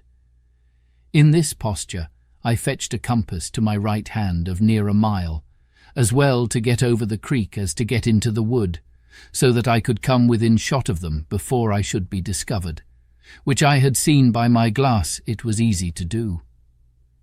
While I was making this march, my former thoughts returning, I began to abate my resolution. I do not mean that I entertained any fear of their number, for as they were naked, unarmed wretches, it is certain I was superior to them, nay, though I had been alone. But it occurred to my thoughts, what call, what occasion, much less what necessity I was in to go and dip my hands in blood, to attack people who had neither done or intended me any wrong, who, as to me, were innocent, and whose barbarous customs were their own disaster, being in them a token, indeed, of God's having left them, with the other nations of that part of the world, to such stupidity and to such inhuman courses, but did not call me to take upon me to be a judge of their actions, much less an executioner of his justice, that whenever he thought fit he would take the cause into his own hands, and by national vengeance punish them as a people for national crimes, but that, in the meantime, it was none of my business, that it was true Friday might justify it, because he was a declared enemy and in a state of war with those very particular people, and it was lawful for him to attack them, but I could not say the same with regard to myself.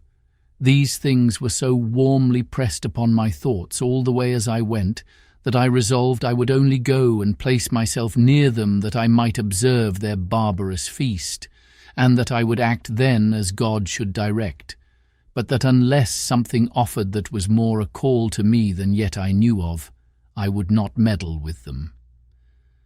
With this resolution I entered the wood, and with all possible wariness and silence, Friday following close at my heels, I marched till I came to the skirts of the wood on the side which was next to them. Only that one corner of the wood lay between me and them. Here I called softly to Friday, and showing him a great tree which was just at the corner of the wood, I bade him go to the tree, and bring me word if he could see there plainly what they were doing. He did so, and came immediately back to me, and told me they might be plainly viewed there, that they were all about their fire, eating the flesh of one of their prisoners, and that another lay bound upon the sand a little from them, whom he said they would kill next. And this fired the very soul within me. He told me it was not one of their nation, but one of the bearded men he had told me of, that came to their country in the boat. I was filled with horror at the very naming of the white-bearded man, and going to the tree, I saw plainly by my glass a white man who lay upon the beach of the sea with his hands and his feet tied with flags, or things like rushes, and that he was an European and had clothes on. There was another tree and a little thicket beyond it, about 50 yards nearer to them than the place where I was, which by going a little way about, I saw I might come at undiscovered, and that then I should be within half a shot of them. So I withheld my passion, though I was indeed enraged to the highest degree. And going back about 20 paces, I got behind some bushes, which held all the way till I came to the other tree, and then came to a little rising ground, which gave me a full view of them at the distance of about 80 yards. I had now not a moment to lose, for 19 of the dreadful wretches sat upon the ground, all close huddled together, and had just sent the other 2 to butcher the poor Christian, and bring him perhaps limb by limb to their fire, and they were stooping down to untie the bands at his feet. I turned to Friday. "Now, Friday," said I, "do as I bid thee." Friday said he would. "Then, Friday," says I, "do exactly as you see me do. Fail in nothing." So I set down one of the muskets and the fowling piece upon the ground, and Friday did the like by his, and with the other musket I took my aim at the savages, bidding him to do the like. Then asking him if he was ready, he said, "Yes." "Then fire at them," said I, and at the same moment I fired also. Friday took his aim so much better than I, that on the side that he shot he killed 2 of them and wounded 3 more, and on my side I killed 1 and wounded 2. They were, you may be sure, in a dreadful consternation, and all of them that were not hurt jumped upon their feet, but did not immediately know which way to run, or which way to look, for they knew not from whence their destruction came. Friday kept his eyes close upon me, that, as I had bid him, he might observe what I did.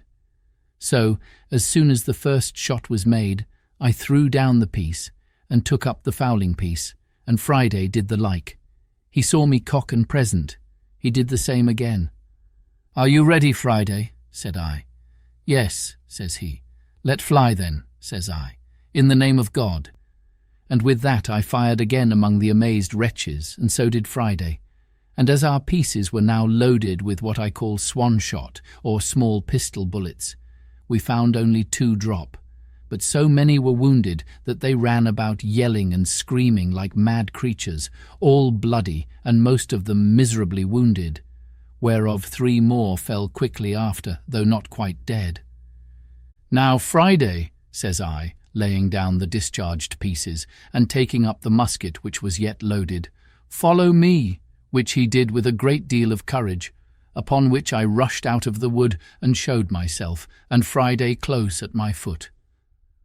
As soon as I perceived they saw me, I shouted as loud as I could, and bade Friday do so too, and running as fast as I could, which, by the way, was not very fast, being loaded with arms as I was, I made directly towards the poor victim, who was, as I said, lying upon the beach or shore, between the place where they sat and the sea.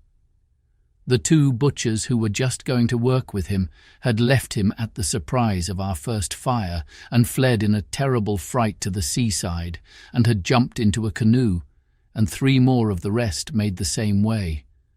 I turned to Friday and bade him step forwards and fire at them. He understood me immediately, and running about 40 yards to be nearer them, he shot at them, and I thought he had killed them all, for I saw them all fall of a heap into the boat, though I saw 2 of them up again quickly. However, he killed 2 of them and wounded the 3rd, so that he lay down in the bottom of the boat as if he had been dead. While my man Friday fired at them, I pulled out my knife and cut the flags that bound the poor victim. And loosing his hands and feet, I lifted him up and asked him in the Portuguese tongue what he was. He answered in Latin, Christianus, but was so weak and faint that he could scarce stand or speak. I took my bottle out of my pocket and gave it him, making signs that he should drink, which he did, and I gave him a piece of bread, which he ate. Then I asked him what countryman he was, and he said, Español, and being a little recovered, let me know, by all the signs he could possibly make, how much he was in my debt for his deliverance. Señor, said I, with as much Spanish as I could make up, we will talk afterwards, but we must fight now. If you have any strength left, take this pistol and sword, and lay about you.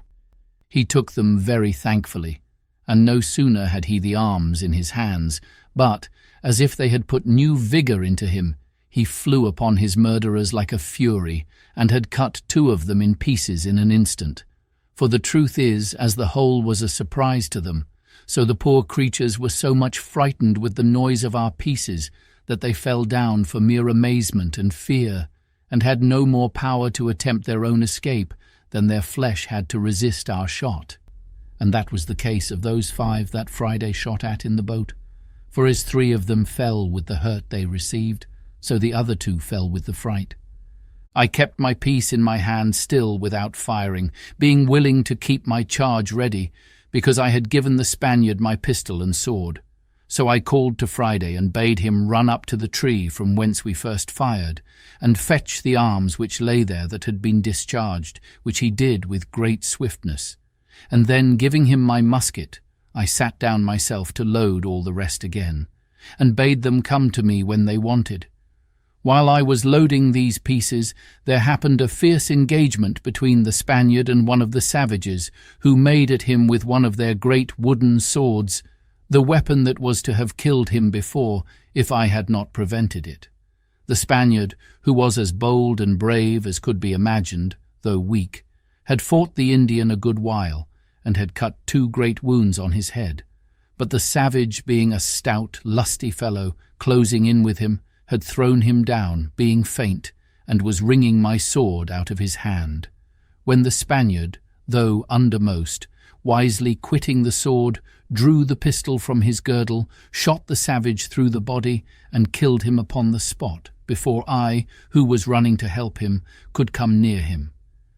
Friday, being now left to his liberty, pursued the flying wretches, with no weapon in his hand but his hatchet, and with that he dispatched those 3 who, as I said before, were wounded at first and fallen, and all the rest he could come up with. And the Spaniard coming to me for a gun, I gave him one of the fowling pieces, with which he pursued 2 of the savages, and wounded them both. But as he was not able to run, they both got from him into the wood, where Friday pursued them, and killed one of them. But the other was too nimble for him, and though he was wounded, yet had plunged himself into the sea, and swam with all his might off to those 2 who were left in the canoe. Which 3 in the canoe, with one wounded, that we knew not whether he died or no, were all that escaped our hands of 21. The account of the whole is as follows: 3 killed at our first shot from the tree, 2 killed at the next shot, 2 killed by Friday in the boat, 2 killed by Friday of those at first wounded, 1 killed by Friday in the wood, 3 killed by the Spaniard, 4 killed, being found dropped here and there, of the wounds, or killed by Friday in his chase of them, 4 escaped in the boat, whereof 1 wounded, if not dead, 21 in all. Those that were in the canoe worked hard to get out of gunshot, and though Friday made 2 or 3 shots at them, I did not find that he hit any of them. Friday would fain have had me take one of their canoes and pursue them, and indeed I was very anxious about their escape, lest, carrying the news home to their people, they should come back perhaps with 200 or 300 of the canoes and devour us by mere multitude. So I consented to pursue them by sea, and running to one of their canoes I jumped in and bade Friday follow me. But when I was in the canoe, I was surprised to find another poor creature lie there, bound hand and foot, as the Spaniard was, for the slaughter, and almost dead with fear, not knowing what was the matter. For he had not been able to look up over the side of the boat. He was tied so hard neck and heels, and had been tied so long that he had really but little life in him. I immediately cut the twisted flags or rushes which they had bound him with, and would have helped him up. But he could not stand or speak, but groaned most piteously, believing, it seems still, that he was only unbound in order to be killed. When Friday came to him, I bade him speak to him, and tell him of his deliverance, and pulling out my bottle, made him give the poor wretch a dram, which, with the news of his being delivered, revived him, and he sat up in the boat. But when Friday came to hear him speak, and look in his face, it would have moved anyone to tears to have seen how Friday kissed him, embraced him, hugged him, cried, laughed, hallooed, jumped about, danced, sang, then cried again, wrung his hands, beat his own face and head, and then sang and jumped about again like a distracted creature. It was a good while before I could make him speak to me or tell me what was the matter. But when he came a little to himself, he told me that it was his father. It is not easy for me to express how it moved me to see what ecstasy and filial affection had worked in this poor savage at the sight of his father, and of his being delivered from death. Nor indeed can I describe half the extravagances of his affection after this, for he went into the boat and out of the boat a great many times. When he went into him, he would sit down by him, open his breast, and hold his father's head close to his bosom for many minutes together, to nourish it. Then he took his arms and ankles, which were numbed and stiff with the binding, and chafed and rubbed them with his hands. And I, perceiving what the case was, gave him some rum out of my bottle to rub them with, which did them a great deal of good. This affair put an end to our pursuit of the canoe with the other savages, who were now almost out of sight, and it was happy for us that we did not, for it blew so hard within 2 hours after, and before they could be got a quarter of their way, and continued blowing so hard all night, and that from the northwest, which was against them, that I could not suppose their boat could live, or that they ever reached their own coast. But to return to Friday, he was so busy about his father that I could not find in my heart to take him off for some time. But after I thought he could leave him a little, I called him to me, and he came jumping and laughing and pleased to the highest extreme. Then I asked him if he had given his father any bread. He shook his head and said, "None, ugly dog, eat all up self." I then gave him a cake of bread out of a little pouch I carried on purpose. I also gave him a dram for himself, but he would not taste it, but carried it to his father. I had in my pocket 2 or 3 bunches of raisins, so I gave him a handful of them for his father.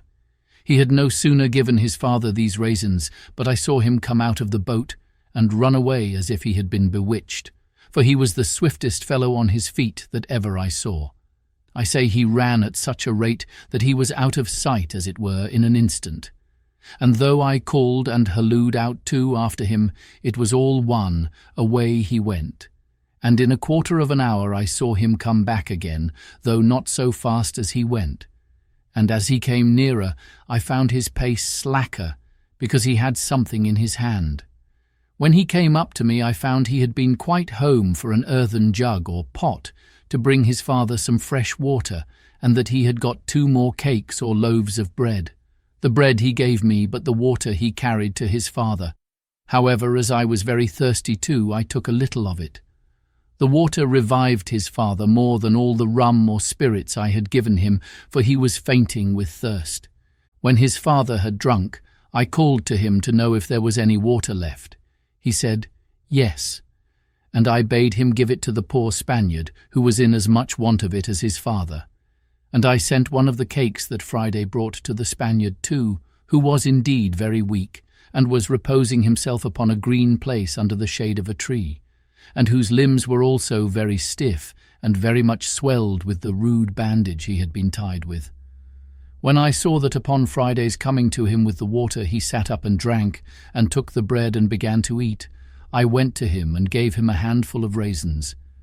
He looked up in my face with all the tokens of gratitude and thankfulness that could appear in any countenance, but was so weak, notwithstanding he had so exerted himself in the fight that he could not stand up upon his feet. He tried to do it 2 or 3 times, but was really not able. His ankles were so swelled and so painful to him. So I bade him sit still and caused Friday to rub his ankles and bathe them with rum, as he had done his father's. I observed the poor affectionate creature every 2 minutes or perhaps less, all the while he was here, turn his head about to see if his father was in the same place and posture as he left him sitting. And at last he found he was not to be seen, at which he started up, and without speaking a word, flew with that swiftness to him that one could scarce perceive his feet to touch the ground as he went. But when he came, he only found he had laid himself down to ease his limbs. So Friday came back to me presently, and then I spoke to the Spaniard to let Friday help him up if he could, and lead him to the boat, and then he should carry him to our dwelling, where I would take care of him. But Friday, a lusty, strong fellow, took the Spaniard upon his back and carried him away to the boat, and set him down softly upon the side or gunwale of the canoe, with his feet in the inside of it, and then lifting him quite in, he set him close to his father, and presently stepping out again, launched the boat off and paddled it along the shore faster than I could walk, though the wind blew pretty hard too. So he brought them both safe into our creek, and leaving them in the boat, ran away to fetch the other canoe. As he passed me, I spoke to him and asked him whither he went. He told me, "Go fetch more boat."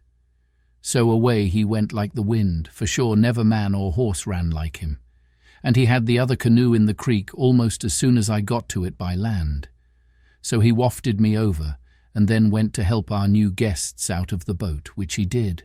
But they were neither of them able to walk, so that poor Friday knew not what to do. To remedy this, I went to work in my thought, and calling to Friday to bid them sit down on the bank while he came to me, I soon made a kind of hand-barrow to lay them on, and Friday and I carried them both up together upon it between us. But when we got them to the outside of our wall, or fortification, we were at a worse loss than before, for it was impossible to get them over, and I was resolved not to break it down. So I set to work again, and Friday and I, in about 2 hours' time, made a very handsome tent, covered with old sails, and above that with boughs of trees, being in the space without our outward fence, and between that and the grove of young wood which I had planted. And here we made them 2 beds of such things as I had, viz., of good rice straw, with blankets laid upon it to lie on, and another to cover them, on each bed. My island was now peopled, and I thought myself very rich in subjects, and it was a merry reflection, which I frequently made, how like a king I looked. First of all, the whole country was my own property, so that I had an undoubted right of dominion. Secondly, my people were perfectly subjected. I was absolutely lord and lawgiver. They all owed their lives to me, and were ready to lay down their lives if there had been occasion for it for me. It was remarkable, too, I had but 3 subjects, and they were of 3 different religions. My man Friday was a Protestant, his father was a pagan and a cannibal, and the Spaniard was a papist. However, I allowed liberty of conscience throughout my dominions, but this is by the way. As soon as I had secured my 2 weak rescued prisoners and given them shelter and a place to rest them upon, I began to think of making some provision for them. And the first thing I did, I ordered Friday to take a yearling goat, betwixt a kid and a goat, out of my particular flock, to be killed. When I cut off the hinder quarter, and chopping it into small pieces, I set Friday to work to boiling and stewing, and made them a very good dish, I assure you, of flesh and broth. And as I cooked it without doors, for I made no fire within my inner wall, so I carried it all into the new tent, and having set a table there for them, I sat down, and ate my own dinner also with them, and, as well as I could, cheered them and encouraged them. Friday was my interpreter, especially to his father, and indeed to the Spaniard too, for the Spaniard spoke the language of the savages pretty well. After we had dined, or rather supped, I ordered Friday to take one of the canoes and go and fetch our muskets and other firearms, which, for want of time, we had left upon the place of battle. And the next day I ordered him to go and bury the dead bodies of the savages, which lay open to the sun, and would presently be offensive. I also ordered him to bury the horrid remains of their barbarous feast, which I could not think of doing myself. Nay, I could not bear to see them if I went that way. All which he punctually performed, and effaced the very appearance of the savages being there, so that when I went again I could scarce know where it was, otherwise than by the corner of the wood pointing to the place. I then began to enter into a little conversation with my two new subjects, and first I set Friday to inquire of his father what he thought of the escape of the savages in that canoe, and whether we might expect a return of them with a power too great for us to resist. His first opinion was that the savages in the boat never could live out the storm which blew that night they went off, but must of necessity be drowned or driven south to those other shores, where they were as sure to be devoured as they were to be drowned if they were cast away. But as to what they would do if they came safe on shore, he said he knew not. But it was his opinion that they were so dreadfully frightened with the manner of their being attacked, the noise and the fire, that he believed they would tell the people they were all killed by thunder and lightning, not by the hand of man, and that the two which appeared, viz., Friday and I, were two heavenly spirits or furies come down to destroy them, and not men with weapons. This, he said, he knew, because he heard them all cry out so in their language, one to another, for it was impossible for them to conceive that a man could dart fire and speak thunder and kill at a distance without lifting up the hand, as was done now. And this old savage was in the right, for as I understood since by other hands, the savages never attempted to go over to the island afterwards. They were so terrified with the accounts given by those 4 men, for it seems they did escape the sea, that they believed whoever went to that enchanted island would be destroyed with fire from the gods. This, however, I knew not, and therefore was under continual apprehensions for a good while, and kept always upon my guard with all my army. For as there were now 4 of us, I would have ventured upon 100 of them, fairly in the open field at any time. Chapter 17. Visit of Mutineers.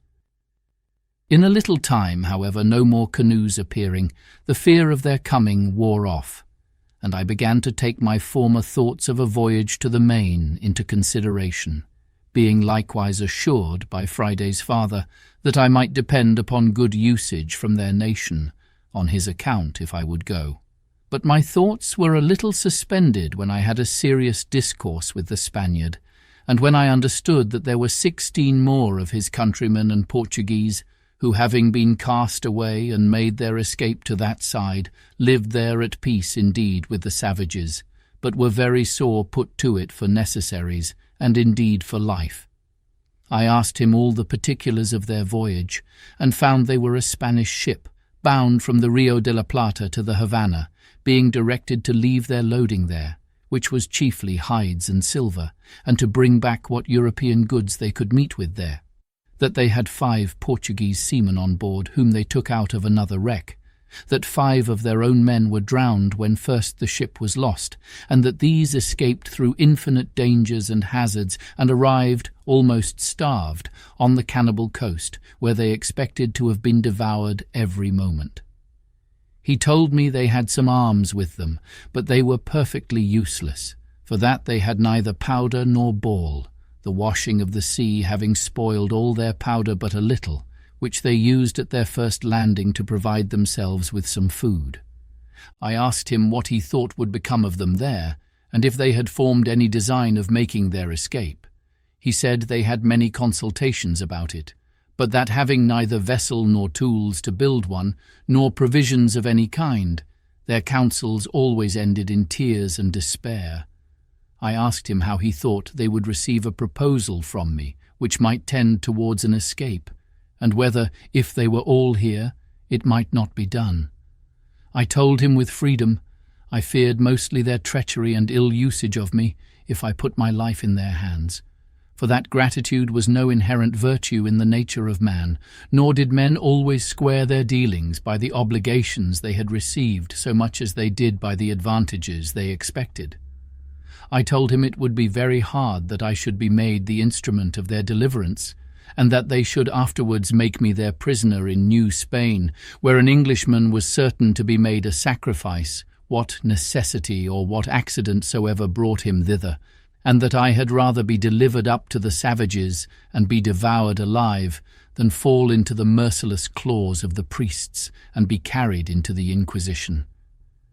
I added that otherwise I was persuaded, if they were all here, we might, with so many hands, build a bark large enough to carry us all away, either to the Brazils southward, or to the islands or Spanish coast northward.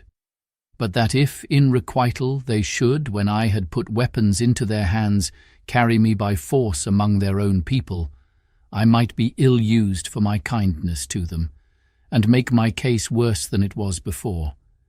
He answered with a great deal of candour and ingenuousness that their condition was so miserable, and that they were so sensible of it, that he believed they would abhor the thought of using any man unkindly that should contribute to their deliverance, and that, if I pleased, he would go to them with the old man, and discourse with them about it, and return again and bring me their answer, that he would make conditions with them upon their solemn oath that they should be absolutely under my direction as their commander and captain, and they should swear upon the holy sacraments and gospel to be true to me, and go to such Christian country as I should agree to, and no other, and to be directed wholly and absolutely by my orders till they were landed safely in such country as I intended, and that he would bring a contract from them under their hands for that purpose.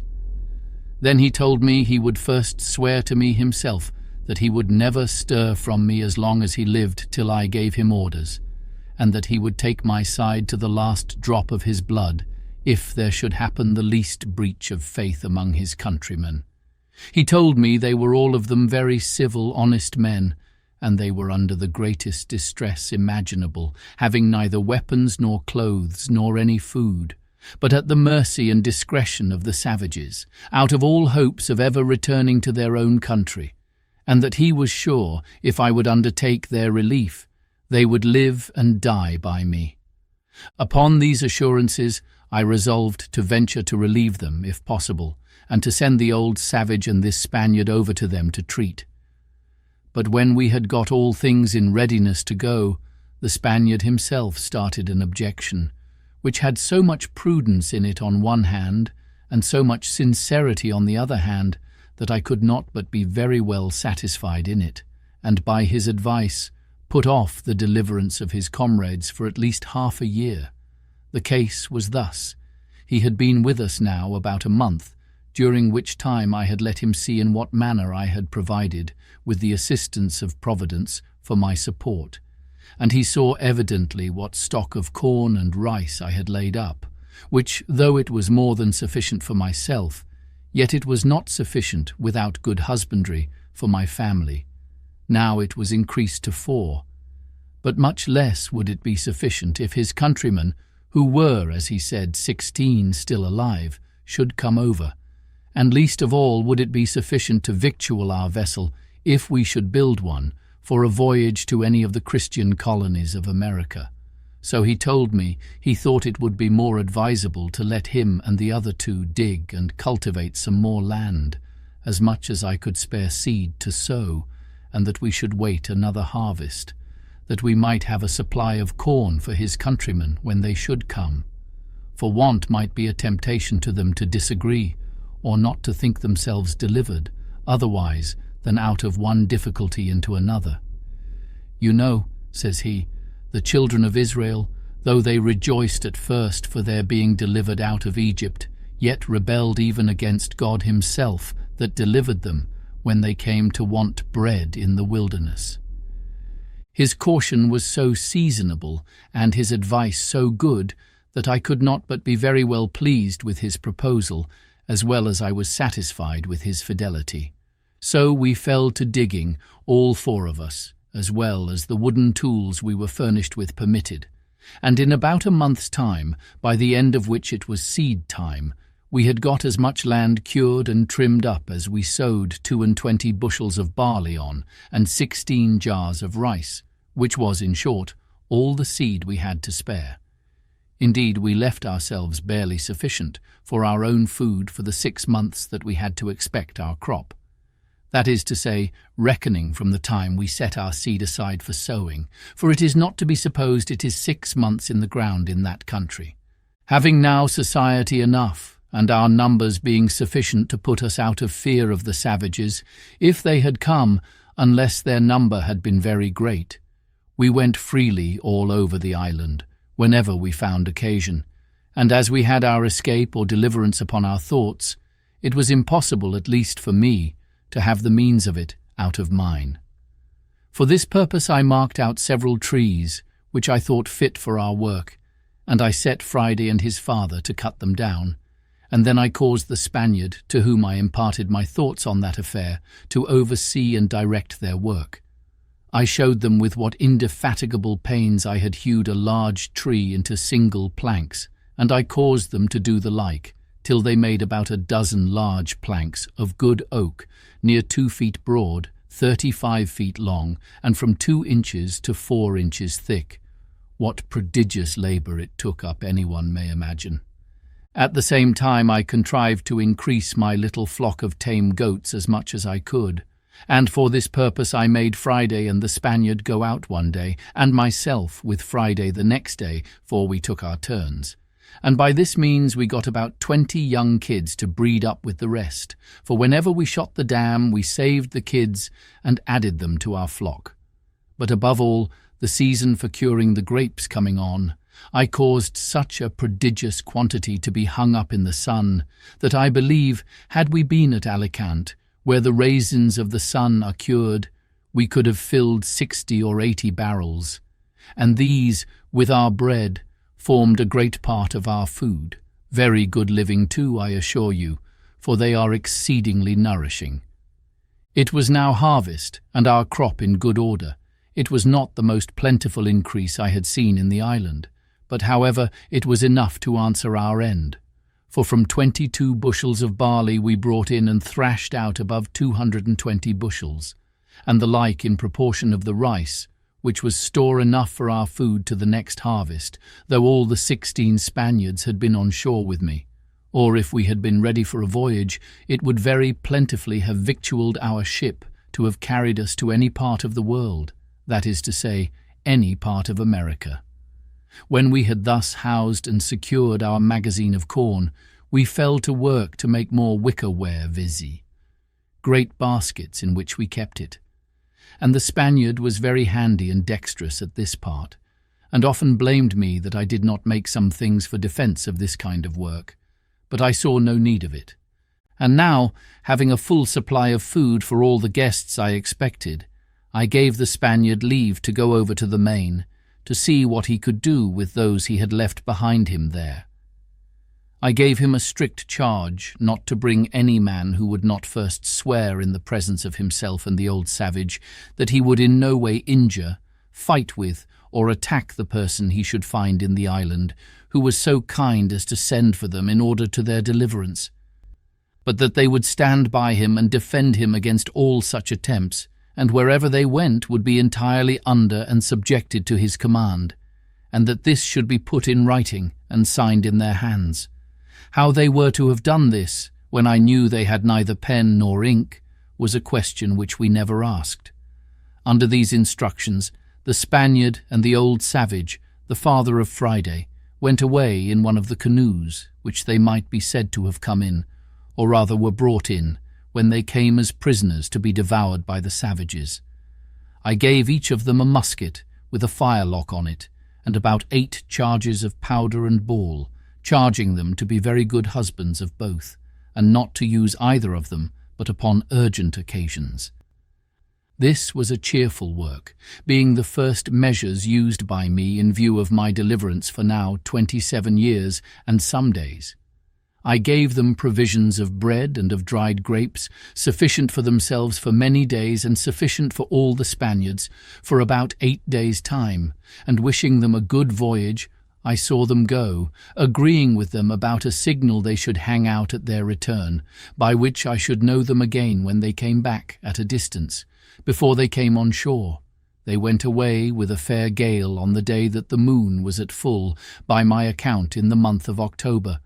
But as for an exact reckoning of days, after I had once lost it, I could never recover it again. Nor had I kept even the number of years so punctually as to be sure I was right, though, as it proved when I afterwards examined my account, I found I had kept a true reckoning of years. It was no less than 8 days I had waited for them, when a strange and unforeseen accident intervened, of which the like has not perhaps been heard of in history. I was fast asleep in my hutch one morning when my man Friday came running into me and called aloud, "Master, master, they are come!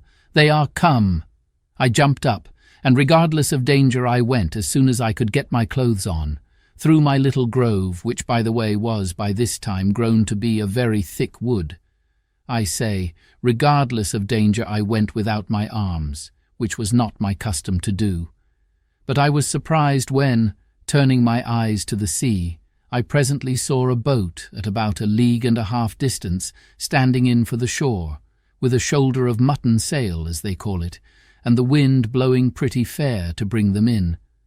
Also I observed presently that they did not come from that side which the shore lay on, but from the southernmost end of the island.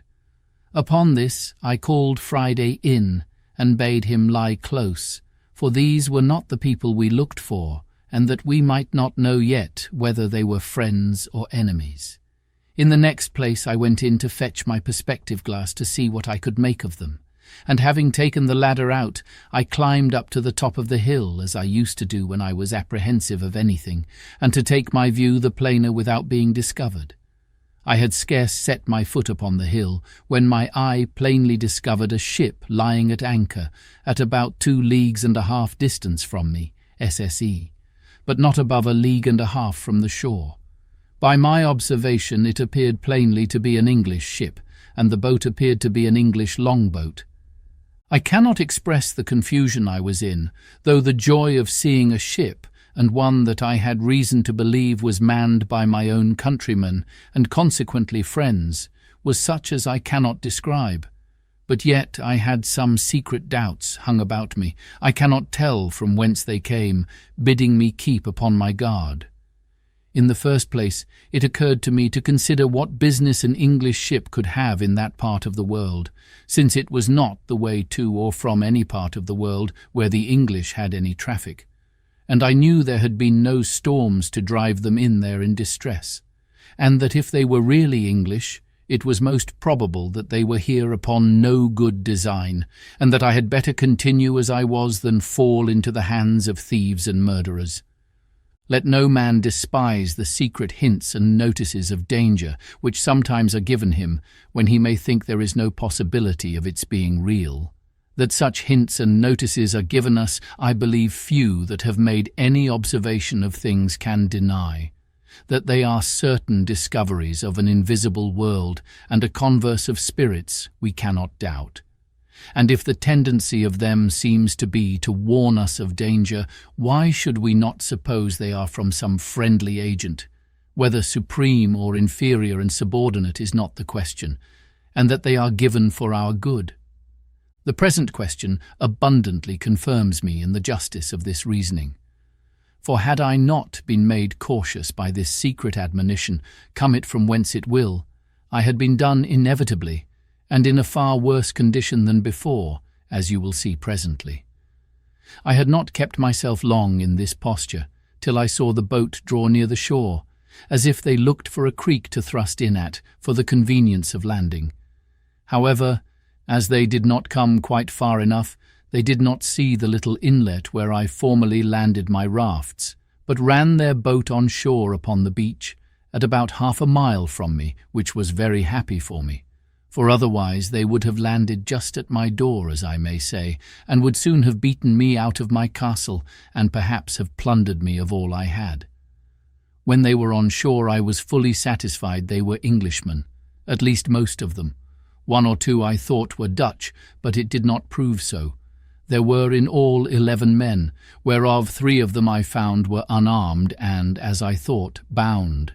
And when the first 4 or 5 of them were jumped on shore, they took those 3 out of the boat as prisoners.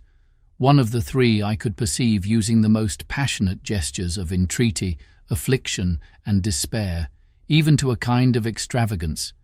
The other 2, I could perceive, lifted up their hands sometimes, and appeared concerned indeed, but not to such a degree as the first. I was perfectly confounded at the sight, and knew not what the meaning of it should be. Friday called out to me in English as well as he could, "O master, you see English mans eat prisoner as well as savage mans." "Why, Friday," says I, "do you think they are going to eat them then?" "Yes," says Friday, "they will eat them." "No, no," says I. "Friday, I am afraid they will murder them indeed, but you may be sure they will not eat them." All this while I had no thought of what the matter really was, but stood trembling with the horror of the sight, expecting every moment when the 3 prisoners should be killed. Nay, once I saw one of the villains lift up his arm with a great cutlass, as the seamen call it, or sword, to strike one of the poor men, and I expected to see him fall every moment, at which all the blood in my body seemed to run chill in my veins. I wished heartily now for the Spaniard, and the savage that had gone with him, or that I had any way to have come undiscovered within shot of them, that I might have secured the 3 men, for I saw no firearms they had among them. But it fell out to my mind another way. After I had observed the outrageous usage of the 3 men by the insolent seamen, I observed the fellows run scattering about the island, as if they wanted to see the country. I observed that the 3 other men had liberty to go also where they pleased, but they sat down all 3 upon the ground, very pensive, and looked like men in despair. This put me in mind of the first time when I came on shore and began to look about me, how I gave myself over for lost, how wildly I looked round me, what dreadful apprehensions I had, and how I lodged in the tree all night for fear of being devoured by wild beasts. As I knew nothing that night of the supply I was to receive by the providential driving of the ship nearer the land by the storms and tide, by which I have since been so long nourished and supported, so these 3 poor desolate men knew nothing how certain of deliverance and supply they were, how near it was to them, and how effectually and really they were in a condition of safety, at the same time that they thought themselves lost and their case desperate. So little do we see before us in the world, and so much reason have we to depend cheerfully upon the great Maker of the world, that he does not leave his creatures so absolutely destitute, but that, in the worst circumstances, they have always something to be thankful for, and sometimes are nearer deliverance than they imagine. Nay, are even brought to their deliverance by the means by which they seem to be brought to their destruction. It was just at high water when these people came on shore, and while they rambled about to see what kind of a place they were in, they had carelessly stayed till the tide was spent, and the water was ebbed considerably away, leaving their boat aground. They had left 2 men in the boat, who, as I found afterwards, having drunk a little too much brandy, fell asleep. However, one of them, waking a little sooner than the other, and finding the boat too fast aground for him to stir it, hallooed out for the rest, who were straggling about, upon which they all soon came to the boat, but it was past all their strength to launch her, the boat being very heavy, and the shore on that side being a soft, oozy sand, almost like a quicksand. In this condition, like true seamen, who are perhaps the least of all mankind given to forethought, they gave it over, and away they strolled about the country again.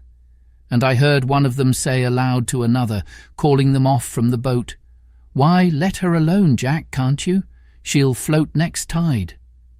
By which I was fully confirmed in the main inquiry of what countrymen they were.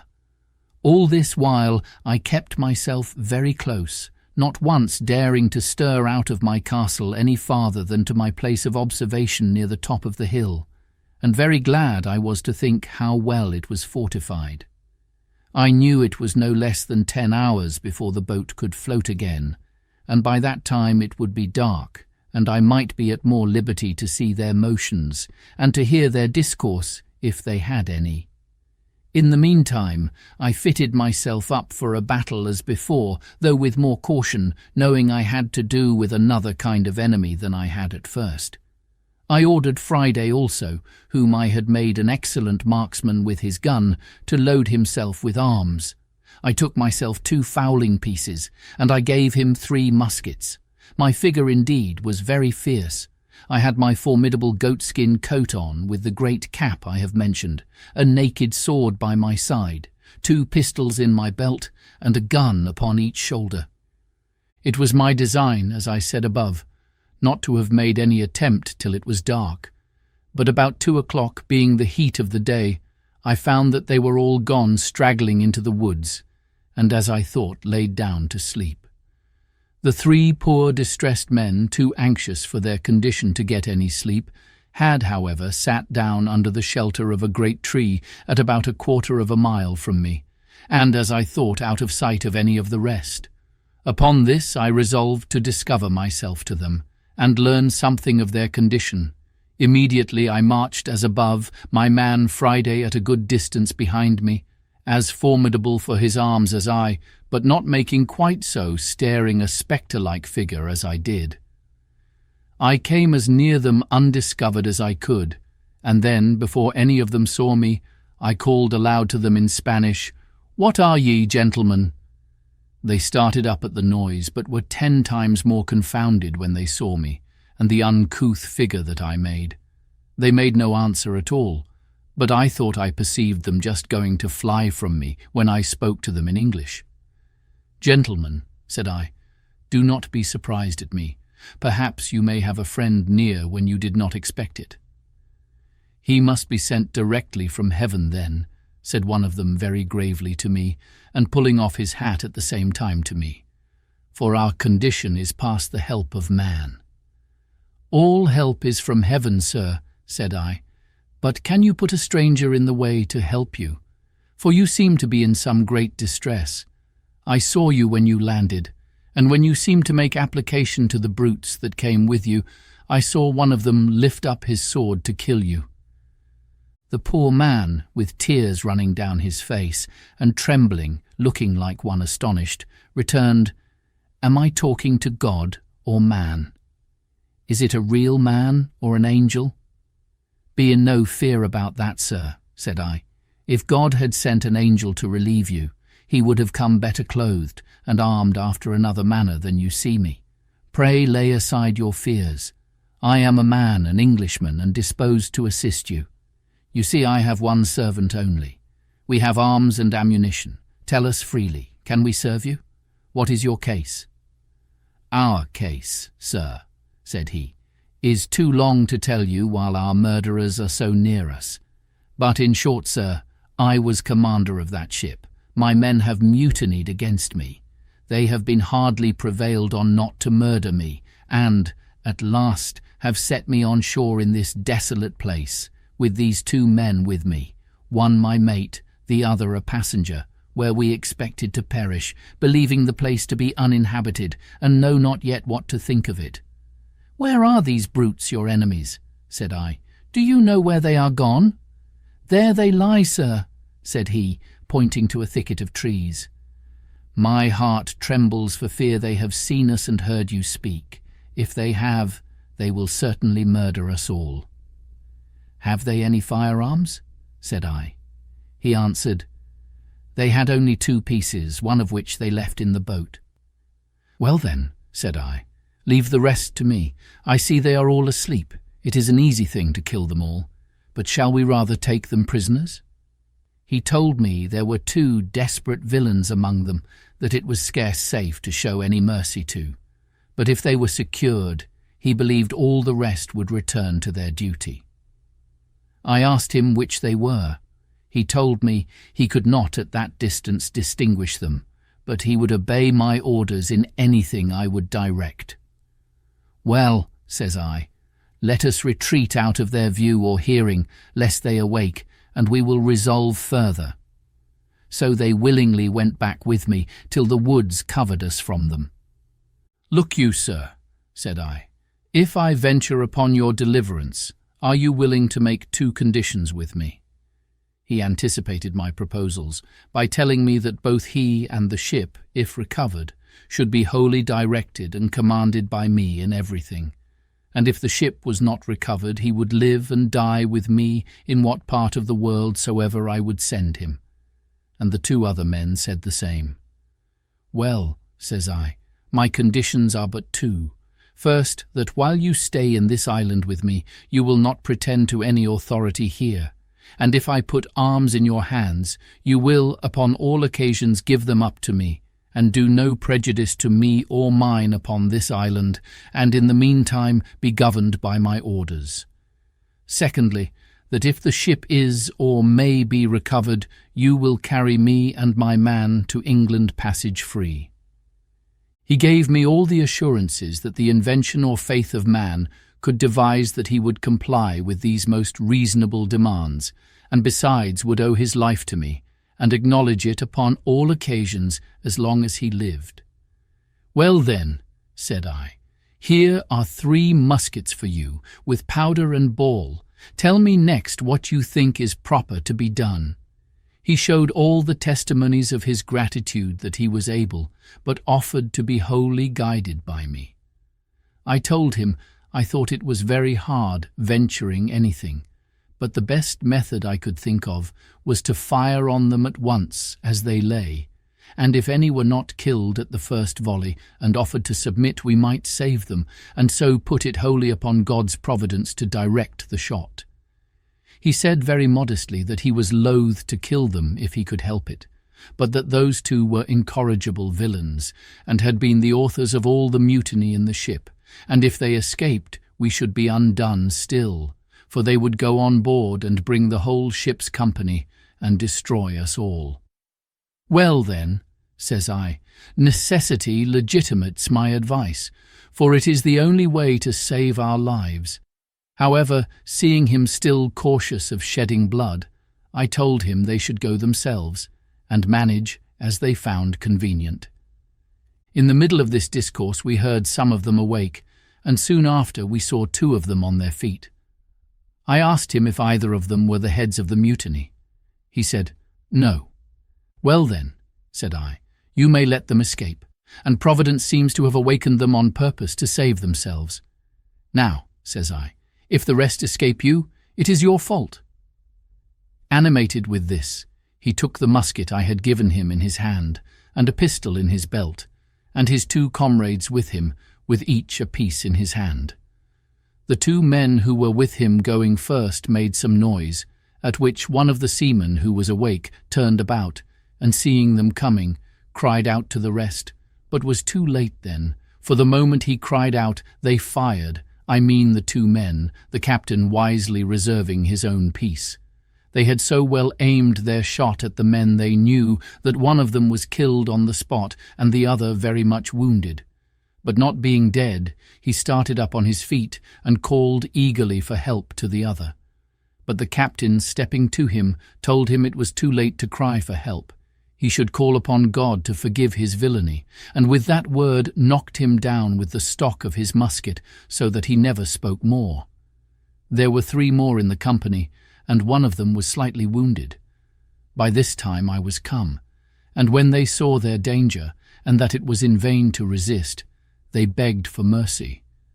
The captain told them he would spare their lives if they would give him an assurance of their abhorrence of the treachery they had been guilty of, and would swear to be faithful to him in recovering the ship, and afterwards in carrying her back to Jamaica, from whence they came. They gave him all the protestations of their sincerity that could be desired, and he was willing to believe them and spare their lives, which I was not against, only that I obliged him to keep them bound hand and foot, while they were on the island. While this was doing, I sent Friday with the captain's mate to the boat with orders to secure her, and bring away the oars and sails, which they did. And by 3 straggling men that were, happily for them, parted from the rest, came back upon hearing the guns fired, and seeing the captain, who was before their prisoner, now their conqueror, they submitted to be bound also, and so our victory was complete. It now remained that the captain and I should inquire into one another's circumstances. I began first and told him my whole history, which he heard with an attention even to amazement, and particularly at the wonderful manner of my being furnished with provisions and ammunition, and indeed as my story is a whole collection of wonders, it affected him deeply. But when he reflected from thence upon himself, and how I seemed to have been preserved there on purpose to save his life, the tears ran down his face, and he could not speak a word more. After this communication was at an end, I carried him and his 2 men into my apartment, leading them in just where I came out, viz., at the top of the house, where I refreshed them with such provisions as I had, and showed them all the contrivances I had made during my long inhabiting that place. All I showed them, all I said to them, was perfectly amazing, but above all the captain admired my fortification, and how perfectly I had concealed my retreat with a grove of trees, which having been now planted nearly 20 years, and the trees growing much faster than in England, was become a little wood, so thick that it was impassable in any part of it, but at that one side where I had reserved my little winding passage into it. I told him this was my castle and my residence, but that I had a seat in the country, as most princes have, whither I could retreat upon occasion, and I would show him that too another time. But at present our business was to consider how to recover the ship.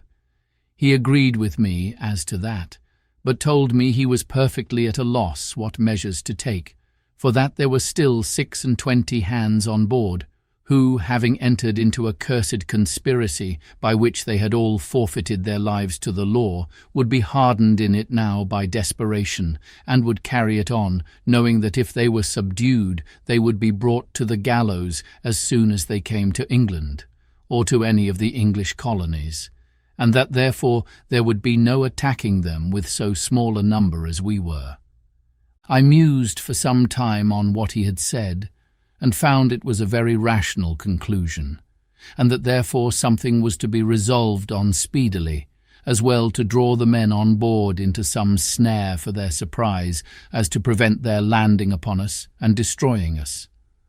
Upon this it presently occurred to me that in a little while the ship's crew, wondering what was become of their comrades and of the boat, would certainly come on shore in their other boat to look for them, and that then, perhaps, they might come armed and be too strong for us. This he allowed to be rational. Upon this I told him the first thing we had to do was to stave the boat which lay upon the beach, so that they might not carry her off, and taking everything out of her, leave her so far useless as not to be fit to swim.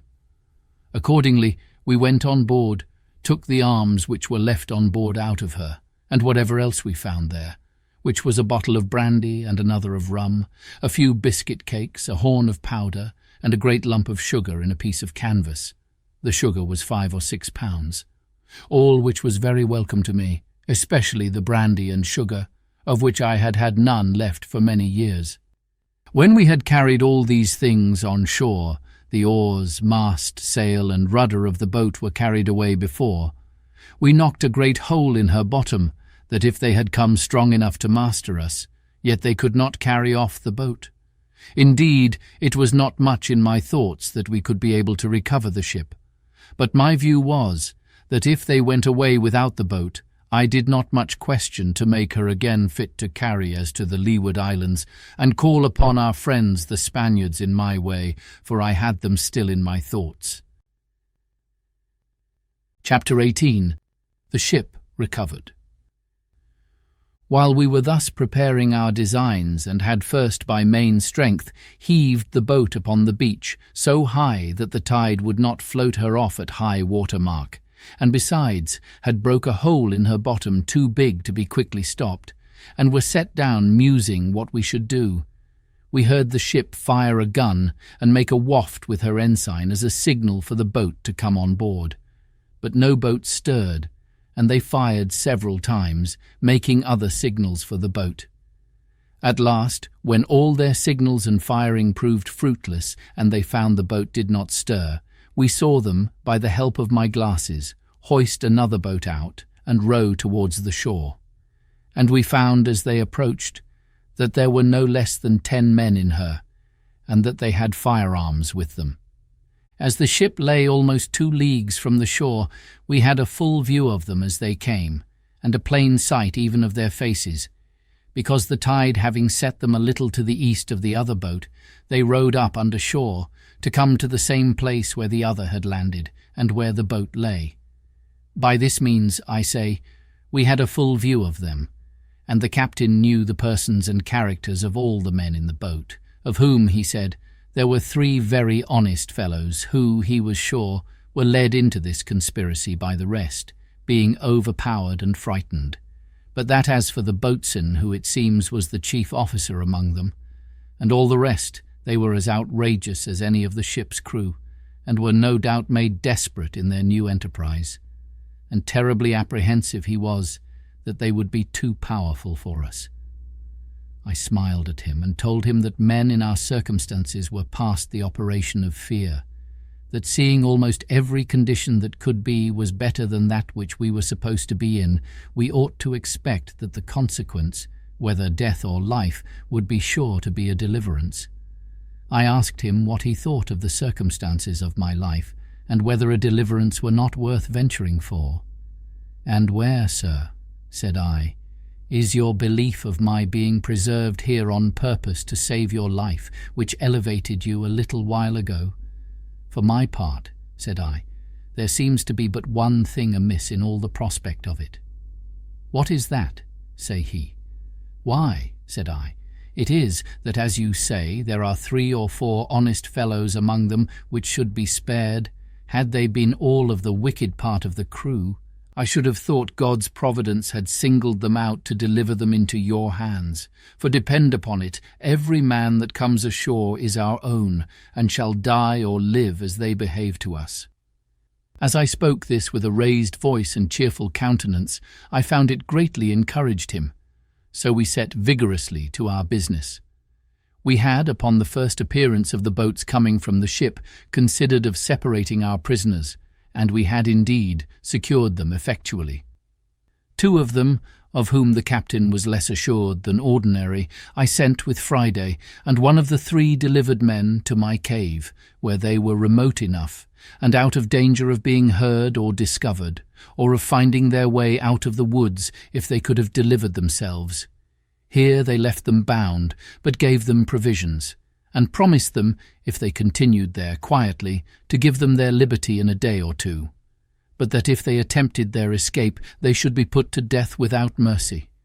They promised faithfully to bear their confinement with patience, and were very thankful that they had such good usage as to have provisions and light left them.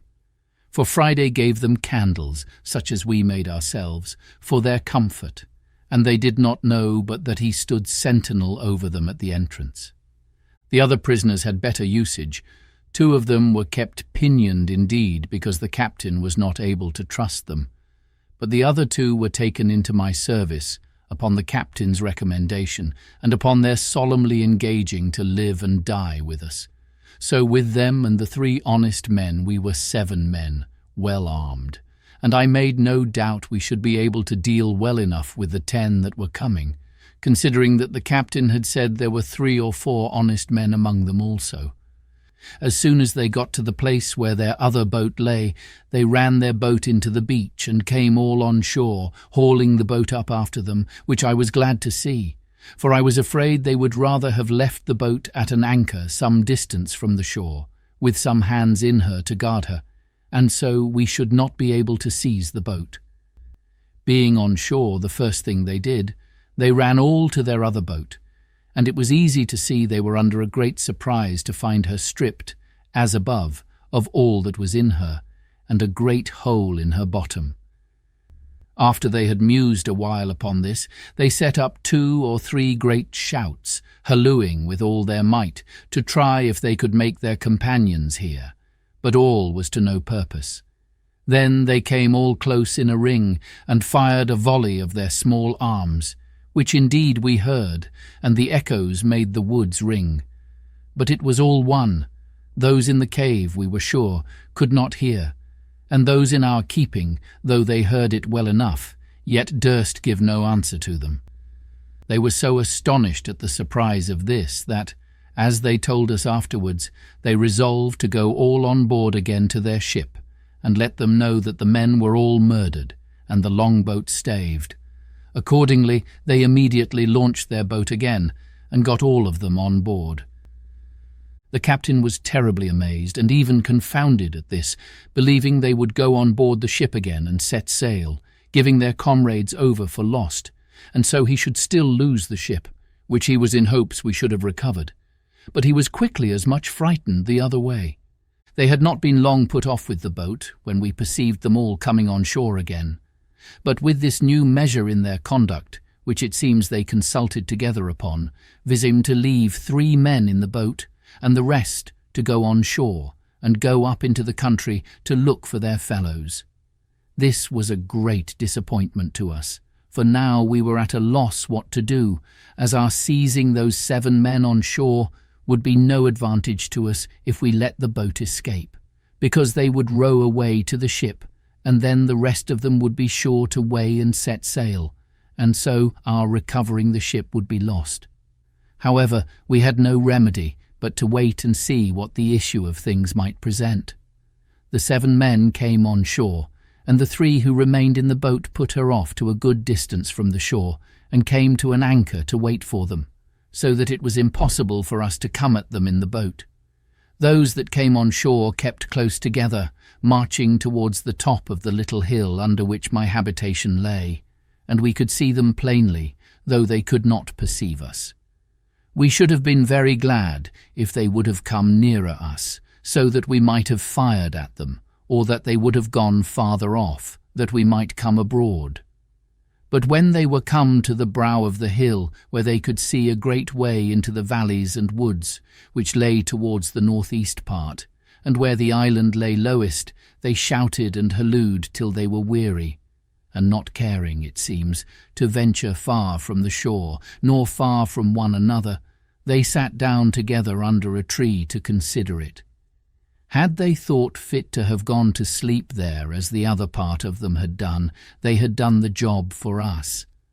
But they were too full of apprehensions of danger to venture to go to sleep, though they could not tell what the danger was they had to fear.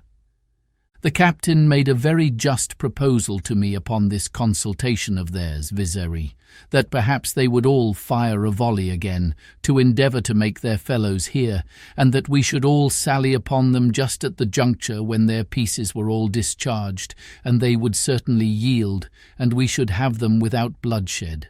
I liked this proposal, provided it was done while we were near enough to come up to them before they could load their pieces again.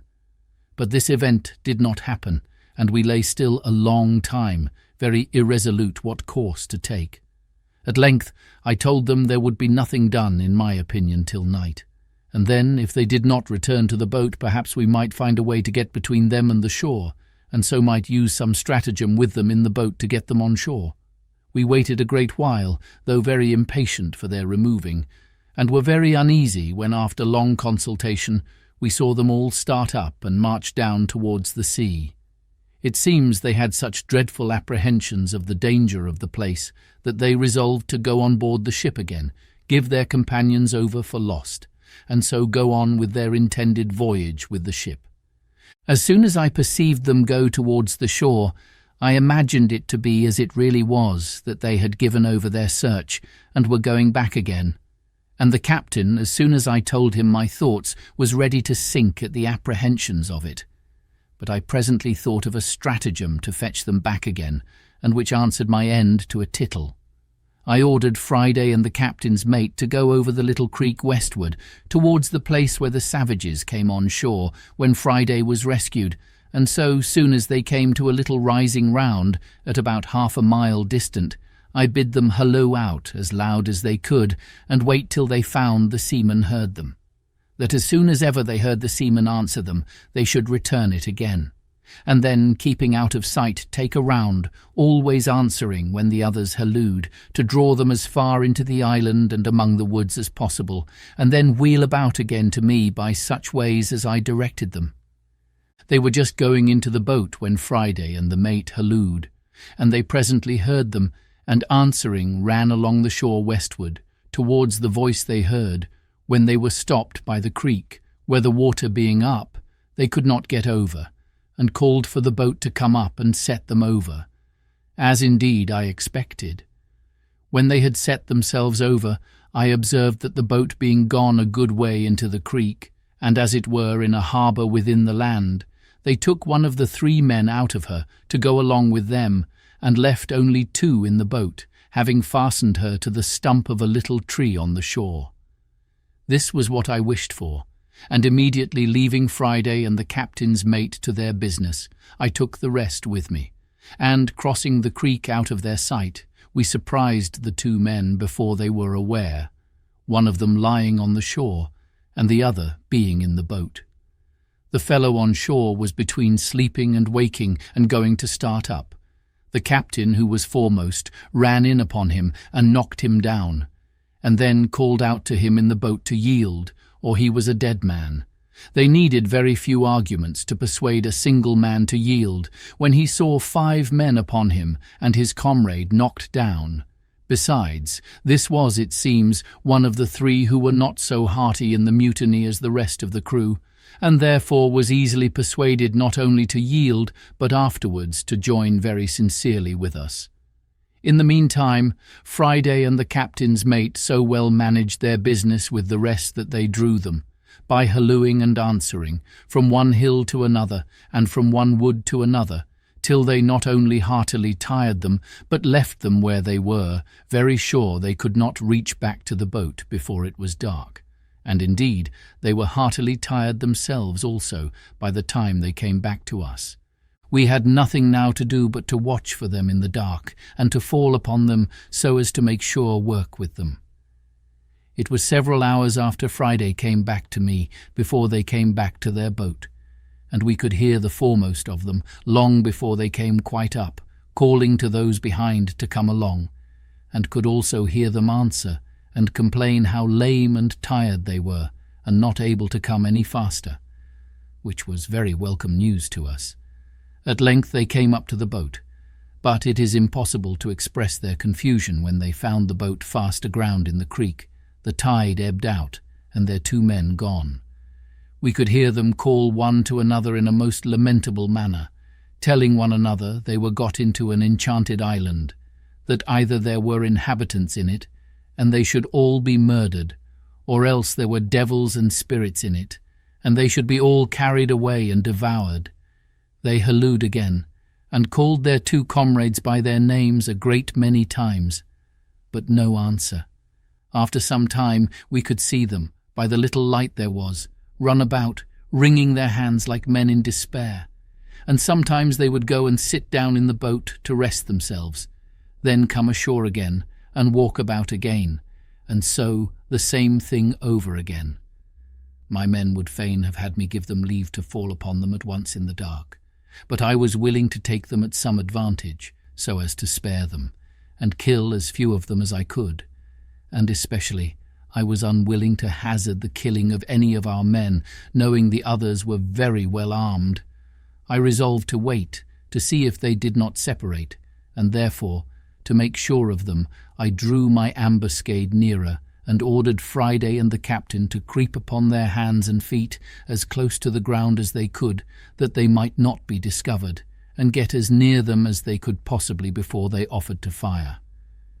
They had not been long in that posture when the boatswain, who was the principal ringleader of the mutiny, and had now shown himself the most dejected and dispirited of all the rest, came walking towards them, with 2 more of the crew. The captain was so eager at having this principal rogue so much in his power that he could hardly have patience to let him come so near as to be sure of him, for they only heard his tongue before. But when they came nearer, the captain and Friday, starting up on their feet, let fly at them. The boatswain was killed upon the spot. The next man was shot in the body and fell just by him, though he did not die till an hour or 2 after, and the third ran for it. At the noise of the fire I immediately advanced with my whole army, which was now 8 men, viz. Myself, generalissimo, Friday, my lieutenant-general, the captain and his 2 men, and the 3 prisoners of war whom we had trusted with arms. We came upon them indeed in the dark, so that they could not see our number, and I made the man they had left in the boat, who was now one of us, to call them by name, to try if I could bring them to a parley, and so perhaps might reduce them to terms, which fell out just as we desired. For indeed it was easy to think, as their condition then was, they would be very willing to capitulate. So he calls out as loud as he could to one of them, "Tom Smith! Tom Smith!" Tom Smith answered immediately, "Is that Robinson?" For it seems he knew the voice. The other answered, Aye, for God's sake, Tom Smith, throw down your arms and yield, or you are all dead men this moment." "Who must we yield to?" "Where are they?" says Smith again. "Here they are," says he. "Here's our captain and 50 men with him, have been hunting you these 2 hours. The boatswain is killed, Will Fry is wounded, and I am a prisoner, and if you do not yield you are all lost." "Will they give us quarter then?" says Tom Smith, "and we will yield." "I'll go and ask if you promise to yield," said Robinson. So he asked the captain, and the captain himself then calls out, "You, Smith, you know my voice. If you lay down your arms immediately and submit, you shall have your lives, all but Will Atkins." Upon this Will Atkins cried out, "For God's sake, Captain, give me quarter. What have I done?" "They have all been as bad as I," which, by the way, was not true.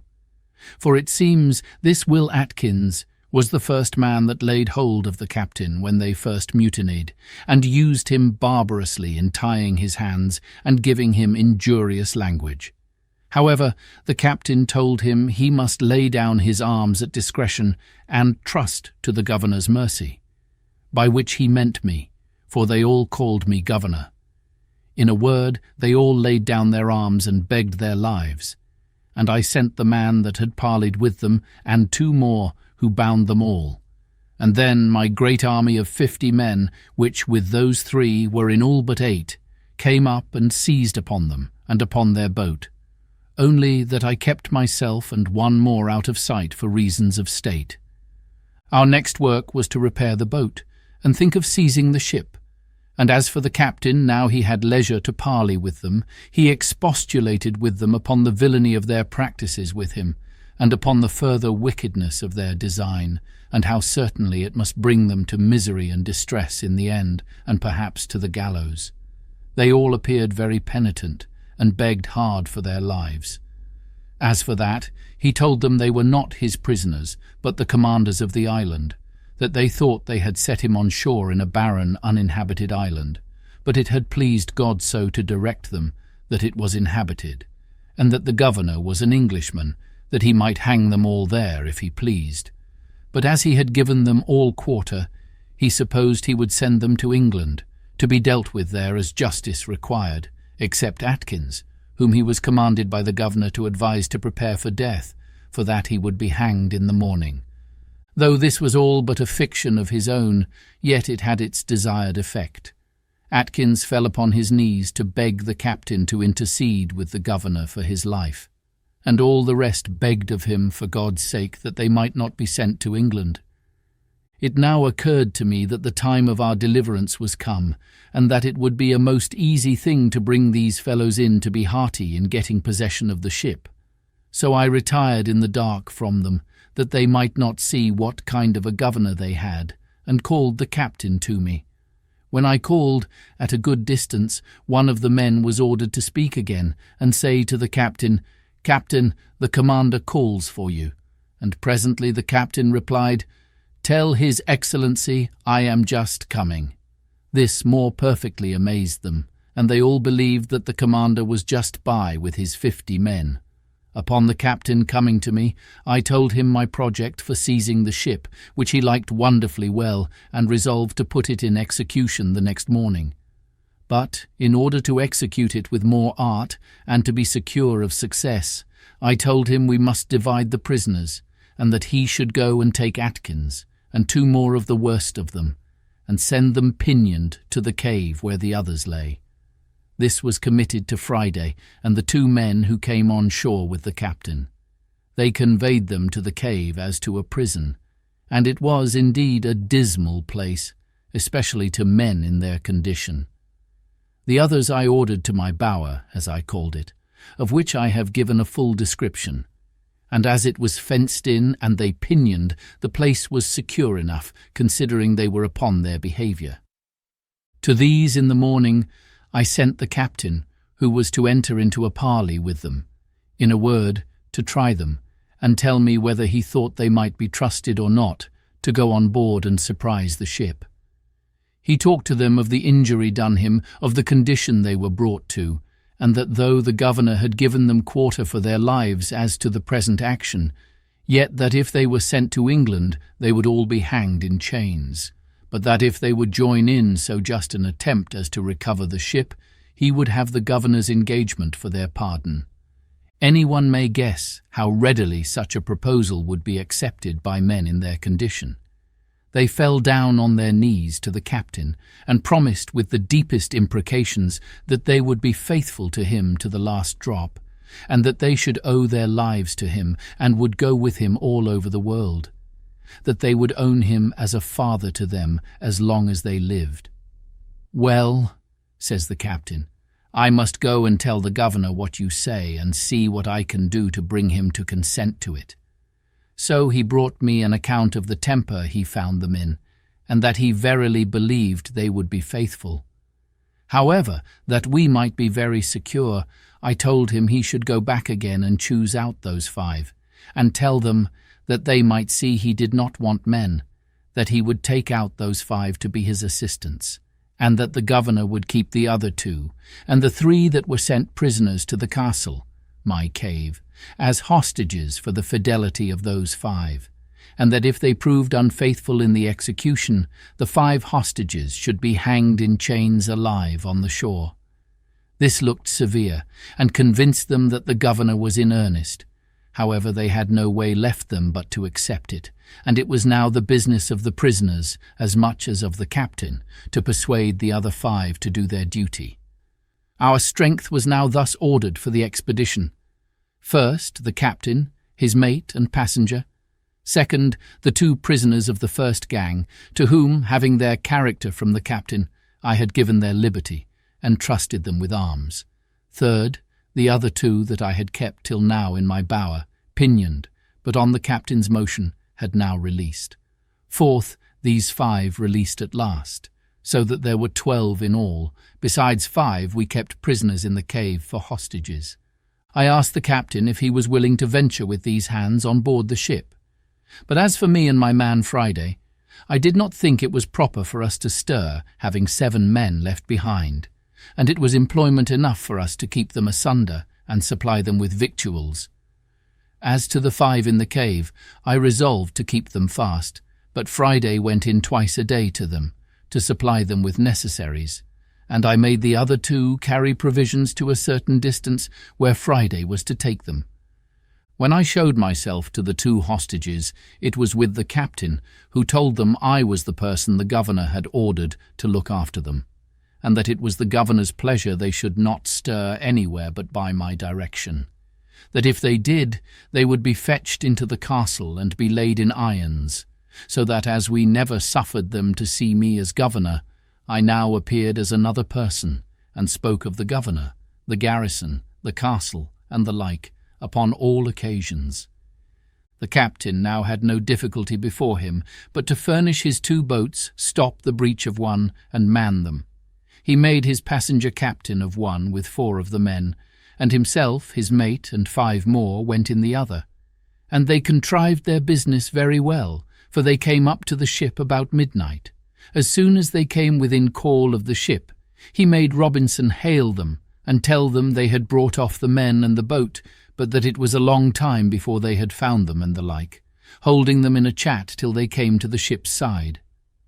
When the captain and the mate entering first with their arms, immediately knocked down the second mate and carpenter with the butt end of their muskets, being very faithfully seconded by their men, they secured all the rest that were upon the main and quarter decks, and began to fasten the hatches, to keep them down that were below. When the other boat and their men, entering at the forechains, secured the forecastle of the ship, and the scuttle which went down into the cook-room, making 3 men they found there prisoners. When this was done, and all safe upon deck, the captain ordered the mate with 3 men to break into the roundhouse, where the new rebel captain lay, who, having taken the alarm, had got up, and with 2 men and a boy had got firearms in their hands. And when the mate, with a crow, split open the door, the new captain and his men fired boldly among them, and wounded the mate with a musket ball, which broke his arm, and wounded 2 more of the men, but killed nobody. The mate, calling for help, rushed, however, into the roundhouse, wounded as he was, and with his pistol shot the new captain through the head, the bullet entering at his mouth, and came out again behind one of his ears, so that he never spoke a word more, upon which the rest yielded, and the ship was taken effectually, without any more lives lost. As soon as the ship was thus secured, the captain ordered 7 guns to be fired, which was the signal agreed upon with me to give me notice of his success, which, you may be sure, I was very glad to hear, having sat watching upon the shore for it till near 2 o'clock in the morning. Having thus heard the signal plainly, I laid me down, and it having been a day of great fatigue to me, I slept very sound, till I was surprised with the noise of a gun. And presently starting up, I heard a man call me by the name of "Governor, Governor," and presently I knew the captain's voice, when, climbing up to the top of the hill, there he stood, and pointing to the ship, he embraced me in his arms.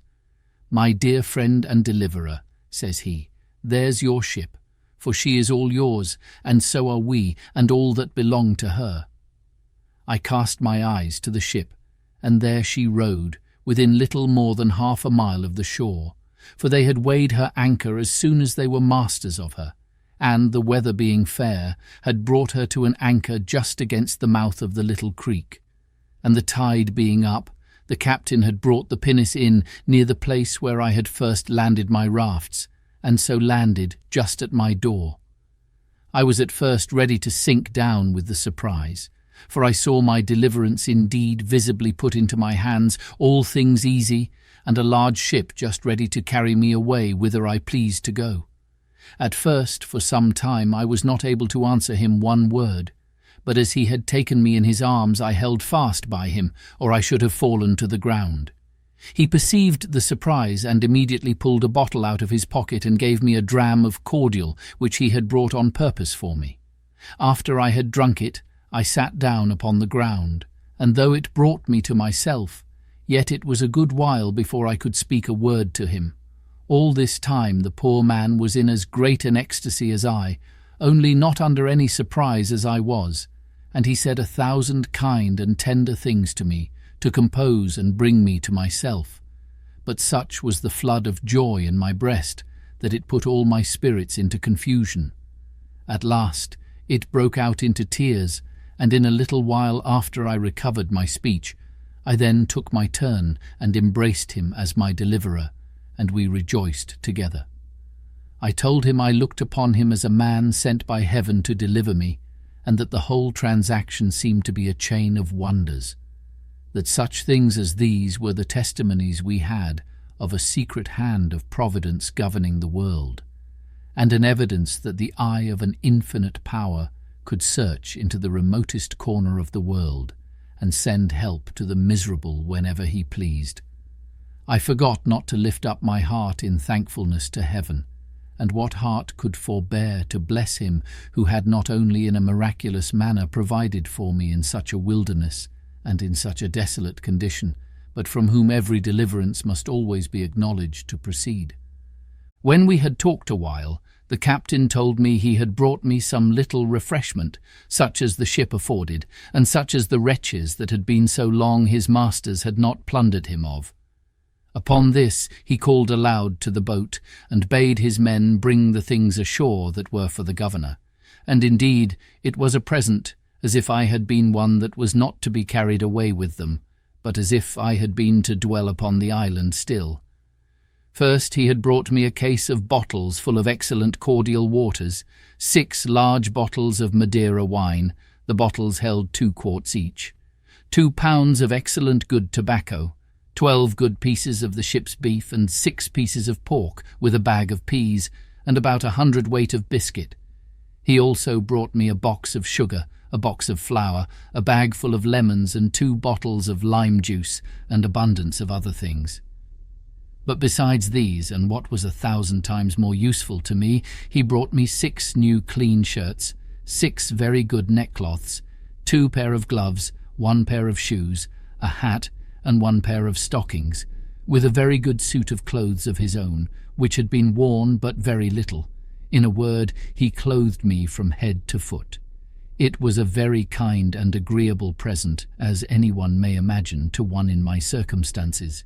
But never was anything in the world of that kind so unpleasant, awkward, and uneasy as it was to me to wear such clothes at first.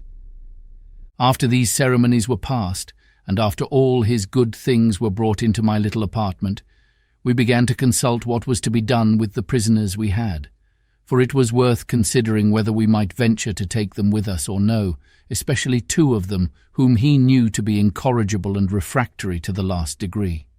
And the captain said he knew they were such rogues that there was no obliging them, and if he did carry them away, it must be in irons, as malefactors to be delivered over to justice at the first English colony he could come to.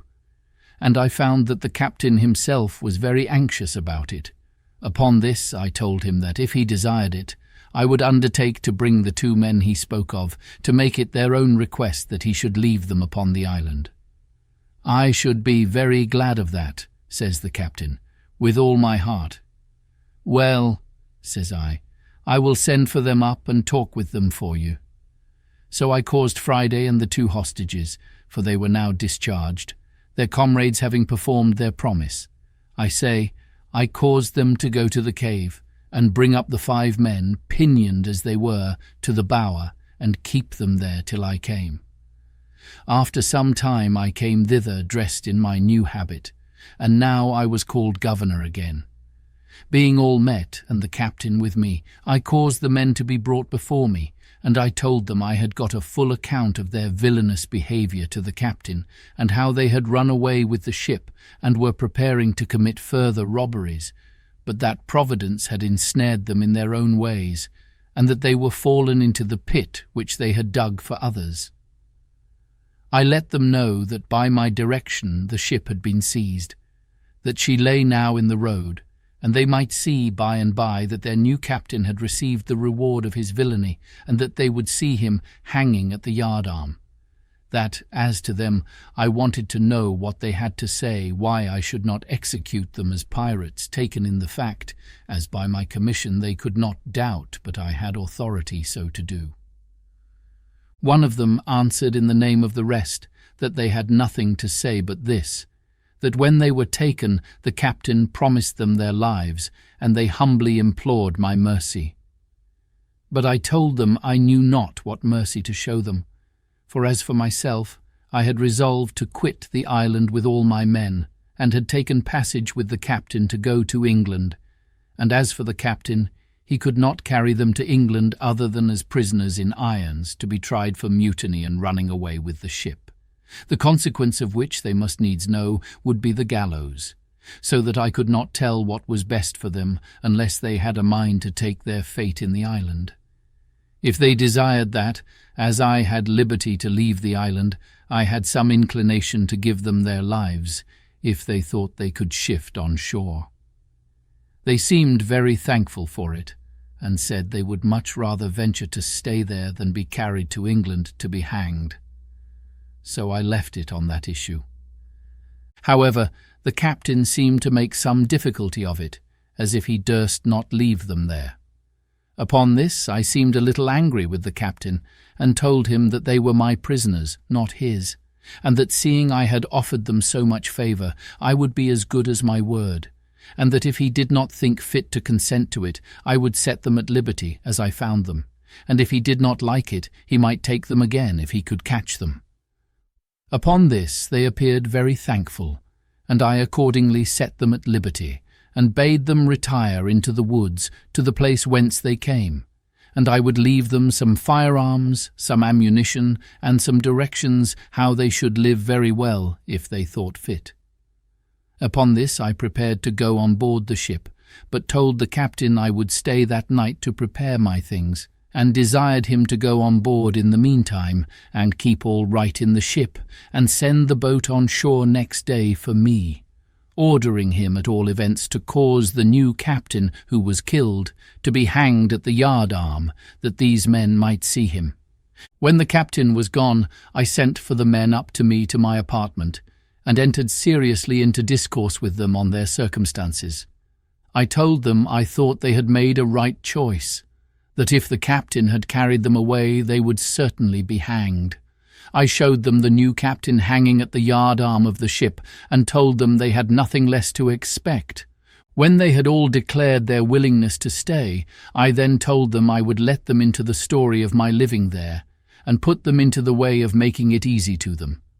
Accordingly, I gave them the whole history of the place, and of my coming to it, showed them my fortifications, the way I made my bread, planted my corn, cured my grapes, and, in a word, all that was necessary to make them easy. I told them the story also of the 17 Spaniards that were to be expected, for whom I left a letter, and made them promise to treat them in common with themselves. Here it may be noted that the captain, who had ink on board, was greatly surprised that I never hit upon a way of making ink of charcoal and water, or of something else, as I had done things much more difficult. I left them my firearms, viz. 5 muskets, 3 fowling pieces, and 3 swords. I had above a barrel and a half of powder left, for after the first year or two I used but little, and wasted none. I gave them a description of the way I managed the goats, and directions to milk and fatten them, and to make both butter and cheese. In a word, I gave them every part of my own story, and told them I should prevail with the captain to leave them 2 barrels of gunpowder more, and some garden seeds, which I told them I would have been very glad of. Also I gave them the bag of peas which the captain had brought me to eat, and bade them be sure to sow and increase them. Chapter 19. Return to England. Having done all this, I left them the next day and went on board the ship. We prepared immediately to sail, but did not weigh that night. The next morning early, 2 of the 5 men came swimming to the ship's side, and making the most lamentable complaint of the other 3, begged to be taken into the ship for God's sake, for they should be murdered, and begged the captain to take them on board, though he hanged them immediately. Upon this, the captain pretended to have no power without me, but after some difficulty, and after their solemn promises of amendment, they were taken on board, and were, some time after, soundly whipped and pickled, after which they proved very honest and quiet fellows. Some time after this, the boat was ordered on shore, the tide being up, with the things promised to the men, to which the captain, at my intercession, caused their chests and clothes to be added, which they took, and were very thankful for. I also encouraged them, by telling them that if it lay in my power to send any vessel to take them in, I would not forget them. When I took leave of this island, I carried on board, for relics, the great goat-skin cap I had made, my umbrella, and one of my parrots. Also, I forgot not to take the money I formerly mentioned, which had lain by me so long useless that it was grown rusty or tarnished, and could hardly pass for silver till it had been a little rubbed and handled, as also the money I found in the wreck of the Spanish ship. And thus I left the island, the 19th of December, as I found by the ship's account, in the year 1686, after I had been upon it 28 years, 2 months and 19 days, being delivered from this second captivity the same day of the month that I first made my escape in the longboat from among the Moors of Sally. In this vessel, after a long voyage, I arrived in England the 11th of June, in the year 1687, having been 35 years absent. When I came to England, I was as perfect a stranger to all the world as if I had never been known there. My benefactor and faithful steward, whom I had left my money in trust with, was alive, but had had great misfortunes in the world, was become a widow the second time, and very low in the world. I made her very easy as to what she owed me, assuring her I would give her no trouble, but on the contrary, in gratitude for her former care and faithfulness to me, I relieved her as my little stock would afford, which at that time would indeed allow me to do but little for her. But I assured her I would never forget her former kindness to me, nor did I forget her when I had sufficient to help her, as shall be observed in its proper place. I went down afterwards into Yorkshire, but my father was dead, and my mother and all the family extinct, except that I found 2 sisters, and 2 of the children of one of my brothers, and as I had been long ago given over for dead, there had been no provision made for me, so that, in a word, I found nothing to relieve or assist me, and that the little money I had would not do much for me as to settling in the world. I met with one piece of gratitude indeed which I did not expect, and this was that the master of the ship whom I had so happily delivered, and by the same means saved the ship and cargo, having given a very handsome account to the owners of the manner how I had saved the lives of the men and the ship, they invited me to meet them and some other merchants concerned, and altogether made me a very handsome compliment upon the subject, and a present of almost £200 sterling. But after making several reflections upon the circumstances of my life, and how little way this would go towards settling me in the world, I resolved to go to Lisbon, and see if I might not come at some information of the state of my plantation in the Brazils, and of what was become of my partner, who, I had reason to suppose, had some years past given me over for dead. With this view, I took shipping for Lisbon, where I arrived in April following, my man Friday accompanying me very honestly in all these ramblings, and proving a most faithful servant upon all occasions. When I came to Lisbon, I found out by inquiry, and to my particular satisfaction, my old friend, the captain of the ship who first took me up at sea off the shore of Africa. He was now grown old and had left off going to sea, having put his son, who was far from a young man, into his ship, and who still used the Brazil trade. The old man did not know me, and indeed I hardly knew him, but I soon brought him to my remembrance, and as soon brought myself to his remembrance, when I told him who I was. After some passionate expressions of the old acquaintance between us, I inquired, "You may be sure, after my plantation and my partner." The old man told me he had not been in the Brazils for about 9 years, but that he could assure me that when he came away my partner was living, but the trustees whom I had joined with him to take cognizance of my part were both dead. That, however, he believed I would have a very good account of the improvement of the plantation.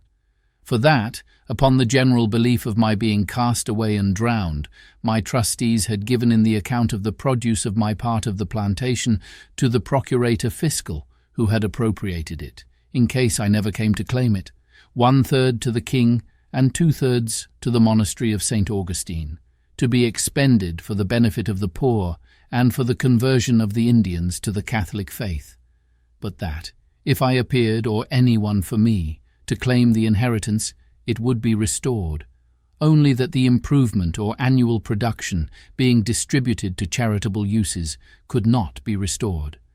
But he assured me that the steward of the king's revenue from lands, and the providor, or steward of the monastery, had taken great care all along that the incumbent, that is to say, my partner, gave every year a faithful account of the produce, of which they had duly received my moiety. I asked him if he knew to what height of improvement he had brought the plantation, and whether he thought it might be worth looking after, or whether on my going thither I should meet with any obstruction to my possessing my just right in the moiety. He told me he could not tell exactly to what degree the plantation was improved, but this he knew, that my partner was grown exceeding rich upon the enjoying his part of it, and that, to the best of his remembrance, he had heard that the king's third of my part, which was, it seems, granted away to some other monastery or religious house, amounted to above 200 moidores a year, that as to my being restored to a quiet possession of it, there was no question to be made of that, my partner being alive to witness my title, and my name being also enrolled in the register of the country.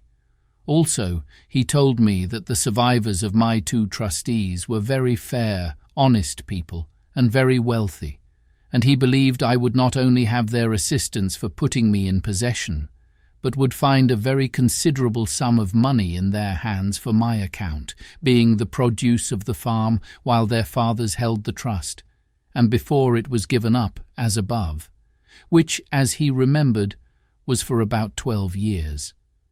I showed myself a little concerned and uneasy at this account, and inquired of the old captain how it came to pass that the trustees should thus dispose of my effects, when he knew that I had made my will, and had made him, the Portuguese captain, my universal heir, etc.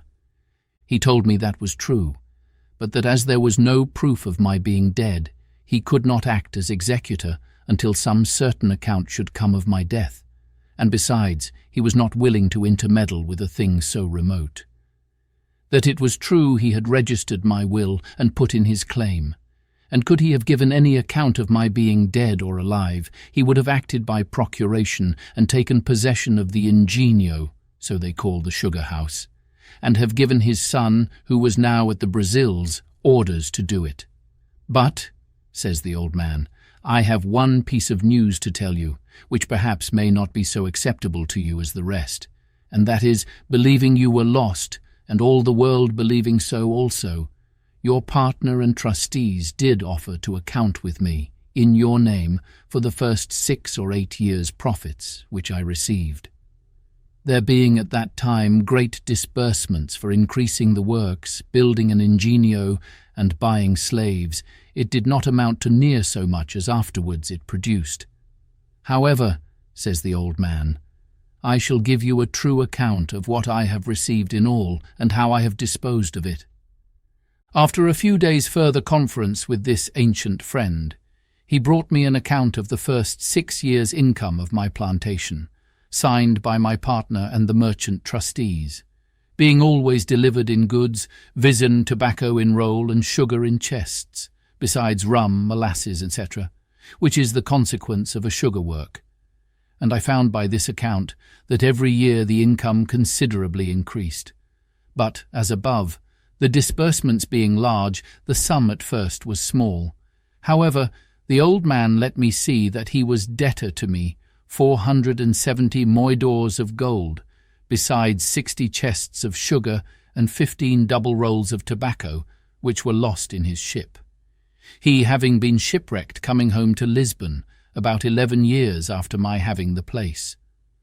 The good man then began to complain of his misfortunes, and how he had been obliged to make use of my money to recover his losses and buy him a share in a new ship. However, my old friend, says he, you shall not want a supply in your necessity, and as soon as my son returns, you shall be fully satisfied. Upon this he pulls out an old pouch and gives me 160 Portugal moidores in gold, and giving the writings of his title to the ship, which his son was gone to the Brazils in, of which he was quarter part owner, and his son another, he puts them both into my hands for security of the rest. I was too much moved with the honesty and kindness of the poor man to be able to bear this, and remembering what he had done for me, how he had taken me up at sea, and how generously he had used me on all occasions, and particularly how sincere a friend he was now to me, I could hardly refrain weeping at what he had said to me. Therefore I asked him if his circumstances admitted him to spare so much money at that time, and if it would not straiten him. He told me he could not say, but it might straighten him a little. But however, it was my money, and I might want it more than he. Everything the good man said was full of affection, and I could hardly refrain from tears while he spoke. In short, I took 100 of the moidores, and called for a pen and ink to give him a receipt for them. Then I returned him the rest, and told him if ever I had possession of the plantation, I would return the other to him also, as indeed I afterwards did, and that as to the bill of sale of his part in his son's ship, I would not take it by any means, but that if I wanted the money, I found he was honest enough to pay me, and if I did not, but came to receive what he gave me reason to expect, I would never have a penny more from him. When this was past, the old man asked me if he should put me into a method to make my claim to my plantation. I told him I thought to go over to it myself. He said I might do so if I pleased, but that if I did not, there were ways enough to secure my right and immediately to appropriate the profits to my use. And as there were ships in the river of Lisbon just ready to go away to Brazil, he made me enter my name in a public register with his affidavit, affirming upon oath that I was alive and that I was the same person who took up the land for the planting the said plantation at first. This being regularly attested by a notary and a procuration affixed, he directed me to send it, with a letter of his writing, to a merchant of his acquaintance at the place, and then proposed my staying with him till an account came of the return. Never was anything more honourable than the proceedings upon this procuration, for in less than 7 months I received a large packet from the survivors of my trustees, the merchants, for whose account I went to see, in which were the following particular letters and papers enclosed. First, there was the account current of the produce of my farm or plantation from the year when their fathers had balanced with my old Portugal captain, being for 6 years. The balance appeared to be 1,174 moidores in my favour. Secondly, there was the account of 4 years more, while they kept the effects in their hands, before the government claimed the administration, as being the effects of a person not to be found, which they called civil death. And the balance of this, the value of the plantation increasing, amounted to 19,446 cruzados, being about 3,240 moidores. Thirdly, there was the prior of St. Augustine's account, who had received the profits for above 14 years, but not being able to account for what was disposed of by the hospital, very honestly declared he had 872 moidores not distributed, which he acknowledged to my account, as to the king's part, that refunded nothing.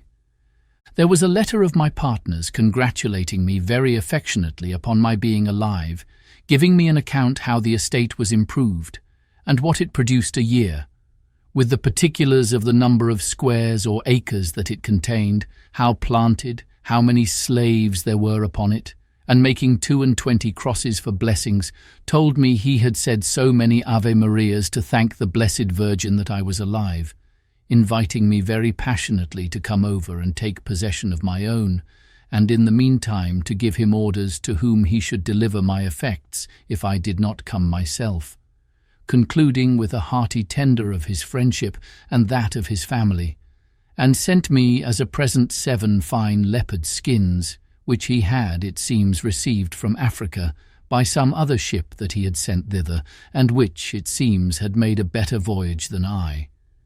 He sent me also 5 chests of excellent sweetmeats, and 100 pieces of gold uncoined, not quite so large as moidores. By the same fleet my 2 merchant trustees shipped me 1,200 chests of sugar, 800 rolls of tobacco, and the rest of the whole account in gold. I might well say now, indeed, that the latter end of Job was better than the beginning. It is impossible to express the flutterings of my very heart when I found all my wealth about me. For as the Brazil ships come all in fleets, the same ships which brought my letters brought my goods, and the effects were safe in the river before the letters came to my hand. In a word, I turned pale and grew sick, and had not the old man run and fetched me a cordial, I believe the sudden surprise of joy had overset nature, and I had died upon the spot. Nay, after that I continued very ill, and was so some hours, till a physician being sent for, and something of the real cause of my illness being known, he ordered me to be let blood, after which I had relief, and grew well. But I verily believe, if I had not been eased by a vent given in that manner to the spirits, I should have died. I was now master, all on a sudden, of above £5,000 sterling in money, and had an estate, as I might well call it in the Brazils, of above £1,000 a year, as sure as an estate of lands in England. And in a word, I was in a condition which I scarce knew how to understand, or how to compose myself for the enjoyment of it. The first thing I did was to recompense my original benefactor, my good old captain, who had been first charitable to me in my distress, kind to me in my beginning, and honest to me at the end. I showed him all that was sent to me. I told him that next to the providence of heaven, which disposed all things, it was owing to him, and that it now lay on me to reward him, which I would do 100-fold. So I first returned to him the 100 moidores I had received of him. Then I sent for a notary, and caused him to draw up a general release or discharge from the 470 moidores, which he had acknowledged he owed me in the fullest and firmest manner possible. After which I caused a procuration to be drawn, empowering him to be the receiver of the annual profits of my plantation, and appointing my partner to account with him, and make the returns by the usual fleets to him in my name, and by a clause in the end made a grant of 100 moidores a year to him during his life, out of the effects, and 50 moidores a year to his son after him for his life, and thus I requited my old man. I had now to consider which way to steer my course next, and what to do with the estate that Providence had thus put into my hands. And, indeed, I had more care upon my head now than I had in my state of life in the island where I wanted nothing but what I had, and had nothing but what I wanted, whereas I had now a great charge upon me, and my business was how to secure it. I had not a cave now to hide my money in, or a place where it might lie without lock or key, till it grew mouldy and tarnished before anybody would meddle with it. On the contrary, I knew not where to put it, or whom to trust with it. My old patron, the captain, indeed, was honest, and that was the only refuge I had. In the next place, my interest in the Brazils seemed to summon me thither, but now I could not tell how to think of going thither till I had settled my affairs, and left my effects in some safe hands behind me. At first I thought of my old friend the widow, who I knew was honest, and would be just to me, but then she was in years, and but poor, and for aught I knew might be in debt, so that in a word I had no way but to go back to England myself, and take my effects with me. It was some months, however, before I resolved upon this, and therefore, as I had rewarded the old captain fully, and to his satisfaction, who had been my former benefactor, so I began to think of the poor widow whose husband had been my first benefactor, and she, while it was in her power, my faithful steward and instructor. So the first thing I did, I got a merchant in Lisbon to write to his correspondent in London, not only to pay a bill, but to go find her out and carry her, in money, £100 from me, and to talk with her and comfort her in her poverty, by telling her she should, if I lived, have a further supply. At the same time I sent my 2 sisters in the country £100 each, they being, though not in want, yet not in very good circumstances, one having been married and left a widow, and the other having a husband not so kind to her as he should be. But among all my relations or acquaintances, I could not yet pitch upon one to whom I durst commit the gross of my stock, that I might go away to the Brazils and leave things safe behind me. And this greatly perplexed me. I had once a mind to have gone to the Brazils and have settled myself there, for I was, as it were, naturalized to the place. but I had some little scruple in my mind about religion, which insensibly drew me back. However, it was not religion that kept me from going there for the present, and as I had made no scruple of being openly of the religion of the country all the while I was among them, so neither did I yet, only that, now and then, having of late thought more of it than formerly, when I began to think of living and dying among them, I began to regret having professed myself a papist, and thought it might not be the best religion to die with. But, as I have said, this was not the main thing that kept me from going to the Brazils, but that really I did not know with whom to leave my effects behind me. So I resolved at last to go to England, where if I arrived I concluded that I should make some acquaintance or find some relations that would be faithful to me, and accordingly I prepared to go to England with all my wealth. In order to prepare things for my going home, I first, the Brazil fleet being just going away, resolved to give answers suitable to the just and faithful account of things I had from thence. And first, to the Prior of St. Augustine, I wrote a letter full of thanks for his just dealings, and the offer of the 872 moidores, which were undisposed of, which I desired might be given, 500 to the monastery, and 372 to the poor, as the prior should direct, desiring the good Padre's prayers for me and the like. I wrote next a letter of thanks to my 2 trustees, with all the acknowledgment that so much justice and honesty called for. As for sending them any present, they were far above having any occasion of it.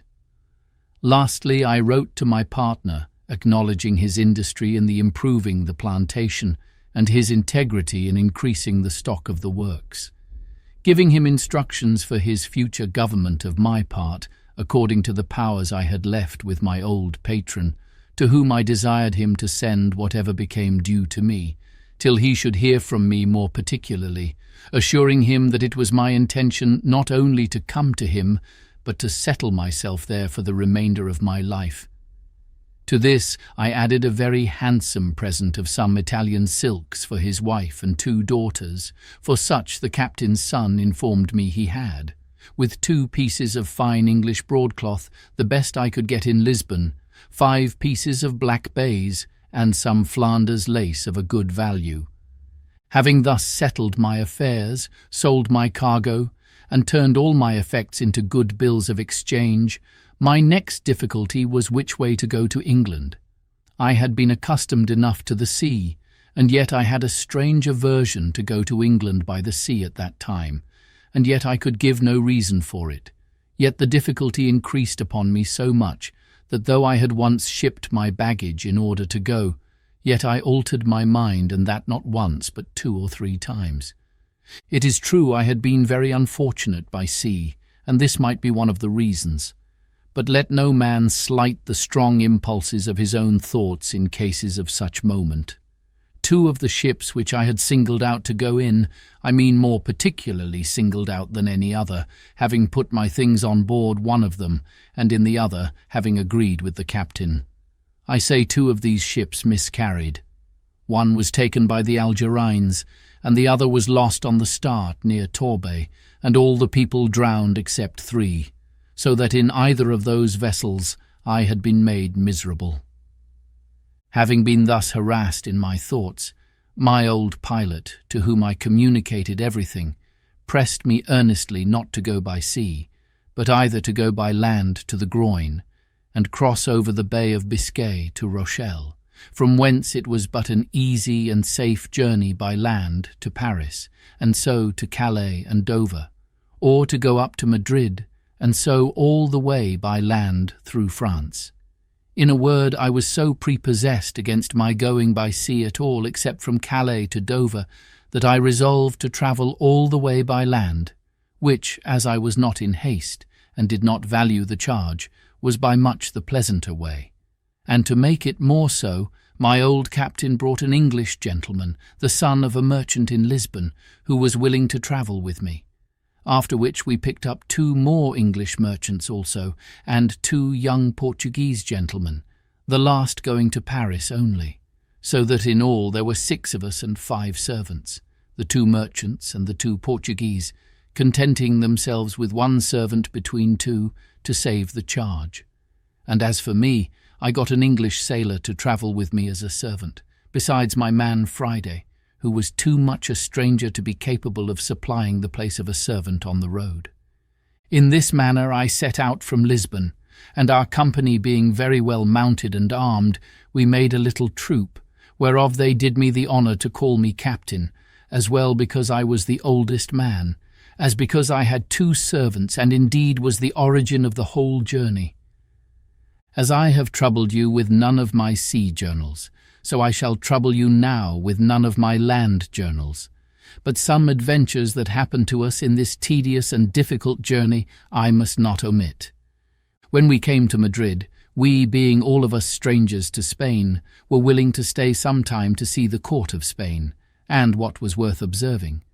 But it being the latter part of the summer, we hastened away and set out from Madrid about the middle of October.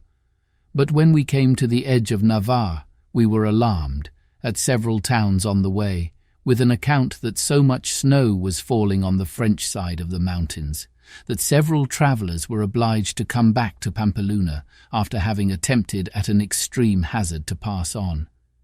When we came to Pampeluna itself, we found it so indeed, and to me that had been always used to a hot climate, and to countries where I could scarce bear any clothes on, the cold was insufferable. Nor, indeed, was it more painful than surprising to come but 10 days before out of Old Castile, where the weather was not only warm, but very hot, and immediately to feel a wind from the Pyrenean mountains so very keen, so severely cold, as to be intolerable, and to endanger benumbing and perishing of our fingers and toes. Poor Friday was really frightened when he saw the mountains all covered with snow, and felt cold weather, which he had never seen or felt before in his life. To mend the matter, when we came to Pampeluna, it continued snowing with so much violence and so long that the people said winter was come before its time, and the roads, which were difficult before, were now quite impassable, for in a word, the snow lay in some places too thick for us to travel, and being not hard frozen, as is the case in the northern countries, there was no going without being in danger of being buried alive every step. We stayed no less than 20 days at Pampeluna, when, seeing the winter coming on, and no likelihood of its being better, for it was the severest winter all over Europe that had been known in the memory of man, I proposed that we should go away to Fontarabia, and there take shipping for Bordeaux, which was a very little voyage. But, while I was considering this, there came in 4 French gentlemen, who, having been stopped on the French side of the passes, as we were on the Spanish, had found out a guide, who, traversing the country near the head of Languedoc, had brought them over the mountains by such ways that they were not much incommoded with the snow. For where they met with snow in any quantity, they said it was frozen hard enough to bear them and their horses. We sent for this guide, who told us he would undertake to carry us the same way, with no hazard from the snow, provided we were armed sufficiently to protect ourselves from wild beasts. For, he said, in these great snows it was frequent for some wolves to show themselves at the foot of the mountains, being made ravenous for want of food, the ground being covered with snow. We told him we were well enough prepared for such creatures as they were, if he would insure us from a kind of 2-legged wolves, which we were told we were in most danger from, especially on the French side of the mountains. He satisfied us that there was no danger of that kind in the way that we were to go, so we readily agreed to follow him, as did also 12 other gentlemen with their servants, some French, some Spanish, who, as I said, had attempted to go, and were obliged to come back again. Accordingly, we set out from Pampeluna with our guide on the 15th of November, and indeed I was surprised when, instead of going forward, he came directly back with us on the same road that we came from Madrid, about 20 miles, when, having passed 2 rivers and come into the plain country, we found ourselves in a warm climate again, where the country was pleasant and no snow to be seen. But, on a sudden, turning to his left, he approached the mountains another way. And though it is true the hills and precipices looked dreadful, yet he made so many tours, such meanders, and led us by such winding ways that we insensibly passed the height of the mountains without being much encumbered with the snow. And all on a sudden he showed us the pleasant and fruitful provinces of Languedoc and Gascony, all green and flourishing, though at a great distance, and we had some rough way to pass still. We were a little uneasy, however, when we found it snowed one whole day and a night so fast that we could not travel. But he bid us be easy. We should soon be past it all. We found, indeed, that we began to descend every day, and to come more north than before. And so, depending upon our guide, we went on.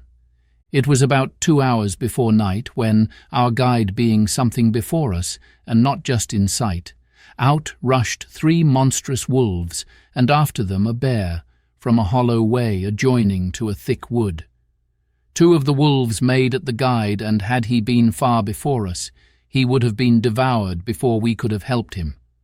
One of them fastened upon his horse, and the other attacked the man with such violence that he had not time or presence of mind enough to draw his pistol, but hallooed and cried out to us most lustily. My man Friday being next me, I bade him ride up and see what was the matter. As soon as Friday came in sight of the man, he hallooed out as loud as the other, "Oh, master! Oh, master!" but like a bold fellow rode directly up to the poor man, and with his pistol shot the wolf in the head that attacked him. It was happy for the poor man that it was my man Friday, for having been used to such creatures in his country, he had no fear upon him, but went close up to him and shot him, whereas any other of us would have fired at a farther distance, and have perhaps either missed the wolf or endangered shooting the man. But it was enough to have terrified a bolder man than I, and indeed it alarmed all our company, when with the noise of Friday's pistol we heard on both sides the most dismal howling of wolves, and the noise, redoubled by the echo of the mountains, appeared to us as if there had been a prodigious number of them, and perhaps there was not such a few as that we had no cause of apprehension. However, as Friday had killed this wolf, the other that had fastened upon the horse left him immediately, and fled, without doing him any damage, having happily fastened upon his head, where the bosses of the bridle had stuck in his teeth. But the man was most hurt, for the raging creature had bit him twice, once in the arm, and the other time a little above his knee, and though he had made some defence, he was just tumbling down by the disorder of his horse when Friday came up and shot the wolf. It is easy to suppose that at the noise of Friday's pistol we all mended our pace, and rode up as fast as the way, which was very difficult, would give us leave to see what was the matter. As soon as we came clear of the trees, which blinded us before, we saw clearly what had been the case, and how Friday had disengaged the poor guide, though we did not presently discern what kind of creature it was he had killed. Chapter 20. Fight between Friday and a bear. But never was a fight managed so hardily, and in such a surprising manner as that which followed between Friday and the bear, which gave us all, though at first we were surprised and afraid for him, the greatest diversion imaginable. As the bear is a heavy, clumsy creature, and does not gallop as the wolf does, who is swift and light, so he has 2 particular qualities, which generally are the rule of his actions. First, as to men, who are not his proper prey, he does not usually attempt them, except they first attack him, unless he be excessively hungry, which it is probable might now be the case, the ground being covered with snow. If you do not meddle with him, he will not meddle with you, but then you must take care to be very civil to him and give him the road, for he is a very nice gentleman. He will not go a step out of his way for a prince. Nay, if you are really afraid, your best way is to look another way and keep going on. For sometimes if you stop and stand still and look steadfastly at him, he takes it for an affront. But if you throw or toss anything at him, though it were but a bit of stick as big as your finger, He thinks himself abused and sets all other business aside to pursue his revenge, and will have satisfaction in point of honour. That is his first quality. The next is, if he be once affronted, he will never leave you, night or day, till he has his revenge, but follows at a good round rate till he overtakes you. My man Friday had delivered our guide, and when we came up to him he was helping him off his horse, for the man was both hurt and frightened, when on a sudden we espied the bear come out of the wood, and a monstrous one it was, the biggest by far that ever I saw. We were all a little surprised when we saw him, but when Friday saw him, it was easy to see joy and courage in the fellow's countenance. "Oh, oh, oh," says Friday 3 times, pointing to him. "Oh, master, you give me the leave, me shaky to hand with him, me makey you good laugh." I was surprised to see the fellow so well pleased. "You fool," says I, "he will eat you up." "Eaty me up, eaty me up," says Friday, twice over again. "Me eaty him up, me makey you good laugh. You all stay here, me show you good laugh." So down he sits, and gets off his boots in a moment, and puts on a pair of pumps, as we call the flat shoes they wear, and which he had in his pocket. Gives my other servant his horse, and with his gun away he flew, swift like the wind. The bear was walking softly on, and offered to meddle with nobody, till Friday, coming pretty near, calls to him, as if the bear could understand him. Hark ye, says Friday, "me speaky with you." We followed at a distance, for now being down on the Gascony side of the mountains, we were entered a vast forest, where the country was plain and pretty open, though it had many trees in it scattered here and there. Friday, who had, as we say, the heels of the bear, came up with him quickly, and took up a great stone, and threw it at him, and hit him just on the head, but did him no more harm than if he had thrown it against a wall. But it answered Friday's end, for the rogue was so void of fear that he did it purely to make the bear follow him, and show us some laugh, as he called it. As soon as the bear felt the blow and saw him, he turns about and comes after him, taking very long strides and shuffling on at a strange rate, so as would have put a horse to a middling gallop. Away runs Friday, and takes his course as if he ran towards us for help. So we all resolved to fire at once upon the bear, and deliver my man. Though I was angry at him for bringing the bear back upon us, when he was going about his own business another way. And especially I was angry that he had turned the bear upon us, and then ran away. And I called out, "You dog, is this your making us laugh? Come away and take your horse, that we may shoot the creature." He heard me and cried out, "No shoot, no shoot, stand still, and you get much laugh." And as the nimble creature ran 2 feet for the bear's 1, he turned on a sudden on one side of us, and seeing a great oak tree fit for his purpose, he beckoned to us to follow, and doubling his pace he got nimbly up the tree, laying his gun down upon the ground, at about 5 or 6 yards from the bottom of the tree. The bear soon came to the tree, and we followed at a distance. The first thing he did, he stopped at the gun, smelt at it, but let it lie, and up he scrambles into the tree, climbing like a cat, though so monstrous heavy.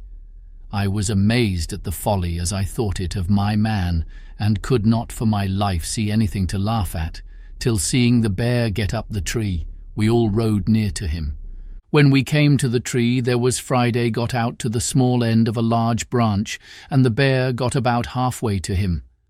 As soon as the bear got out to that part where the limb of the tree was weaker, "Ha!" says he to us, "now you see me teach you the bear dance."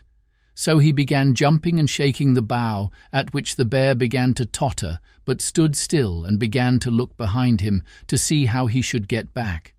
Then, indeed, we did laugh heartily. But Friday had not done with him by a great deal. When seeing him stand still, he called out to him again, as if he had supposed the bear could speak English. "What, you come no farther? Pray you come farther." So he left, jumping and shaking the tree, and the bear, just as if he understood what he said, did come a little farther. Then he began jumping again, and the bear stopped again. We thought now was a good time to knock him in the head, and called to Friday to stand still and we should shoot the bear, but he cried out earnestly, oh pray, no shoot, me shoot by and then," he would have said by and by. However, to shorten the story, Friday danced so much and the bear stood so ticklish that we had laughing enough, but still could not imagine what the fellow would do. For first we thought he depended upon shaking the bear off, and we found the bear was too cunning for that too, for he would not go out far enough to be thrown down, but clung fast with his great broad claws and feet, so that we could not imagine what would be the end of it, and what the jest would be at last. But Friday put us out of doubt quickly, for seeing the bear cling fast to the bough, and that he would not be persuaded to come any farther. "Well, well," says Friday, "you no come farther, me go. You no come to me come to you." And upon this he went out to the smaller end, where it would bend with his weight, and gently let himself down by it, sliding down the bough till he came near enough to jump down on his feet. And away he ran to his gun, took it up and stood still. "Well," said I to him, "Friday, what will you do now? Why don't you shoot him?" "No shoot," says Friday. "No yet. Me shoot now. Me no kill. Me stay. Give you one more laugh." And indeed so he did, for when the bear saw his enemy gone, he came back from the bough where he stood, but did it very cautiously, looking behind him every step, and coming backward till he got into the body of the tree. Then, with the same hinder end foremost, he came down the tree, grasping it with his claws and moving 1 foot at a time, very leisurely. At this juncture, and just before he could set his hind foot on the ground, Friday stepped up close to him, clapped the muzzle of his piece into his ear, and shot him dead. Then the rogue turned about to see if we did not laugh, and when he saw we were pleased by our looks, he began to laugh very loud. "So we kill bear in my country," says Friday. "So you kill them," says I. "Why, you have no guns." "No," says he, "no gun, but shoot great much long arrow." This was a good diversion to us, but we were still in a wild place, and our guide very much hurt, and what to do we hardly knew. The howling of wolves ran much in my head, and indeed, except the noise I once heard on the shore of Africa, of which I have said something already, I never heard anything that filled me with so much horror. These things and the approach of night called us off, or else, as Friday would have had us, we should certainly have taken the skin of this monstrous creature off, which was worth saving. But we had near 3 leagues to go, and our guide hastened us. So we left him, and went forward on our journey. The ground was still covered with snow, though not so deep and dangerous as on the mountains, and the ravenous creatures, as we heard afterwards, were come down into the forest and plain country, pressed by hunger to seek for food, and had done a great deal of mischief in the villages, where they surprised the country people, killed a great many of their sheep and horses, and some people too. We had one dangerous place to pass, and our guide told us if there were more wolves in the country we should find them there, and this was a small plain, surrounded with woods on every side, and a long narrow defile or lane, which we were to pass to get through the wood, and then we should come to the village where we were to lodge.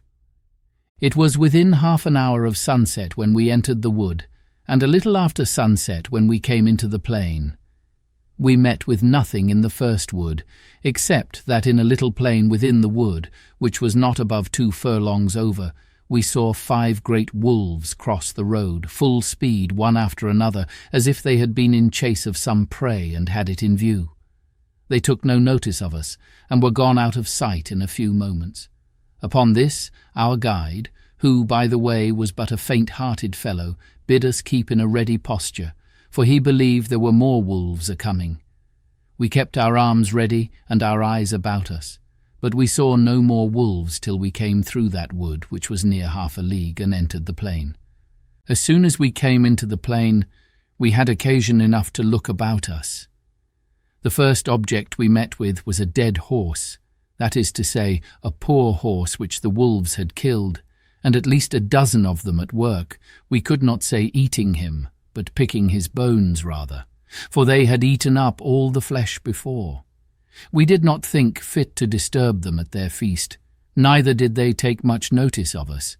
Friday would have let fly at them, but I would not suffer him by any means, for I found we were like to have more business upon our hands than we were aware of. We had not gone half over the plain when we began to hear the wolves howl in the wood on our left in a frightful manner, and presently after we saw about 100 coming on directly towards us, all in a body, and most of them in a line, as regularly as an army drawn up by experienced officers. I scarce knew in what manner to receive them, but found to draw ourselves in a close line was the only way. So we formed in a moment, but that we might not have too much interval, I ordered that only every other man should fire, and that the others, who had not fired, should stand ready to give them a second volley immediately if they continued to advance upon us. And then that those that had fired at first should not pretend to load their fusees again, but stand ready, every one with a pistol, for we were all armed with a fusee and a pair of pistols each man. So we were, by this method, able to fire 6 volleys, half of us at a time. However, at present we had no necessity, for upon firing the first volley, the enemy made a full stop, being terrified as well with the noise as with the fire. 4 of them, being shot in the head, dropped. Several others were wounded and went bleeding off, as we could see by the snow. I found they stopped, but did not immediately retreat. Whereupon, remembering that I had been told that the fiercest creatures were terrified at the voice of a man, I caused all the company to halloo as loud as they could, and I found the notion not altogether mistaken, for upon our shout they began to retire and turn about. I then ordered a second volley to be fired in their rear, which put them to the gallop, and away they went to the woods. This gave us leisure to charge our pieces again, and that we might lose no time, we kept going. But we had but little more than loaded our fusees and put ourselves in readiness, when we heard a terrible noise in the same wood on our left, only that it was farther onward, the same way we were to go. The night was coming on, and the light began to be dusky, which made it worse on our side. But the noise increasing, we could easily perceive that it was the howling and yelling of those hellish creatures. And on a sudden we perceived 3 troops of wolves, one on our left, one behind us, and one in our front, so that we seemed to be surrounded with them. However, as they did not fall upon us, we kept our way forward as fast as we could make our horses go, which, the way being very rough, was only a good hard trot. In this manner we came in view of the entrance of a wood, through which we were to pass, at the farther side of the plain. But we were greatly surprised when, coming nearer the lane or pass, we saw a confused number of wolves standing just at the entrance. On a sudden, at another opening of the wood, we heard the noise of a gun, and looking that way, out rushed a horse with a saddle and a bridle on him, flying like the wind, and 16 or 17 wolves after him, full speed. The horse had the advantage of them, but as we supposed that he could not hold it at that rate, we doubted not but they would get up with him at last. No question but they did. But here we had a most horrible sight, for riding up to the entrance where the horse came out, we found the carcasses of another horse and of 2 men, devoured by the ravenous creatures, and one of the men was no doubt the same whom we heard fire the gun, for there lay a gun just by him fired off. But as to the man, his head and the upper part of his body was eaten up. This filled us with horror, and we knew not what course to take. But the creatures resolved us soon, for they gathered about us presently, in hopes of prey, and I verily believe there were 300 of them. It happened, very much to our advantage, that at the entrance into the wood, but a little way from it, there lay some large timber trees which had been cut down the summer before, and I suppose lay there for carriage. I drew my little troop in among those trees, and placing ourselves in a line behind one long tree, I advised them all to alight, and keeping that tree before us for a breastwork, to stand in a triangle or three fronts, enclosing our horses in the centre. We did so, and it was well we did, for never was a more furious charge than the creatures made upon us in this place. They came on with a growling kind of noise, and mounted the piece of timber which, as I said, was our breastwork, as if they were only rushing upon their prey, and this fury of theirs, it seems, was principally occasioned by their seeing our horses behind us. I ordered our men to fire as before, every other man, and they took their aim so sure that they killed several of the wolves at the first volley. But there was a necessity to keep a continual firing, for they came on like devils, those behind pushing on those before. When we had fired a second volley of our fusees, we thought they stopped a little, and I hoped they would have gone off, but it was but a moment, for others came forward again. So we fired 2 volleys of our pistols, and I believe in these 4 firings we had killed 17 or 18 of them, and lamed twice as many, yet they came on again. I was loath to spend our shot too hastily, so I called my servant, not my man Friday, for he was better employed, for with the greatest dexterity imaginable he had charged my fusee and his own while we were engaged. But, as I said, I called my other man, and giving him a horn of powder, I had him lay a train all along the piece of timber, and let it be a large train. He did so, and had but just time to get away, when the wolves came up to it, and some got upon it, when I, snapping an uncharged pistol close to the powder, set it on fire. Those that were upon the timber were scorched with it, and 6 or 7 of them fell, or rather jumped in among us with the force and fright of the fire. We dispatched these in an instant, and the rest were so frightened with the light, which the night, for it was now very near dark, made more terrible, that they drew back a little, upon which I ordered our last pistols to be fired off in one volley, and after that we gave a shout. Upon this the wolves turned tail, and we sallied immediately upon near 20 lame ones that we found struggling on the ground, and fell to cutting them with our swords, which answered our expectation, for the crying and howling they made was better understood by their fellows, so that they all fled and left us. We had, first and last, killed about 60 of them, and had it been daylight, we had killed many more. The field of battle being thus cleared, we made forward again, for we had still near a league to go. We heard the ravenous creatures howl and yell in the woods as we went several times, and sometimes we fancied we saw some of them, but the snow dazzling our eyes, we were not certain. In about an hour more we came to the town where we were to lodge, which we found in a terrible fright and all in arms. For it seems the night before the wolves and some bears had broken into the village and put them in such terror that they were obliged to keep guard night and day, but especially in the night, to preserve their cattle and indeed their people. The next morning our guide was so ill, and his limbs swelled so much with the rankling of his 2 wounds, that he could go no farther. So we were obliged to take a new guide here and go to Toulouse, where we found a warm climate, a fruitful, pleasant country, and no snow, no wolves, nor anything like them. But when we told our story at Toulouse, they told us it was nothing but what was ordinary in the great forest at the foot of the mountains, especially when the snow lay on the ground. But they inquired much what kind of guide we had got who would venture to bring us that way in such a severe season, and told us it was surprising we were not all devoured. When we told them how we placed ourselves and the horses in the middle, they blamed us exceedingly, and told us it was 50 to 1, but we had been all destroyed, for it was the sight of the horses which made the wolves so furious, seeing their prey, and that at other times they are really afraid of a gun.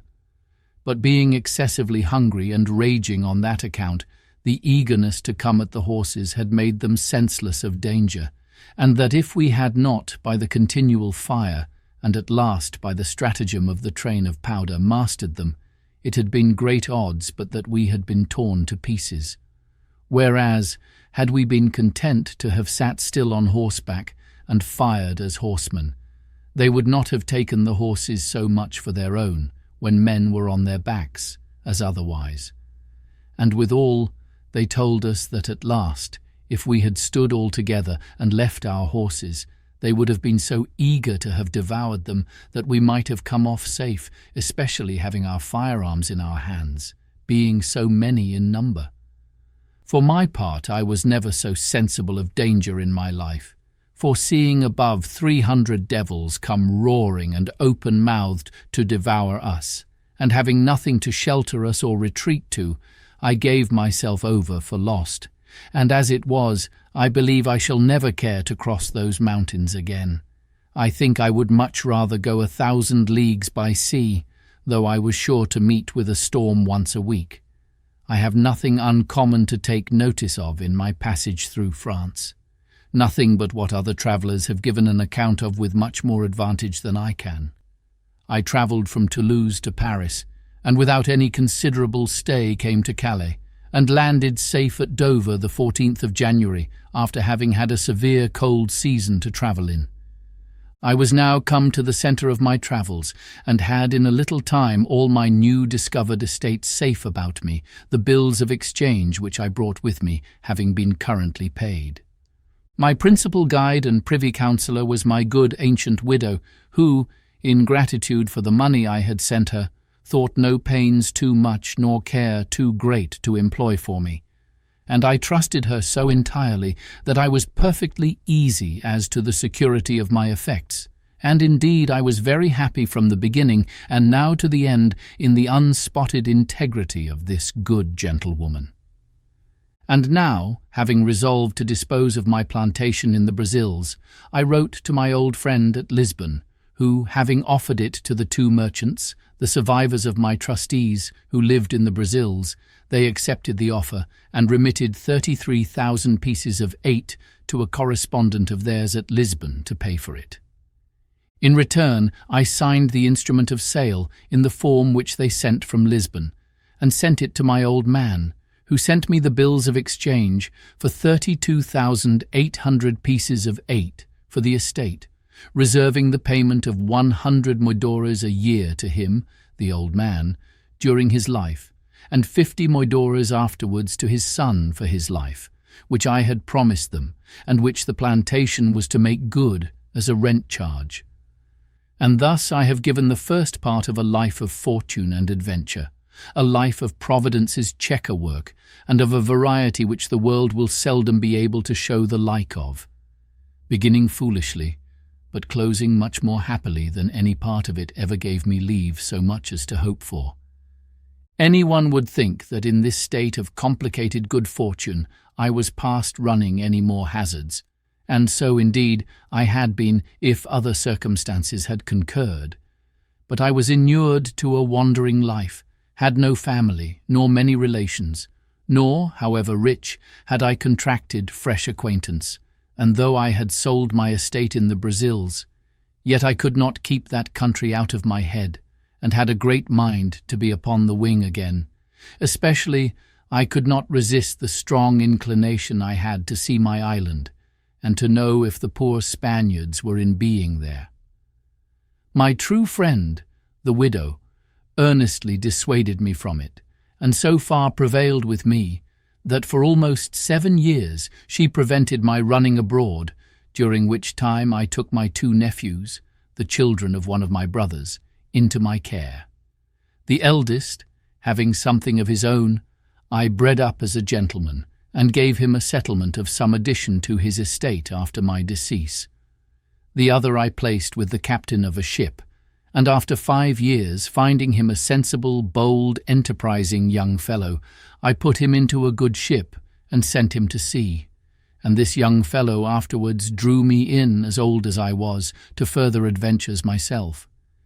In the meantime, I in part settled myself here, for first of all I married, and that not either to my disadvantage or dissatisfaction, and had 3 children, 2 sons and 1 daughter, but my wife dying, and my nephew coming home with good success from a voyage to Spain, my inclination to go abroad, and his importunity, prevailed, and engaged me to go in his ship as a private trader to the East Indies. This was in the year 1694. In this voyage I visited my new colony in the island, saw my successors the Spaniards, had the old story of their lives and of the villains I left there. How at first they insulted the poor Spaniards, how they afterwards agreed, disagreed, united, separated, and how at last the Spaniards were obliged to use violence with them, how they were subjected to the Spaniards, how honestly the Spaniards used them, a history, if it were entered into, as full of variety and wonderful accidents as my own part, particularly also as to their battles with the Caribbeans, who landed several times upon the island, and as to the improvement they made upon the island itself, and how 5 of them made an attempt upon the mainland, and brought away 11 men and 5 women prisoners, by which at my coming I found about 20 young children on the island. Here I stayed about 20 days, left them supplies of all necessary things, and particularly of arms, powder, shot, clothes, tools, and 2 workmen, which I had brought from England with me, viz., a carpenter and a smith. Besides this, I shared the lands into parts with them, reserved to myself the property of the whole, but gave them such parts respectively as they agreed on. And having settled all things with them, and engaged them not to leave the place, I left them there. From thence I touched at the Brazils, from whence I sent a bark, which I bought there, with more people to the island, and in it, besides other supplies, I sent 7 women, being such as I found proper for service or for wives to such as would take them. As to the Englishmen, I promised to send them some women from England, with a good cargo of necessaries, if they would apply themselves to planting, which I afterwards could not perform. The fellows proved very honest and diligent after they were mastered, and had their properties set apart for them. I sent them also from the Brazils 5 cows, 3 of them being big with calf, some sheep and some hogs, which when I came again were considerably increased.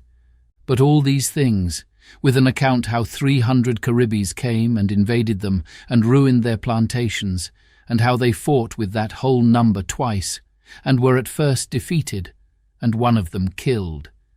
But at last, a storm destroying their enemies' canoes, they famished or destroyed almost all the rest, and renewed and recovered the possession of their plantation, and still lived upon the island.